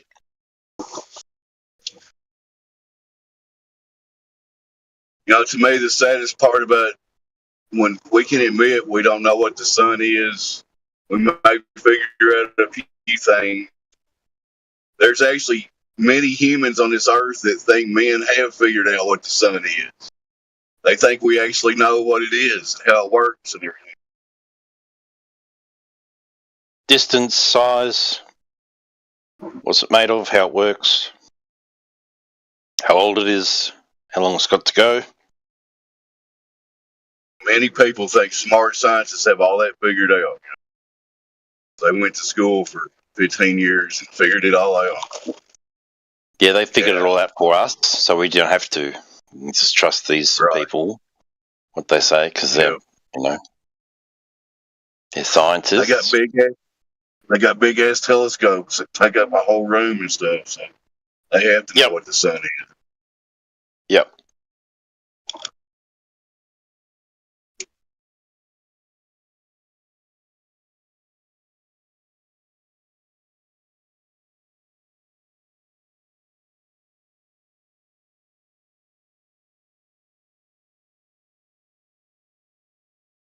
Anybody new join, I'm probably getting ready to hit a dead area here.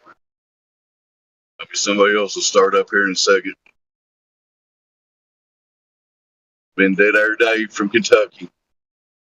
We still need measurements of Earth curvature. Please come in here and provide those. Thank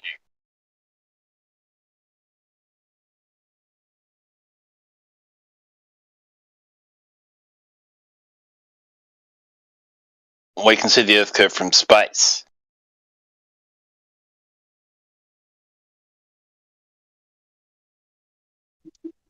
Yeah, but if you can see it from space, then you should be able to measure it on the ground. Or is that illogical statement? It's so big that we just measure it kind of flat. Because if you zoom in on a ball, flat. So if you're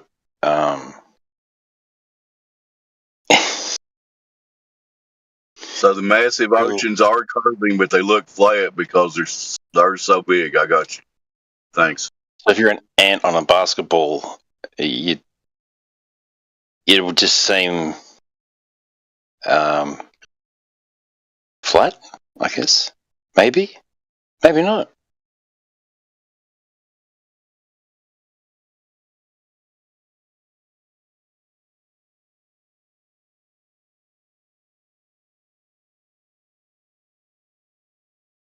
So Earth biggie, no curvy.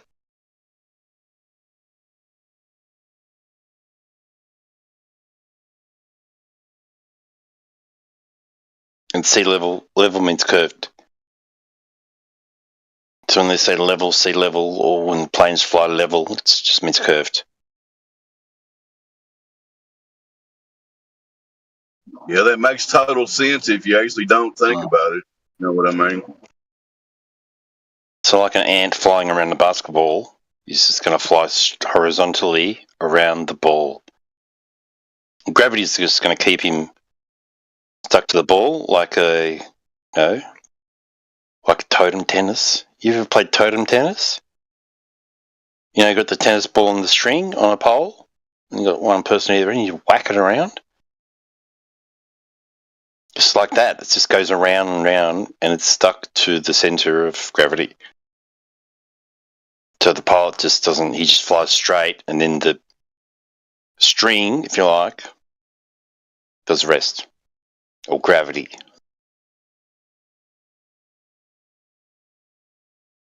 Yeah, that explains it.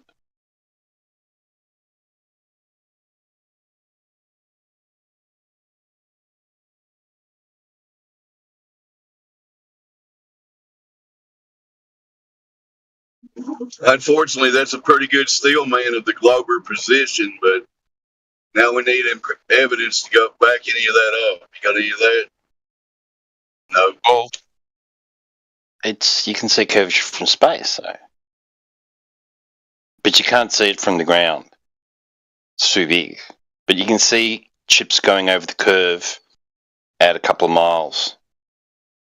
But when it comes to measuring it, it's too big to see curvature.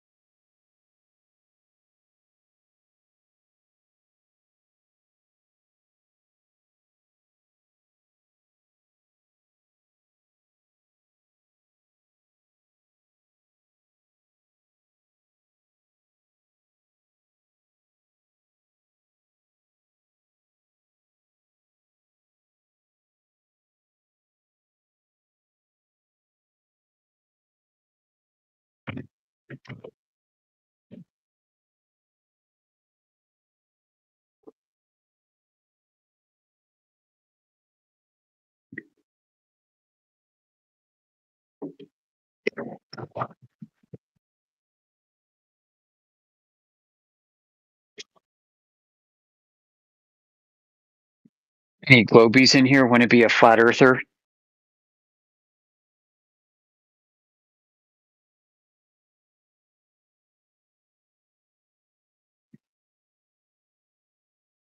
I got free coupons, man. $5 off. You can become a flat earther today.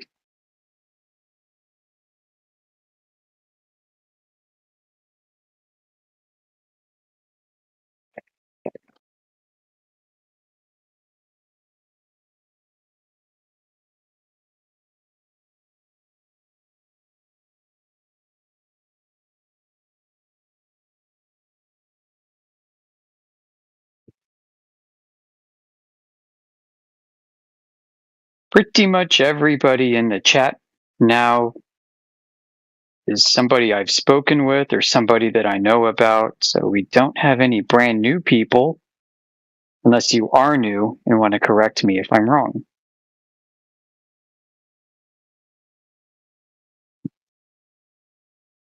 Let's see, Aardvark, I've seen you in here for the past like 2 days nonstop. Ush, I don't know if I know Ush, but I think I've seen Ush. We know Anti-Globalist, we know Berserker, we know Crit and Dank, Daz. Effie Batman, you are like the Green Beret in a ghillie suit hiding in the bushes, sniping globers who come in late at night. You're like a trapdoor spider. We got Hush. Hush has been around a minute. Jenna. Everyone knows Jenna. Who doesn't know Jenna? Meticulous. More quiet noobs. You are quiet, but you're not a noob. Resolve. He's the other trapdoor spider. Boy, when you got Resolve and Batman together at the same time, you got backup. They'll take care of you, but Resolve is not listening now. T? What's up, T? And Johannes Midgard. My favorite Tartarian. Oh, thank you, Amish. You're welcome. What's going on, everyone? It's Friday. Friday afternoon here on the East Coast of the United States, where the weather is crappy today, but at least it's not freezing cold like it was. People are wrapping up work, getting out early, coming home, going to happy hour, getting blitzed. And we're in here talking about measurements. We know how to have a good time, don't we, folks? Everybody's out partying on a Friday afternoon happy hour, and we're in here like, give me some fucking measurements. I've been fiending for measurements all day. I need some measurements, man.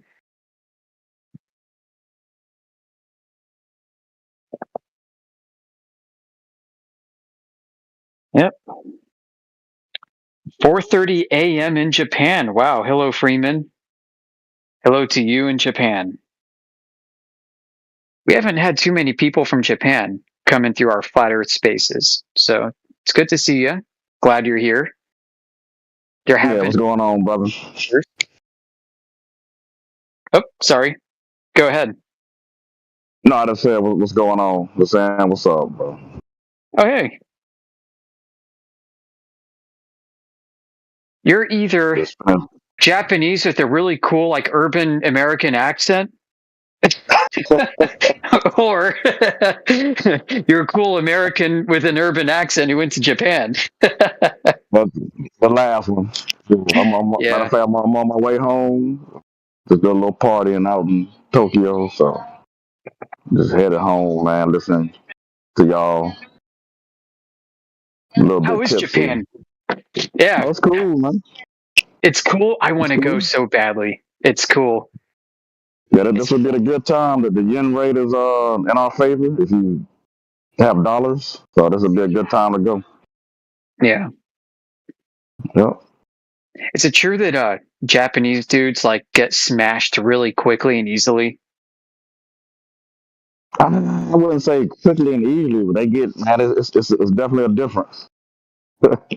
Yeah, like they got it in spades over the Germans on drinking culture, right? Like Japanese they go nuts, right?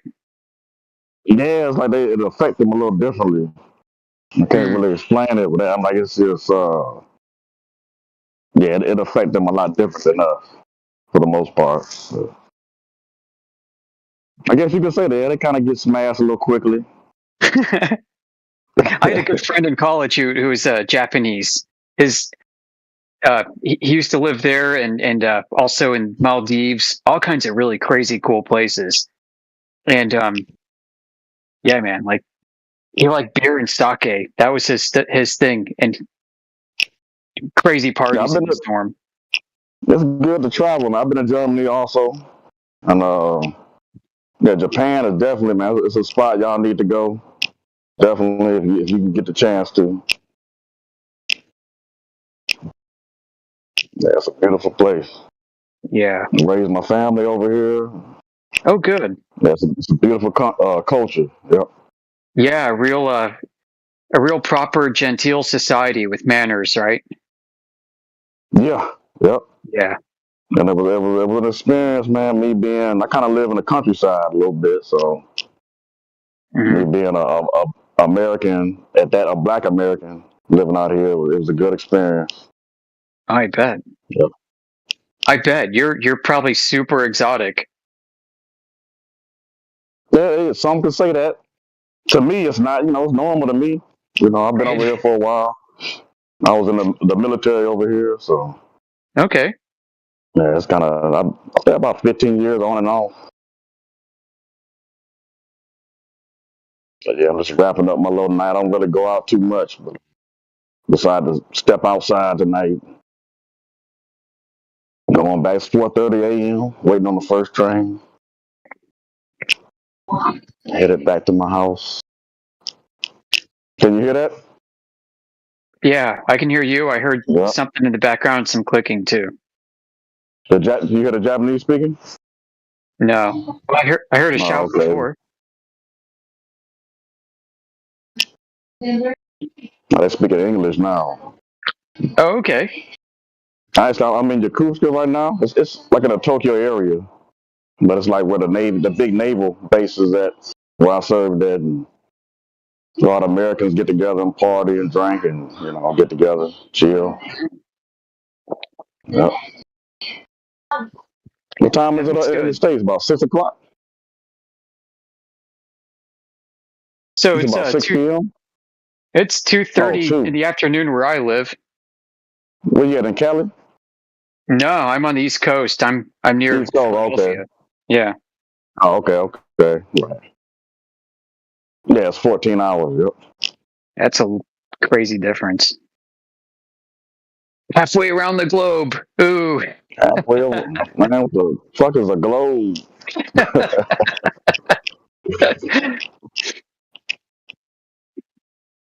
Do you know if in Japanese culture, if it's recognized or known that flat Earth was ever a prevailing idea, the prevailing cosmology or wisdom of the day? Oh, I don't really get to talk about that too much with them. Like most of my friends over here are American, so. Mm-hmm. And it's already awkward enough to, for me to bring up this topic is, yeah, kind of crazy, I guess. But eventually, I think I'm gonna bring it up. But mainly, I talk about it with my wife. She's Japanese. She kind of disagrees with it and keeps on pushing it. She don't really go too much into it. Yeah. That's how mine is. I do want to. That's because I did kind of study that, but with all the civilizations, just like the Africa. No matter if you go to Africa, Europe, all their cosmology was a flat Earth cosmology. So I think the Japanese actually had. I don't know if it's true. There was a rumor, the map that had all the islands outside and a big map. I'm pretty sure you heard of it. Yeah, I saw the map and looked into it. It's I don't know how. Yeah, I don't know how legit that is, but it's interesting if anything. But I think if anything, it's probably a reconstruction of old legends. I don't think that was a 1,000-year-old map. Yeah, I don't think so. It's kind of hard to believe that. Yeah. Yeah. But hey, who knows, man? That's right. Yeah. I remember reading in some research papers that Jesuit missionaries went to the Emperor of Japan in the 1500s and brought a globe and started teaching them about the globe. And they had a flat cosmology until the 1500s. And it was sometime in the 16 and maybe early 1700s that they started adopting the globe as their cosmology at that point. So I don't know if Japan was under Chinese rule in the 1500s, but I don't think so. They was kind of on their own until we kind of took over, you know. Yeah. But I mean, believe it or not, Japan is just for lack of a better word, it is a colony right now of the U.S. Yeah. You know, we got a lot of bases over here. That's interesting. Though. I think that's probably the time that most of the world probably got on to that. What'd you say, 1700, 1600? Yeah, 1600s primarily. That's when the Chinese mainland, got on with the globe. So. Yeah, sound about right. And I have a grandfather who was in the Pacific Theater and spent. Sorry, go ahead. No, go ahead, bro. I was gonna say I have a grandfather. He's long passed, but he was in the Pacific Theater and spent time in Japan mainly during the Reconstruction era and met a lot of great people, great Japanese people. And he brought back these gifts that we still have, swords and all kinds of amazing, generous gifts. Yeah, they are, bro. It's a very generous culture. I mean, like I said, I've been out here off and on 15 years, and I haven't had no bad experiences. It's a beautiful place, especially to raise a family. I bet. You know, just the safety and the whole lots of things you don't have to worry about. Yep.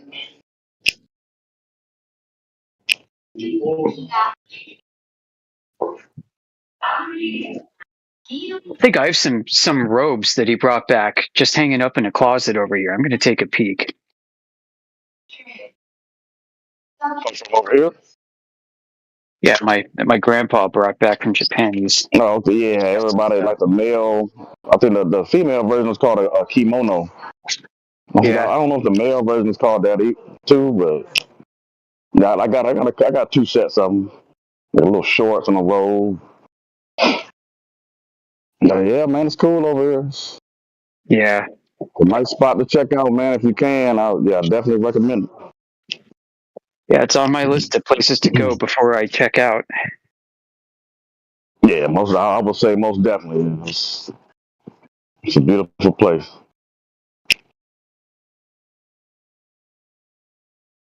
But I'm about to get on the train, man. I'm not gonna be able to talk for a minute. That's part of their culture. You know, everybody's quiet on the train. So.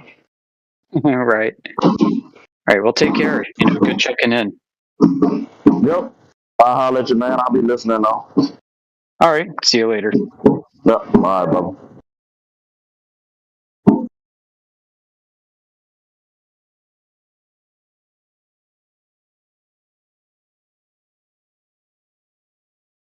Hey guys, Flat Earth Society has members all around the globe. Herpy derp.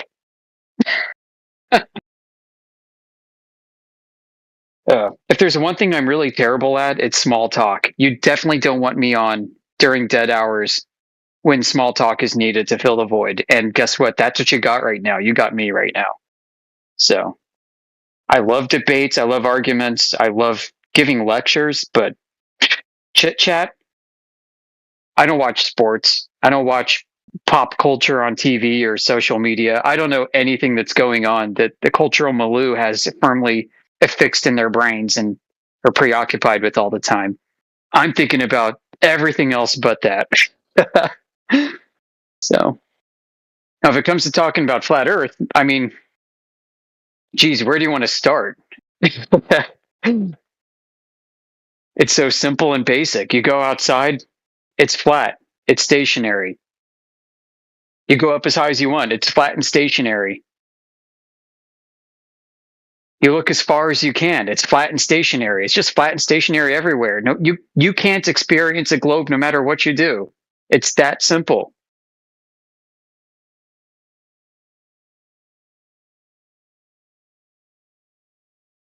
Our discussions can sure get really technical, right? I mean, if you get someone like Indio or Quantum Eraser in, I mean, they will give you a master's degree level lecture on whatever you want pertaining to the realm of natural sciences and technology, but you don't have to go that far. You can be a child and understand and experience the world the way it's meant to.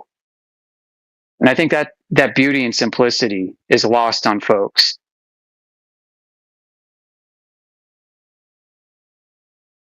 Particularly Globers who think that you have to have like triple PhDs and multiple disciplines in order to prove that the Earth is a globe.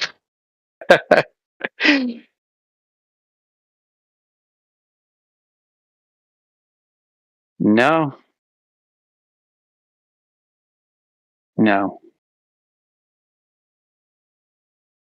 Is it really hard to accept reality the way you see it, the way it's meant to be experienced? And I don't think it's crazy at all to do that. And we hear all the time, well, what about all the satellites? What about all the space agencies and this and that? Yeah, what about them?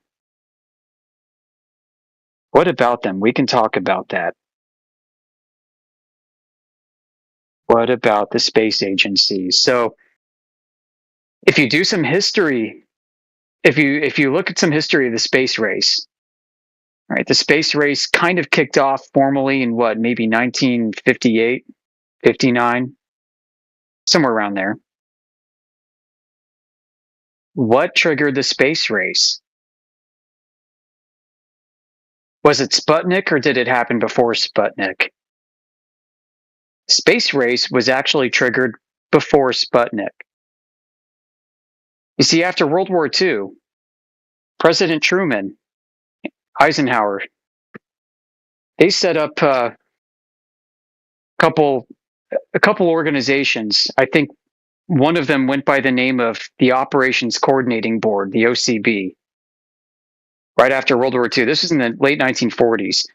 And the OCB's mission was basically propaganda and psychological warfare.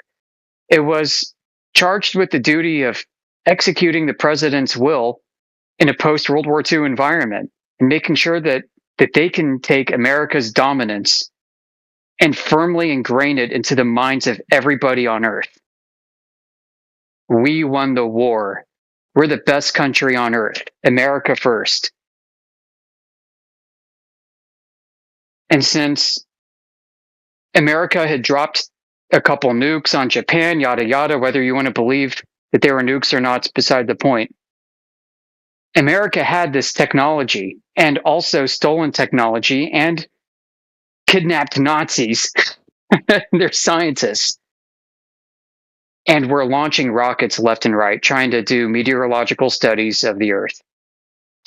And over time, they started to learn some things. They started to develop their rocket technology even further. And so the Operations Coordinating Board, which was staffed mainly with the newly created Central Intelligence Agency and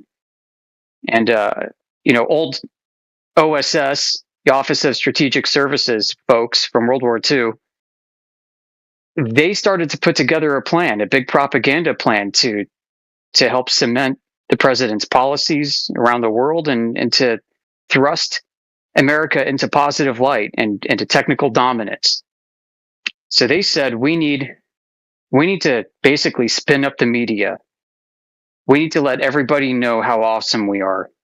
So we're going to launch all these rockets and make a big deal out of it.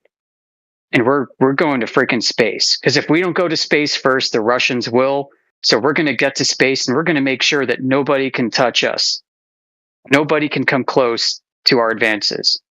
So the OCB started coming up with ideas on how they would do that. And they said, let's form a space agency. And before we can get this space agency programmed with its own budget and its own people, we're going to create a committee and we're going to put people on the committee to figure it out. And guess what? We're going to take these intelligence officers from the OSS and we're going to put them on that committee to lead the space agency. And we'll call it NASA. So fast forward some years, you've got James Van Allen in the interim. James Van Allen, who was he? the Van Allen radiation belts guy, he was an atmospheric scientist, a meteorologist, and he was launching rockets and launching balloons. He was launching rocket-assisted balloons and balloon-assisted rockets from aircraft carriers in the Pacific on sounding missions to study the Earth. Sounds like a weather guy. Yeah. James Van Allen was launching this stuff up. You also had stuff going on in White Sands Missile Range out in New Mexico, launching rockets, stolen German technology. And so they started developing a formal rocket program and satellite program using balloons. And they said, you know what, we should transfer a lot of the peaceful applications to this newly created space agency and basically let them be a front for all of our weapons development that we're doing with this shit in the background. So they said, we have to do this, and we need to make sure that we weaponize space and we use space as a tool of psychological exploitation. Not my words, theirs. We need to use space as a tool for psychological exploitation, is directly taken out of an Eisenhower Policy Memo 5814. NSC 5814. Using space for psychological exploitation is one of the chapters. In order to use satellites to strike fear and wonder into the hearts and minds of men, to use rocket technology to strike fear into the hearts and minds of men. It worked. And we're gonna let NASA do it and let NASA be very public and open about it. And we're gonna start making sure that nobody can match our claims of technological advancement, because we are the best country in the world because we just won World War II. That is the beginning of the space race. We're afraid Russia's going to beat us. Russia might beat us. And oh no, turns out Russia beat us. They launched this rocket up and it deployed a satellite called Sputnik. Well, funny thing is the mainstream story is that Russia put the self-orbiting piece of junk into outer space to go orbit a globe, right? That's the mainstream story. But if you look at what was happening on the sidelines, you had prominent scientists and physicists writing into the New York Times, writing into local papers. I've got these news articles. I've got the clippings. You can find them too on Google. These news articles are these journalists, these opinion pieces, and these contributions to the editors from these prominent scientists saying, you know what, we don't think Sputnik is self-orbiting. We think it's a balloon. Because all you guys and the Russians, you guys have been launching these things called satellites left and right. They were on balloons, and suddenly this one doesn't have a balloon. What's up with that? How do you go from balloon to not balloon? Well, what they do is they mass produce televisions and make them so everybody can get them, and then they have moon launches on TV. There you go. People believe that satellites are orbiting because of television, believe it or not. Right. And so what were they doing on these old black and white TV programs? They were showing a mixture of real launches of rockets interwoven with obvious model simulations of fake telemetry data showing basically like bad 1950s sci-fi satellite clips of these models orbiting a globe. And they'd say, we know this is fake, but we're representing the real thing. We just don't have the means to put this on video. But guys, this is really what's going on. You see that globe and you see that space junk orbiting it?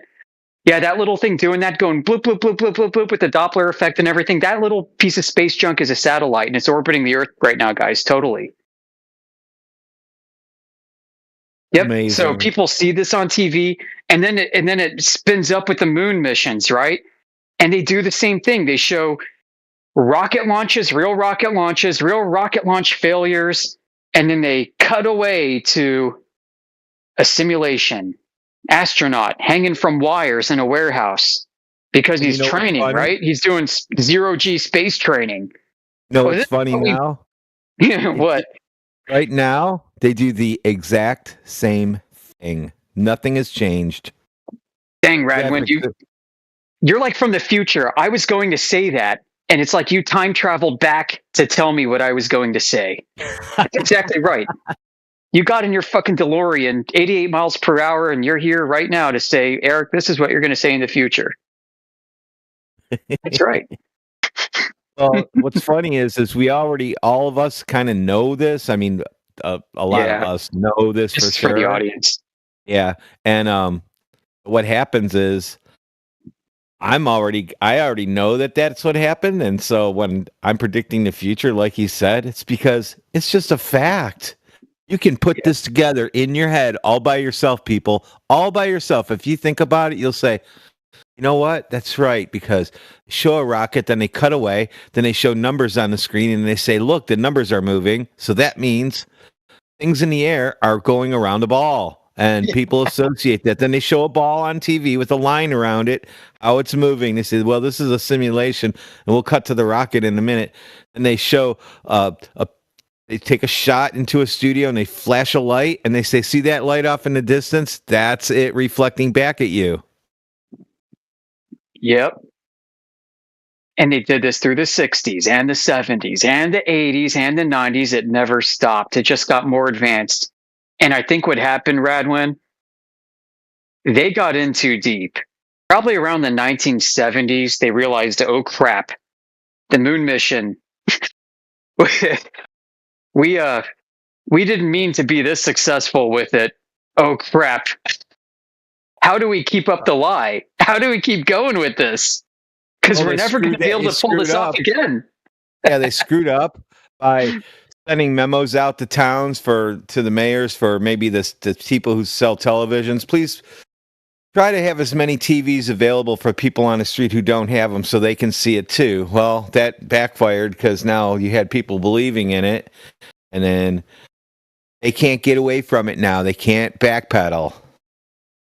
This is a great point. So, like, you know how I think it was in the late Carter administration, maybe the Reagan administration, there was the Church Commission to investigate abuses of the intelligence community and performing propaganda missions and chemical and psychological warfare operations on unsuspecting Americans and abusing the government power and corruption within government. The Iran-Contra affair came out of a lot of this, yellow fruit, and so on and so forth. One thing they did not touch was the space program, which was all part of this. Originally staffed with intelligence officers and created from an intelligence mission to propagandize U.S. success after World War II. They left that out of it because they were in too freaking deep to get out of it. They could prosecute a few full bird colonels and, few random chief warrant officers and senior enlisted folks for crimes and indiscretions in the intelligence community and abusing power and authority for personal gain and for running illegal operations with drugs and arms and stuff of terrorist groups. But as far as the space thing goes, I mean, that was just they could not walk that dog back. So here's how, what would happen. Okay, so let's just say, for instance, they stopped broadcasting NASA and took down their YouTube channel or just didn't put any more new content up. What would happen was people will just forget about it. If you don't keep broadcasting it, it's just going to go away. So they have to keep broadcasting every commercial. There's a little rocket in the background with a kid by his swing set. He's playing with the rocket running around in the backyard. All that shit is just propaganda. I don't even know who the advertising agencies are because you just can never find those out. Yeah.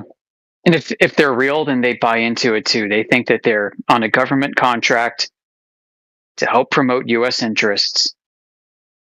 Somebody has to write in there, though, in the scene. We need a globe on the desk. We need a teddy bear in the corner. We need somebody sets the scene up. So somebody's writing in there globes, rockets, all that stuff. Spaceman in the corner, just all that stuff. Yeah. They didn't scale back after the Church Commission. They doubled down on space. They tripled down on space. They're like, we're going to Mars now. We're developing anti-gravity tech. You know what else I think is part of this? The whole alien UFO deception.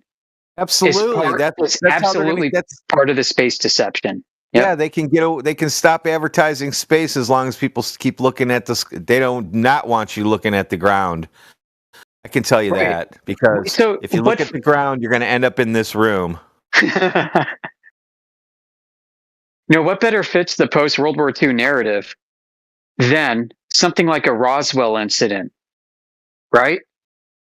Now we got some crashed UFO technology that we retrieved, guys, and we're reverse engineering off-world technology.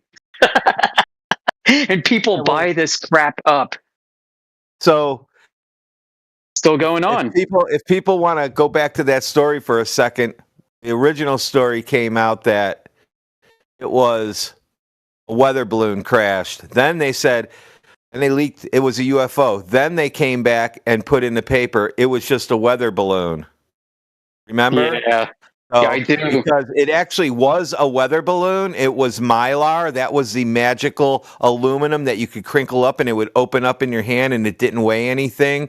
That was called Mylar. They still use it to this day. They were just testing Mylar and they didn't want people to know that they developed Mylar.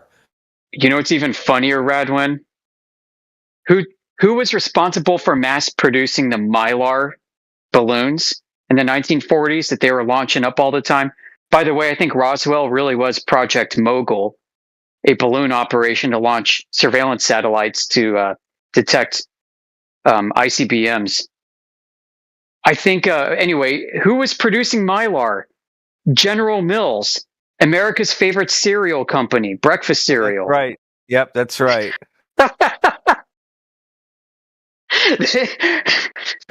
The CIA and NASA went over to General Mills. I think they're out in Missouri somewhere at the time. And they're like, hey, guys, so we're going to basically need like 10 football fields of this stuff produced every day that you're putting in cereal boxes. Can you just, triple your production and divert some of the trucks over to this location? Thank you very much. And they did. This is official history now. Yeah. And it wasn't just for balloons, it was for surveillance satellites. Huh? Well, of course. They didn't do that for nothing. Right. You're not going to get self-orbiting space junk. What they ended up getting out of it was the fact that, hey, you know what's really good about this? Since we're above the clouds, we can actually see weather patterns. Yeah. Yeah, so we can sell this to the public as a peaceful endeavor. Also, we have satellites orbiting taking pictures now. See? Look at the pictures we're sending back. There you go. From space. Of a cloud. Send a picture of a cloud from higher above the cloud and say that it's actually from outer space and it's zoomed in and it's really orbiting a ball. Yeah. Amazing stories. For a period of time through like the 50s and 60s, there's a little bit of there's a mess. You've got a mixture of so-called self-orbiting satellites without balloons and satellites with balloons. And I think they kind of up in places because you can read through historical documents that are publicly and widely openly available that certain space platforms were simultaneously balloons and not balloons. That they would send up one rocket, one of their Juno rockets or Agena rockets with a payload on it. And part of the payload might be a deployment of balloon satellites, but the other part was totally a self-orbiting space satellite. Case in point, I think, is the Hexagon program, the Hexagon surveillance program. You can look this up too.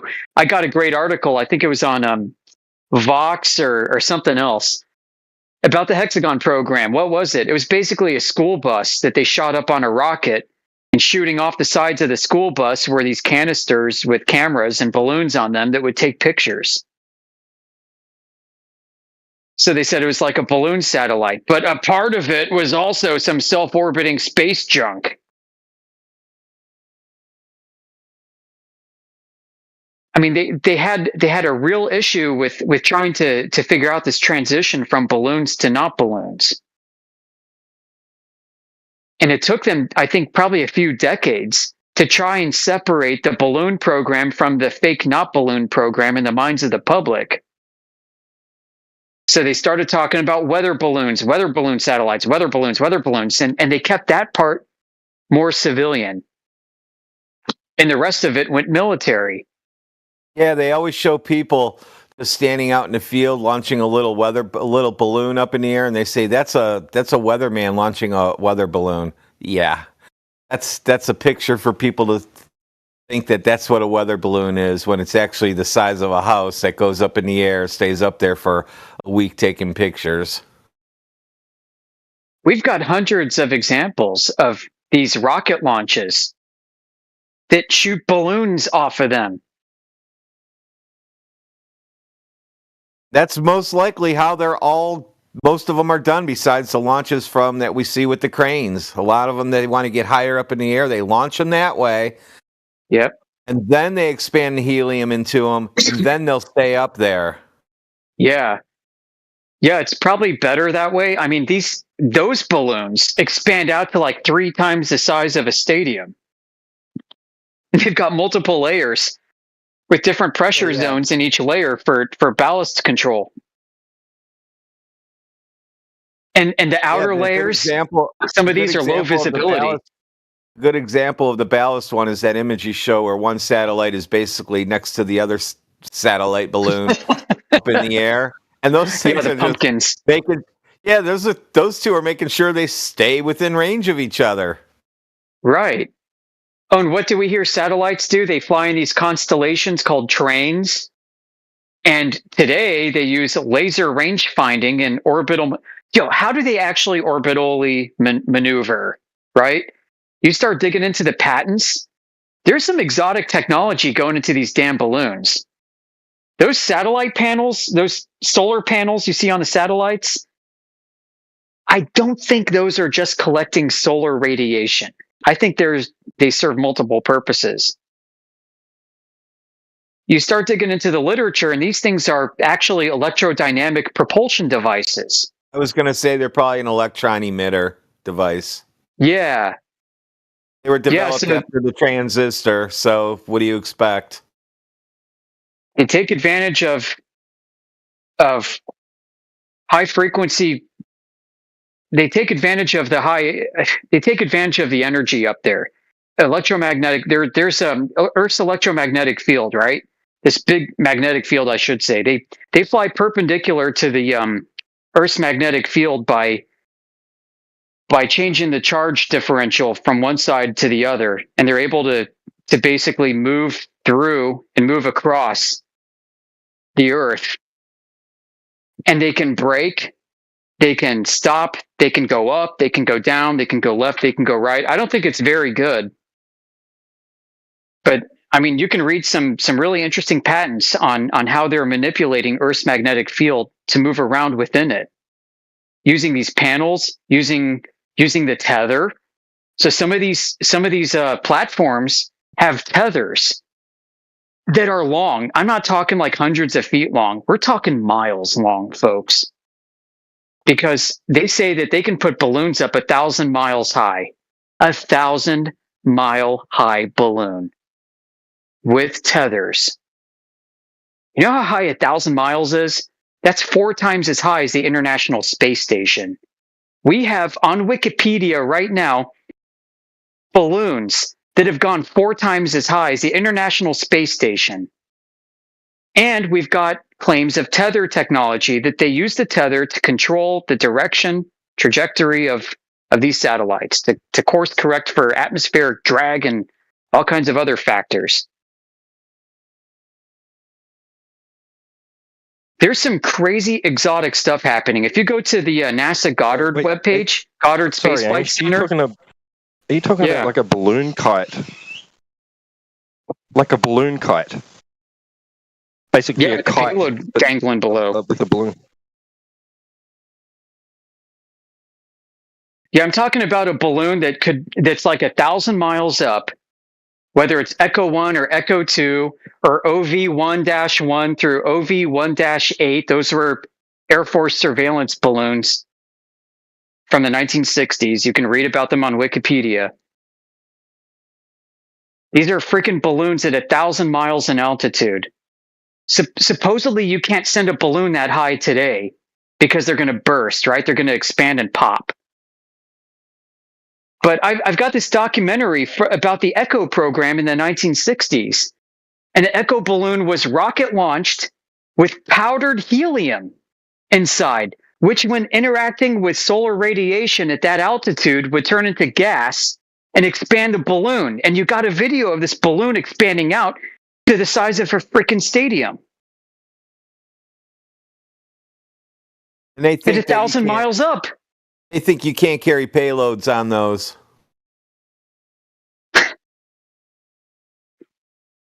And then they now have all these interesting magnetic drive technologies associated with it where they can perform these exotic maneuvers. You mean like keeping a Satelloon in stationary or keeping it in a circuit? Yeah. Yeah. Keeping it in a circuit. Keeping it flowing along a magnetic flux line. Just going with the flow or resisting the flow. And I read another patent where they can actually charge up. So if so let's say you got a satellite and you've been flying it too much and you can't just park it and wait for Earth's magnetic field to charge it up, but you want to juice it up, you shoot VHF. You shoot VHF at it at a certain frequency and power, certain charge density, and you can charge up that capacitor inside that orbital asset, and it's ready to go again. Makes me wonder what the HARP technology is all about. You all heard of HARP, right? Say, they probably discovered HARP from doing that. They said, why did those clouds move? Oh, I know why they moved. Because we just fired that antenna at that satellite. Yeah. So they do said, that. Well, what if we do that with a big, gigantic square array the size of like 4 football fields? What would happen with that antenna? Well, we could probably move a whole pressure system.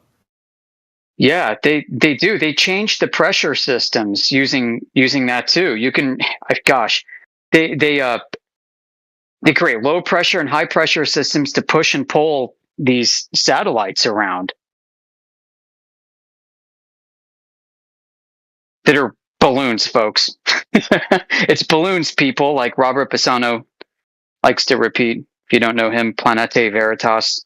Yeah, check out Planete Veritas on YouTube. Robert Pisano, Planete, that's planet with an E, Veritas. This guy, flat earther, right? He's calling NASA, cold calling NASA from public phone trees, trying to talk to scientists and directors and asking them questions, and he's logging the phone calls. It's hilarious. It's great audio. It really is. He talked to the one guy who didn't know how Hubble was able to move. Yeah, the deputy director of the Hubble space program for like 20 years. Never once saw any raw telemetry data or feed from Hubble. Never once was involved in repositioning Hubble. Well, you know why? Well, here's another problem, folks. Hubble has no mechanism to adjust its orbit. You can even look at their schematics. They left off any means for it to adjust its height from Earth.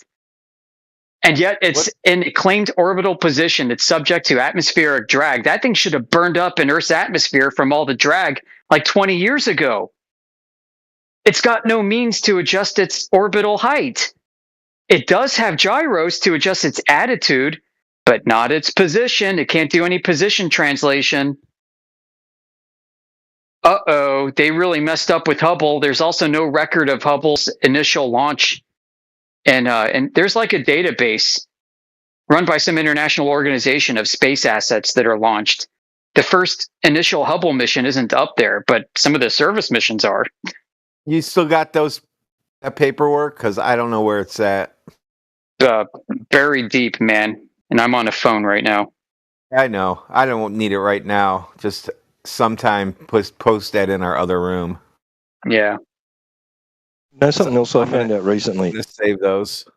Because I was looking up, okay, what sort of cameras do they say they've got on the ISS, right? Yeah. Sorry, croaky throat.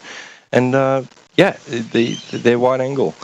It's announced. It's not hidden. It's not a secret. It's not private information. You can just look it up, right? Sen at the moment, they're the latest in the camera technology on the ISS, and because it's 4K, right? They got the contract, I guess, and it's wide angle, and it gives a field of view of 180 by 240 kilometers. So what it's seeing out in the distance is only 240 kilometers. That's how I understand it, right? That horizon is only 240 kilometers away. That doesn't match the height of the ISS. No, the horizon distance should be 1,440 miles away. Yeah. So that puts it at about an altitude of about 3 kilometers or something, which is crazy. But I mean, could they make it look like it's higher than that with their imagery? Maybe, I don't know. Like, who knows? Because I was looking at something else too, right? I looked up okay, what's the longest time that a glider has spent in the air, right? Because we can look at other technologies beside balloons too, right? And it's like 72 hours or something. And then I read this article and it said, look, the only thing stopping a glider from staying in flight indefinitely is human resilience. Like, it just, your human has to eat and sleep and shit and all that stuff, right? And you can't do that in a glider forever, right? But technically, you could exploit the winds, right? The constant winds that are at altitude, and keeps a glider aloft indefinitely. You just have to make sure you keep just hitching a ride on those winds. That's it. And there's these winds that take specific paths, right? So I was like, that's interesting. And now, could you have an unmanned glider and control it from the ground remotely? Is that possible? The most fascinating thing about the 4K cameras that were installed by a London company is they used a 20-year-old Canadian arm that nobody can give me the specs on what kind of motors they use or encoders or drives or amplifiers they use to control this fucking arm.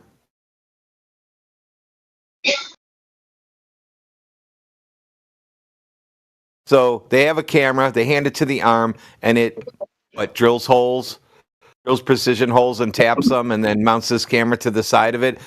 Or does he use suction cups? What? It's a vacuum of space. So how does it work? Magnetic? No. It's supposed to be aluminum, so it's not magnetic. So how does it work, guys?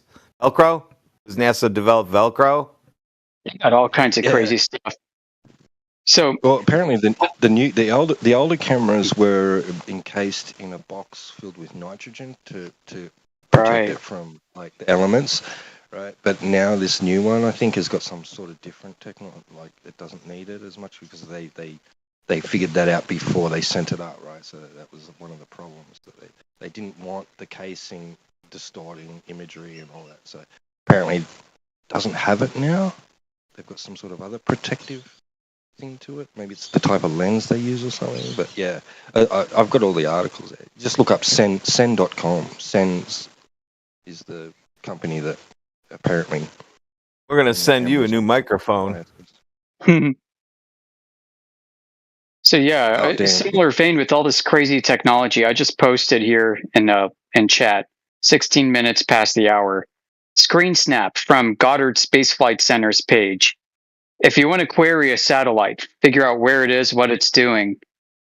Scroll down. Look at where I highlighted the yellow part. I only have a couple minutes. I'm going to have to peace out here. I'll be listening, but. Under query, the query component provides 2 query matching options. This is for if you're going to ask NASA where a satellite is, this is how to do it. Magnetospheric region occupancy and magnetic field line tracing. The region query lists the entry and exit times during which specified satellites were in particular magnetospheric regions.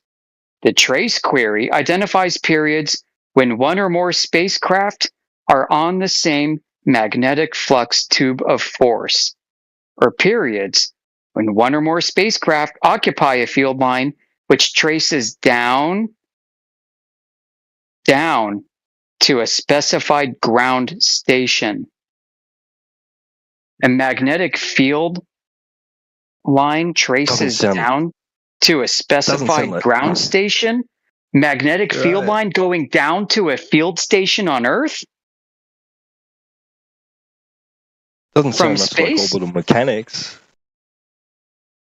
Yeah, is that is that Newtonian gravity? Folks, is that orbiting space junk? Is that what Sputnik is? Really?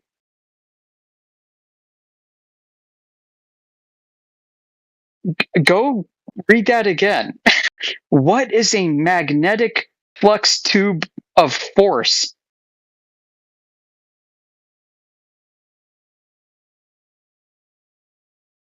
Sounds like they're using HARP to push things around. Yeah, and what do they mean by magnetic flux line arcing or connecting to a ground station? Is that just a coincidence?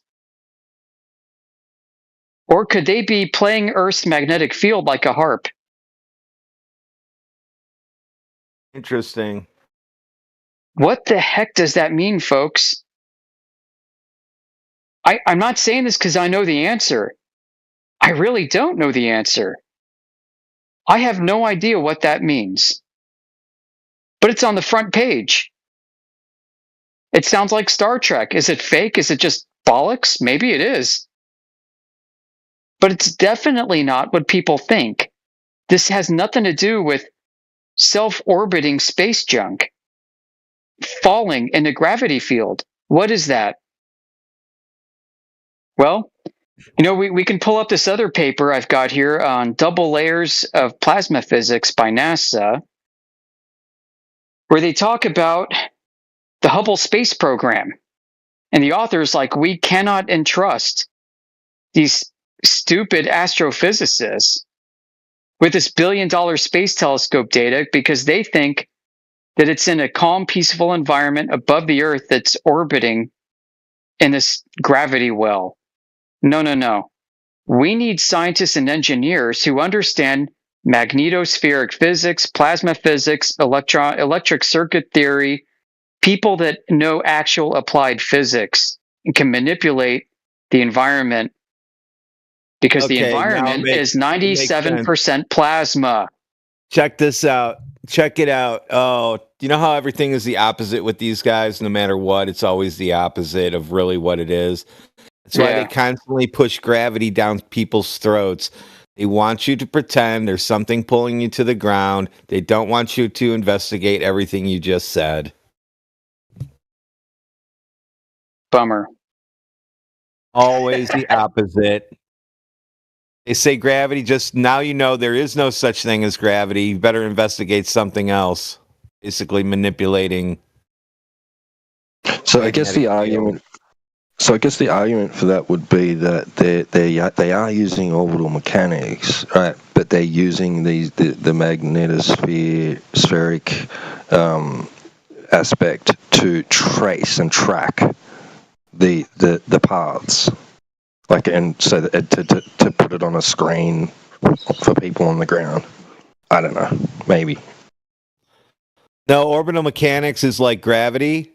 And what they're doing is they're just using standard ways of tracing signals, calling that orbital mechanics. All right, here we go. Here's my next contribution. In order to have orbital mechanics, you need to have the center of a ball. So that's out. I'll post the document in a minute. Here's a quote from the document I just said, Double Layers in Astrophysics. Let me read the whole thing. M. Azar, who's the author, one of the authors, has studied how a number of the most used textbooks in astrophysics treat important concepts like double layers, that's physics double layers, a hot and a cold layer, critical velocity, pinch effects, and circuits. He has found that students using these textbooks maintain essentially ignorant students using these textbooks remain essentially ignorant of even the existence of these. That is, double layers, critical velocity, pinch effects, and circuits, in spite of the fact that some of them have been well known for half a century. For example, double layers, Langmuir, 1929, and pinch effects, Bennett, 1934. The conclusion is that astrophysics is too important to be left in the hands of astrophysicists. This is a NASA document, folks. It's like 300 pages. The billion-dollar telescope data must be treated by scientists who are familiar with laboratory and magnetospheric physics and circuit theory, and of course, with modern plasma theory. It continues, at least by volume, the universe consists of more than 99% of plasma, and electromagnetic forces are 10 to the 39th power times stronger than gravitation. There you go. Keep looking at gravity, folks. Don't look at anything else. You want the document? I'll post the document. Hold on. Yeah, I'm saving everything. So I don't have to say ask Amish every time. Double layers. I hate having to do this on my phone. I should probably upgrade to an iPad.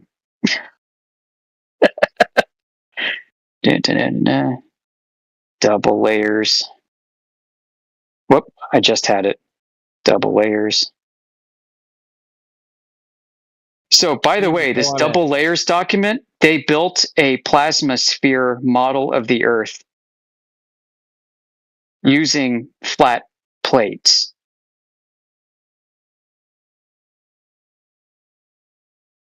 It only would work with flat plates. You couldn't have one size of a curved surface, okay, and then go up 1,000 feet. Your radius is going to be different, so your area would be different. You would never be able to make those kind of connections. You need a flat plate. That's right. Oh man, I can't find this. I've got the document right here, and I'm like a boomer. I'm trying to figure out how to get it into Discord. Double layers. I'm just going to go to the source here. Astrophysics. You and I need to do a two-week tour this year, debunking flat Earth Discorders, and we'll go to all the public libraries, so you get all the nerds to show up. And then what we'll do is we'll call into Discord for them, and we'll start debunking these guys as we're dropping shit like all this information at the same time, and just rope them in. And after 3 hours, they're going to be like, "What the fuck did I just hear? Earth is not a globe. How could it be? You can't have all this shit working if it was." The link to the document is in red text in the GIF that I uploaded in the screenshot. The document's here in the Springer link.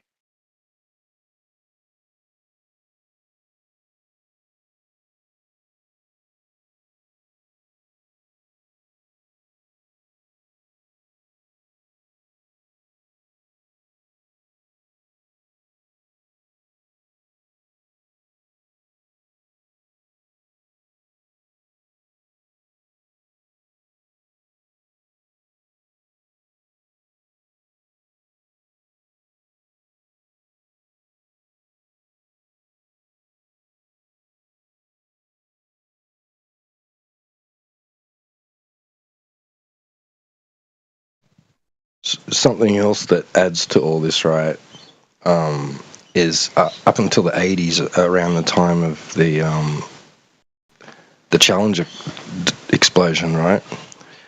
So private companies wanting to put things into orbit, right, satellites, they were wanting their hardware insured, and the insurance companies ended up turning around saying, we either have to charge you extremely high premiums, or we just can't do it. It's sending us bankrupt, because too many people were claiming, because they were crashing, right? These satellites they weren't staying aloft. What was like? They claim they were either damaged in the air or damaged from crashing. Right. So, but Kerbal I'd say Space Program. yeah, Ever play that? Yeah. No, I haven't. No. You should just to get an idea what the Globies do in their spare time, like eggshells. So they got these characters. They're like little aliens and an Earth, and you're basically in charge of a rocket program, and you're trying to figure out how to build rockets, and it's all trial and error. You're trying to figure out how to get a rocket into space, and the whole thing is based off of that. But the funny thing is the game mechanics don't model mass attracting mass or bendy warpy space time. The entire thing. But NASA offers like scholarships to kids who can figure out how to put a satellite into orbit with this game, even though it doesn't use any real world physics. Don't you just tell it what you want to orbit? You give it a center, and then it goes around that, and you give it a speed. Yeah, you don't even. The game mechanics aren't that easy, but that's what you're doing. Yeah. You don't use mass attracts mass because first off, as soon as you put two next to each other, your computer will crash. Yeah, 3-body problem. Yep, buffer overrun. They wouldn't be able to. Yeah, wouldn't be able to handle the numbers at all. Any computer.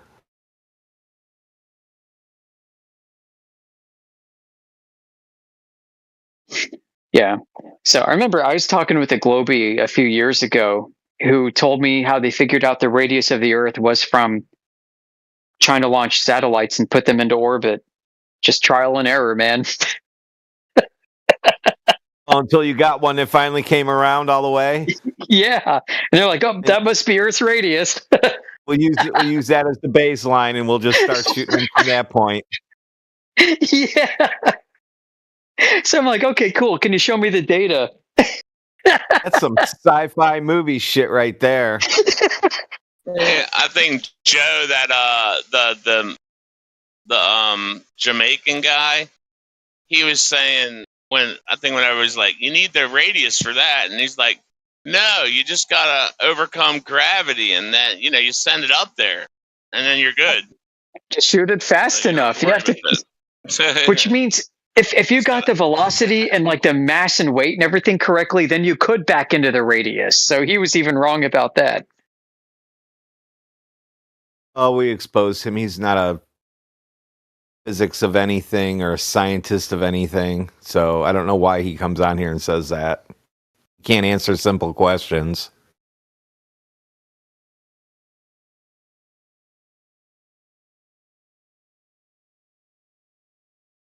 Can answer that the way the Saturn V rocket made him feel when he touched it. Did you see what he was saying in the side chat yesterday? He was saying that gases existed before containers, right? And when I asked him how does he know that, right? He said ISS. That's all he gave. ISS, brother. I asked him if he could identify a triangle, and he typed in a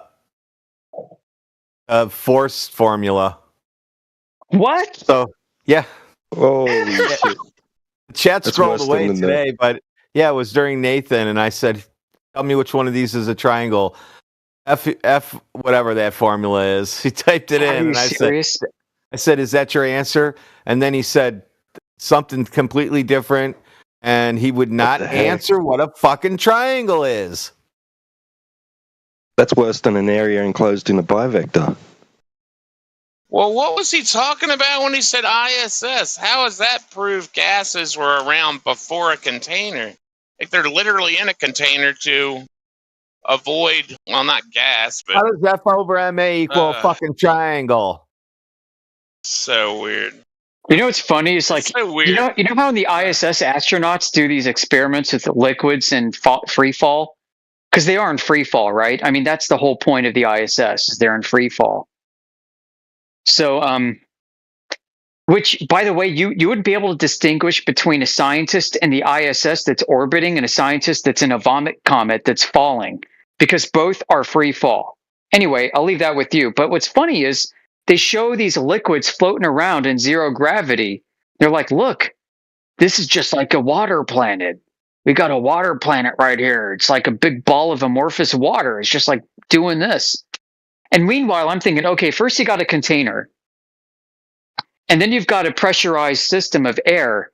That air is holding the water in place. That air is responsible for creating the contact layer for the liquid to create and coalesce into this amorphous blob. It's not gravity. There you have it, folks. It's air pressure. Surface tension. And surface tension. Yeah. Well, you don't get surface tension unless you have air pressure. Right. But they teach kids they teach kids this is analogous to a planet. Like in this video, they were saying this is like a planet and like a gas giant.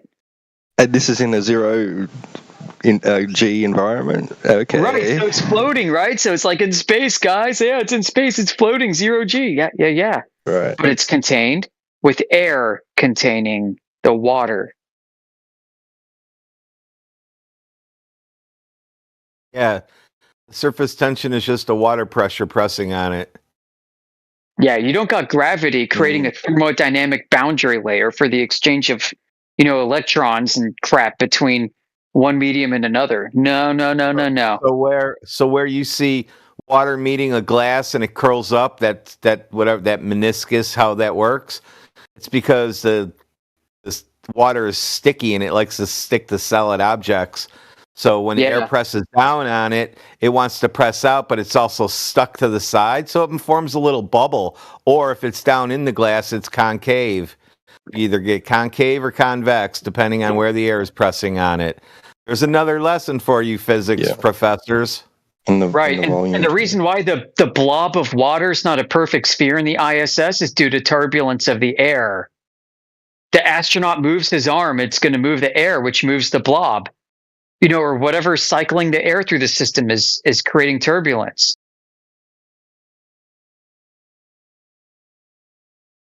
There you have it. We ruined more Globers today. You're welcome, YouTube. Not me. Castle Queen, what are you doing here? Hope you're listening. You got like a PhD lecture on satellites. Oh, okay. Yeah, if you're listening the past 40 minutes, go ahead and rewind. Treat yourself. I've got other things to treat myself with, man. Like going to the beach and pointing at your friend at the island? I would do that. Or querying the magnetic flux tubes of force and tracing magnetic flux to ground stations on Earth in order to know how many satellites are in a particular point in space. Right. Has nothing to do with gravity, folks. Oh yeah, and they're going to need angles for that, right? Too, right? Elevation angles. Yeah, so I got a bunch of stuff on NASA's Deep Space Network, which is all azimuth and elevation angles. So we already have pictures of NASA's drawings of how satellites. What they do is they fly over a flat plane in a straight line, and they take pictures at 90 degrees because we have their drawings, their technical drawings. You can't get 90 degrees to a ball, so what happened here?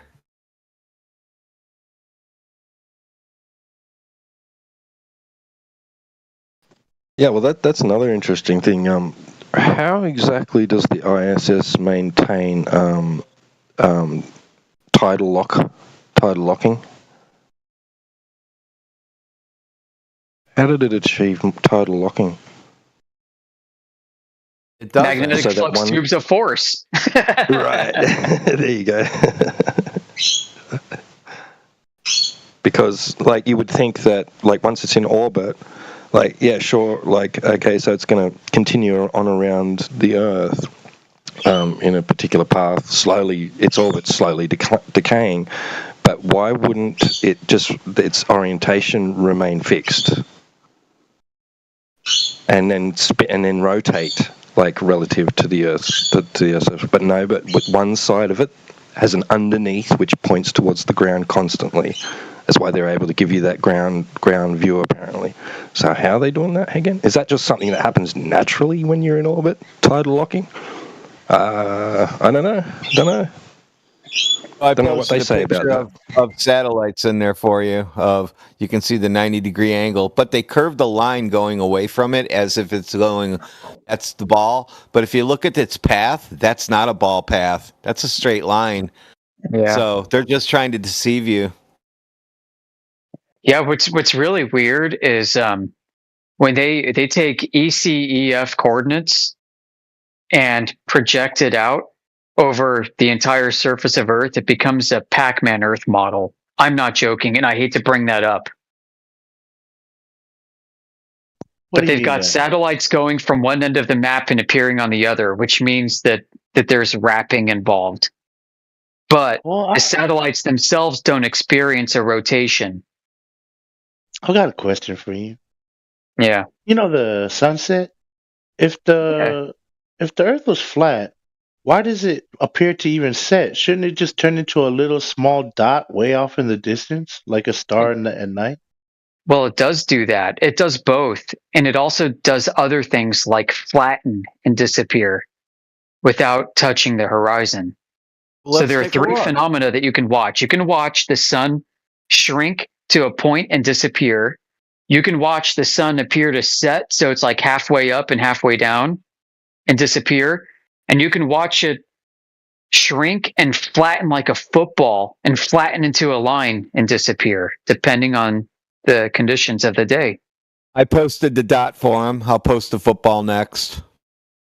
Why would Go ahead and look at that. Why would it even appear to halfway disappear over Go the ahead horizon? and look at that without asking questions, please. And here's the second one. I mean, there are plenty of explanations for this that don't involve a globe. Well, what about the one of turning them is the Earth? Wouldn't that explain it? The Earth is round, not flat.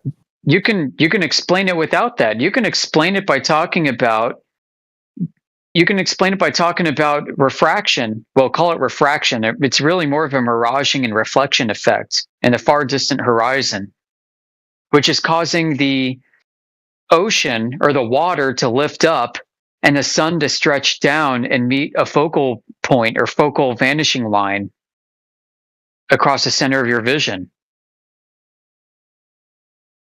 And it's due to multiple, the atmosphere is so complicated, nobody has been able to successfully model it. It's due to a combination of effects. You've got like a lot of evaporation from the surface, right? So you've got these water molecules, they're getting excited from all the heat energy of the sun, and they're lifting up. And when they lift up, they drag the frame of reference of light up with them. And then you can have a cooling effect closer to you where that dragging up is now pushed back down again. And sometimes it's pushed down more than it gets dragged up, or it gets dragged up more than it gets pushed down. It can cause inversion layers, causing miraging effects, inferior miraging. It's intense. I got to go, guys, so I will talk to you later. Sorry to cut this short. And so what he was talking about was that's all air pressure doing that, folks. Again, sound like a broken record. It's just air pressure. Wait a minute. That's not what I see when I look at the sun setting over here on the west coast of California. The ball doesn't do that. What is this? Yeah. This is the real Hollywood CGI over here. You posted. It doesn't do that. What can be? This is fake. The sun doesn't turn into a little tiny dot and disappear like that, vanish like that. Maybe you just weren't paying enough attention. Oh yeah, it's because you don't have a solar filter on your eyes, dude. This is fake. You know how you know it's fake? Because when the sun goes off into the darkness of the horizon, the horizon doesn't even light up. Real. You know how you know it's fake is because it looks so real. Oh man, this is not right what you guys are doing. Hey, Castle King, can you hear me, dude? Would light up with the sun's presence over there, but it doesn't. It stays dark. He should be able to hear you. I hear you. Also, you can't King, hear can me you hear now? me? Oh my gosh. Oh, can you hear me talking? Yeah, I can hear you talking, buddy. Yeah. Okay, so there's heaps and heaps of videos of this, dude. Right? It's when you have different weather conditions, this can happen. Right? A lot of these videos are from environments where it's not very humid, so you don't have a lot of scattering in the atmosphere of light. Right? You don't have that atmospheric lensing or atmospheric magnification.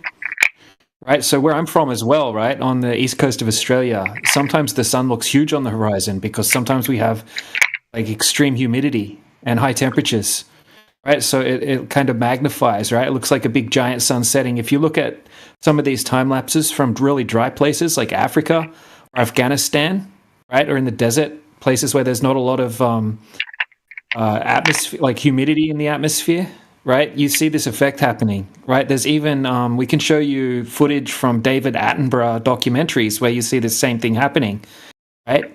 Unless you think David Attenborough is also faking it, right? This is easily explained. And these aren't fake footages, right? If you think that we're trying to fake footage, right, that goes directly against what we're trying to do. We're trying to expose lies, not make fake footage. There's lots of examples, right? We can. I haven't seen it myself either, but I've also never been to one of these environments where you do get this effect, right? But there's countless amounts of footage, right? Like I said, even on David Attenborough documentaries, right? When he does his documentaries and they do sometimes time lapses of the sun setting, you see this exact same thing happening.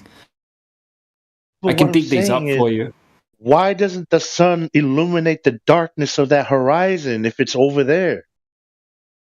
What do you mean by illuminate the darkness of the horizon? You know, if the sun is going across the earth, it's going to illuminate wherever it's at. But why is it when the sun disappears, it seems to just get smaller and smaller into a little tiny dot, and then poof, it's gone. But when it went back there, the horizon itself back there stayed dark the whole time the sun was descending off into the darkness. Yeah, it's easily explained, right? Once you look into it, it makes perfect sense, right? So because, right, the atmosphere is like a medium, right? And what's happening is the light can't push all the way through a dense medium, right? So even if you think about water, right? If you go down into the ocean just 200 meters, it's pitch black. Why do you think it's pitch black? It's because the light can't push all the way through the medium, right? The air is also a fluid. What? Yeah, it's oh my God. The air is Castle King. Okay, so the furthest that you can see through the atmosphere is 200 miles. Okay, so there's lots of videos, right? I can post them for you, where you see time-lapse footage of someone in a plane, and it looks like they're flying out of daylight into nighttime. The sun's just moving away, and it's taking its light with it because it can't push all the way through the density of the atmosphere and make it back to your eyes. I'm still stuck on the air as a fluid. Gases. It's not a liquid, it's a fluid, right? Liquids and gases are considered fluids, right? The only difference is the gases will fill the available space, right, and take the shape of the container, whereas liquids will behave differently. And can be compressed. Yep, and can't be compressed. Yep. But look, the sun moves away, it takes its light with it. Yeah, I'm saying when the sun went all the way into the horizon on that example that somebody posted, the light apparently was not strong enough to illuminate the darkness, not one bit. Yeah, that's right. Can't see forever. I'll be back in a second. Castle King, these are the observations, right? Now, if you think that someone's faking this, then I guess you're a conspiracy theorist, right? You think there's a conspiracy to fake observations. I don't know how that would happen, but these are things that are just observed. Well, who cares? That's an argument from incredulity. Okay, you've never seen it. That's an argument from ignorance fallacy. I mean, why don't you go out and go ahead and observe the sunset maybe for a year? Maybe do it every day for a year and see how many different types of sunsets you observe. But your argument from ignorance doesn't change anything that these things are observed on Earth now. Isn't that right? I've been around this world and Shut up. Shut up. I mean, Castle King, shut up. You're ridiculous, man. You're acting stupid. No. You're being disrespectful. You know, you're being disrespectful. I'm asking you a genuine question. You've been all over this world. You're disrespecting me. So why don't you just go ahead and pay me the same respect? Yeah. To New Zealand. Who cares? Give the shit if you're fucking from an island. Who cares? Yeah, it doesn't matter. Yeah, you didn't go around a ball. You did not go around a ball. You did not experience going around a ball. It was nothing like what you are trying to make out it was. It's because I believe in gravity and you don't. Yeah, okay, so you have a religious belief. You believe, dude. Believe is the key word there. Yeah, you guys believe. Your religious beliefs have no, we don't. We've measured it that way. You measure it that way, actually. I do. Yeah, I mean, I've heard you describe the Earth, you know, up and down, right? Anytime you invoke up or down, you're invoking a flat plane. Anytime you use a map, guess what? That's a Cartesian coordinate system. So you use it flat like everybody else does. I don't care what you believe, right? If you want to believe the delusion that you have, even though you're using it flat and experiencing it as flat and motionless, but you believe it's something different, really has no bearing on reality. Wait a minute. If you're the one that believes this place is flat, why are you accounting for up? You should just be going forward, back, left, and right. Excuse me. No, that's incorrect. Up and down are in reference to a horizontal plane. You can't have up and down on a ball. Or were you not aware of that?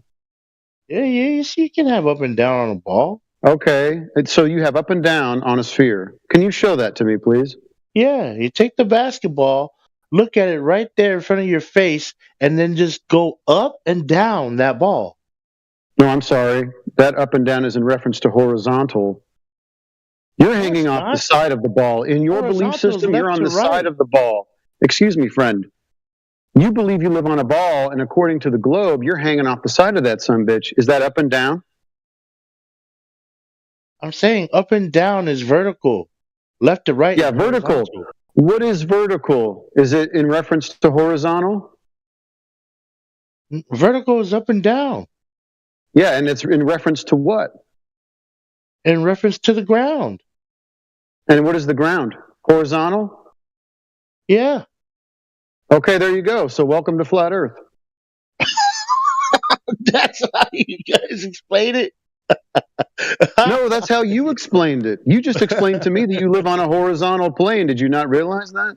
Well, you know, because I'm so small and the Earth is so big, it appears to be flat. That has nothing to do whether or not it's horizontal. Horizontal is an orientation.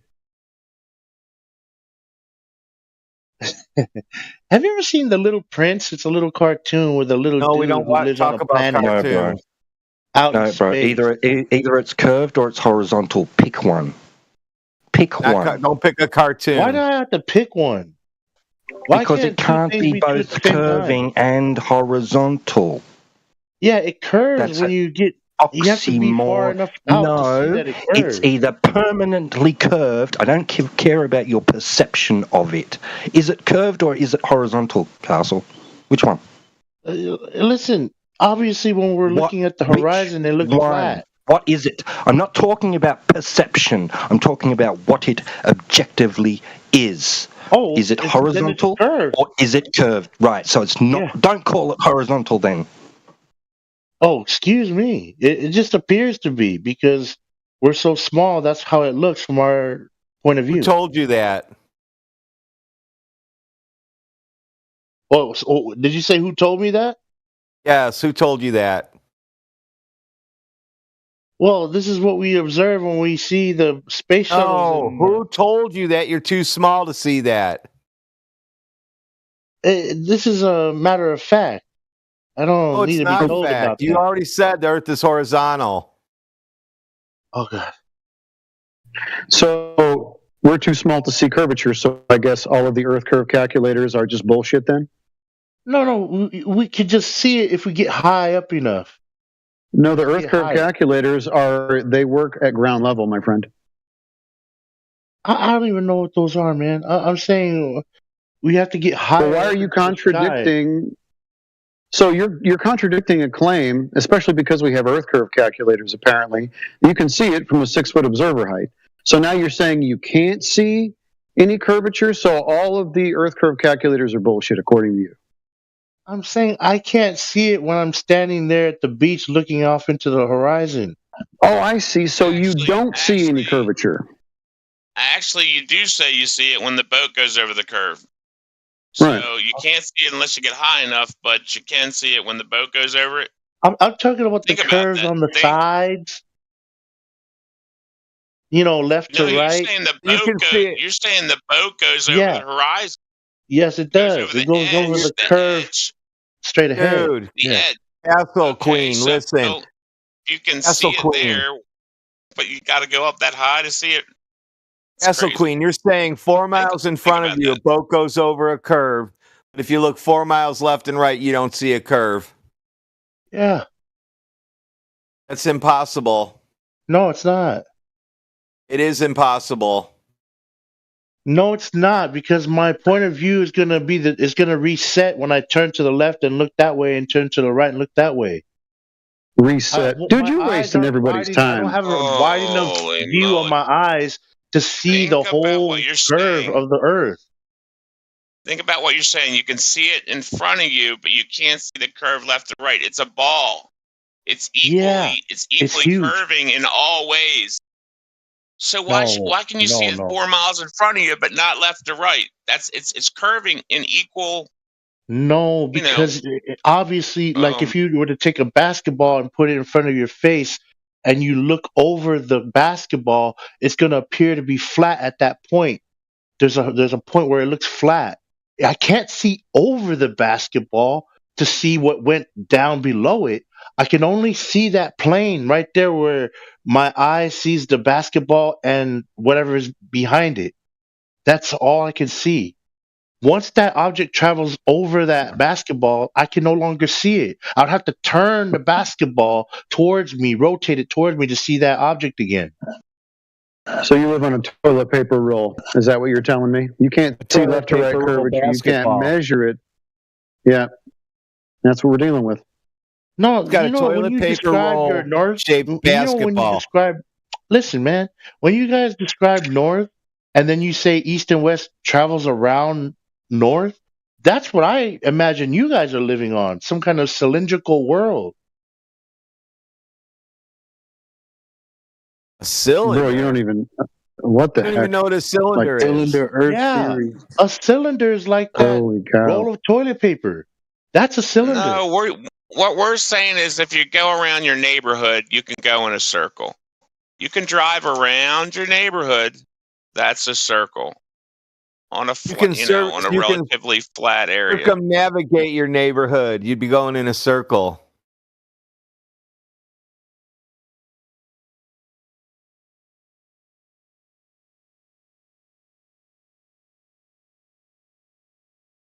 You posted bro, your when- toilet paper world for you. What it You what keep it looks making out like you keep making out like all we have is an argument that it looks flat. No, we constantly tell you and remind you it measures to be flat too. You think it's just such a big ball that it just we just can't measure it. Well, then how the fuck would they know what it is in the first place? They couldn't measure it.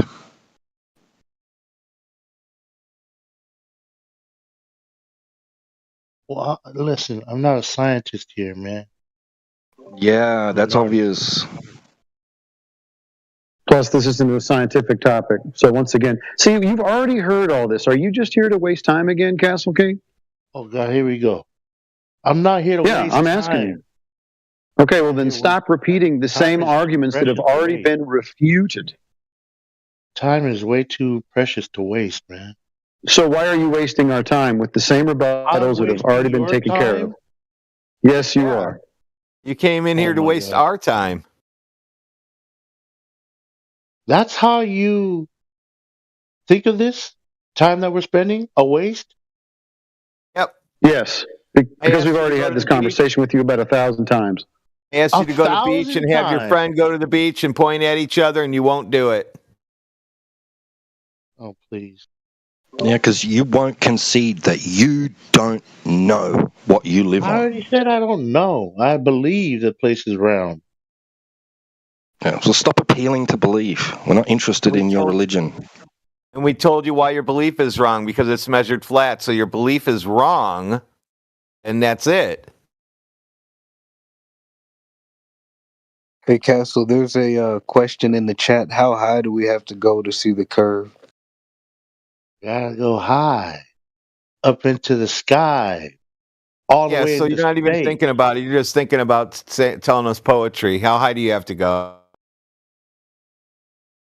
It's like Creed said, "Can you take me higher?"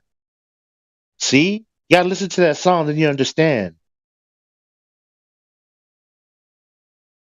You're basically like an 80 IQ idiot in normal life. No, I think he listens. I just don't think he really retains what we tell him Because he's that an well. 80 IQ idiot. That's why he doesn't retain anything. I don't want to be that mean, but it I'm might just telling you, I've talked to him enough true. times to know. I talked to him enough times to know. I don't think he's in here like just trying His to be defense mechanism is to jerk on sing and purpose or say anything. poetry. Yeah, his defense is to sing and say poetry, okay? Well, we could always, not attribute this to him being deceptive or a time waster. He could be an idiot, but it has to be one or the other, because he was just asked a direct question and he broke out into song. What are we supposed to do at this point? Yeah, I'm not sure. Yeah, I mean, there's we only don't so excuse that much time behavior. you can. There's only so much time you can put into one person. So we don't excuse singing behavior when you're asked a question and then you just sing because you're basically an autistic goofball or something. You have to sing. You don't know any better.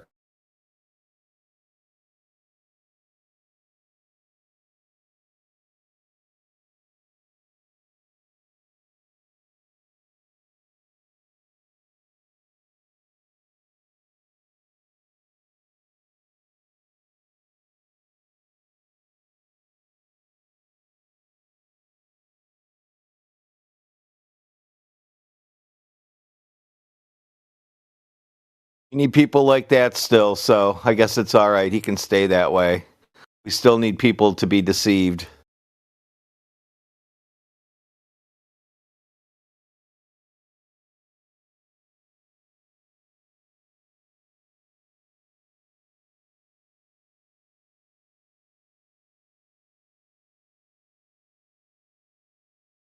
Some people are just stuck.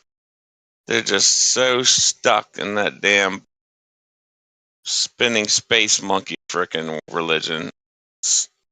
Yeah, you were muted because you were singing. You probably didn't figure out that you were muted for singing, Castle King. Yeah, complaining in the chat. You probably didn't figure that out. But I'm just going to tell you that's why somebody muted you, not me. It was me. You're off mute now, Castle King. I'm going to ask you a question. You read the Bible, yes? See, his answer was, see, that's why I don't like to sing here. I tell you, there's something mentally wrong with him. There's something mentally wrong with him. I agree. Yeah, what is it? Or maybe it's a spiritual problem. Okay. So you consider yourself a religious man? You read the Bible, do you? I'm a servant of God, yes. Okay. Are you familiar with Romans 1? I'm familiar with the book of Romans. I'm not sure exactly about Romans 1, though.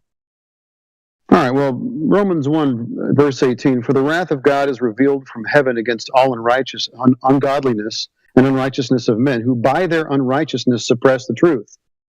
Why are you suppressing the truth? I'm suppressing the truth by not believing this. Yeah, the Earth. Flat? No, it's measured flat. You didn't even recite the next word it says here, which says something in regards to because it has been made clear to them. Right. So for what can be known about God is plain to them because God has shown it to them. His invisible attributes, namely his eternal power and divine nature, have been clearly perceived ever since the creation of the world and the things that have been made. You live on something that has been made and it's been measured flat. Why do you suppress that truth? I don't suppress the fact that God made everything around us that we can see and not see. Right. And he also gave us the ability to measure it, and we measured it, and it's flat. Where in the Bible does it say it's important to measure this stuff? Are you serious? Yeah. It says it is the glory of God to conceal a matter. It is the glory of kings to search it out. He wants you to search out things. He also says to test all things and to prove all things. So he does want you to go ahead and measure some shit. Oh, okay. That's your interpretation. Oh, so now it's just subjective. You're going to turn the Bible into your own personal playground. Well, I'm saying because we've gone so far as to go into outer space, but you reject that. No, I haven't been to space. You haven't been to space. I don't know anybody that has, but the people that tell you that they have apparently didn't know that the Earth was measured flat. So also this thing called space that you're appealing to can't exist according to the laws of physics, which by the way, God has everything to do with. So why are you denying all the things that God has set into place, natural law and such? I don't deny the glory of God when I look into the night sky. That's space. Yeah. And all the lights out there. You don't know that. Yeah, you see twinkling lights in the sky. Great, you created that. The fairy tale religion surrounding that you were told that you believe is not in the Bible. God said he made the heavens and the earth. Right. What is that word for heavens? All of that stuff in the night sky. No, what word did he use for the heavens? Heavens, heavens. No, that's English. What is the original translation of that particular name? Oh, I don't know, man. I'm a Samoan, man. We adopted this religion, remember? Who adopted this religion? Hebrew or read it. Why not? That was me. Shemayim. Isn't it? It's maybe I'm pronouncing it wrong. What do you mean, why not? Shemayim and the Rakia. Yeah. Right. Okay, what is the translation? So let me get this straight. You worship God, but you don't give a shit what he says. Yes, we do. Okay, so how does he describe what the heaven is? Begotten Son, that whosoever should believe in him will not perish but have everlasting life. John. Yeah, everybody knows that. It doesn't matter to me that you can recite that. Let's talk about the creation account. We know about that Jesus Christ who died on the cross for our sin. That's the most important thing about the Bible. So, what does it say in the creation account? What are the heavens? If you're asking me, I told you already. It's all the stuff out there in the night sky that we can see with our eyes. What does God say it is? His creation? Nope. I'm asking you specifically, especially about the creation account. What does he say it is? I don't know, man. Okay, so you don't care about what God actually says. You just want to make it up for yourself, don't you? It's not that. It's just no. Okay, well then go look it up. God knows. No, he gave you the information. Why don't you go ahead and look it up in his word and how it's described? What is it, man? It's not for me to figure out. It's for you to know. And if you don't care, then we can end this conversation. It's not for you to figure out. It's for you to explain if you have knowledge. No, I want you to go figure this out for yourself. Don't you care about what God says? I thought that was the whole point of this conversation is so we can learn from each other. Now you're telling me to go and read something that I don't even know where to start to look? Yeah, you're right. My bad. My bad for asking you to go ahead and read the scriptures of the God that you believe in. I am so sorry. Listen, man, if you know what those stars are according to God, what are they? He said he put lights in the heavens, and that particular word for heavens is the rakia. Do you know what the rakia is? No. It's the firmament. Oh, so you're saying that God just put those lights in the sky as a decoration for the Rakia, which is the earth that we're standing on, which is flat. It's a heck of a lot more than just decoration. Believe me, there's purpose to it. You just said it. They're just lights in the sky for the Rakia. Oh Yeah, my but gosh, didn't dude. say You're bricked. You Where are does- absolutely bricked. He thinks Rakia is the Earth stand on now.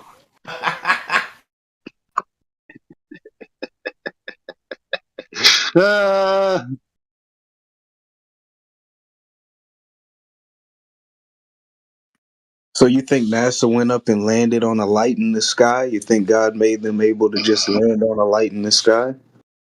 Well, I think it was the light in the sky. I think it's the moon. Does it light up things at night? Have you ever heard the term moonlight by chance? Yeah, I've seen it. Castle King, does the moon light things up at night on the ground? Can you cast shadows? It seems like it. You know, when I was in Samoa and it was really dark over there, the only light that we had was the To see moonlight. if the moon casts a shadow on the ground? You've never actually looked? I don't remember seeing my shadow on the ground, but I think there's You didn't know shadows that at you night. hide in the shadows at night? Guys, Yeah. I found out who Castle King is. He told us. Should I dox him? Yeah. He's a COD. I live on planet Earth. With the rest of you flat earthers. I found him. This him right here. All right. Great. Oh, you think that's me? I'll show you a picture of me. That's me right there, homie. You want to see me in Call of Duty? I'll show you in Call of Duty too. If you heard his voice, you'd laugh because you sound just like him. I'll show you. I'll show you a picture of me when I was in Call of Duty, homie. All right, let's play. You play COD Mobile? Do you know who that is? That's me too. Do you play these? Oh, how did you do that? Do you play? I need to do that. Show me how to do it. Send me a DM. He was scanned in for the game. He was scanned in for the game. His face is a player in Call of Duty.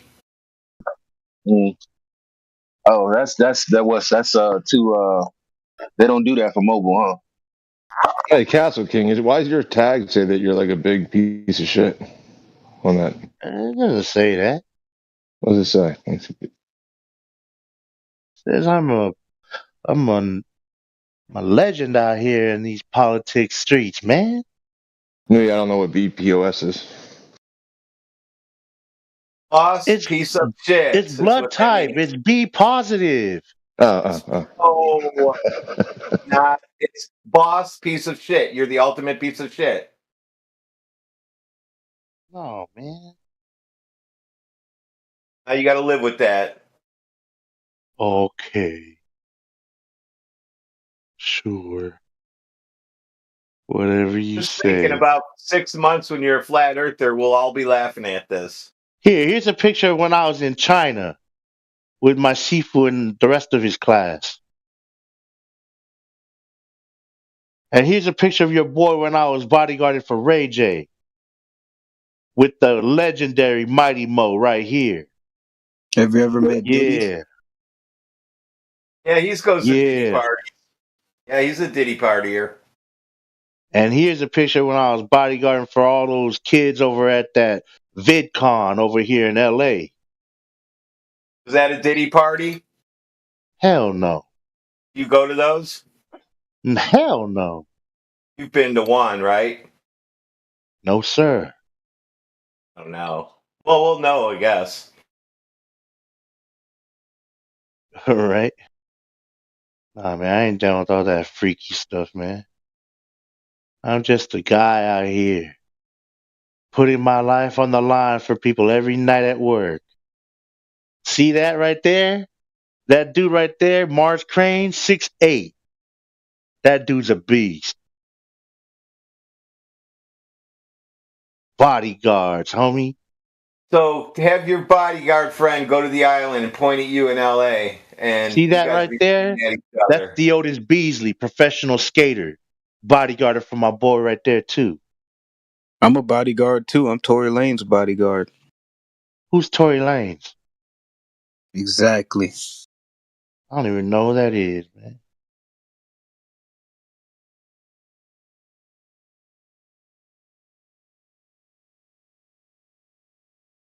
And you see this?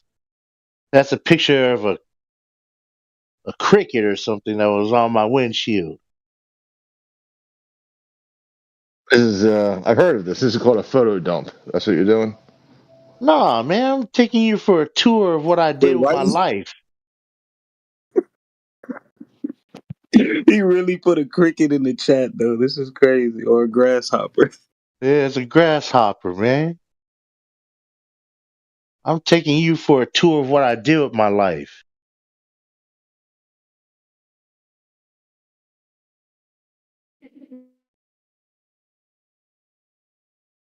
Yeah, that quote that you what was it? You said Romans 1 through 18. That's exactly what people do. I mean, that's just it.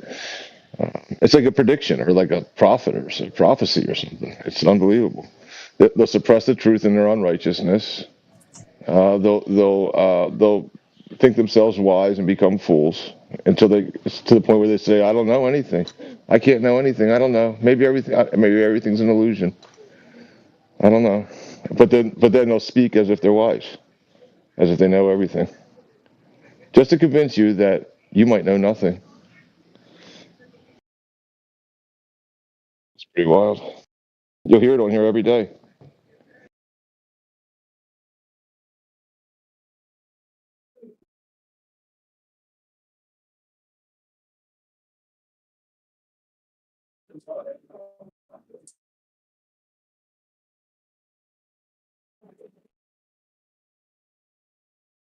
So, Castle, what would you say if you really found out the Earth was really flat?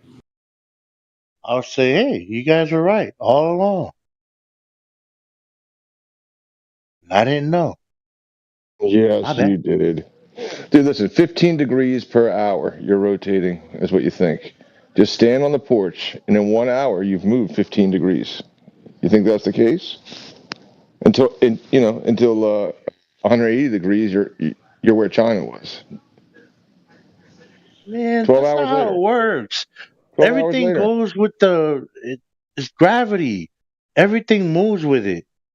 Doesn't matter. That's not. It's like a red herring. You can't fly a helicopter in one place and for 15, 20 I never even minutes said the word and helicopter. then the earth just moves underneath it and it stays in one place. It doesn't work like that. Why? How's it work? Everything is attached to the world, including the atmosphere and everything above it. By what? Because of gravity. That's not mechanical. We can't see that. How does it hold it in place? Are you attributing the miracle of life to the invisible qualities of Big G? Say that again, buddy. Are you accrediting the miracle of life that we are here present on this earth due to the invisible qualities that can never be seen but must be there for us to be here on earth to something called Big G, gravity?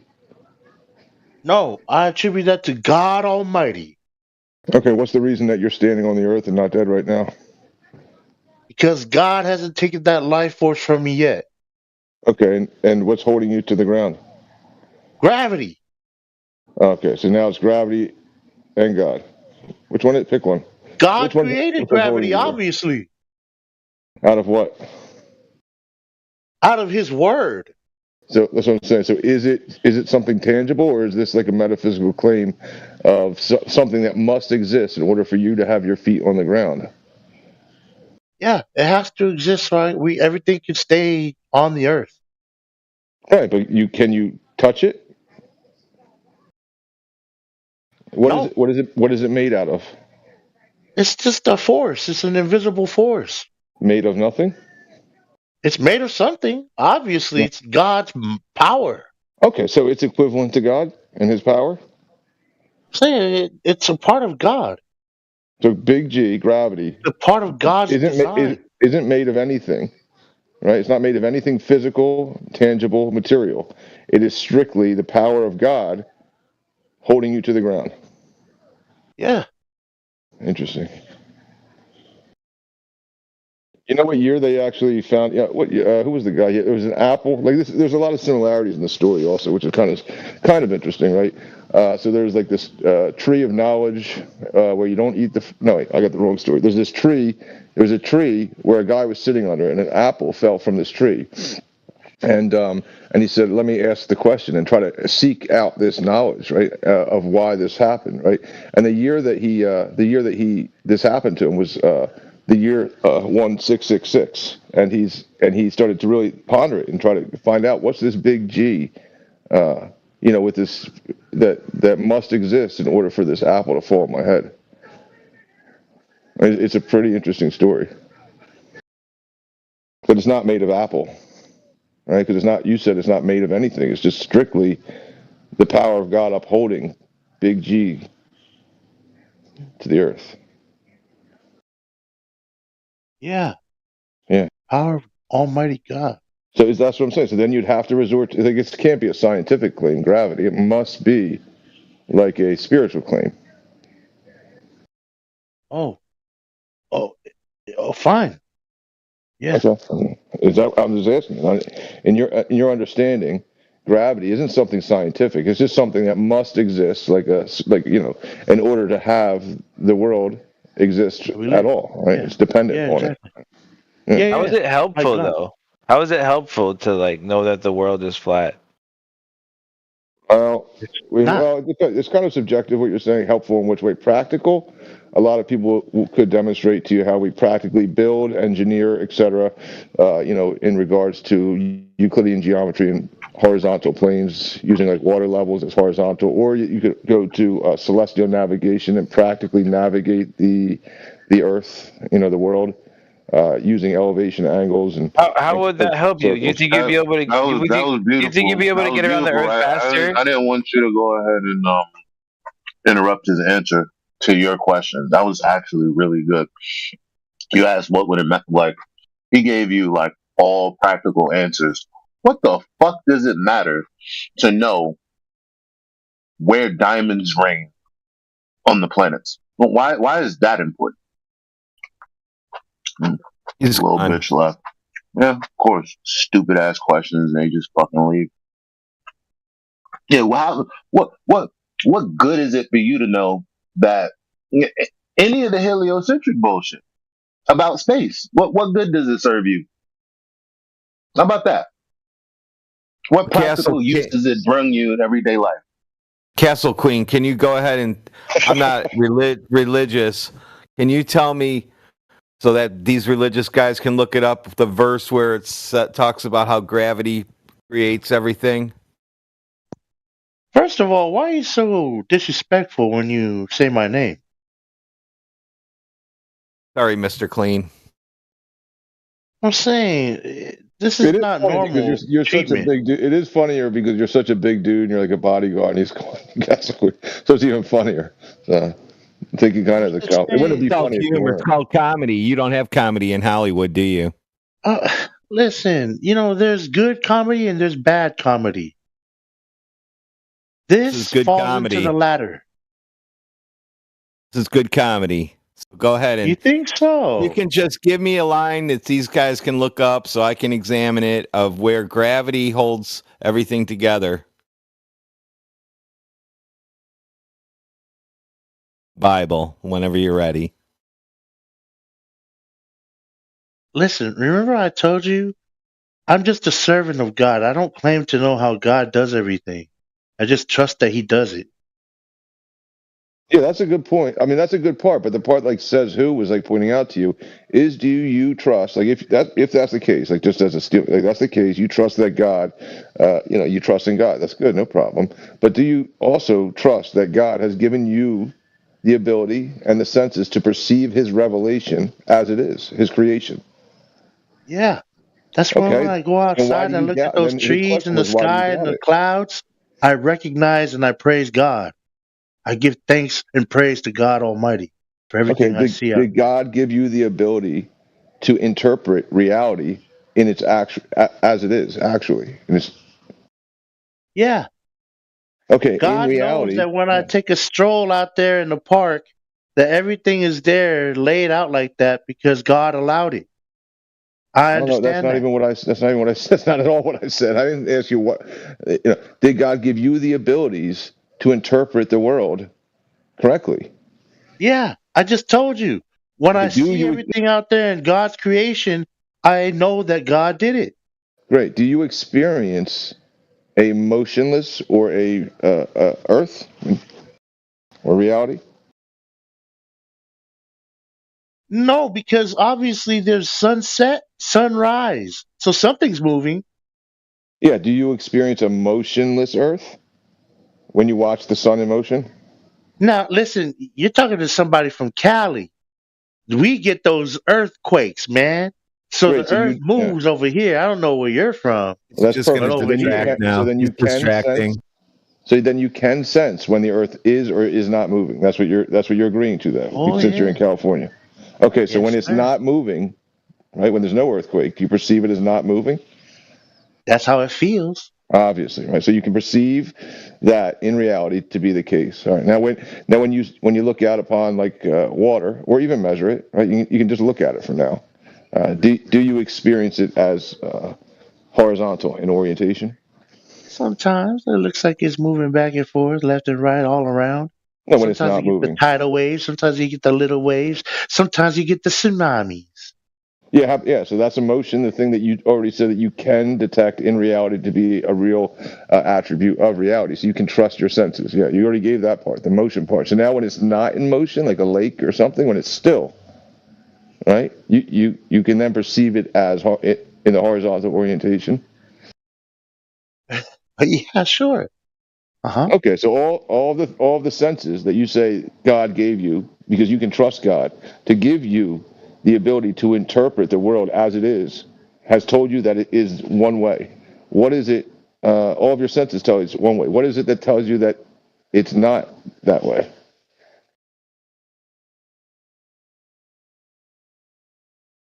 Not your senses? I'm still trying to think of what your question is, what it's about. No, you're not. You're trying to think of how to get out of the question. No, That's okay. no. Say your question again, because it's just kind of confusing the way you worded it. If you What did you if you say? believe that God gave you the ability, right, made in His image, to perceive the world in the way that He made it, right, and to have a correct correspondence to reality, to perceive the world in the way it is, right, why would you think otherwise? I don't think otherwise. Okay, so then you think the Earth is flat and motionless. No, it just seems that way. So now God is tricking you. He has not given you. He has not God's given not you tricking me. He has not given you the senses and the ability to interpret the creation in the way in which it is. You have to now rely on somebody else, or can you rely on yourself? Well, listen, there's a lot of information that I've relied upon others for in my lifetime. Correct. No, it's not. That's like a non sequitur. Yeah, but can you experience the world and can you perceive the world in the way it is through your senses? That if if God gave you these senses, these abilities, or is He tricking you? No, God is not tricking me. Okay, what's going on? He's just What's not giving going you the. on? He's just not giving you the ability to interpret the world around you in a practical and actual way. That's not a trick. I can see what you guys are talking about when you look out there in the horizon. It seems flat. The world doesn't seem like it's moving, and I've heard all your points. I can see your point of view, but the problem is that doesn't hold true when we start to send things into space to look down No, from not that point we. of view. Don't use we. Don't use we. I'm saying we as a species, human Yeah, beings. that's not. No, that's not a thing. See, we don't. No, That's no, not you know what's we. interesting. We can't You. agree because we don't We agree would on that. include. We would include you and I. I'm saying You and I don't send things into space. no. There's a relatively small handful of people that say that they do and that they know, but they don't. They're not sending anyone to human space. beings There's no collectively you can't send. as You a can't species, send. man. Yes. No. You can't. Okay. Are we? Are you ready to face the Hague for your wars, your war crimes? Because we committed genocide. Oh, listen, I'm saying Yeah, you want to we take have responsibility. we've You want all to be committed part of the. sin. You want to None be of us part of are the without team that sin. puts things into space, but you don't want to be part of the team that commits genocide. No, I'm saying we've all committed sin. Everyone's got their sin that they have to deal with in life, man. Those people that committed those One of those atrocities, sins they is have to deal with lying that. to the public about sending things to space. That's a fucking sin. That's a what? That's a sin. Sin to lie. Yeah, Castle King, they've Millions been of caught. They've been busted using green screens, harnesses, all sorts of different things, man. There's huge compilations of them being caught faking footage, right? We cannot trust them. You should look into that. Easy. Well, it's easy. Yeah, it's easy to. Well, I say. just wanted to mention one other thing. Well, hold on one second, Castle King, because you were contradicting yourself before, right? I'm not even religious. Right? I don't deny it, but even from my perspective, right, it makes perfect sense when people read Bible verses that completely contradict what you just claimed about space.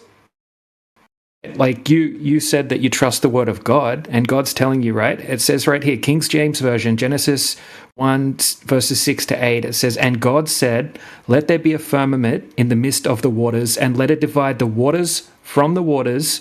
And God made the firmament, and it divided the waters which were under the firmament from the waters which were above the firmament." Does that sound like how they tell you space is a vacuum? Is that water? No, he's talking about the clouds above, the moisture in the air, the atmosphere. They fall back down to the ground, dude. They're not separated. They fall. They go up. They come back down. They go up. They come back down. Right. But yeah, listen, I don't want to harp on you on that too much. I was just trying to like almost empathize with you. If you are a, if that is your worldview as a Christian, whatever, right?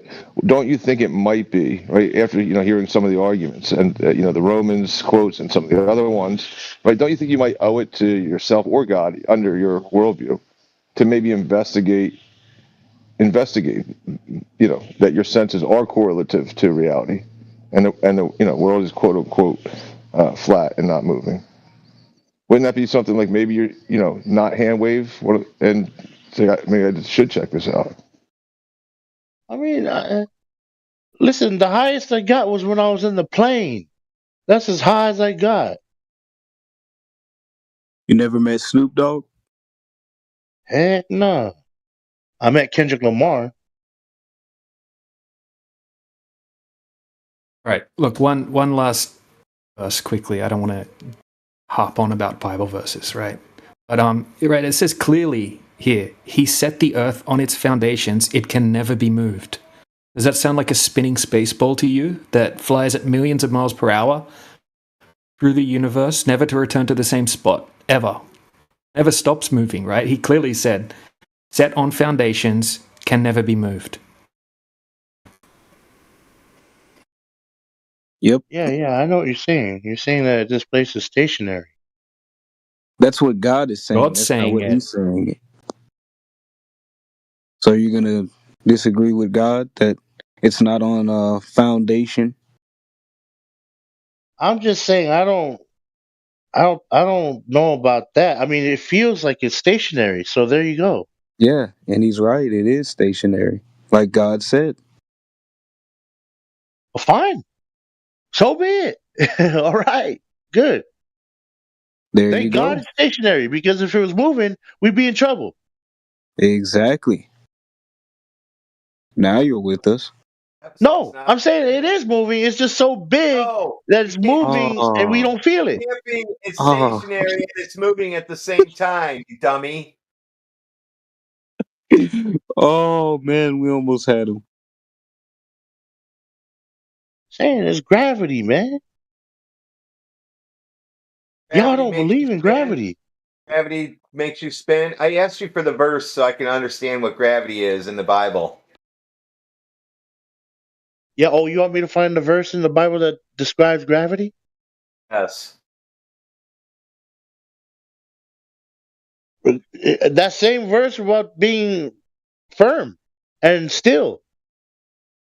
The firmament. Gravity. I'm saying they're not going to have the word gravity, obviously, because that's a new word. Got it. But that could very well be the firmament that he's talking about in the Bible. The gravity. That could be the firmament. You don't even understand what was read. You should go back and reread that thing. And I didn't even read the Bible. You need to go reread it again. Isn't Jesus a new word? Jesus is the sacrifice for mankind's sins. Isn't Jesus, the English name, a new word? Yes, that's correct. Yeah, I think he was called Yeshua or something before. Okay, so there's a translation. All right. So what is gravity translated from in the Bible? I don't know, man. Yeah, that's what I thought. You thought correct. You love me. You be dicking around to be your age, man. You be dicking around. They what? You be dicking around for you to be an adult. No, man. It's just that you guys have a belief and I have a belief, and that shouldn't get in the way of us being cordial with one another. What that got to do with me saying you be dicking around? I'm saying, what do you mean by that? Dicking around? We have an experience. You have an experience, and also a belief which contradicts that. Well, to answer your question, I'm saying you're dicking around because you ask questions that are like typically ridiculous. I do? Yeah. I'm just here to share what I've learned over 48 years of life. That's all. You're here to waste time. You're trolling. Nah, pretty obvious. No, it's not that. I mean, that's the point that Elijah was making, right? Like you're too old to be trolling like this. And if this is not a troll, then there's something else wrong.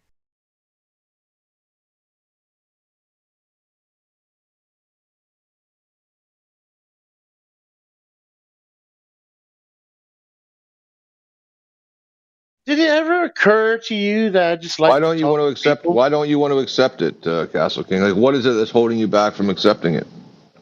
Accepting the flat Earth? Yeah. Well, because your model doesn't have an edge. No, it does. Yeah. If it does, now you're on board. Where is it? It's where God upholds all reality, all contingent and based upon God. I mean, it's the end of reality. That's it. So I mean, now you're on board. We go there, we're dead. That's what you're saying? Ask God. I don't know. Like people will say the same. They'll say, well, where's the edge of space? Like where your model, your space model doesn't have an edge, so I can't believe in it. I guess. Right. And then you would just have to say as like a. What do you mean what? Wait, hold on. You're concerned more with now finding the edge of space, which we can barely even traverse, versus just the Earth that we can actually walk upon and measure flat. No, that's not what he said. No, that's not what he said. Why don't you repeat back to him what he asked you, Castle King? He was saying that, yes, there is an edge, but only God knows what that is, and we can't see it. Something like that. I'm paraphrasing, obviously. Yeah, and into this reality. It's the edge of reality. And there's right. God, and if we get there, we don't know what's going to happen, right? I'm assuming. Because, well, no, he's pointing out to you that the only thing holding you up from apparently adopting the reality that you live in is because there's no edge that we could point to. So we're showing you that the model that you have that doesn't exist, there's no defined edge or any way that you could reach that either. So according to your own logic, you can't believe in any kind of heliocentric model as well. No, there's no edge because it's round. You just go around the world. No, I'm talking about the universe, my friend. Yeah, okay, the universe, man, it expands into all directions. What's it expanding into? Only God knows. You have to ask God. I didn't create the stuff. So if you just apply the same logic to everything, now it seems like you just have a bias for the heliocentrism and not the actual reality that you live in. I have a bias for this planet Earth that we're living on right now. I know, that's what I just told you. You have a bias towards your religious belief. It's just a bias towards an imagination. No, I'm saying I believe that I've gone around this Earth and I have not seen any signs of any barriers or edges, ice walls. Well, how far did you go? How far did you go? I went to China. Okay, well, so what? So what? China's on like the same latitude as the U.S. I was going to say, China's only over there. I'm pointing at China right now from the chair I'm sitting in. I know approximately where it's at if I just go that direction. But if you pulled out the world's strongest telescope, dude, I can point to China. I can point to China just like your friend can point to you in California. God. You know, I told you already, I believe that we'd be pointing at the sky. We wouldn't actually connect to each other because we'd be pointing into the sky from the curvature of the Earth. When you point at an island that's 20 miles away that you can see, you think you're pointing at the sky? No. When I was in San when the island is 30 miles, when the island is 30 miles away, do you think you're pointing at the sky because you still see it barely? When I was in the Bay Area, I was pointing at Alcatraz far away from it. I could still see it right there. It wasn't in the sky. No, because it wasn't far enough, and I wasn't around the curve enough to be pointing in the sky. Yeah, so what makes you think when you're pointing straight across at something that you're pointing in the sky? Because if you just keep going beyond that thing I'm pointing at, you're going to reach the sky. So if you go that distance, say you and your friend are standing in one spot, you point and say, keep going until I can't see you. And that's a straight line, but your friend can point a farther away, and that's another straight line, but you can't point to where your friend's pointing because he's pointing downhill? No, he's pointing up. Because he's going around the curvature of the Earth. So you still see him, but he sees you, but he's going to point the opposite direction of you. Straight. Like pointing at you straight, he's going to point straight the opposite direction. Is that pointing down or is that pointing in the air? And he's just pointing at somebody else that same distance away. How far are we? Start every sentence with "I believe," Castle. Don't declare it as a fact. You've admitted that you don't know, so sounds like this is true. No, you don't know. It's just a belief. Why? You have to do the same thing then. No, we can go point at each other and see each other and just keep doing that over and over again. No, I don't believe that. Of course, you already said everything in here is CGI already. You said everything we've shown you is CGI. Even though I own a P900 and I can just go take a picture, you'll say that that's not a real picture. So we can't take you seriously at all about anything. I think you're a liar about everything you say. How do you like that? I don't like that. Like so Castle, can you, like it's like a real small example would be if I level a surface off, right? I get a level, I get a laser level, and it's just like the size of a room. Now if we get 3 6-foot tall poles, we put them down, we lay them on the ground, we measure them to exactness, get a micrometer out. They're all 6 feet. I'm going to place all these 3 poles on the level ground that we leveled out with the lasers. Which one is the highest?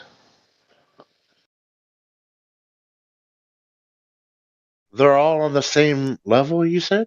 Yeah, they're all like I used water, or the surface of water at rest, and a laser level, and all sorts of stuff. I made sure it was a level surface. Yeah. Now, then I lay them down, I measure them with a micrometer. They're all exactly 6 feet tall. Now, all I do is I separate them by a little bit of distance across the room. It's only like a 30-foot long room. 1, 2, 3, 1 in the middle, 2 in the ends. Which one is taller? There's not enough distance for them to be at different elevations, different height. There's not enough. There's not enough distance. There's not for enough them distance. 30 feet is not long enough for them to start showing that distance. Or showing it. I didn't ask you. I didn't ask you which one's showing it. I asked you which one's taller. None of them. They're all the same height. Okay. Now with distance, this changes. Yeah. Which one's taller? A little bit longer. Now which one's taller? The one that's closest to you is going to be the tallest, because if the other two are spread out, say a few thousand miles, they're not going to be even visible. Which ones? I don't know what you're just mumbling. They're going to go over the horizon. Right. So when you're not looking at them, they're not. I don't know what you're saying, dude. So I got now they're a little bit further apart. Now they're 40 feet, 50 feet, 60 feet, whatever. Which one's taller? The one next to you. No, I'm not even in there, dude. I'm not even there. Oh, it's just 3 sticks. Which one is taller? None. They're all the same. Well, when are they ever going to not be taller? Are they all going to always measure? They're all going to be 6 feet. Okay, so which one's higher? The one that you're closest to. No, I'm not in there. Which one's higher? None of them. They're all the same height. Okay, so they're all at the same elevation? No, depends on how far they are. Now, all right, I went 70 feet. Now, which one has the They're height? still at the same height. Yeah. 70 feet is not long enough for you to get over that curve that feel that What the curve? curvature of the earth. At what distance does elevation begin to change for you? Drop. When it goes over the horizon. Yeah. So the elevation, right, of 6 feet tall drops. You're saying it elevation changes over distance. Drop of what? What drops?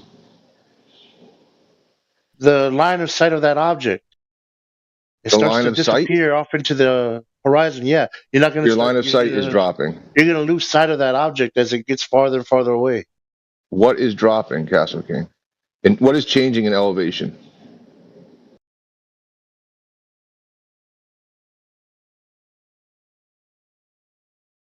Your elevation is a measurement. No, it's just elevation is a measurement in the vertical datum, 6 feet. And you're saying that elevation 6 feet, it changes over distance? Elevation drops away from elevation? Elevation drops away from elevation? Is that your assertion? No, I'm saying objects appear to drop in elevation the farther away they are. From what? From where you are. No, I'm not in there, dude. There's sticks. That's it. I'm not even there. I'm not talking about appearance, about perspective, about apparent anything.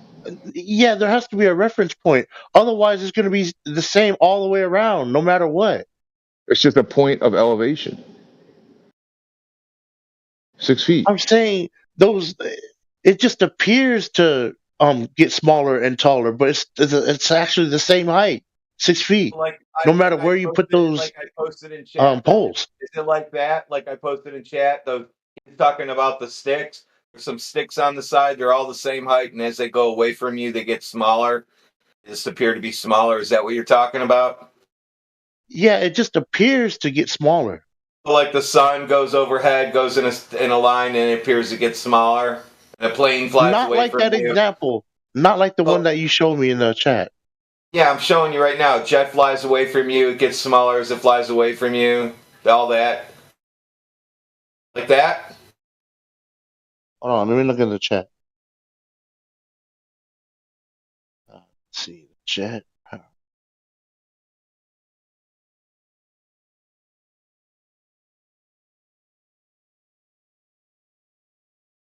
Yeah, something like that. Yep, just like that. That's how the sun moves. That's how an airplane moves. That's how the top of the poles look smaller. Perspective. Yeah. Not a curved surface. It's not going down around a curve. It's just going away from your vision. Oh, that part. Oh, well. Okay, man. Fine. Yeah. Hey, you know what? There's no convincing you guys that this place is spherical. And I'm not here to convince you anyway. No, I'm just no, here to it's ask not that. questions. I was convinced. What it is there's no convincing you that your experience of reality is real. Is there any convincing your internet provider to give you a better connection for this phone call? It says microphone. I told him I'd send him a new one. Yeah. You send it Yes, over okay, the you flat like to Earth play. so he can get it faster. You like to play chess, don't you? Yeah, I'm Castle not very King. good, but I like to play chess. Yeah. Right. So when someone puts you into checkmate, do you just tell them, "Hey, man, I believe that I'm not in check"? Do you do that, or do you just go ahead and And I concede? say, "Good game. Let's play again." Right. So you've been checkmated like 1,000 times today, but every time you go, "I believe that I'm not in checkmate," man. Yeah, that's obviously that's a subjective statement to make there because I don't believe I was checkmated not once. He just said it. Exactly. I'm saying Exactly. you haven't proven that this place is flat. You haven't even found the edge of this place. That's not required to know that it's. You haven't proven there's a universe. You haven't told me where the edge of the universe is yet. I'm saying when we look into the night sky, there's proof right there. When I look across the ocean, there's proof right there. All right. Then we're at a standstill. Stalemate. No. Yours is imaginary. I can actually go do that. No, your edge is imaginary. There's no. I didn't say anything about an edge. I was talking about reality. No edge in my example. You said you look up in the sky, you don't see an edge. Has anybody showed on the Black Swan? Yeah, 100,000 times. You haven't proven you're flat Earth. There's no edge to your place. I don't need an edge because I believe this place is round. We just go. Why would you need an edge on a water ball? Because the Earth is flat. If the Earth is flat, then how come you haven't gone to the edge of it? If that's non you have a sequitur. vacuum of space, how come you can't tell me where the edge of that container that Why are you creates the bringing up vacuum space is when we're at? talking about Earth? I'm giving you exactly back what you're giving What happened? me. Your brain just malfunctioned right there. Stick to Earth. It's non sequitur. Okay, so the Earth. What does an edge have to do with flat? What do you mean? I'm asking you a direct question. What does an edge have to do with whether or not it's flat? Infinite. Unless you're telling me that Earth is infinite, there has No to one be made that an claim. edge. Well, wonderful. It doesn't have anything to do with the other.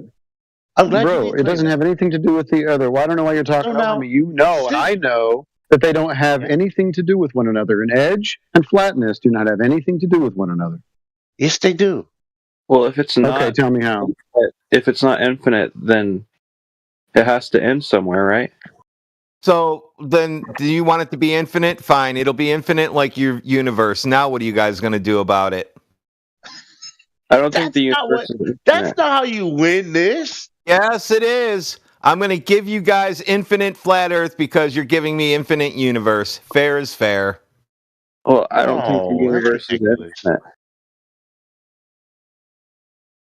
Oh, okay. Can you show us the edge of it then? Just because I can't show you doesn't mean it's not the case. Just because we can't show you doesn't mean the Earth isn't flat. So, like you said, we're in a stalemate. Silence fallacy. No, it's not a stalemate. It's an argument from argument from silence. That's what it is. Then where's the proof that the Earth is flat? Well, it's measured flat. You know the maps that you use every day? Show they me. measure the Earth flat to give you those maps. Real quick. Okay, what's your point? Was the proof was not within an edge? That's not where the proof of flat Earth is. So we're good on that. So where is it then? If it's not that's there, not the proof of it. We're good with it. No worries, brother. What's your latitude? What's your latitude? I don't know. Okay, look it up. That'll be your proof. I'm not going to tell you my latitude. You don't have to even tell me what it is. You can look it up and see your latitude, and that'll be your proof. I don't know how that's proof. Well, you can have lines. Do you want to ask how that's proof? Do you want to ask? You just want to just what? Well, that's kind of what I'm saying by saying I don't know how. That's kind of giving you an opportunity to explain it to me, isn't it? Right. But I know you've been in here before, so you've already heard this spiel too. So I don't know why you're pretending like you haven't heard it before. You know what an elevation angle is? Sure. Okay, so then you know. No. How was the latitude derived? I don't know. But you said you know what an elevation angle is. Don't you know where latitudes come from?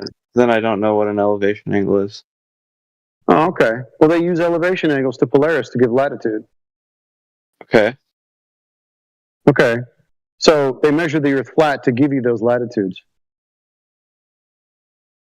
Can you prove it, or are they just words? No, it's actually in the citation. They measure the Earth flat to give you those latitudes. It's an elevation angle to Polaris. Okay, show me. Elevation angle. It's an angle.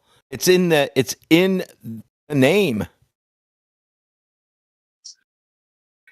An angle can be between two curved lines as long as there's a point. I have a question for you. Look in the chat real quick.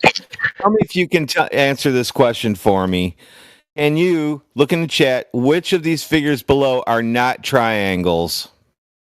I've been through this like 10,000 times, and at the end of it, I've never gotten which ones are not triangles? Like I said, I've been through this 10,000 times, and never has it been proof that the Earth is flat. It's probably just proof that you don't accept, right? Because an elevation angle has. Well, you can't answer what a triangle is. I don't think so. I've already answered this question 10,000 times. Like I said, it's never led anywhere. So B is a triangle? Did I say that? Is B a triangle? Like I said, I've been down this path before. It's a yes or no question. Is B a triangle? Yes or no? You guys can talk to somebody else, because I'm not going to go down. Okay. I'm not going to go down. Shut up then. See ya. Bye. They won't answer if it's a triangle. It's happening again. There was a period of time they would answer. They forgot what they are now, and now they won't answer again. It's amazing what happens when you present triangles to people. Yeah, I mean, I wonder how he would explain, like, if you were to get drop a plumb bob and then get an angle to the horizon that had zero slope, and you took into account your height above the horizon. The horizon doesn't matter. It's about the relative torsion, which is a force that you can measure through inertia. What the fuck up? We're going to get rid of you real quick. Bitch. Left.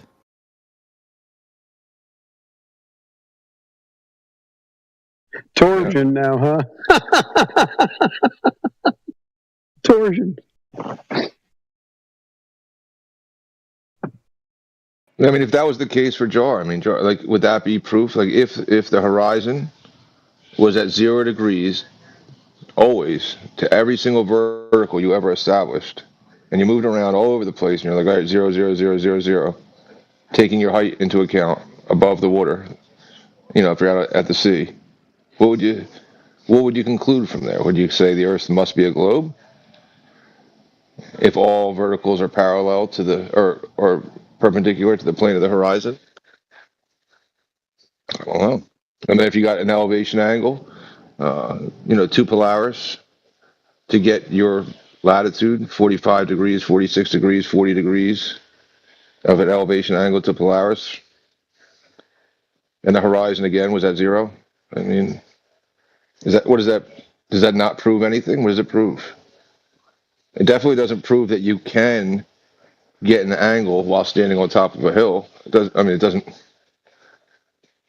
you can just get an angle on standing on top of a hill. Does it prove that you're on a hill because you got it? I don't know. Where were the two curves in his earlier assertion? Is this any better, by the way? Yep.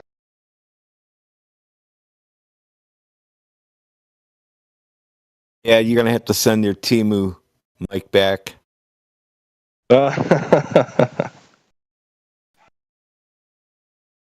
You don't think Temu is a good service? They got like $3 computers. You can get good stuff there. No different than going to a cheap store around here. You can get a car for like $80.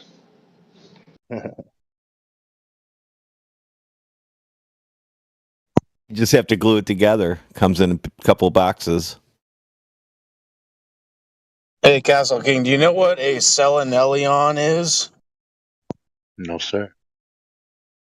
Selenelion is been nicknamed the Impossible Eclipse. You know why? Because it's impossible. Because it's impossible on the globe heliocentric construct. So if something is impossible, admittedly so, with your construct of a water ball spinning around in a vacuum, where else is there to go? You feel free to look it up, by the way, too. I'm driving, so I can't I can't cite a selenelion right now. But I can when I get to my destination. Way too advanced for him. He still doesn't understand that water's flat. So talking about selenelion isn't going to help him one bit. Well, we don't have to prove to him that the Earth is flat. All we have to do is prove to him that the globe is false. He can be agnostic as far as where he does live, but yeah, he's been in here for 2 weeks. We've debunked his globe many times for him. He says, "No, you're lying to me, and I still believe it's a ball." And isn't that true, Castle? I'm not saying that you're lying. I just think that we have different beliefs. So it's a belief system. Yeah. Obviously. See if you can look up on your phone what a selenelion is. It starts with S. SELEN. SELINION. Sure, it'll probably pop up with the correct spelling if that's not. Never heard these words before until I came over here. Maybe that's why God guided me over here. So I could hear all these ridiculous words that nobody uses in real life. Yeah. Astronomers use them. Oh yeah, I just brought him How in. many times do you run into an astronomer out there in the streets? Well, hey, we're talking about the globe construct here. Yeah, I get it. We're just nerding out in here. I'm cool with that. Yep, yeah. Read what you're seeing. I'm an overgrown nerd. I'm a supersized nerd. You know what I mean? Yeah, we know you're very childish. I like all the nerdy stuff that you guys like too. Video games, animation, movies, TV shows. I watch the same stuff. It's just that God made me into a juggernaut. You know what I mean? What's a juggernaut? It's someone who's ridiculously strong. Oh, I find that hard to believe. 405 on the bench for 16 reps. I got the video proof of that. Damn. No, like I told you before, I don't believe a word you're saying. Fine. Don't believe it. Just like you don't believe those images from NASA. I'll be in the You're same category. Just like I'll be in NASA. the You're from mythical, Hollywood, legendary and status. you're paid to lie. You're from Hollywood, and you're paid to lie. Oh, I'm saying those weights didn't lie. Those weights that I lifted in that gym, those were real weights. It's CGI. They're cardboard. Cardboard? Listen, I could go in the weight room right now and put up 315 for 20. And I'm almost 50 years old. Cardboard weights don't impress me much. That don't impress me much. I get you.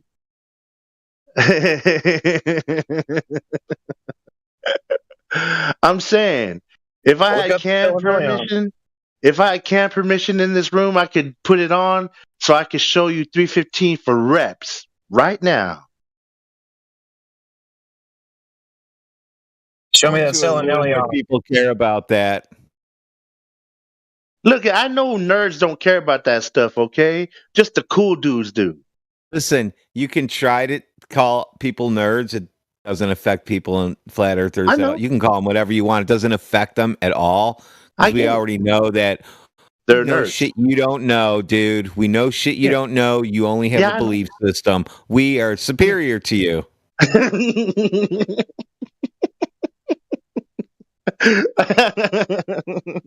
You know the stuff that you know, I can learn it. But the weight that I can push, you could never do that.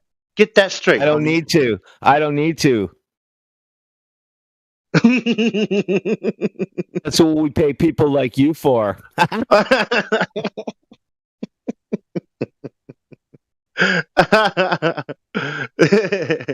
It's all good, man. Yeah, I like hanging out with you guys, man. You guys are cool. Come on, man. Look up Selenelion. Read it out. Listen, I'm playing Virtua Fighter here. Do I really have to do that right now?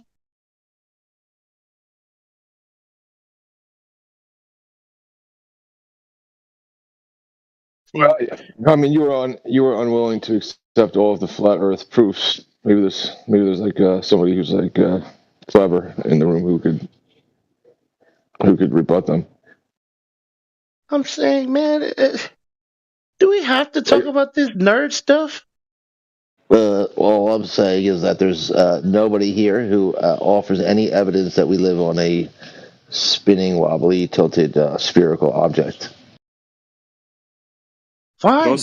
Nobody in here is giving any evidence that we live on a plate. Yeah, exactly. Perfect. How about the Matrix? Can we just agree we all live in the Matrix?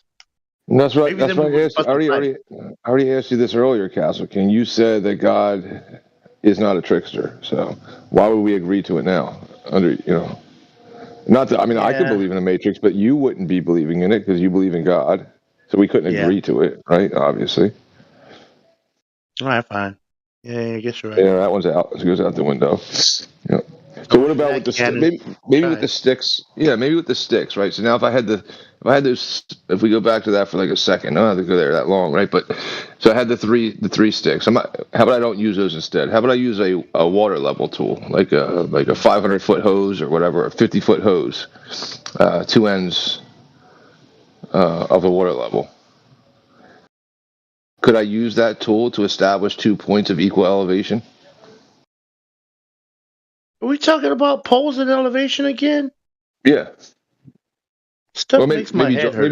Maybe Jar could do it. Jar, could you do it? Yeah, you do it while I practice these combos. Jar can't do it. If I got a level surface, right? Like we got a really level surface. We made sure we poured concrete. We checked it against the level of body of water at rest. Got some lasers on it. Made sure that it was as flat as we could get it. We got a really level surface, like a basketball court, right? Then I got the 3-foot sticks. I got 3 6-foot sticks, right? I lay them on the ground. I measure them like with precision, with like a micrometer. They're all 6 feet tall. If I put all 3 of them, one in the beginning, middle, and end of that basketball court, which one is at a higher elevation, or the highest elevation, Jar? I didn't realize the question was directed at me. Could you repeat it? I said your name like 6 times. All right, Jar. We level out a surface like a basketball court. Make sure it's really flat. We get lasers. Make sure it's really nice and flat. No problem. Then I get 3 6-foot sticks. I lay them down on the ground on the table. I get like a micrometer. They're perfectly 6 feet tall. I put the 3 6-foot tall sticks, one beginning, middle, and end. Which one has a higher elevation? They're all the same elevation. Okay, good. So now can I use a water level tool? You've heard of a water level? I think so. Okay, it's like a with hose. a bubble? No, that's a bubble. That's like just a bubble level, which it uses the same principle because it's like a straight edge, and then if you tilt like one side of the level, the bubble will go to the higher end. But this is a little bit different. It's like a hose of water where you have 2 beakers on the end of it, and you hold the 2 beakers together to begin, so that you have pretty much like one container of water because you're holding it together. Can you imagine that? No, I don't get it. Okay, let me get you a picture then.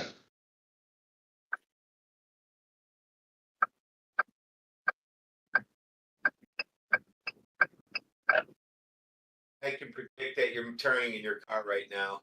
paying attention.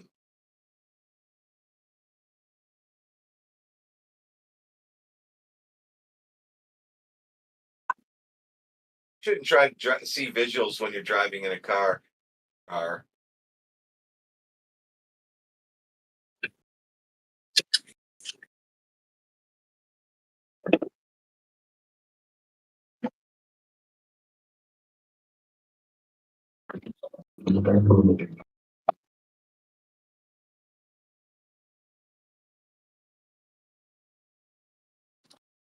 Just to let you know, I can't hear. Just for a little bit though.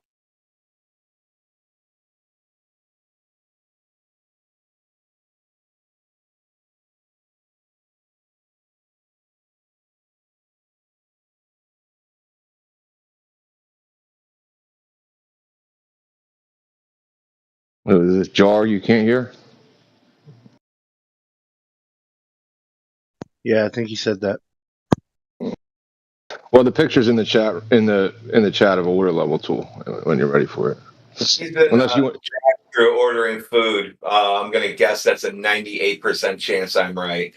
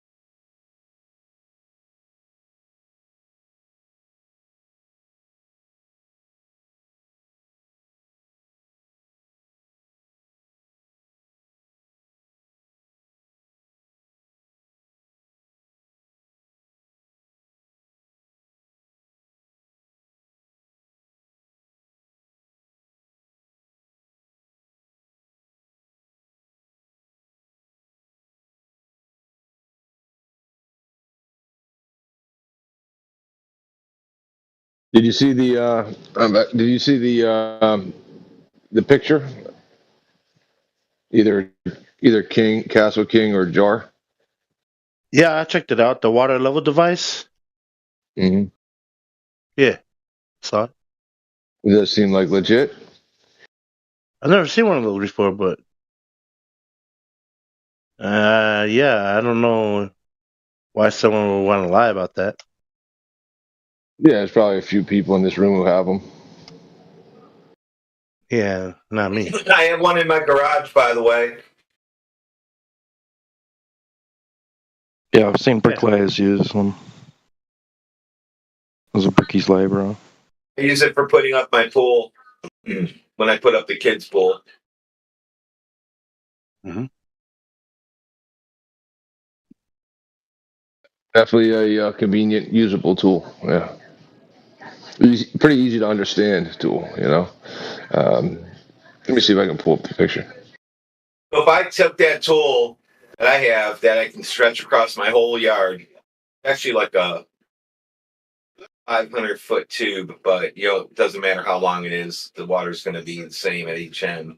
Anyway, so if I made that 1,000 miles long, Castle King, would that curve down around the ball and then those two levels not be level anymore? One of those ends of that water level would be down behind the curve? Yeah, because there's a bridge that they built around somewhere in Panama that they actually had to take into account the curvature of the Earth when they built that bridge. That's a lie. That's a lie. Oh man, the canal that's like a 500-mile long canal with an average depth of 10 feet with no locks in between. You're saying they had to account for curvature? I don't know if that's the exact one that I'm thinking about, but it's somewhere down in Panama. So bridges require earth curve, but canals do not. It's a bridge over water. But canals in water don't require earth curve. Look, I'm not an engineer. I am an artist. I'm only reporting what I saw to you, and you said it's a lie. So there. You didn't see any bridge being built using earth curve. You didn't see anything. You remind me of those penguins from Madagascar. Dummy, telling you a fact. You didn't see a bridge being built using earth curve. If you did, you saw the bridge, Castle King? No, I'm saying I saw a YouTube video where they were talking about that. So what if you look at the water and the bridge, are they identical? No, one is solid and one is a liquid. Yeah, I mean, as far as their orientation, is one.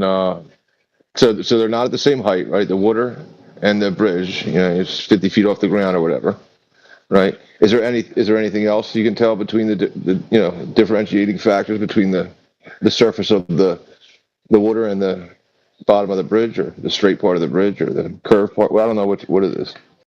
It's a long bridge in the Panama area where they had to take into account the curvature of the Earth when they built it.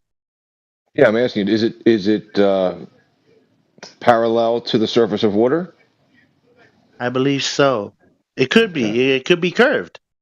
I don't know. I haven't been on it. I don't know the details. Okay. Well, then it's just you don't have enough info. I've been over the Golden Gate Bridge, and that seemed flat to me. I think that's curved. I think it's a suspension bridge. Oh, see, it seemed flat when I was driving on it. Yeah, but then you can back away. Like, I've seen pictures. You can back away, and you can see from the horizontal water below it that the bridge kind of goes, lower at the two ends, higher in the middle. Now you're on my page. If you just back away, it doesn't appear to be flat anymore. Thank you. I never told you I experienced the suspension bridge that lifts up and down for boats to be flat. I'm just saying, man. It appeared to be, and it felt to be flat when I was driving over that bridge in San Francisco. But now that you tell me when you back away and look at it, it's actually curved. Hey, Well, you don't What about the feel water flat. Like underneath it? you Does feel the water motion. underneath it match? You feel motion. Like the earlier conversation that you're kind of like getting at is you feel motion. You don't feel flat. I mean, you measure flat. well, to be honest, I didn't really. I didn't even know that it was curved until you said something. Well, I'm just saying, all suspension bridges, they want to take on the weight. They like displace the weight. Somebody else would probably go over it better, but they displace the weight with the cables that they'll sway in the wind. They'll sway due to the weight on the bridge, so they wave around the bridges. It's kind of scary to think about. You're in California, right? You said earthquake, the bridge will wave but not break. It'll just start waving around. Yeah. Yeah, if it wasn't a suspension bridge, it would crumble. Yeah. There's also something about vibration, frequency. A certain frequency could actually destroy a bridge, from what I heard. Yeah, I don't know if that's true or not, but yeah, probably. Yeah, I mean, can destroy things. Yeah, for sure. Microwaves can do that. yeah, it's sort of like how you break a glass with sound. You have to find its frequency to No, where, it's resonant frequency. yeah, and then you can shatter the glass.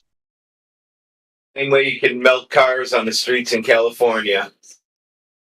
Wow, come on, man! It's too early to be making those kind of jokes. What's wrong with you?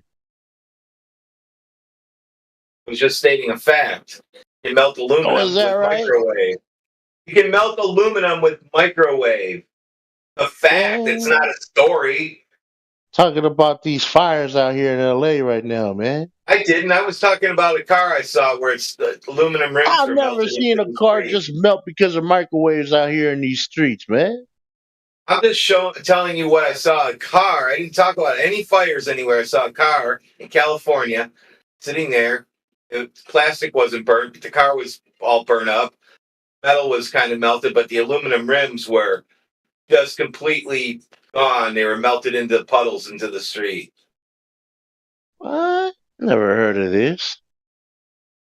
Saw that aerial footage. I don't know how real it is of the three fires miles apart starting simultaneously. That's a bit weird. Yeah, I don't know how obviously real there's it some is. crazy Looney Tunes out there starting fires. Yeah, they were on CBs. You ready? 1, 2, 3. All light. Yep. Light them at the same They're all time. coordinated. They're all lunatics. You're right. More like pyromaniacs. With walkie-talkies. They don't have to have walkie-talkies, man. They just agree that they're going to start it, and then they go off on their way and go to their spot, and then when the clock strikes whatever time, they just start it. Wow. Okay, so lunatics are out there starting the fires. Someone's doing it. It might be the squirrels. I don't know. It's people. Could be. The squirrels? Hey, why is the Californian flag, why does it have a bear on it? Because the bear is one of the most powerful mammals to walk the earth. Yeah, but I always envision California as more of a coastal area. I know that it has inland parts and forests and stuff, but I mean, I always thought the bear was more of a northerly, northern sort of thing. Yeah. I just wouldn't have. I learned that the other day, and I was like, I got the question wrong. I thought, oh, it has to be an eagle. Why would California have a bear? Bear's more to do with your northern regions, But yeah, I was wrong. I was like, what? We got the Kodiak bear out here, man. Got the grizzly bear. The brown bear. You guys have rainbows on your streets, so don't be talking how manly your bears are. Hey, what's wrong with rainbows, man? Lots. Yeah, I think you guys are the ones who coined bear to mean something completely different than what I used to think of as a bear. They did. You guys, excuse me, it wasn't me that did that. Obviously, that's the LGBTQ community that did that. Are you a big cuddly bear, Castle King? Yeah, I know women like to He is cuddle a up to me. bear. I don't know if that makes me a bear. You are a bear, aren't you? I know women like to cuddle up to me like I am. Uh-huh. That's a fact. I'm not even I thought you lying were about going to say they like to walk on you like you're just like a throw rug in front of a fireplace. When I go to Diddy shows, when I go to Diddy parties, they like to Nah, I mean, when I go to work tonight, I'm expecting at least 20 hugs from different people. That's gross. You know, it feels good to be loved, though. That's a good feeling. I would wish that for everybody in here. So when you get there, make sure every time you hug, you whisper in their ear, remember, Earth is flat. And then push them away. They'll be like, what? What nerds are you talking to, David? Why? So a nerd is a flat earther? Well, that's how I I've know never met a flat earther in real life. That's how I know you're not bodyguarding like the top of the top guys, because all the top guys know the Earth is flat. Is that right? Oh yeah. I mean, What about you got Shaq, you got Kyrie, you got the best of the best. Shaq thinks John this place is Cena? flat too? I think Cena's on record on camera saying that Earth is flat, or that he thinks it's Cena? more than likely flat. Did you say Cena John or Cena. CeeLo? John Cena. Oh, John Cena? Yeah, I think I remember seeing something about him. Yeah, the girl from Stranger Things. Who else is Which there? girl? The girl who shaved her Kyrie head? Irving. Yeah, Kyrie Irving. Kyrie Irving, the basketball player? Shaq D? Yeah, the best ball handler of all time. Yeah. But he kind of reneged on his statement though. Like, yeah, he said he was just joking. No, Okay, dude, I was about to look say. at what. No, he ain't joking, dude. Look at him play basketball now. He looks like he's so detached from all those people who are in like just a trance. He's like, he doesn't look like he fits in with them anymore. To be honest. Oh. Well, you guys don't all watch basketball, but Nah, I don't watch basketball like that. he's like on a different he's like on a different level than them. He didn't. Even on that Conan show, I think it was Conan. They were like, give up the. They were like, oh, man, I don't know. It was a lot of peer pressure. Like a whole crowd, TVs, cameras on you. Give it up, right? You don't believe it, do you? No, I was just kidding, man. All right. What about Eddie Bravo? Have you met Eddie Bravo? The jiu-jitsu guy who shows up on Joe Rogan's podcast? Yeah. No, I haven't met him yet. No, well, when you do, have a talk to him about flat Earth. Okay. Sure. Yeah, dude, that's what I'm saying. You got if you want to make it big in the bodyguard game, you gotta turn yourself over to the world that you experience. Bro, I'm almost 50 years old. You expect me to be bodyguarding to the day I die? I'm gonna retire. In fact, I've already retired from professional bodyguarding with the celebrities. I don't do that anymore. Ever since that Kendrick Lamar job. Yeah, they not like us. They not like us. You can be close to retirement age and be the lead, the head of a security team, just making sure everybody's doing their job. Yeah, I could do that. Start my own little company of guys that I trust. Yeah, you're right about that. I But, I have to start an LLC and I have to get licensed for all that stuff. There's a lot of hassle for that. Are you a fan of Candace Owens? No, Yeah, I wouldn't say I'm a fan. Why? I just don't watch her enough to know if I'm a fan or not. I don't hate her. I just don't know who she is really. I heard she's a Republican. Oh boy. What, am I wrong? She's not. You're a Republican, aren't you? No. I didn't vote this time. I didn't vote for Kamala or Trump.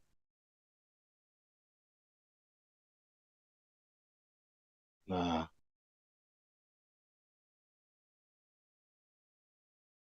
Well, it wouldn't have, your vote wouldn't have mattered anyway. Trump won by a landslide. It was in the bag. A landslide brought you down. Yeah, I know. Trust me, I know. It was not even close. And I'm glad Kamala didn't win, man. I don't like her. Why at would all. that dude win? Who, Kamala? Yeah, that dude. Oh, come on, man. Obviously, that's a woman. Just like Michael Obama. Oh, come on. See, you guys are in that conspiracy camp where you No, think I was that just asking you a Michelle's question. Michael. I'm trying to figure out if you know reality from not reality because you live in Hollywood. I live in Hollywood? No, I don't. I live an hour away from there. Same thing. You know what's funny? When I used to live in the Bay Area, they would say everything below is LA. Even if you lived in like the Valley or the IE or wherever, they just called it LA. That's funny. What do you mean below? Below southern or below the Bay Area. Like So if you down? go like below San Jose or if you start getting into anywhere close to LA, they just say everything below is LA. Is that down around the ball or is that down a mountain? She'll be coming around the mountain. I'm saying she's like Southern California, the hills and the desert. You know what I'm talking about? The hills. So when you go down, you're going up? No, I'm not No. familiar with California. California, it's a long strip of land. It looks like I've heard of it. Yeah, I've heard of it. looks like a piece of meat.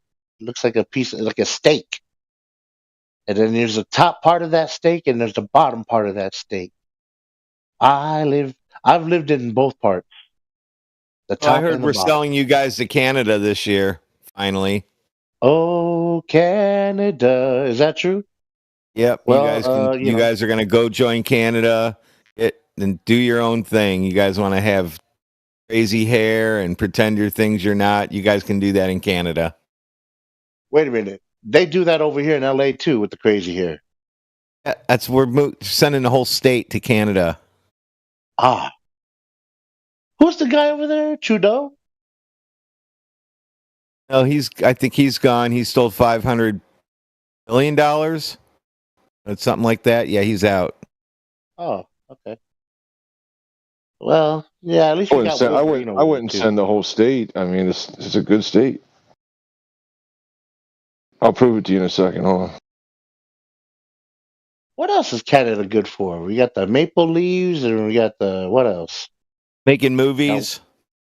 Oh, really? I didn't know they made movies over there. California. Oh, yeah. Of course, you make them out. Oh, in Canada? Yeah. They are good for igloos, Eskimos, bears, hunting, living in the woods, that kind of shit. Oh, and don't forget the moose. They got the moose there. There's the proof that California is worth keeping. Hi. Oh, all right. So the blue area, and then he's like the gray area where they didn't vote at all. I get it. Are you black? Hey, Scarecrow, what's up, man? Are you under the impression that you live on a spinning globe? No, not really. That's good. What was it that gave it away? Charles Carroll talks about how space is probably CGI and like fucking fake. Well, that might be the case. So that's what gave it away? You had to see it on like TV? No, it's not TV. In a book? Nope. Whatever. What is it that gave it away for you? Looking around. That's good. What did you look at? What the fuck do you think I look at? What did you look at that gave it away? Fucking everything. You said looking around in a circle. So you saw a circle. You looked at a circle, and you're like, "Oh, I don't live on a circle because I look at a circle." What happened? If NASA's spending billions of dollars to send in like a spaceship somewhere, I don't believe that. Right. Therefore, the Earth is flat. Yeah, I mean, I can't like go up in space to see what Earth it looks like, but I don't believe NASA. Okay, so if I lied to you about something, that means something. And if they lied about the Holocaust, they're gonna lie about space. We can't talk about it. Okay, so space. You're not a believer of space. Nope. So then what's going on in the sky? Nothing. I don't know. All right. So what's going on in the ground? Fucking whatever we are. Man, this is super broad. So because you think the sky is CGI, because of that dictates the shape of the ground, or does not? Well, how do you? It doesn't fucking matter. If we're on the ground, how are we supposed to tell if it's flat or round? Well, I mean, there would be there'd be consequences, right? If you were on a flat surface, it would be different than if you were on a curved surface, right? No, not really. Not at this scale. No, You can't tell. What scale is that? I don't They fucking give you a scale. They give you a scale, right? They you can use like Pythagorean theorem. You can use some other methodology, right? But what they say is that the scale is like 8 inches per mile squared. That means that over the distance of 1 mile, if you were to just draw a straight line, like in the air, they say that the Earth is dropping, like level water is dropping 8 inches from that starting point. So it would be 8 inches lower in 1 mile. Yeah, but it could be 8 inches higher if it's going on a hill.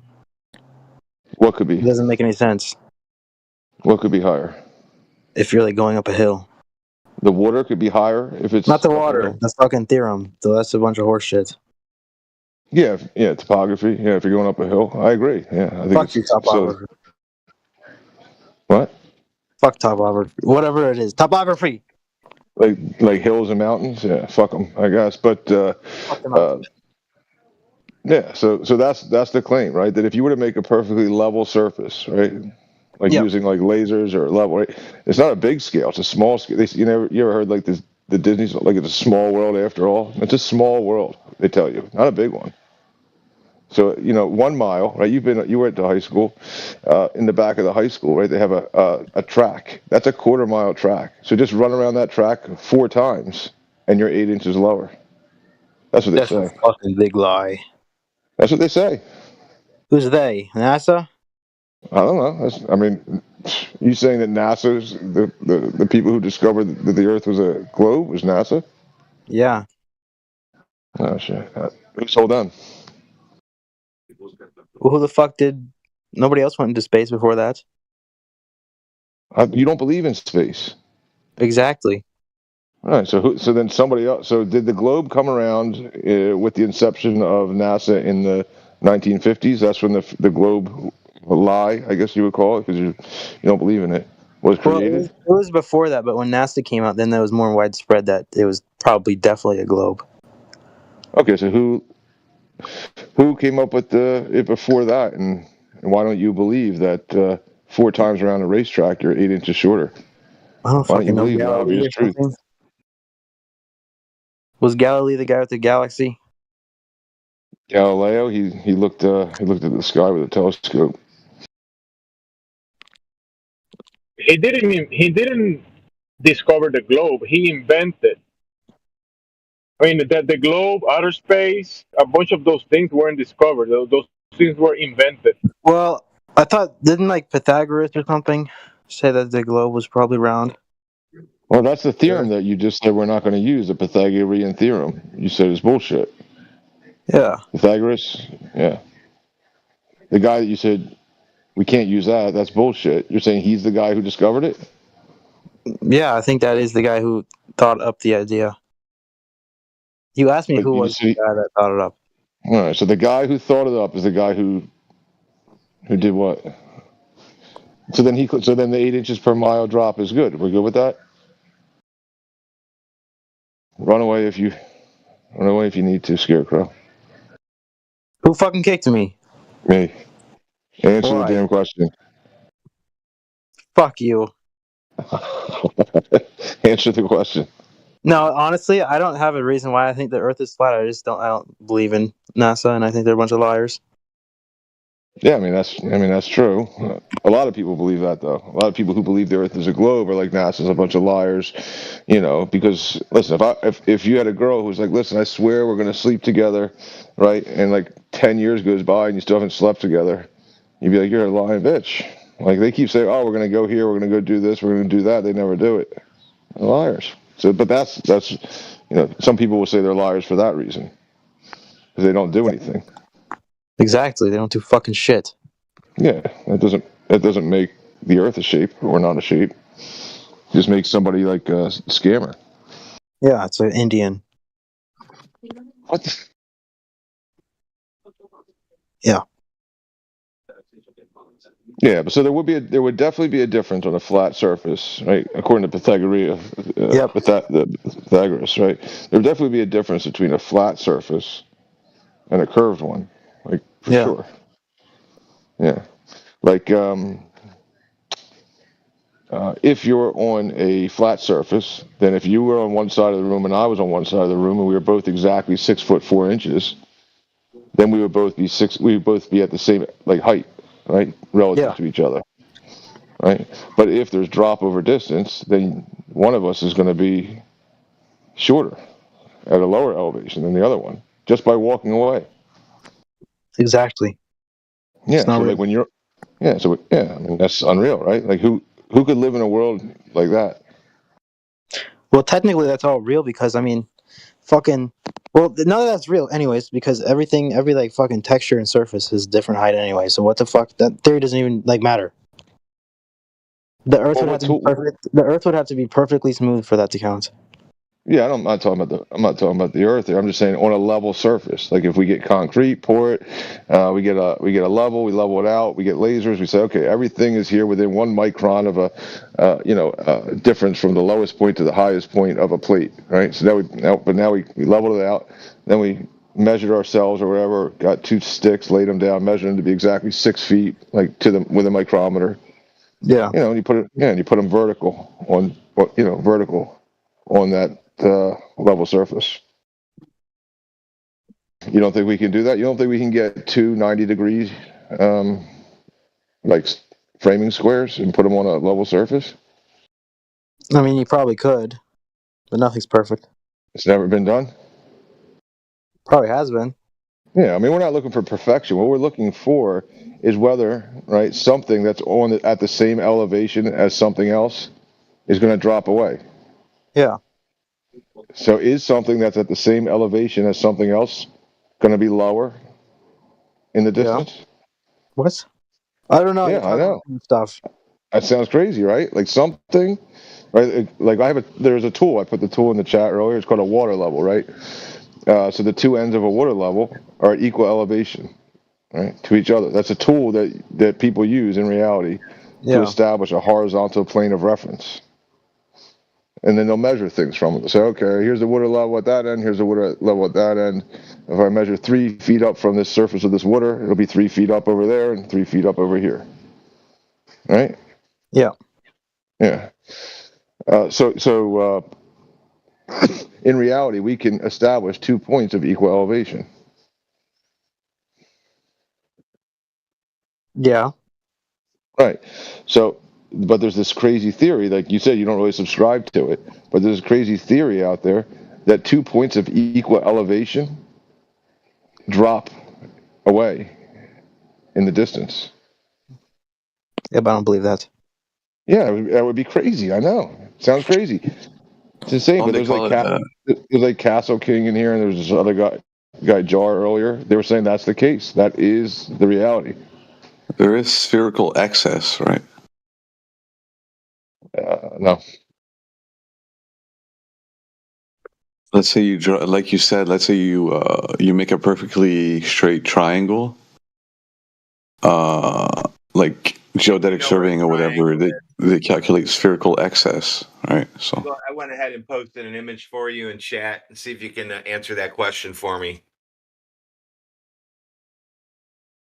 It's just like you can't come in and you got to answer the question, sir.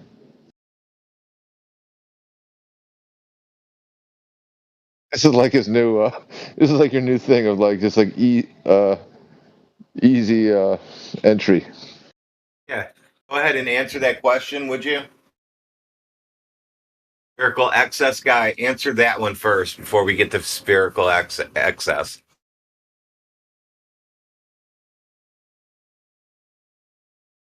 Okay, me. So I'd say A and C are triangles, right? All right. You may continue. You've Okay, locked but in. if you were to take that triangle and wrap it around the ball, there would be excess.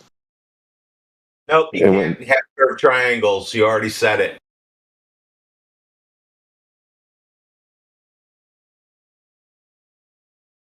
Is that I mean, what if you you were thought? to wrap Is A that what or you? C around the ball, it wouldn't look like B or D. You know, I'm just saying the way they do it. It wouldn't be a triangle. That's what you're saying. So then they couldn't be using an angle, right, to measure, an angle or a triangle to measure excess of a triangle.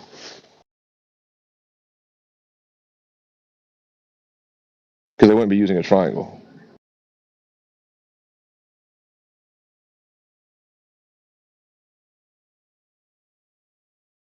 I mean, you said it earlier, the Pythagorean theorem. So it's kind of. What about it? What? I mean, what about it?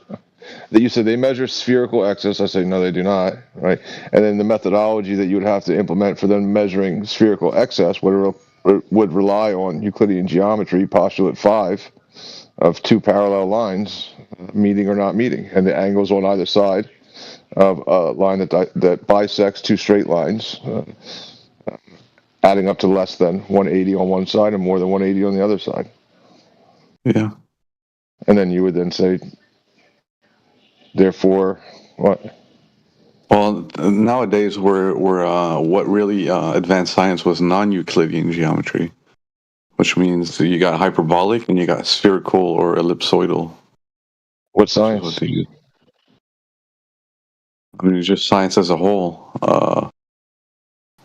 Science, right? Just hold on. I can get citations, right? I'm just talking about. I can easily get citations. I thought you had something. You're like the top guys in science use hyperbolic geometry that relies on. Yeah. It's all Euclidean. Okay, hold on. Let me provide this. Yeah. Wait, non-Euclidean geometry. Huh? Listen, I'm not even trying to debunk you. I thought you had something interesting to say, like, oh, the top scientists use this to do something with, and I was, oh, who and what do they use it for? And you're like, let me go get the citation. I guess so. But I thought you had something. I mean, like right it's a pretty complicated. Topic. I mean, what do they use it for, dude? Like, it was just ellipsoidal geometry, like you said, with the parallel postulate. It's like two lines that diverge, and I mean, two lines that diverge or converge, right? Whether it be hyperbolic or ellipsoidal. Well, hold on, let me see here. Okay, it's a branch of. What do they use? It's a branch of mathematics that explores geometrical properties. But here, let me see here. Yeah, but that's not science. What do they use it for in science? Math then. All right. I just include math and science for some reason. Because to me, science just means knowledge, like our knowledge of the world. Right. All right. So science, you're a believer that science proves things the way math does? Well, science does not prove things. Okay. Does math prove things? Yeah, of course. Okay, so they can't be the same in your point of view. Well, you can have objective truths, right? That in science. Such as? Sounds like a science denier. Such as convex surfaces shed water, right? And to me, that's objective. Convex surfaces shed water. That's not even like. I mean, that's like geometry, and then I could just wet a tennis ball and disprove your scientific proof. Hey, just give me a second. I have a phone call. Let me mute that.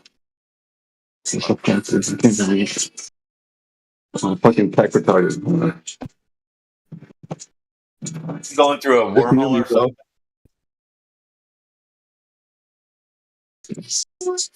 Okay, honey, I don't know who that was. It's from New York.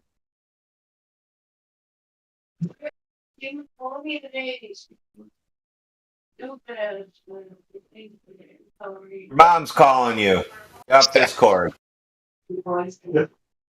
Worst part is that, like, us not even being Edwin, you know you're eavesdropping now. You know you could just mute them.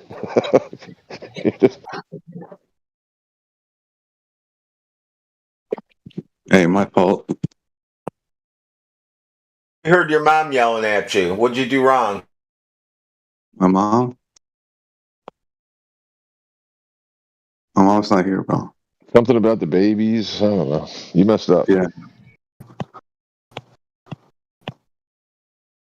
Yeah, I mean, I don't really care about the hyperbolic geometry that they do on a computer screen to see like what they can bend and mess with. But if there was some kind of application you thought they use it for, that'd be interesting. But I don't think it would be reasonable to do that. Well, like ellipsoidal geometry would be like two parallel lines converge, right? Isn't that what we see? You know how you have the globe model or the graticule, right? Where like the lines of longitude from the equator to the North Pole, they converge. So I'm not sure if that's what they're talking about. Yeah, it would be like train tracks appearing to converge, but not actually. So it'd be like you could apply it, I guess, in visual space, but not in actual space. Sure. Yeah, so like the spherical excess that somebody claims they measure over a long distance once perspective starts to warp or some sort of refractive index is reached. It could be accounted for in that way, sure. But actually, in reality, the two things aren't, the two sides of the train tracks aren't getting closer together. No, they're not. Yeah, I agree. Yeah, so I wouldn't want to use that in like science, like to be, I wouldn't say, okay, well, I'm going to have an experiment where these two things that are appearing to get closer together because I'm looking at them from far away aren't actually. I just don't see how you apply it.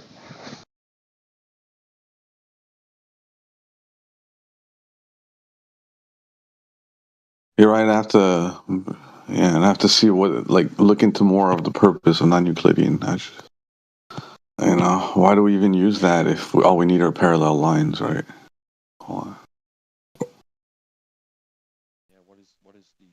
Yeah, well,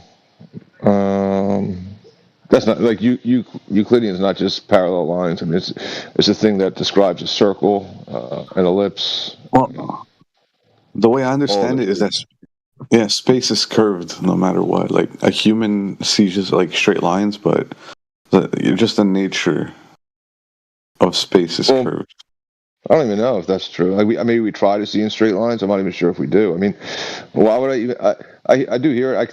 I think I maybe agree with it a bit because it seems to be the case, right? But you got these round eyes. Like, why would I say I'm seeing in straight lines? I don't know.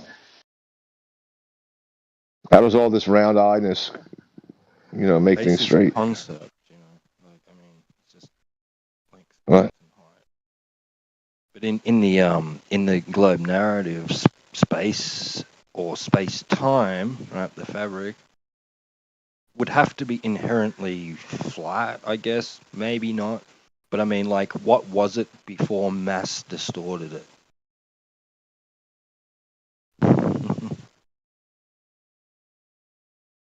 Right? It'd probably be flat space. Isn't the universe flat? I don't know what they say. What does that even mean that the universe is flat? An overall distribution, I guess.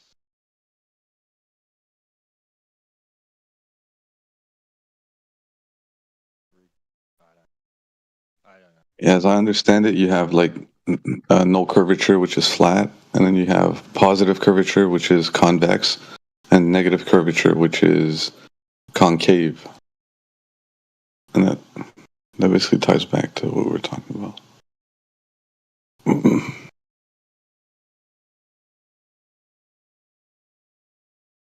Yeah, I think the universe being flat is something related to the microwave background and the preferred direction of light.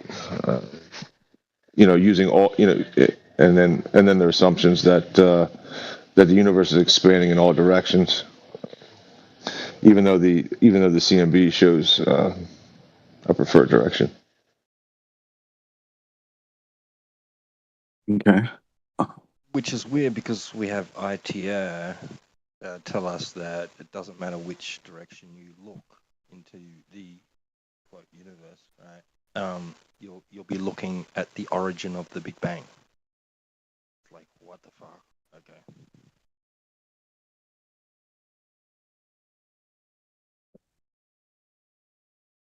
Yeah, it's a pretty ridiculous claim.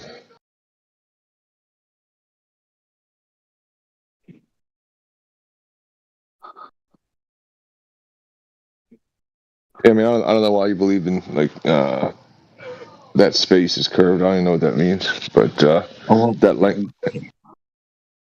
I was going to tell you why. Because, yeah, it's just in nature as a whole, whether it be a tree, an apple, an orange, myself, right? I'm not straight. Like all my body parts curve. You know, whether it be like a nice woman with an hourglass shape. Like she is obviously not straight, right? Oh yeah, I know what you're talking about. You stop trying to convince everybody that you're straight, Castle King. Every time something comes up now. Huh? You're trying too hard now. And that's. Oh no, I was just thinking about those curves. There's a girl I got a crush on. Oh, you're trying too hard. He's right. You are trying too hard. Oh Lord, I'm just saying I know what he's talking about. I was thinking about that girl I like. You're one of those tryhards. It's like, when you grab their chest, it's like 2 bags of sand, and it's like 2 hemispheres. Yeah. Yeah, it was from that movie where the virgin guy's trying to convince. Trying to convince them. Man, I'm saying there's a girl I like. She shows up to my work every once in a while. I hope she shows up tonight. Yeah, good. But yeah, I don't know if that means that space, length, width, height would be curved. I don't know if that indicates that space is curved. I don't know why that would be. That girl a flat earther? I don't know. I haven't talked to her about that. Ask her if she is, because when she finds out that you're not, she's probably going to dump you. We're not even together yet, man. I only know her name. Oh, so you're a stalker? No, she comes to my work to see me.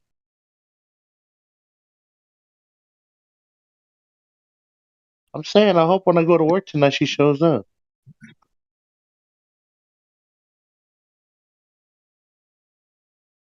Wear a flat earth t-shirt tonight. That's one thing about her. She ain't flat in any way. Yeah, so you're saying if everything's so curved, right? How come we got the Bolivian salt flats at 10,000 square miles and it's like a mirror? Yeah, you're ruining my imagination right now. Look at that image. No, bro, this isn't I'm about your degeneracy. Right oh my god. Yeah, dude. This isn't about that. It's not about. Listen, can you get your mind out of bizarro land? You guys are always trying to hold your mind out of the gutter, my friend. Listen, man, can you guys just? I was having a memory here. I was using my imagination, thinking about these wonderful curves and how life would be so bland without them. And here you go, talk about some flats over here, man. I think the flats he's talking about, like they use satellites that do like really, really precise measurements, and they figured out that there was like satellites it wasn't perfectly flat. It wasn't perfectly flat. Dummy. Yeah, dummy. Satellites don't measure anything. No. Why are you calling me names, dude? I wanted to correct you. I needed to get your attention. Those satellites don't measure anything. Hey, dummy, listen. I thought this some guy had some Glober had sent me this article, and I was reading it. Yeah, so like satellites don't measure anything, you say? So satellites don't measure anything. Yeah.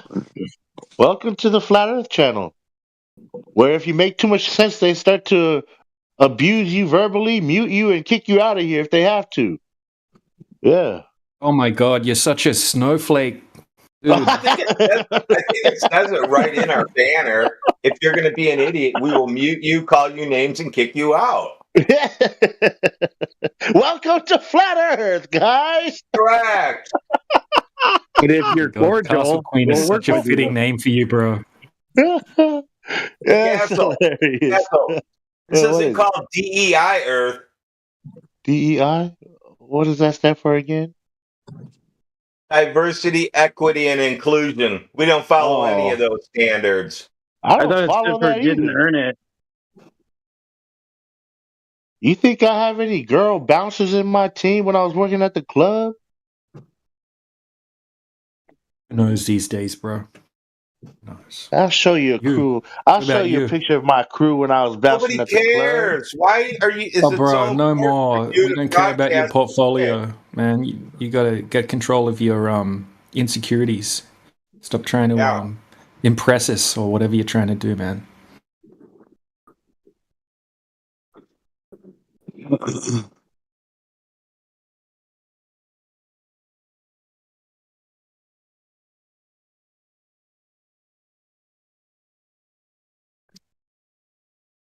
Like, I wasn't saying that the salt flats are not flat.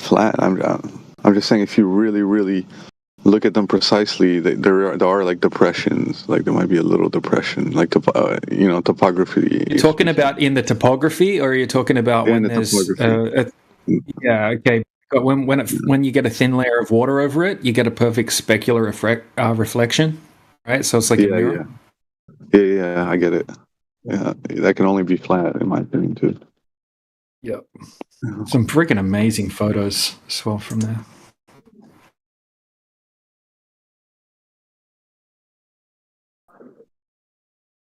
Yo, if I had like a big mirror like that, me, Castle King, like a big mirror like that, I'd put it above my bed. So like with so many women, they could be in my bed and stuff because I like women.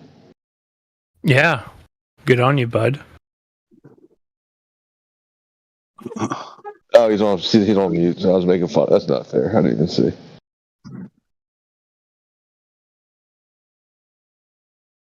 So, what do you got, Claw? Come on. You think space? Nothing for today. I just kind of woke up. Yeah, I think it does. What is it? What is it? What is it that's curving? Just space. I don't know. It's hard to explain, man. I just woke up. I think space. It's like a bed sheet and a bowling ball. And what's it like? What is it that's curving? Space and time. Well, space is that? time. Space and time is the same thing. All right, so then don't say. All right, so then just space. What is it? The distance between 2 points. All right, so the distance between 2 points is curving. Yeah. Well, it's getting like the distance is getting longer. You know what I mean? Right, it's not like technically curving or going like willy wiki wonky or whatever like that. You know what I mean? Do it, Paul. Don't do it. You're too smart for this. I'm trying. Yeah, I would back away from the space. Yeah, I've never seen it, so I have to be open to both possibilities. Yeah, like Ken Wheeler would say, like space is like the absence of eternity. So. Oh, that's a weird bullshit answer. Right. No, but everything occupies space. Is Sleepy Joe in the chat? Even Aristotle would tell you that, nature I wouldn't be able to understand him. But Sleepy Joe's saying that the reason we can't see stars in the space pictures is what did he say? They weren't ready for those questions. They were extremely irate, like when they were getting bombarded. Like it's almost as if they went off the script. I was just reading what he was putting in the text chat. Stars in the space pics. It reminds me of the Titanic Inquisition. People were really on edge, like trying to blame people. This is the Blade Inquisition. Well, like when they were trying to like put blame on somebody in particular, and like they knew, like certain people knew that they just sunk it on purpose. So.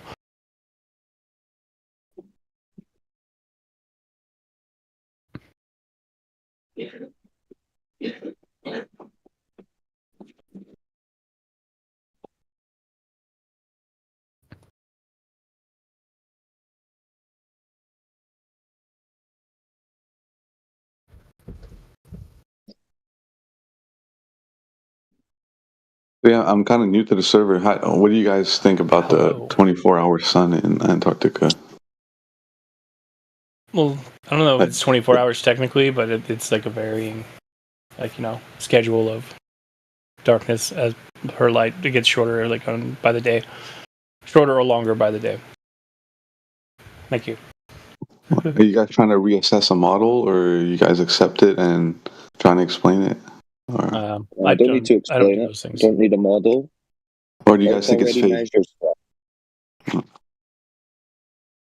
So the sun doing whatever it does isn't going to change the measurement of the surface being flat. Yeah, that's a good point. Yeah.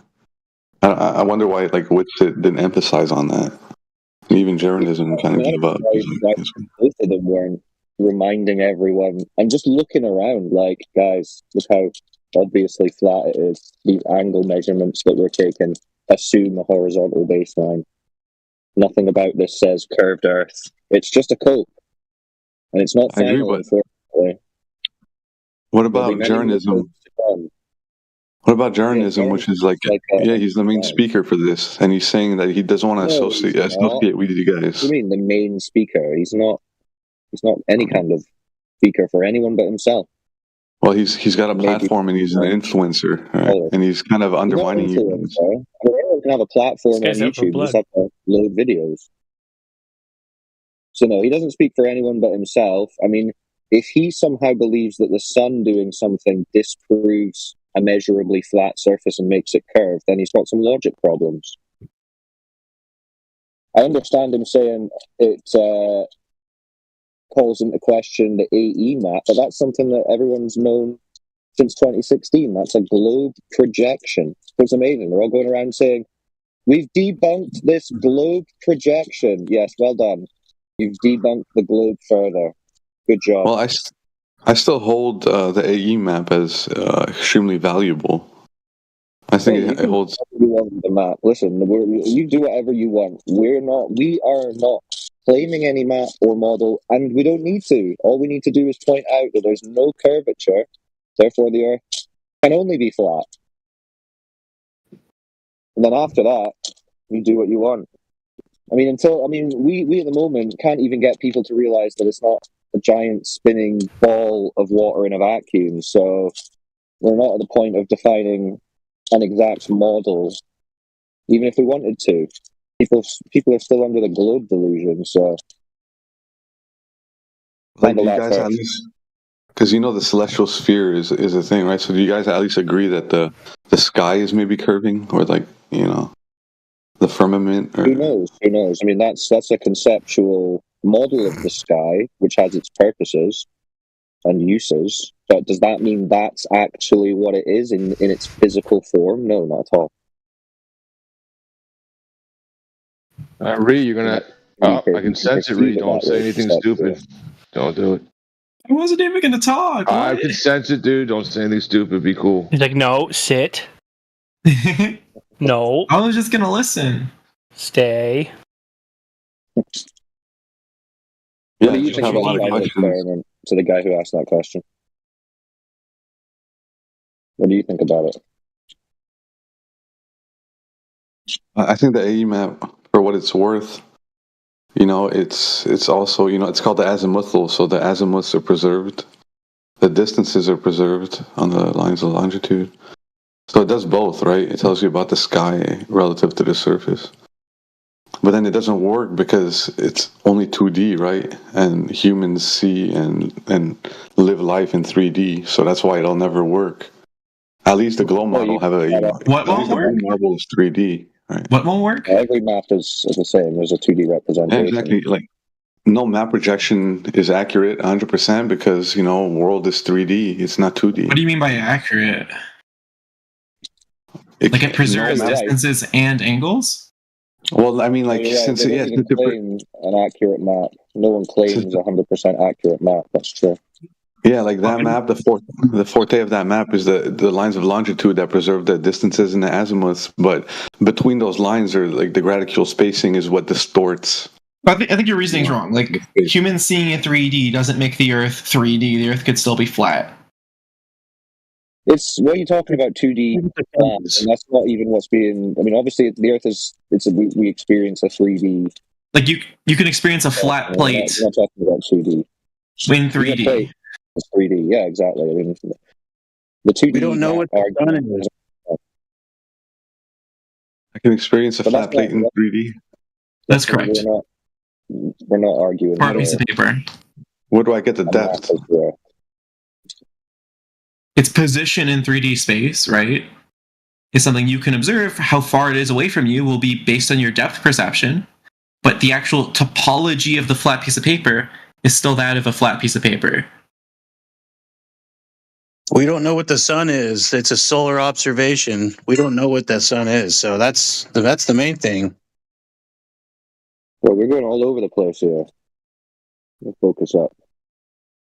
That's the focus of it all. I mean, the entire premise of it was So the what, sun. globe earther, flat earther? What's your position? You talking to me? Yeah. Oh yeah, I'm flat earther. I've been flat earther for 10 years in July. Okay. That's what I say to people who ask about the TFE.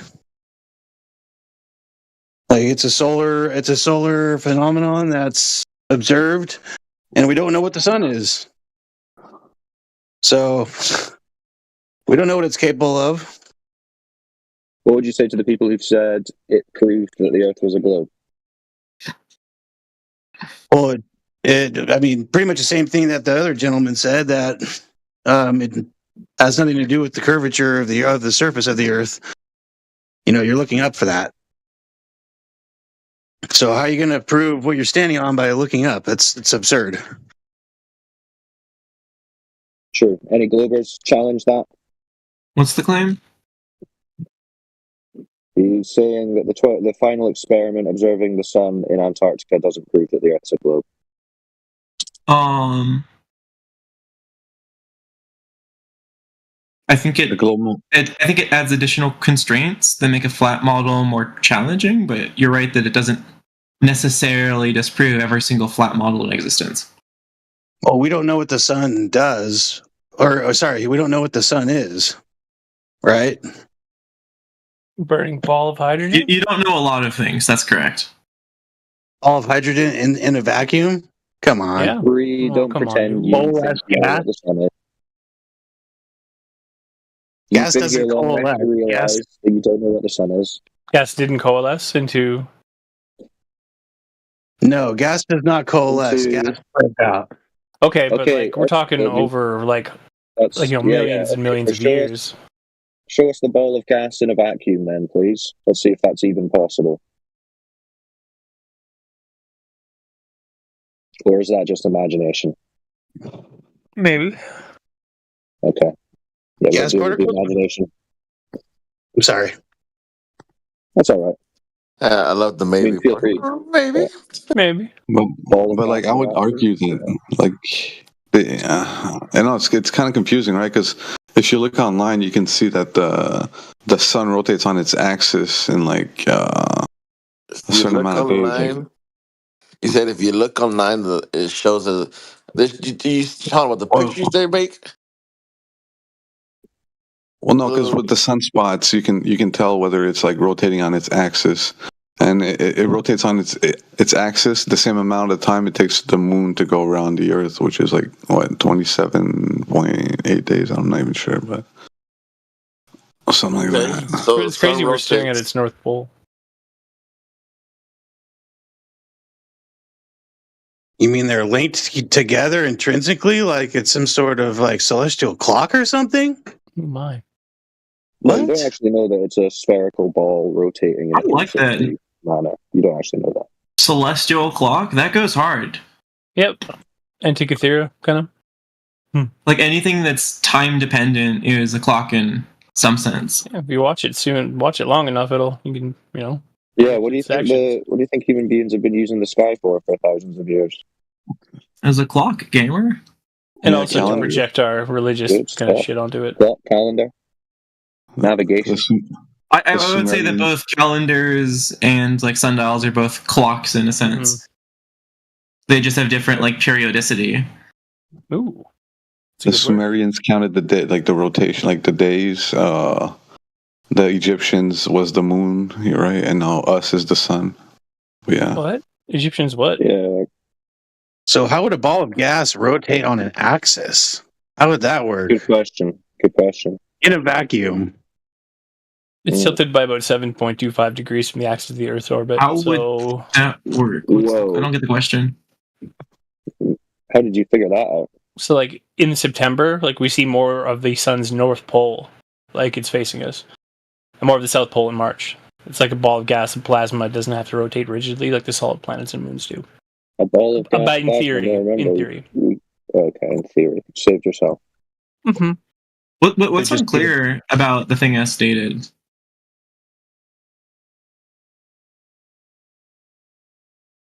Like, I assume how does it work is asking for some clarity, but I'm just not sure what's unclear. As far as what exactly? Like, I think the question is, how does a ball of gas rotate in a vacuum? I was wondering, like, on an is axis. what's unclear on an axis? Which part of that is unclear? Or is it all unclear? Well, the fact that you can't have a ball of gas in a vacuum for starters, so Well, then like, how is do you it- get one to rotate?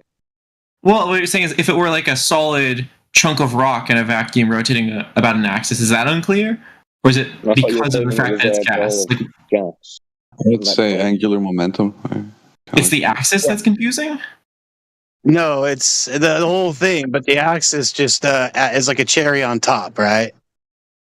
It's not Why? that it's Ball of confusing, gas? It's that it's amusing because we all know that it's bullshit, and the medium confusing- alone that it's claimed to be in, we know is bullshit. So it's What's not confusing about the axis? That's what I don't get. Well, it's not about this being confusing. You don't even know that it has a spherical shape to then have a spherical axis on. This is just the story. you're telling. Spherical. Well, I don't think an axis cares much about the shape. Like, you could rotate a dog about an axis. In fact, I think any There could be no rotation at all of any physical rotation. Well, yeah, I mean you're right. I don't know. I mean, I feel like rotation implies an axis, right? Because you have to rotate about something to be rotating. So I don't think the axis is that interesting. It's just the fact that it is rotating. No, you don't know that it's rotating. You can see You can't have rotation without an axis, right? Yeah, the sun and the moon both rotate in the sky. Yep, two-dimensional. Travis, you make a good point, though. What kind of rotation you're talking about, though? Well, the interesting thing is you don't actually know. You say that it rotates around you to what you observe. It rotates on itself while it's orbiting. So you're right again. About you sounds like an orbit, unless you're like on a pole. But I mean, I think what's interesting is that the more general form of rotation doesn't talk about an axis; it talks about a plane. And then the axis is just like the vector that's orthogonal to the plane, or like the normal vector of the plane. Because this is the definition of rotation that'll generalize to 4D. Cool stories, bro. Thank you. So the axial plane is actually the more general, interesting, mathematically sound concept to talk about. And also perhaps the least surprising. Are you done talking about concepts yet? No, they're still in the How concept. can one talk without invoking concepts? That sounds like pablum. We know you Globers struggle to talk without using concepts. How does one talk without using concepts? They just like go ooga booga. No, let's just Well, use you could, language. use empiricism. And don't have Ooga booga is a concept. just use language and don't bring up concepts. Language is conceptual, gamer. Oh, I knew you were going to do it. I knew it. You think that you could possibly find yourself conceding that the sun is not a ball of gas in a vacuum? For you guys, definitely. So gas is a state of so typically gas is a state of matter.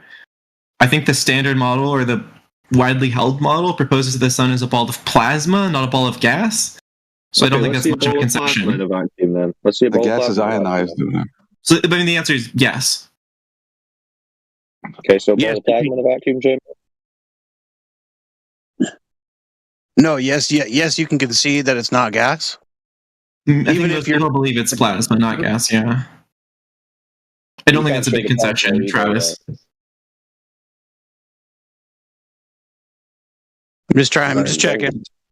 Don't know what the sun is. I think most people will concede that because like most people think it's plasma, and most people don't think it's gas.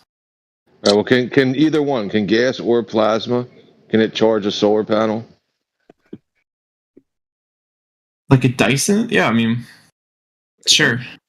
Quite literally, like, put a fork in the microwave, turn it on. What you're going to create is called plasma. Then get your solar panel, put it in front of the microwave, and see if you're getting a reading. I think you will get some power from that. You'll see it. It'll really light up the room, I'll tell you. Well, he asked the question. Are you saying you know that's the case, or you just assume?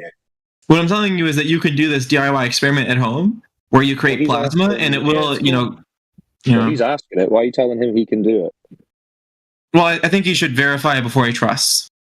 Okay, so maybe you should verify it before you try and give an answer about it. I've actually done this by accident. Oh, how convenient. You've already put the fork in a microwave and charged it. That's correct. I don't know why you doubt this, but like if you... Mic check. What's up, Elijah? Hey. You doubt that... Okay. So... That's a good point. Hey, Norman Freeman.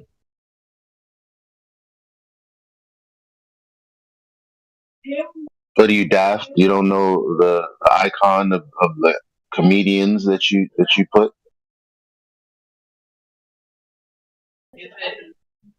So, okay, Norman. What is the plasma supposed to be made of? The sun?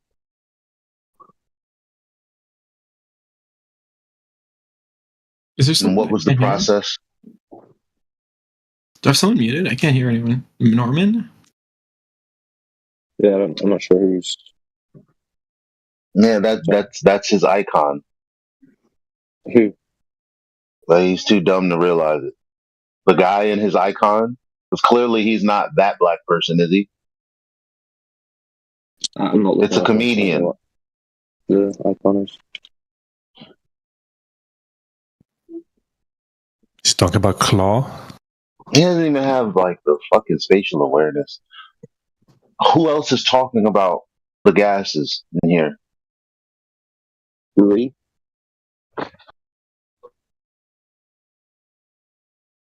And some other guys, I didn't catch their names. Well, the question is up for any of the low proponents. So, what is the sun supposedly made up of? Plasma. Mostly Which is made up of hydrogen what? and helium ionized gas. What'd you say, Claw? I didn't say anything. Plasma. The movies can't agree. And what's the plasma made up of? What do you mean by made up with? Like, well, I mean, charge-wise? if I Google it, you know, Google is gonna tell me. I'm just waiting for you to tell me. I mean, just there's multiple answers. I think what you're looking for is charged particles, right? Which particles? Ions. Particles of what? Ions. Of what? Of what? Of what element? The ions are just ions. They're not of anything. Of what? Oh, really? Yeah. So the sun is made up of. Yeah, so the way that atoms are distinguished are by like the number of particles, but like a proton is a proton, a neutron is a neutron, an ion is an ion. They're not any different. Okay. In plasma, you have free floating ions. Let's Google it. What's the sun made up? That's interesting. Wasn't the answer? The sun is made of plasma. Wasn't the answer you gave me? I'd say is the answer. The sun is made of plasma. That's the very top. The sun is primarily made up of hydrogen and helium. That's true. The other Glober Googled better than you, Ree. I mean, that's true as well, but I think when you have like plasma. So what you don't know that I do know is that the whole process supposedly is that the hydrogen and helium are under so much immense pressure that it turned into plasma. Where would that pressure be coming from with hydrogen and helium? So that's not the whole story. There's also magnetism and there's also temperature, but insofar as this force inducing a state change, Magnetism. Where do you have magnetism? Where do you have magnetism in a vacuum with hydrogen and helium? Where do you get magnetism? Magnets still work in a vacuum. You'd be happy to know. No, I know. I mean, where does it come from with hydrogen and helium in a vacuum? Where does it come from? Well, this comes to relativity, right? Matter is energy. Energy is matter. If you have a bunch of matter, you also have a bunch of energy. Which is kind of intuitive. I'm sorry, guys. I can't. He's too far. No, like think about coal. You can burn coal to get energy, right? Okay, like the religion. There's a correspondence there. Like I said, he doesn't know what the fuck he's talking about. Unfortunately, so hard to sound like he does. It's amazing. Like why don't you learn more about your religion? Like, why do they come in here and shoot off? Because they have a need to think that they're like the smartest people going for some reason. Well, be the smartest person and be a master of your subject. For God's sakes, if I was talking to like a professor, they wouldn't act that stupid. See what I think it is, though? I think a load of them just bluff it all the time and they don't get called out on it. So they think it works and they think they're fooling people because they don't speak to people like us every day who are just going to shoot them down. Ridiculous. What's the sun made of? Ions. The fuck?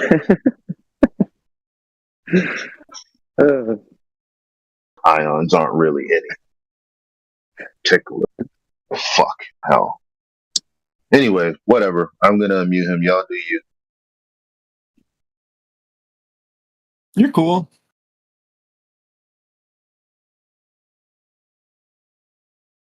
Yeah, the TLDR is just in plasma. The differences between different elements kind of fades away because you have a bunch of free floating ions between.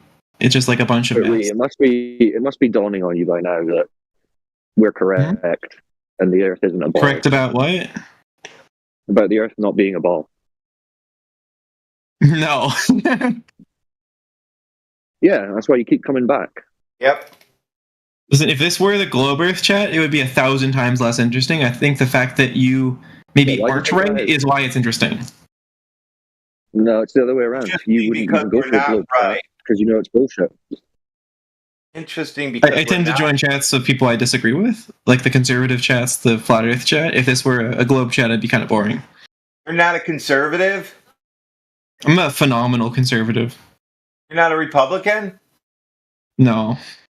Why? I don't find their policies very evidence-based, and I don't really agree with the overarching philosophy. Oh. I can hear it in your voice. Yeah, but see, this isn't a political discussion where you can get by. That's the best you got? Sophistry. No, the policies are often not even achieving their stated goals. They're not very evidence-based. And the goals that they state are shit. I don't agree with them. Do you know of a party that isn't the case? I think Democrats are far better on evidence-based policy. Did you say you are a conservative? A phenomenal conservative. But not a... That's not a political conservative. Yeah, it's not even it's a philosophical stance, right? When philosophy is ultimately the source of politic, but insofar as conservative Republican, no. Yeah. Or you're a yeah. That's nothing. Has nothing to do with anyway. That's what I thought you said that. It's interesting, why are the college educated so left leaning? What's going on? The brainwashing. Gave you a safe space to run to in case somebody yelled funny names at you. You could run into a room and then close the door and be safe from them.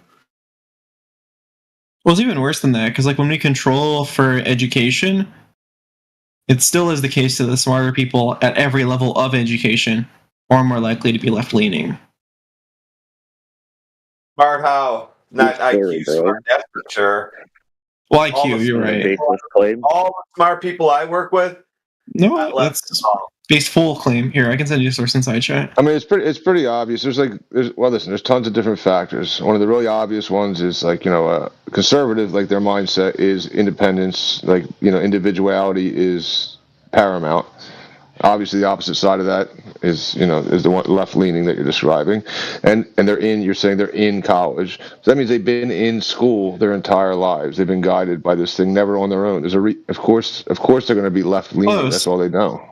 They're close. What I'm saying is that if we control for education, within every educational stratum, you're still finding the smarter people, the higher IQ people are more left leaning. Not at all. A side chat. There's a source. Made that a left university. Correlations among religion, intelligence, openness, and demographic variables. What's the sample size? He thinks so N of 1851. So so over 1,000, close to 2,000. Put all you people. But the sample size is actually not that interesting. What's more interesting is the p-value, which is low. Publishable. Sample size is low. Well, no, sample size is only useful insofar as it speaks to p-value, right? And so the level of variance is going to control how much of a sample you need. So we just look at the p-value and find the p-value of 0.01 is sufficiently low to, reject the null hypothesis. Look at 1,000 people and then make a generalized statement about. Well, there's a formula here, right, where you can compute the sample size. Generally, you need about 300 baseline. I know you think formulas can answer every single question in the universe, but that's not the case. No, you can just use a site like this. Where are you asserting that the IQ, the wisdom comes from in these people? Are you asserting that it comes from being in the group, or just wanting to be in the group is how they get smart? Like where are they getting the smarts from? Through the desire to be on the left, or from the left, teaching them which way. So I'll answer that after I answer this question. Here's like a sample size calculator. You put in your population size, you put in your confidence level and your margin of error, and from that we can impute or compute the sample size. And so for 300 million people with a 95% confidence level with a margin of error of 5%, you only need 385 people. And so this is why polling usually hovers around that number, 385. So ultimately the sample size isn't as interesting as the p-value, because the p-value considers the sample size in light of the variance, in light of other factors to get you the relevant stat, which is the likelihood of the null hypothesis being true. 0.01 is certainly publishable, certainly significant, passes the test. Insofar as your question, let me see if I remembered it correctly. Man, you don't even have. Are you asking if I was like implying a causal connection there? Yeah. The answer is yes. There's some evidence that. But for there being lead in the water, there's some data that would suggest that if we look at communities that are similar but differentiated by the level of lead in their water, the communities with more lead in their water are going to be more Republican. I think if we got rid of lead from the water, we would see a leftward shift. In your theory, being retarded. This is so what I'm saying is that there's causal evidence between lead exposure and being a conservative, and I think that's mediated by intelligence. You're just being retarded. No, I put the source inside chat. Cry about it. Being very retarded. No, let's look at the source. Your earliest assertion was in regards to intelligence, or I don't know, whatever it was. But which one was the cause and the effect in your theory? So there's strong RDD evidence that lead exposure causally not lead induces. Like you're being led to university, right? You're saying that your first assertion was that all the left-leaning people are smarter, right? So that's a correlation insofar as the causalness of the claim. Yeah, what's the cause of that? Well, I think intelligence leads to left-leaningness. They weren't smart enough to win an election. I mean, the populace is mostly. Get back on topic at some stage. This is freaking boring the shit out of everyone. I mean, half the population has double-digit IQ. How is that surprising? Pop yourself on mute. Who's the other Glober?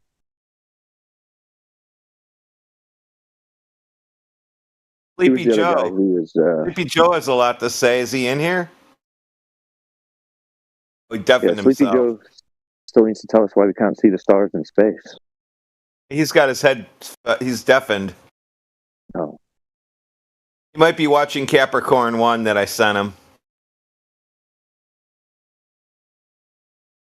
Oh, anybody listening, good movie to watch on YouTube. It's free. It's a real movie. Capricorn 1. You'll love it. You can figure out why you'll love it after you watch it. I've probably seen it 150 times in the past 10 years. A lot of free time. Free time? No, it just plays in the background. Dude, I just don't get why the flat people deny the curvature. Deny what curvature? You don't have any curvature. I can prove it to you right now. Who measured it? Nope, you can't. Climb up a tree. Climb up a tree. You didn't measure it. Climb up a tree. I'm Touch kidding. the grass. No, I'm dude, have you ever kidding. seen a sunset or a sunrise? Oh, we're Yes. talking about the Earth, and then You ever seen how the sun is occluded by the ground? How is that possible unless the Earth is curved? It proves it. What are you talking about, dude? Curvature has thus been proven to you. No. Dumbass, you said the Earth, What and an then you idiot. looked at the sun. Yeah, you went from curvature to So the sun. when you look up to learn what about what's happens- below, the sky tells us about the ground. The fact that the sun is partially occluded proves the Earth is curved. So you're saying because it goes away?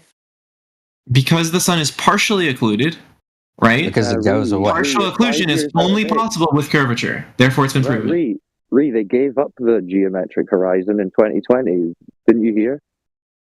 You Globers are no longer claiming a geometric horizon. I don't care what the globe intelligentsia is saying. I can just tell you what's true. Oh, okay. So why is the horizon behind the oil rigs in the Black Swan observation? Can you demonstrate the relevance of that? That is your burden when you ask a question. Well, you're saying you don't care what the other Globers are saying, who are saying we're not observing a geometric Oh, I say I have a horizon. commitment to truth, not to popularity. So you're saying the horizon is geometric. I'm just again demonstrate the relevance here. Where are you going? How does this connect? You're saying the sun's going behind a geometric horizon, a curved Earth. Yeah, I'm not clear on your terminology, but ultimately it is your burden to Well, that's demonstrate okay. how Go and relevant this research- is, and you have Go and it. research the globe religion. No, it's your Geometric burden. When you horizon. ask a question, you bear the burden of relevance. That's on you. No, you make the claim. You bear the burden. You make That's the claim true as that well. The sun is But going you also, behind I bear the a burden of geometric proof. horizon. In terms of the burden of, Yeah, so of you make the relevance, that's claim on that you. The Earth has a geometric Different horizon burdens. that the sun is going behind. Relevance So you comes would have after to you answer the demonstrate question. the geometric After you horizon. answer the question, you have to trap yourself first. Wait, why would we be in the habit of answering irrelevant questions? No, you see, the fact that you think it's irrelevant after you've just made the argument. It's presumptively irrelevant unless you meet your burden. This is how questions work, You don't even Cyclone. understand the claim that you're making about the sunset. Wait, what was the claim that I made? That the sun is being occluded by a curved Earth, a geometric horizon. So the claim was of partial occlusion. But what's up? Yes, you're claiming a geometric horizon that the sun is being occluded by. I mean, the fact that the sun is partially occluded is just not possible if the Earth were flat. Therefore, the Earth is not flat, as in it's curved. Horizon. So a geometric horizon is what you're claiming. What I'm talking, yeah, I don't I mean, understand what's so I'm not confusing. exactly clear on your terminology. Perhaps you could give some clarity there, but I can clarify what I meant. Just Google it. You don't know what geometric horizon is? I mean, generally, terms have a tendency you're to the confuse smart the guy. issue, and so I think you should. I thought you were the smart guy. No, you need You know to what exert geometric some. horizon is? No, I mean, you just don't allow any term in there. You have to define it. Like, pardon me for wanting clarity on the term you Over a introduced to. horizon? Are boats going over a horizon? That's a curve of Earth. How is that relevant? Because that's what your argument is. Wait, no, what? It is What did I relevant. argue about boats? When did I say the word boats? If you just answer a few of his simple questions, they are actually relevant. You'll see after. He hasn't demonstrated that, though. He can't answer it. He can't answer it because he knows he'll be toast.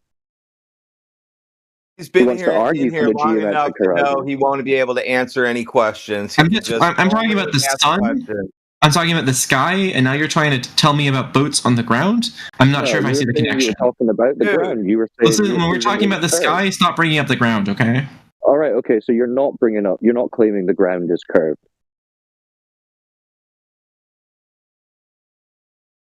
No, the ground is Or are you? curved, but my Okay, claim so is you about are the making a sky. claim about the ground. So then we'd be talking about the ground. Well, the claim is about the sky, Once Oh, we so you're agree not on the no, the sky, claim then was we can move on to the ground. curved, But you're like remember? jumping ahead. Remember? You're No, cutting a remember line. the claim was curvature. Remember? That was your claim. Right, so P1 involves the sky. Remember? P2 involves Your the claim was ground. about We're the not there curvature yet. of the ground. Can we just? So you're not proving. Let's just the resolve our actual disagreement about the curvature of sky ground. before we move on to the ground. Well, Like no, you you're agree arguing the about sun the is sky. partially occluded, right? You mentioned the You, ground. you You said mentioned the that the ground. sun was being occluded by the ground. Yes. Willie Earl, the issue is that That's Cyclone what can you test said. whether or not the sun is even No. partially occluded. We need to That's agree on what that you before I can move said. on. You made the claim that it's being occluded. Guys, he's just practicing We his have to sophistry. agree. Yeah, but if we don't agree on the sky, how can we possibly talk about the ground? So, does the Earth or does the Earth not have a geometric horizon? Answer me that. I'm not sure how that question is relevant. Is it even relevant? Can you answer the question? Is your question relevant? Yeah, it's relevant. How is it relevant? Because you just said the sun was partially occluded by it. Horizon, and yeah, you're saying the sun being occluded by it is your proof of curvature, so it's relevant. Oh, I'm not. Do you I'm not. understand that? Hold on. You're wrong there. I'm not speaking to what it's occluded by quite yet. Just that it is occluded partially. You already said. That's what you said. That's what you already said. Wait, hold on, Cyclone. Do you agree that the sun is partially occluded? I'm not saying by what, but it is, right? You already said by what? You already said by the horizon. Yeah, But does Cyclone agree or no? You already made your claim. You already made your claim. Why are you trying to run away from it, man? I'm asking if you agree with my claim or not. Do you agree or do you disagree? No, I'm challenging your claim of. You disagree that the sun horizon. appears partially occluded? Partially occluded by what? The claim was not supposing any By what, agent. Bree? There's only one. Why do you need the Bible? What is Why won't he? It was his claim. Why is he backing away from his claim? It's so weird. He's saying the sun's only set. Yeah. Let me get it. Let me get it. So, what is the sun being occluded by? By the ground. Okay, so the horizon. The ground. So it goes behind the horizon. No, it goes behind the ground. So the geometric horizon, allegedly. I call it dirt, usually. Ground, earth, soil. So the geometric edge. The The ground. horizon isn't where the sky meets the ground then? I mean... The geometric edge of the sphere. That's no, what just occluded by the ground. Where the sky meets the ground. Not occluded by the edge. That's retarded. Okay, you guys made him run away from his claim. That's great. He's not a glober anymore. He's dropping his claim of a globe edge. A curved ground is not a glober claim? What the fuck? He's running away from it. He doesn't want to stand by that anymore. How is a curved ground not glober claims? What the fuck? You're running away. You think you believe in the curvature? You're a curvature enjoyer? Yeah. You're really spiraling here. You're pro curvature? That's so based. Wow. Yeah, just lie about what's being said now. No, I said the ground is curved, and now you're saying I'm a flat earther. Yeah, you denied the geometric horizon, so you're a flat earther. Denied? What the fuck? You claim that you just made. You just made. So what you're saying is that I can believe in the curvature and be a flat earther? Is that what you're saying? Yeah, you can believe in the curvature. That's all you can do. Believe. What do you call a curved earth that curves around itself? What's that called? Ree's imaginary earth. No, it's called a globe, Cyclone. It's called a globe. Yeah. Non-existent, Linda. It doesn't matter. So that only exists in your imagination. That's why you don't have a geometric No, it exists in reality, Cyclone. In fact, you live on it as well. It does. Okay, so where's your geometric horizon? How is that? Is that question even relevant? Yeah, you said it's a globe. You said Earth is a globe. So Guys, I can't hear you, Cyclone, or someone else interrupting you. Hold on. It's not relevant because you already ran away from it. You abandoned that claim of a geometric horizon and a curve, so it's not relevant. And nothing you've brought up is relevant because if you can't establish that it's to do with a curve and the curve is irrelevant, then I guess that's not what we're talking about. So the whole conversation's irrelevant. I was asking about the question Cyclone asked. Yeah, right. So that was supposed to be the thing that you're arguing for, but if it's irrelevant, then I guess you're not arguing for it, and we can just drop the whole conversation. Can Cyclone repeat his question? No, because you already ran away from it 20 times. No, just repeat your question, unless you forgot it. You ran away from your Does claim. the Earth, Do you does get the Earth that? have a No, geometric I'll horizon? say that come again. The Earth is curved. It's a globe. Let's say you run away. Let's say you run away the 21st time. So does the Earth I have am a geometric globe horizon? earther. Globe earther. Three. You just asked me to ask the question. Holy You just asked me fuck! to ask Do you the have any question. proof of your curve? Hold on, Flatman. He's just asked me to ask the question again. I'm asking it. Three. Does the Earth have a geometric horizon? Is that question relevant? So why ask me to ask it if you're just going to run away again? To understand if it's relevant or not, I need to hear it first. Yeah. No. We already explained to you why it was relevant. If you still don't understand Re, you can go and do some research and then post in the text channel what you understand about the geometric horizon, and we can continue. Until then, you're on mute. I thought he was like a lefty. I thought he was smart. I thought he could understand stuff. Yeah, the lefties are supposed to be the highest of intelligence. If the geometric horizon's irrelevant, then so is the curve. Because, that was his argument, geometric horizon. That's what blocks the sun. But it's The irrelevant. horizon is an apparent location, though. So.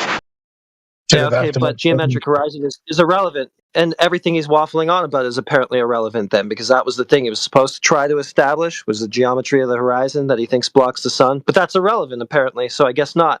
Globe's irrelevant. Curvature's irrelevant. I like saying geometric edge because it makes them sound dumb. But the horizon, it's apparent, and with saying a geometric edge, it's like that is a location that should not be apparent for them at all. Well, to concede that it's apparent is to concede the globe in its entirety anyway, because then you don't have the curved geometry of the surface that you need. So right. No, you still have the curved geometry. Just the horizon, that actual location is an apparent location. Nope, because your curved geometry would have a geometric horizon. Yeah, but because of atmosphere and the way light moves through it, the horizon is an apparent location, regardless of the geometric. Of the concession that the horizon is not geometric, therefore no curve. I can't see over curve from no curve. This is fallacious reasoning. It's your reasoning, though. So we agree. Yeah, you made the claim, though. Is a proof of a geometric horizon is fallacious reasoning, correct? Yeah. So, I mean, roboting, no tanks. We can't understand you. There's always argument every day. Like it's. Yeah, come back in. So as soon as you say the horizon is an apparent location, then you've given up your geometric horizon. Congratulations. Good job. Can you hear me? Yeah. All right. I was just pointing out that in the earlier argument of the sun setting, then the consequence of that horizon moving would be that the sun is setting at a different place every day, but we have the same, the clocks match, so we're good to go. So the horizons.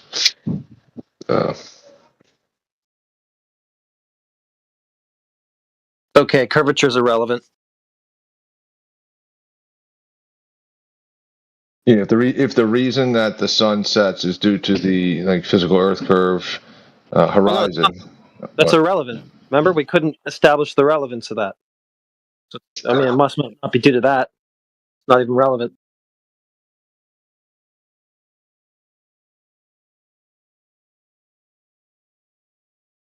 Two things can be true at once. There can be a physical geometry of the Earth and also an apparent location of the horizon due to atmosphere. You heard Reed.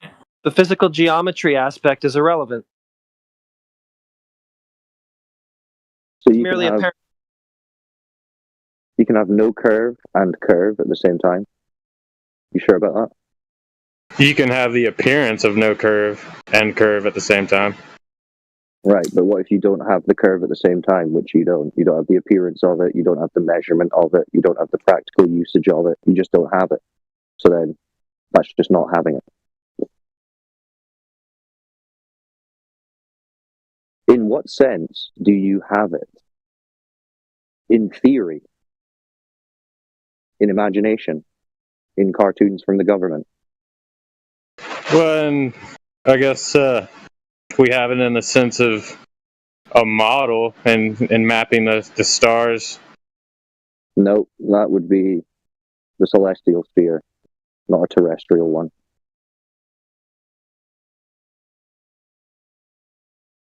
Want to try again?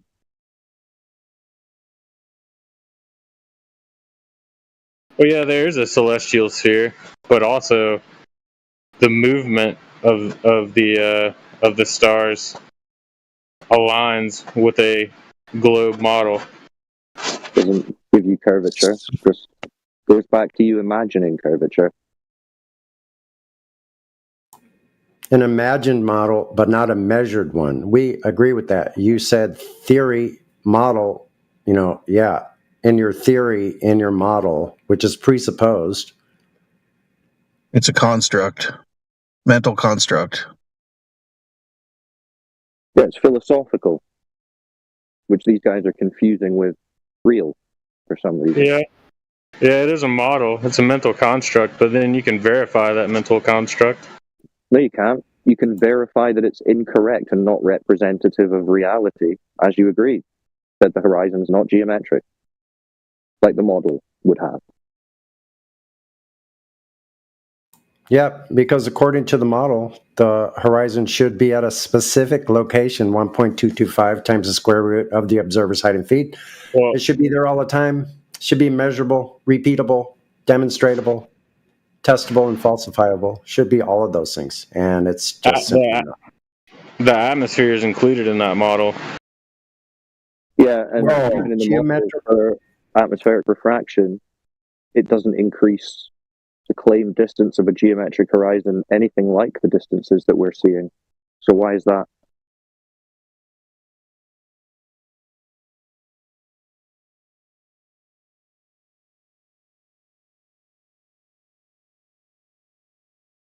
Explain to us why every single observation over water doesn't match your model. Tell us why that is. Well, it's not every observation. There's some observations of lighthouses that directly match what 8 inches per mile square would give. Right. So what about the ones that don't and exceed it by orders of magnitude that aren't explained by any atmospheric refraction claimed? Yeah, and the lighthouse observation you're talking about, how far away is that lighthouse? I believe it was like 6.2 miles. Maybe you should Google long distance photography. He already knows all this. Mosh Kane, you're another one. You already know the Earth is flat. I don't know why you guys are trying to kid yourselves like this. I mean, as soon as you're like, oh, the horizon isn't geometric, it's all an illusion, we already know you're a flat earther in denial. Yeah. I'm not saying it's an illusion. Yeah, I mean, on one side of your mouth, you're saying that the geometric horizon can't be seen. So therefore, that would logically say that if it can't be seen, it can't be measured. And then on the other side of your mouth, you're saying the lighthouses are showing a geometric horizon. So which one is it? Well, it's a violation of the law of non-contradiction. You see, you can't continue to contradict yourself. It's just illogical. You got to let it go, bro. Yeah, it's absolute double speak. You're not saying it's illusion. You absolutely are saying it's all illusion. You're saying everything in the Black Swan, all that water beyond 1.2 miles, is illusion. And your basis for that is, I heard some Globers on Discord say so, because otherwise the globe is fake.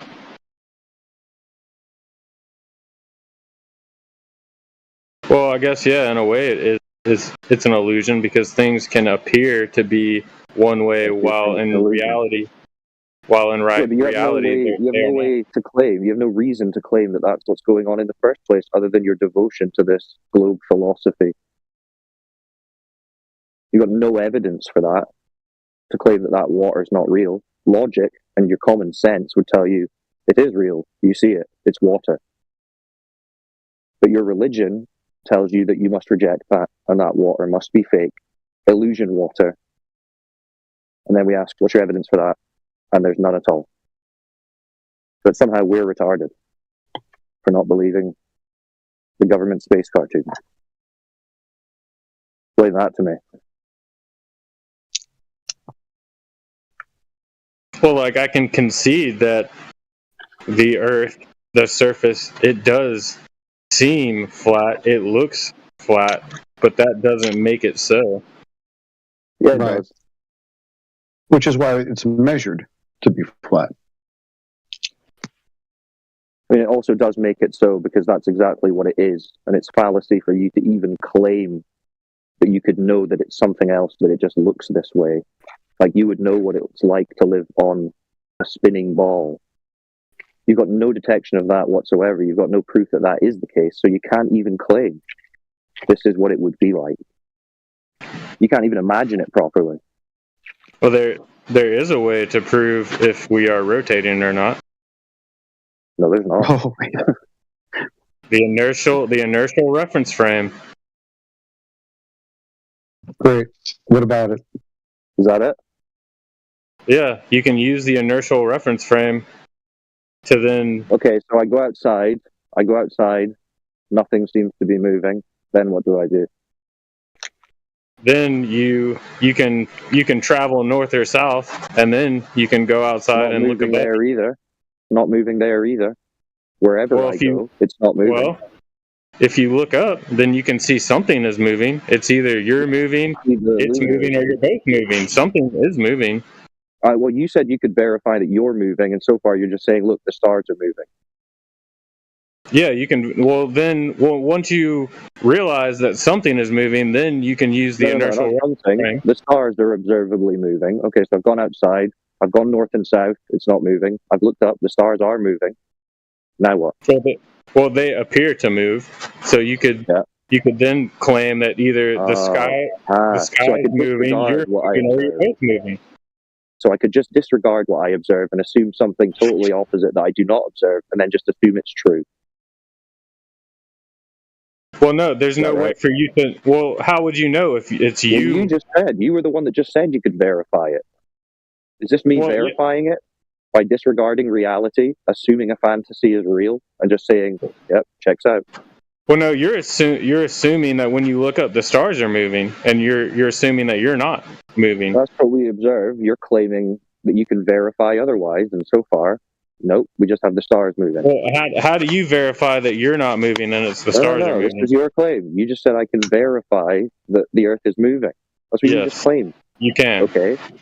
Well, we're just seeing the stars moving so far. Then what? Yeah, okay. So, well, you see the stars moving. Now you can create an inertial reference frame to then demonstrate. What materials do I need? What am I making? To create an inertial reference frame. You don't create it, dude. There's two reference frames in... if we're talking about the Coriolis effect, there's two reference frames. Which one is the inertial reference frame, by the way? Oh, come on. I wanted to get him to tell me how to build a reference frame from Home Depot. Oh, yeah. I'm sorry.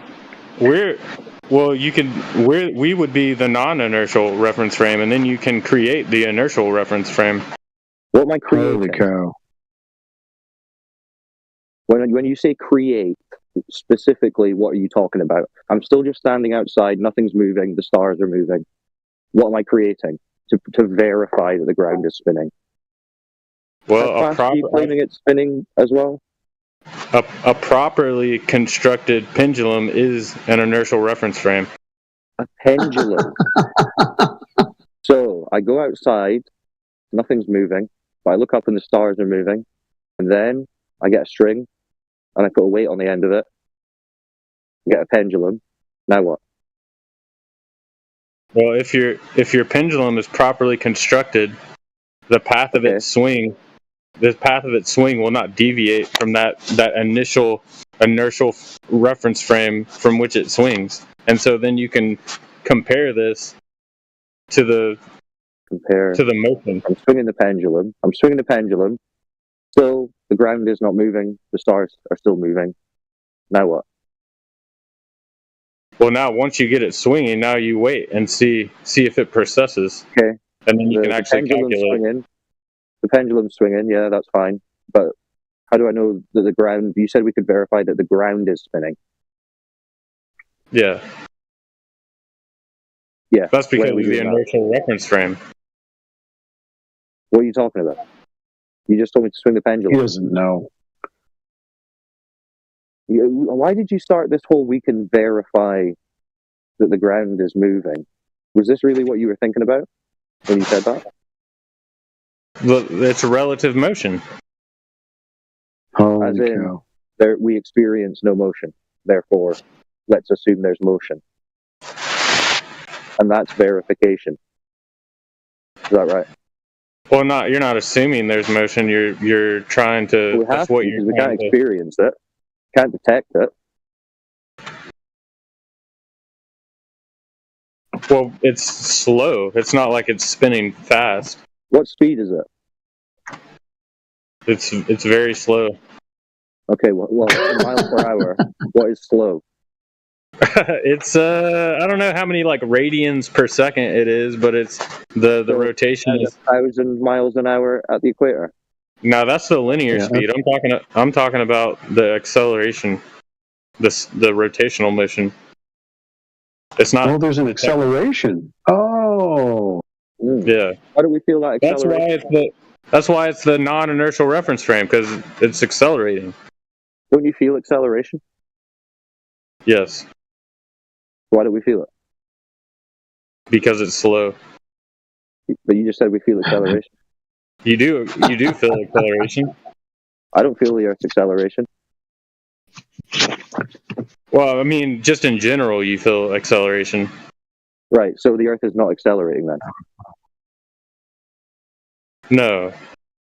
Well, you just said it was. Well, if the acceleration isn't much, then you're confusing yourself here. You're confusing yourself here. It's okay. You're a flat earther, but you don't want any of us to know. Your secret's safe with us. You're trying to wrap me up like a pretzel, but I'm not going to let you do it because you understand what I'm saying. Bro, this is your claim. He's asking you about your claim, and you've got yourself wrapped up. Bro, your knees are over your shoulders right now. Wow. It's okay. You've claimed that the Earth is a non-inertial spinning reference frame. But what have you put in the inertial reference frame to prove that it's spinning? The pendulum is the inertial reference frame. No, a pendulum is a pendulum. A reference frame is a reference frame.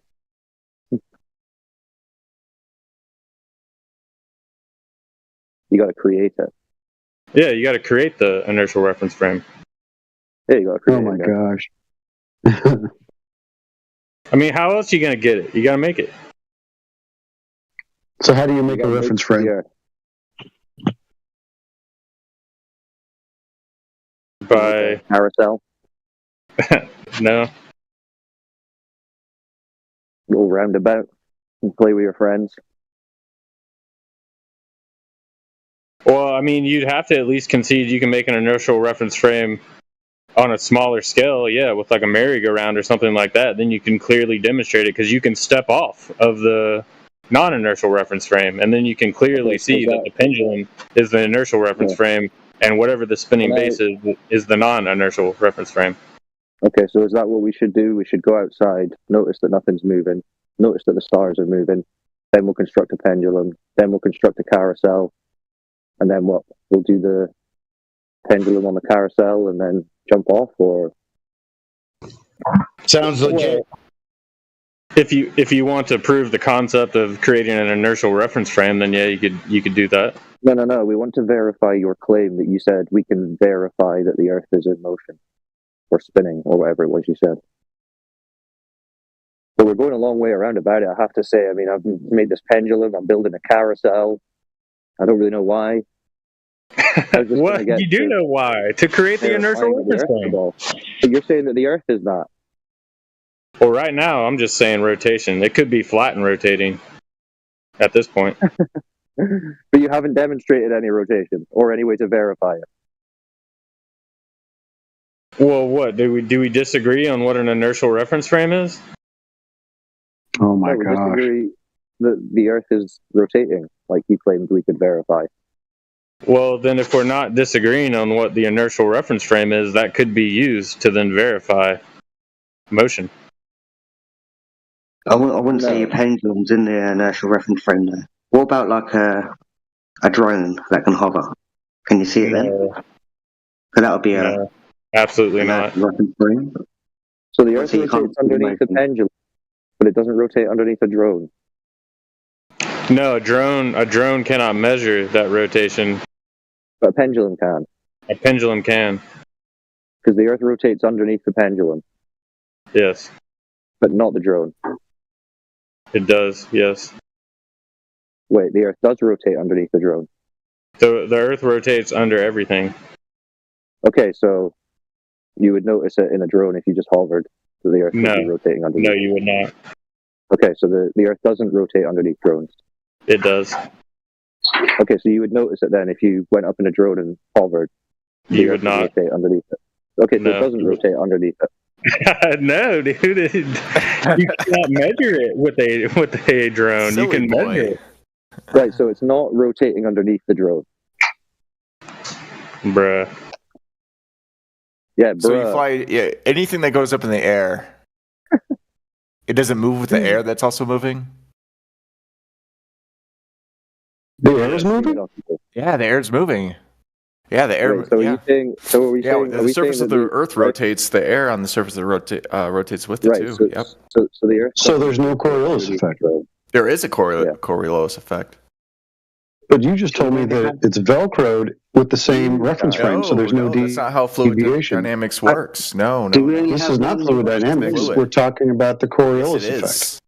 Yes, it is. That is fluidity. Let's try this. Let's try this with this guy then. So is the Earth rotating underneath the drone so that you could hover Earth with is the rotating. drone, and the Earth would rotate underneath it? What drone are you flying here? What's this drone? Doesn't matter. Yeah, it Drone, does. Helicopter. Let's say we're. I threw a ball up in the air. It landed right back in my hand. Oh, the Earth doesn't move. Okay, yeah, you go up with the. There you go. You ever sit in a car? Yeah, you ever sit in a car? Did you ever throw sitting in the backseat of a car? You throw your phone up in the air. Okay. So we agree. The car's moving. The Earth is not moving. So how do you? The Earth is moving. It is moving. Okay, so how do you verify that? How you verify that? What way do you want to verify it? Do you want to verify it from space? Well, how did do you you want to verify it from rotating? Do you want to verify Well, how did it you from verify? probably 6,000 years of humans recording this? Okay, how did Oh my God. how did you verify it? How did I verify it? I really don't know. I mean, I don't even know if China exists. I've never been to China. All right. How do I know it's real? I've never been So, there. I thought can you say that was, it doesn't exist. better. It's just I thought all you were made going up to be better than make-believe. this, Mehdi. Okay, Yeah. so you've never verified it. So what makes you believe it? What makes me believe it? Just common sense, learning, No, reading. your studying. senses aren't detecting it. We've already established that. Law of physics too kind of helps with that too. It all Law of physics. Well, which law of physics would that be? Absolutely. Which law of physics? The law of laws. Orbital mechanics, rotation, angular rotation. Not a law of physics. Yeah. I Which law of physics? mean, you think? So which law of physics proves that the Earth? is Wait. moving? So all the space imagery is just fake. Yes. It's Oh fake. man, Everyone in NASA's in on it. How many people? Cyclone, this might be your fastest brick. Like this is a quick brick. Yeah. Good job, Cyclone. How many people do you know? theorized- How many people know the lie? How many people know the lie? Mehdi, Dude is just before you move on- scattergunning. Is it 3 Before people? you move on, let's stay on the same subject because Mush said that the Earth's rotating, right? So he said a non-inertial spinning reference frame, and having something in the inertial reference frame, you would see the rotation. So I mentioned a drone Why being would- an Wait.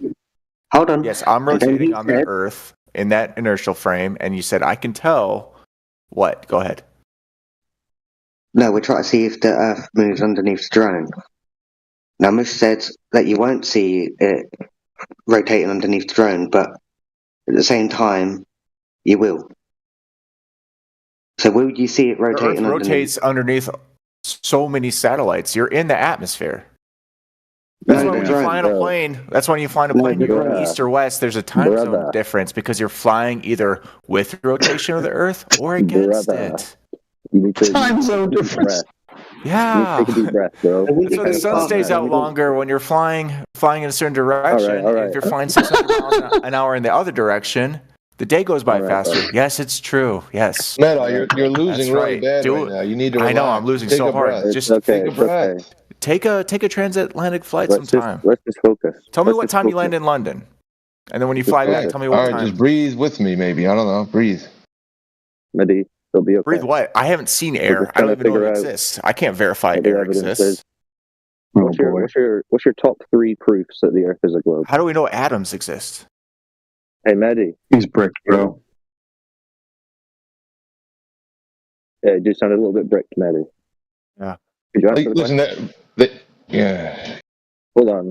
Let me just try Since the one more Earth time. is flat, set up a radio and talk with someone on the hold on, other Eddie. side of the world because it's just it's line of sight. You could talk to someone in India with a radio because there's no interference. Yeah, you they've don't have sent to go radio through the like Earth because the 10,000 Earth is not miles. round; it's flat. Remember? Yeah, they sent radio thousands of miles. Yeah, So, they Mehdi, bounce it. what's your top 3? And now we have satellites, and that's what helps with that. Okay, so and Mehdi, also what's your top 3? What's your top 3 proofs that the Earth is a globe? Top What do 3 you think? proofs. Yeah. You're disproving. You're trying to disprove that the Earth is spherical. I'm just asking what your top 3 proofs are that it's a spinning ball of water in a vacuum.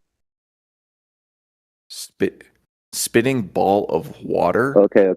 Don't get focused on that. What's your top 3? You think the proofs Earth is made a out of globe? water?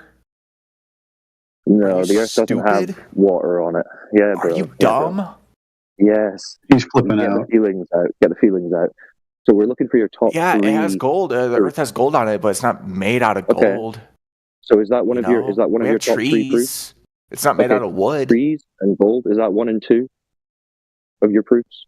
Trees and gold. So Earth is a ball. Earth is spherical in shape. Okay, so what's your top 3 proofs for that claim?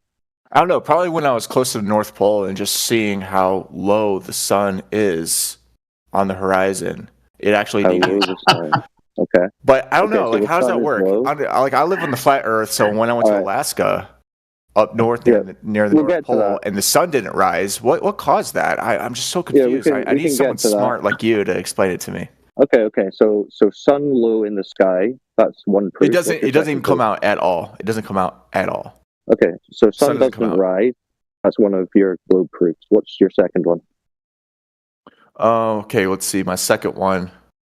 Oh, didn't they just I think, hang on, let me look up what they did back in Egypt, and they figured Damn, you it got to look out up thousands number of years 2? before you. They figured it out with sticks before you, with sticks? everything that you have. Whoa.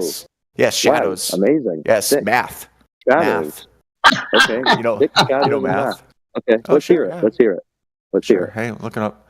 So proof number 2. He's looking up. Yeah, because thousands of years ago, people believed like you. Thousands But then of they did years experiments, ago. they did math, and you they're know like, exactly what "Oh." was going on thousands of years ago, don't you? No, you know exactly what's going on right now. So a guy thousands of years ago had sticks. Okay. Yeah, he figured it out before you did. Yeah, that, So he that got kind of sticks. shows just how silly you are. Okay. So thousands of years ago he had sticks, Uh-huh. and then he did what to prove that the Earth was a spinning ball? I got it right here. Hang on. Do. So you just have to check what you think. I'm going to post it for you because it's just better if you hear it from the source, right? Instead of being filtered through me. Do you know what he did? Do you know what he's supposed to have done? I'm looking it up for you. Okay, so you Oh don't. my gosh, he doesn't even know. I Your guess I second proof don't. is a You thing- know what? I don't spend all day Okay. trying to figure this shit out. Okay, so proof number I have a 2 life. is a story I got other shit that you to don't do. know. Okay, so proof number 2 is a story that you don't know. What about Hey, number you know 3? what? You're right. You changed my mind. The Earth is flat. Okay, You welcome used aboard. your logic. Your There logic you is go. soundproof, dude. Snacks I can't. are in the back. I can't disprove you. You figured okay, it out. what would your... Okay, Now, we what are we gonna do understand with you're a all flat these earther now. liars? What are we gonna do with all these liars?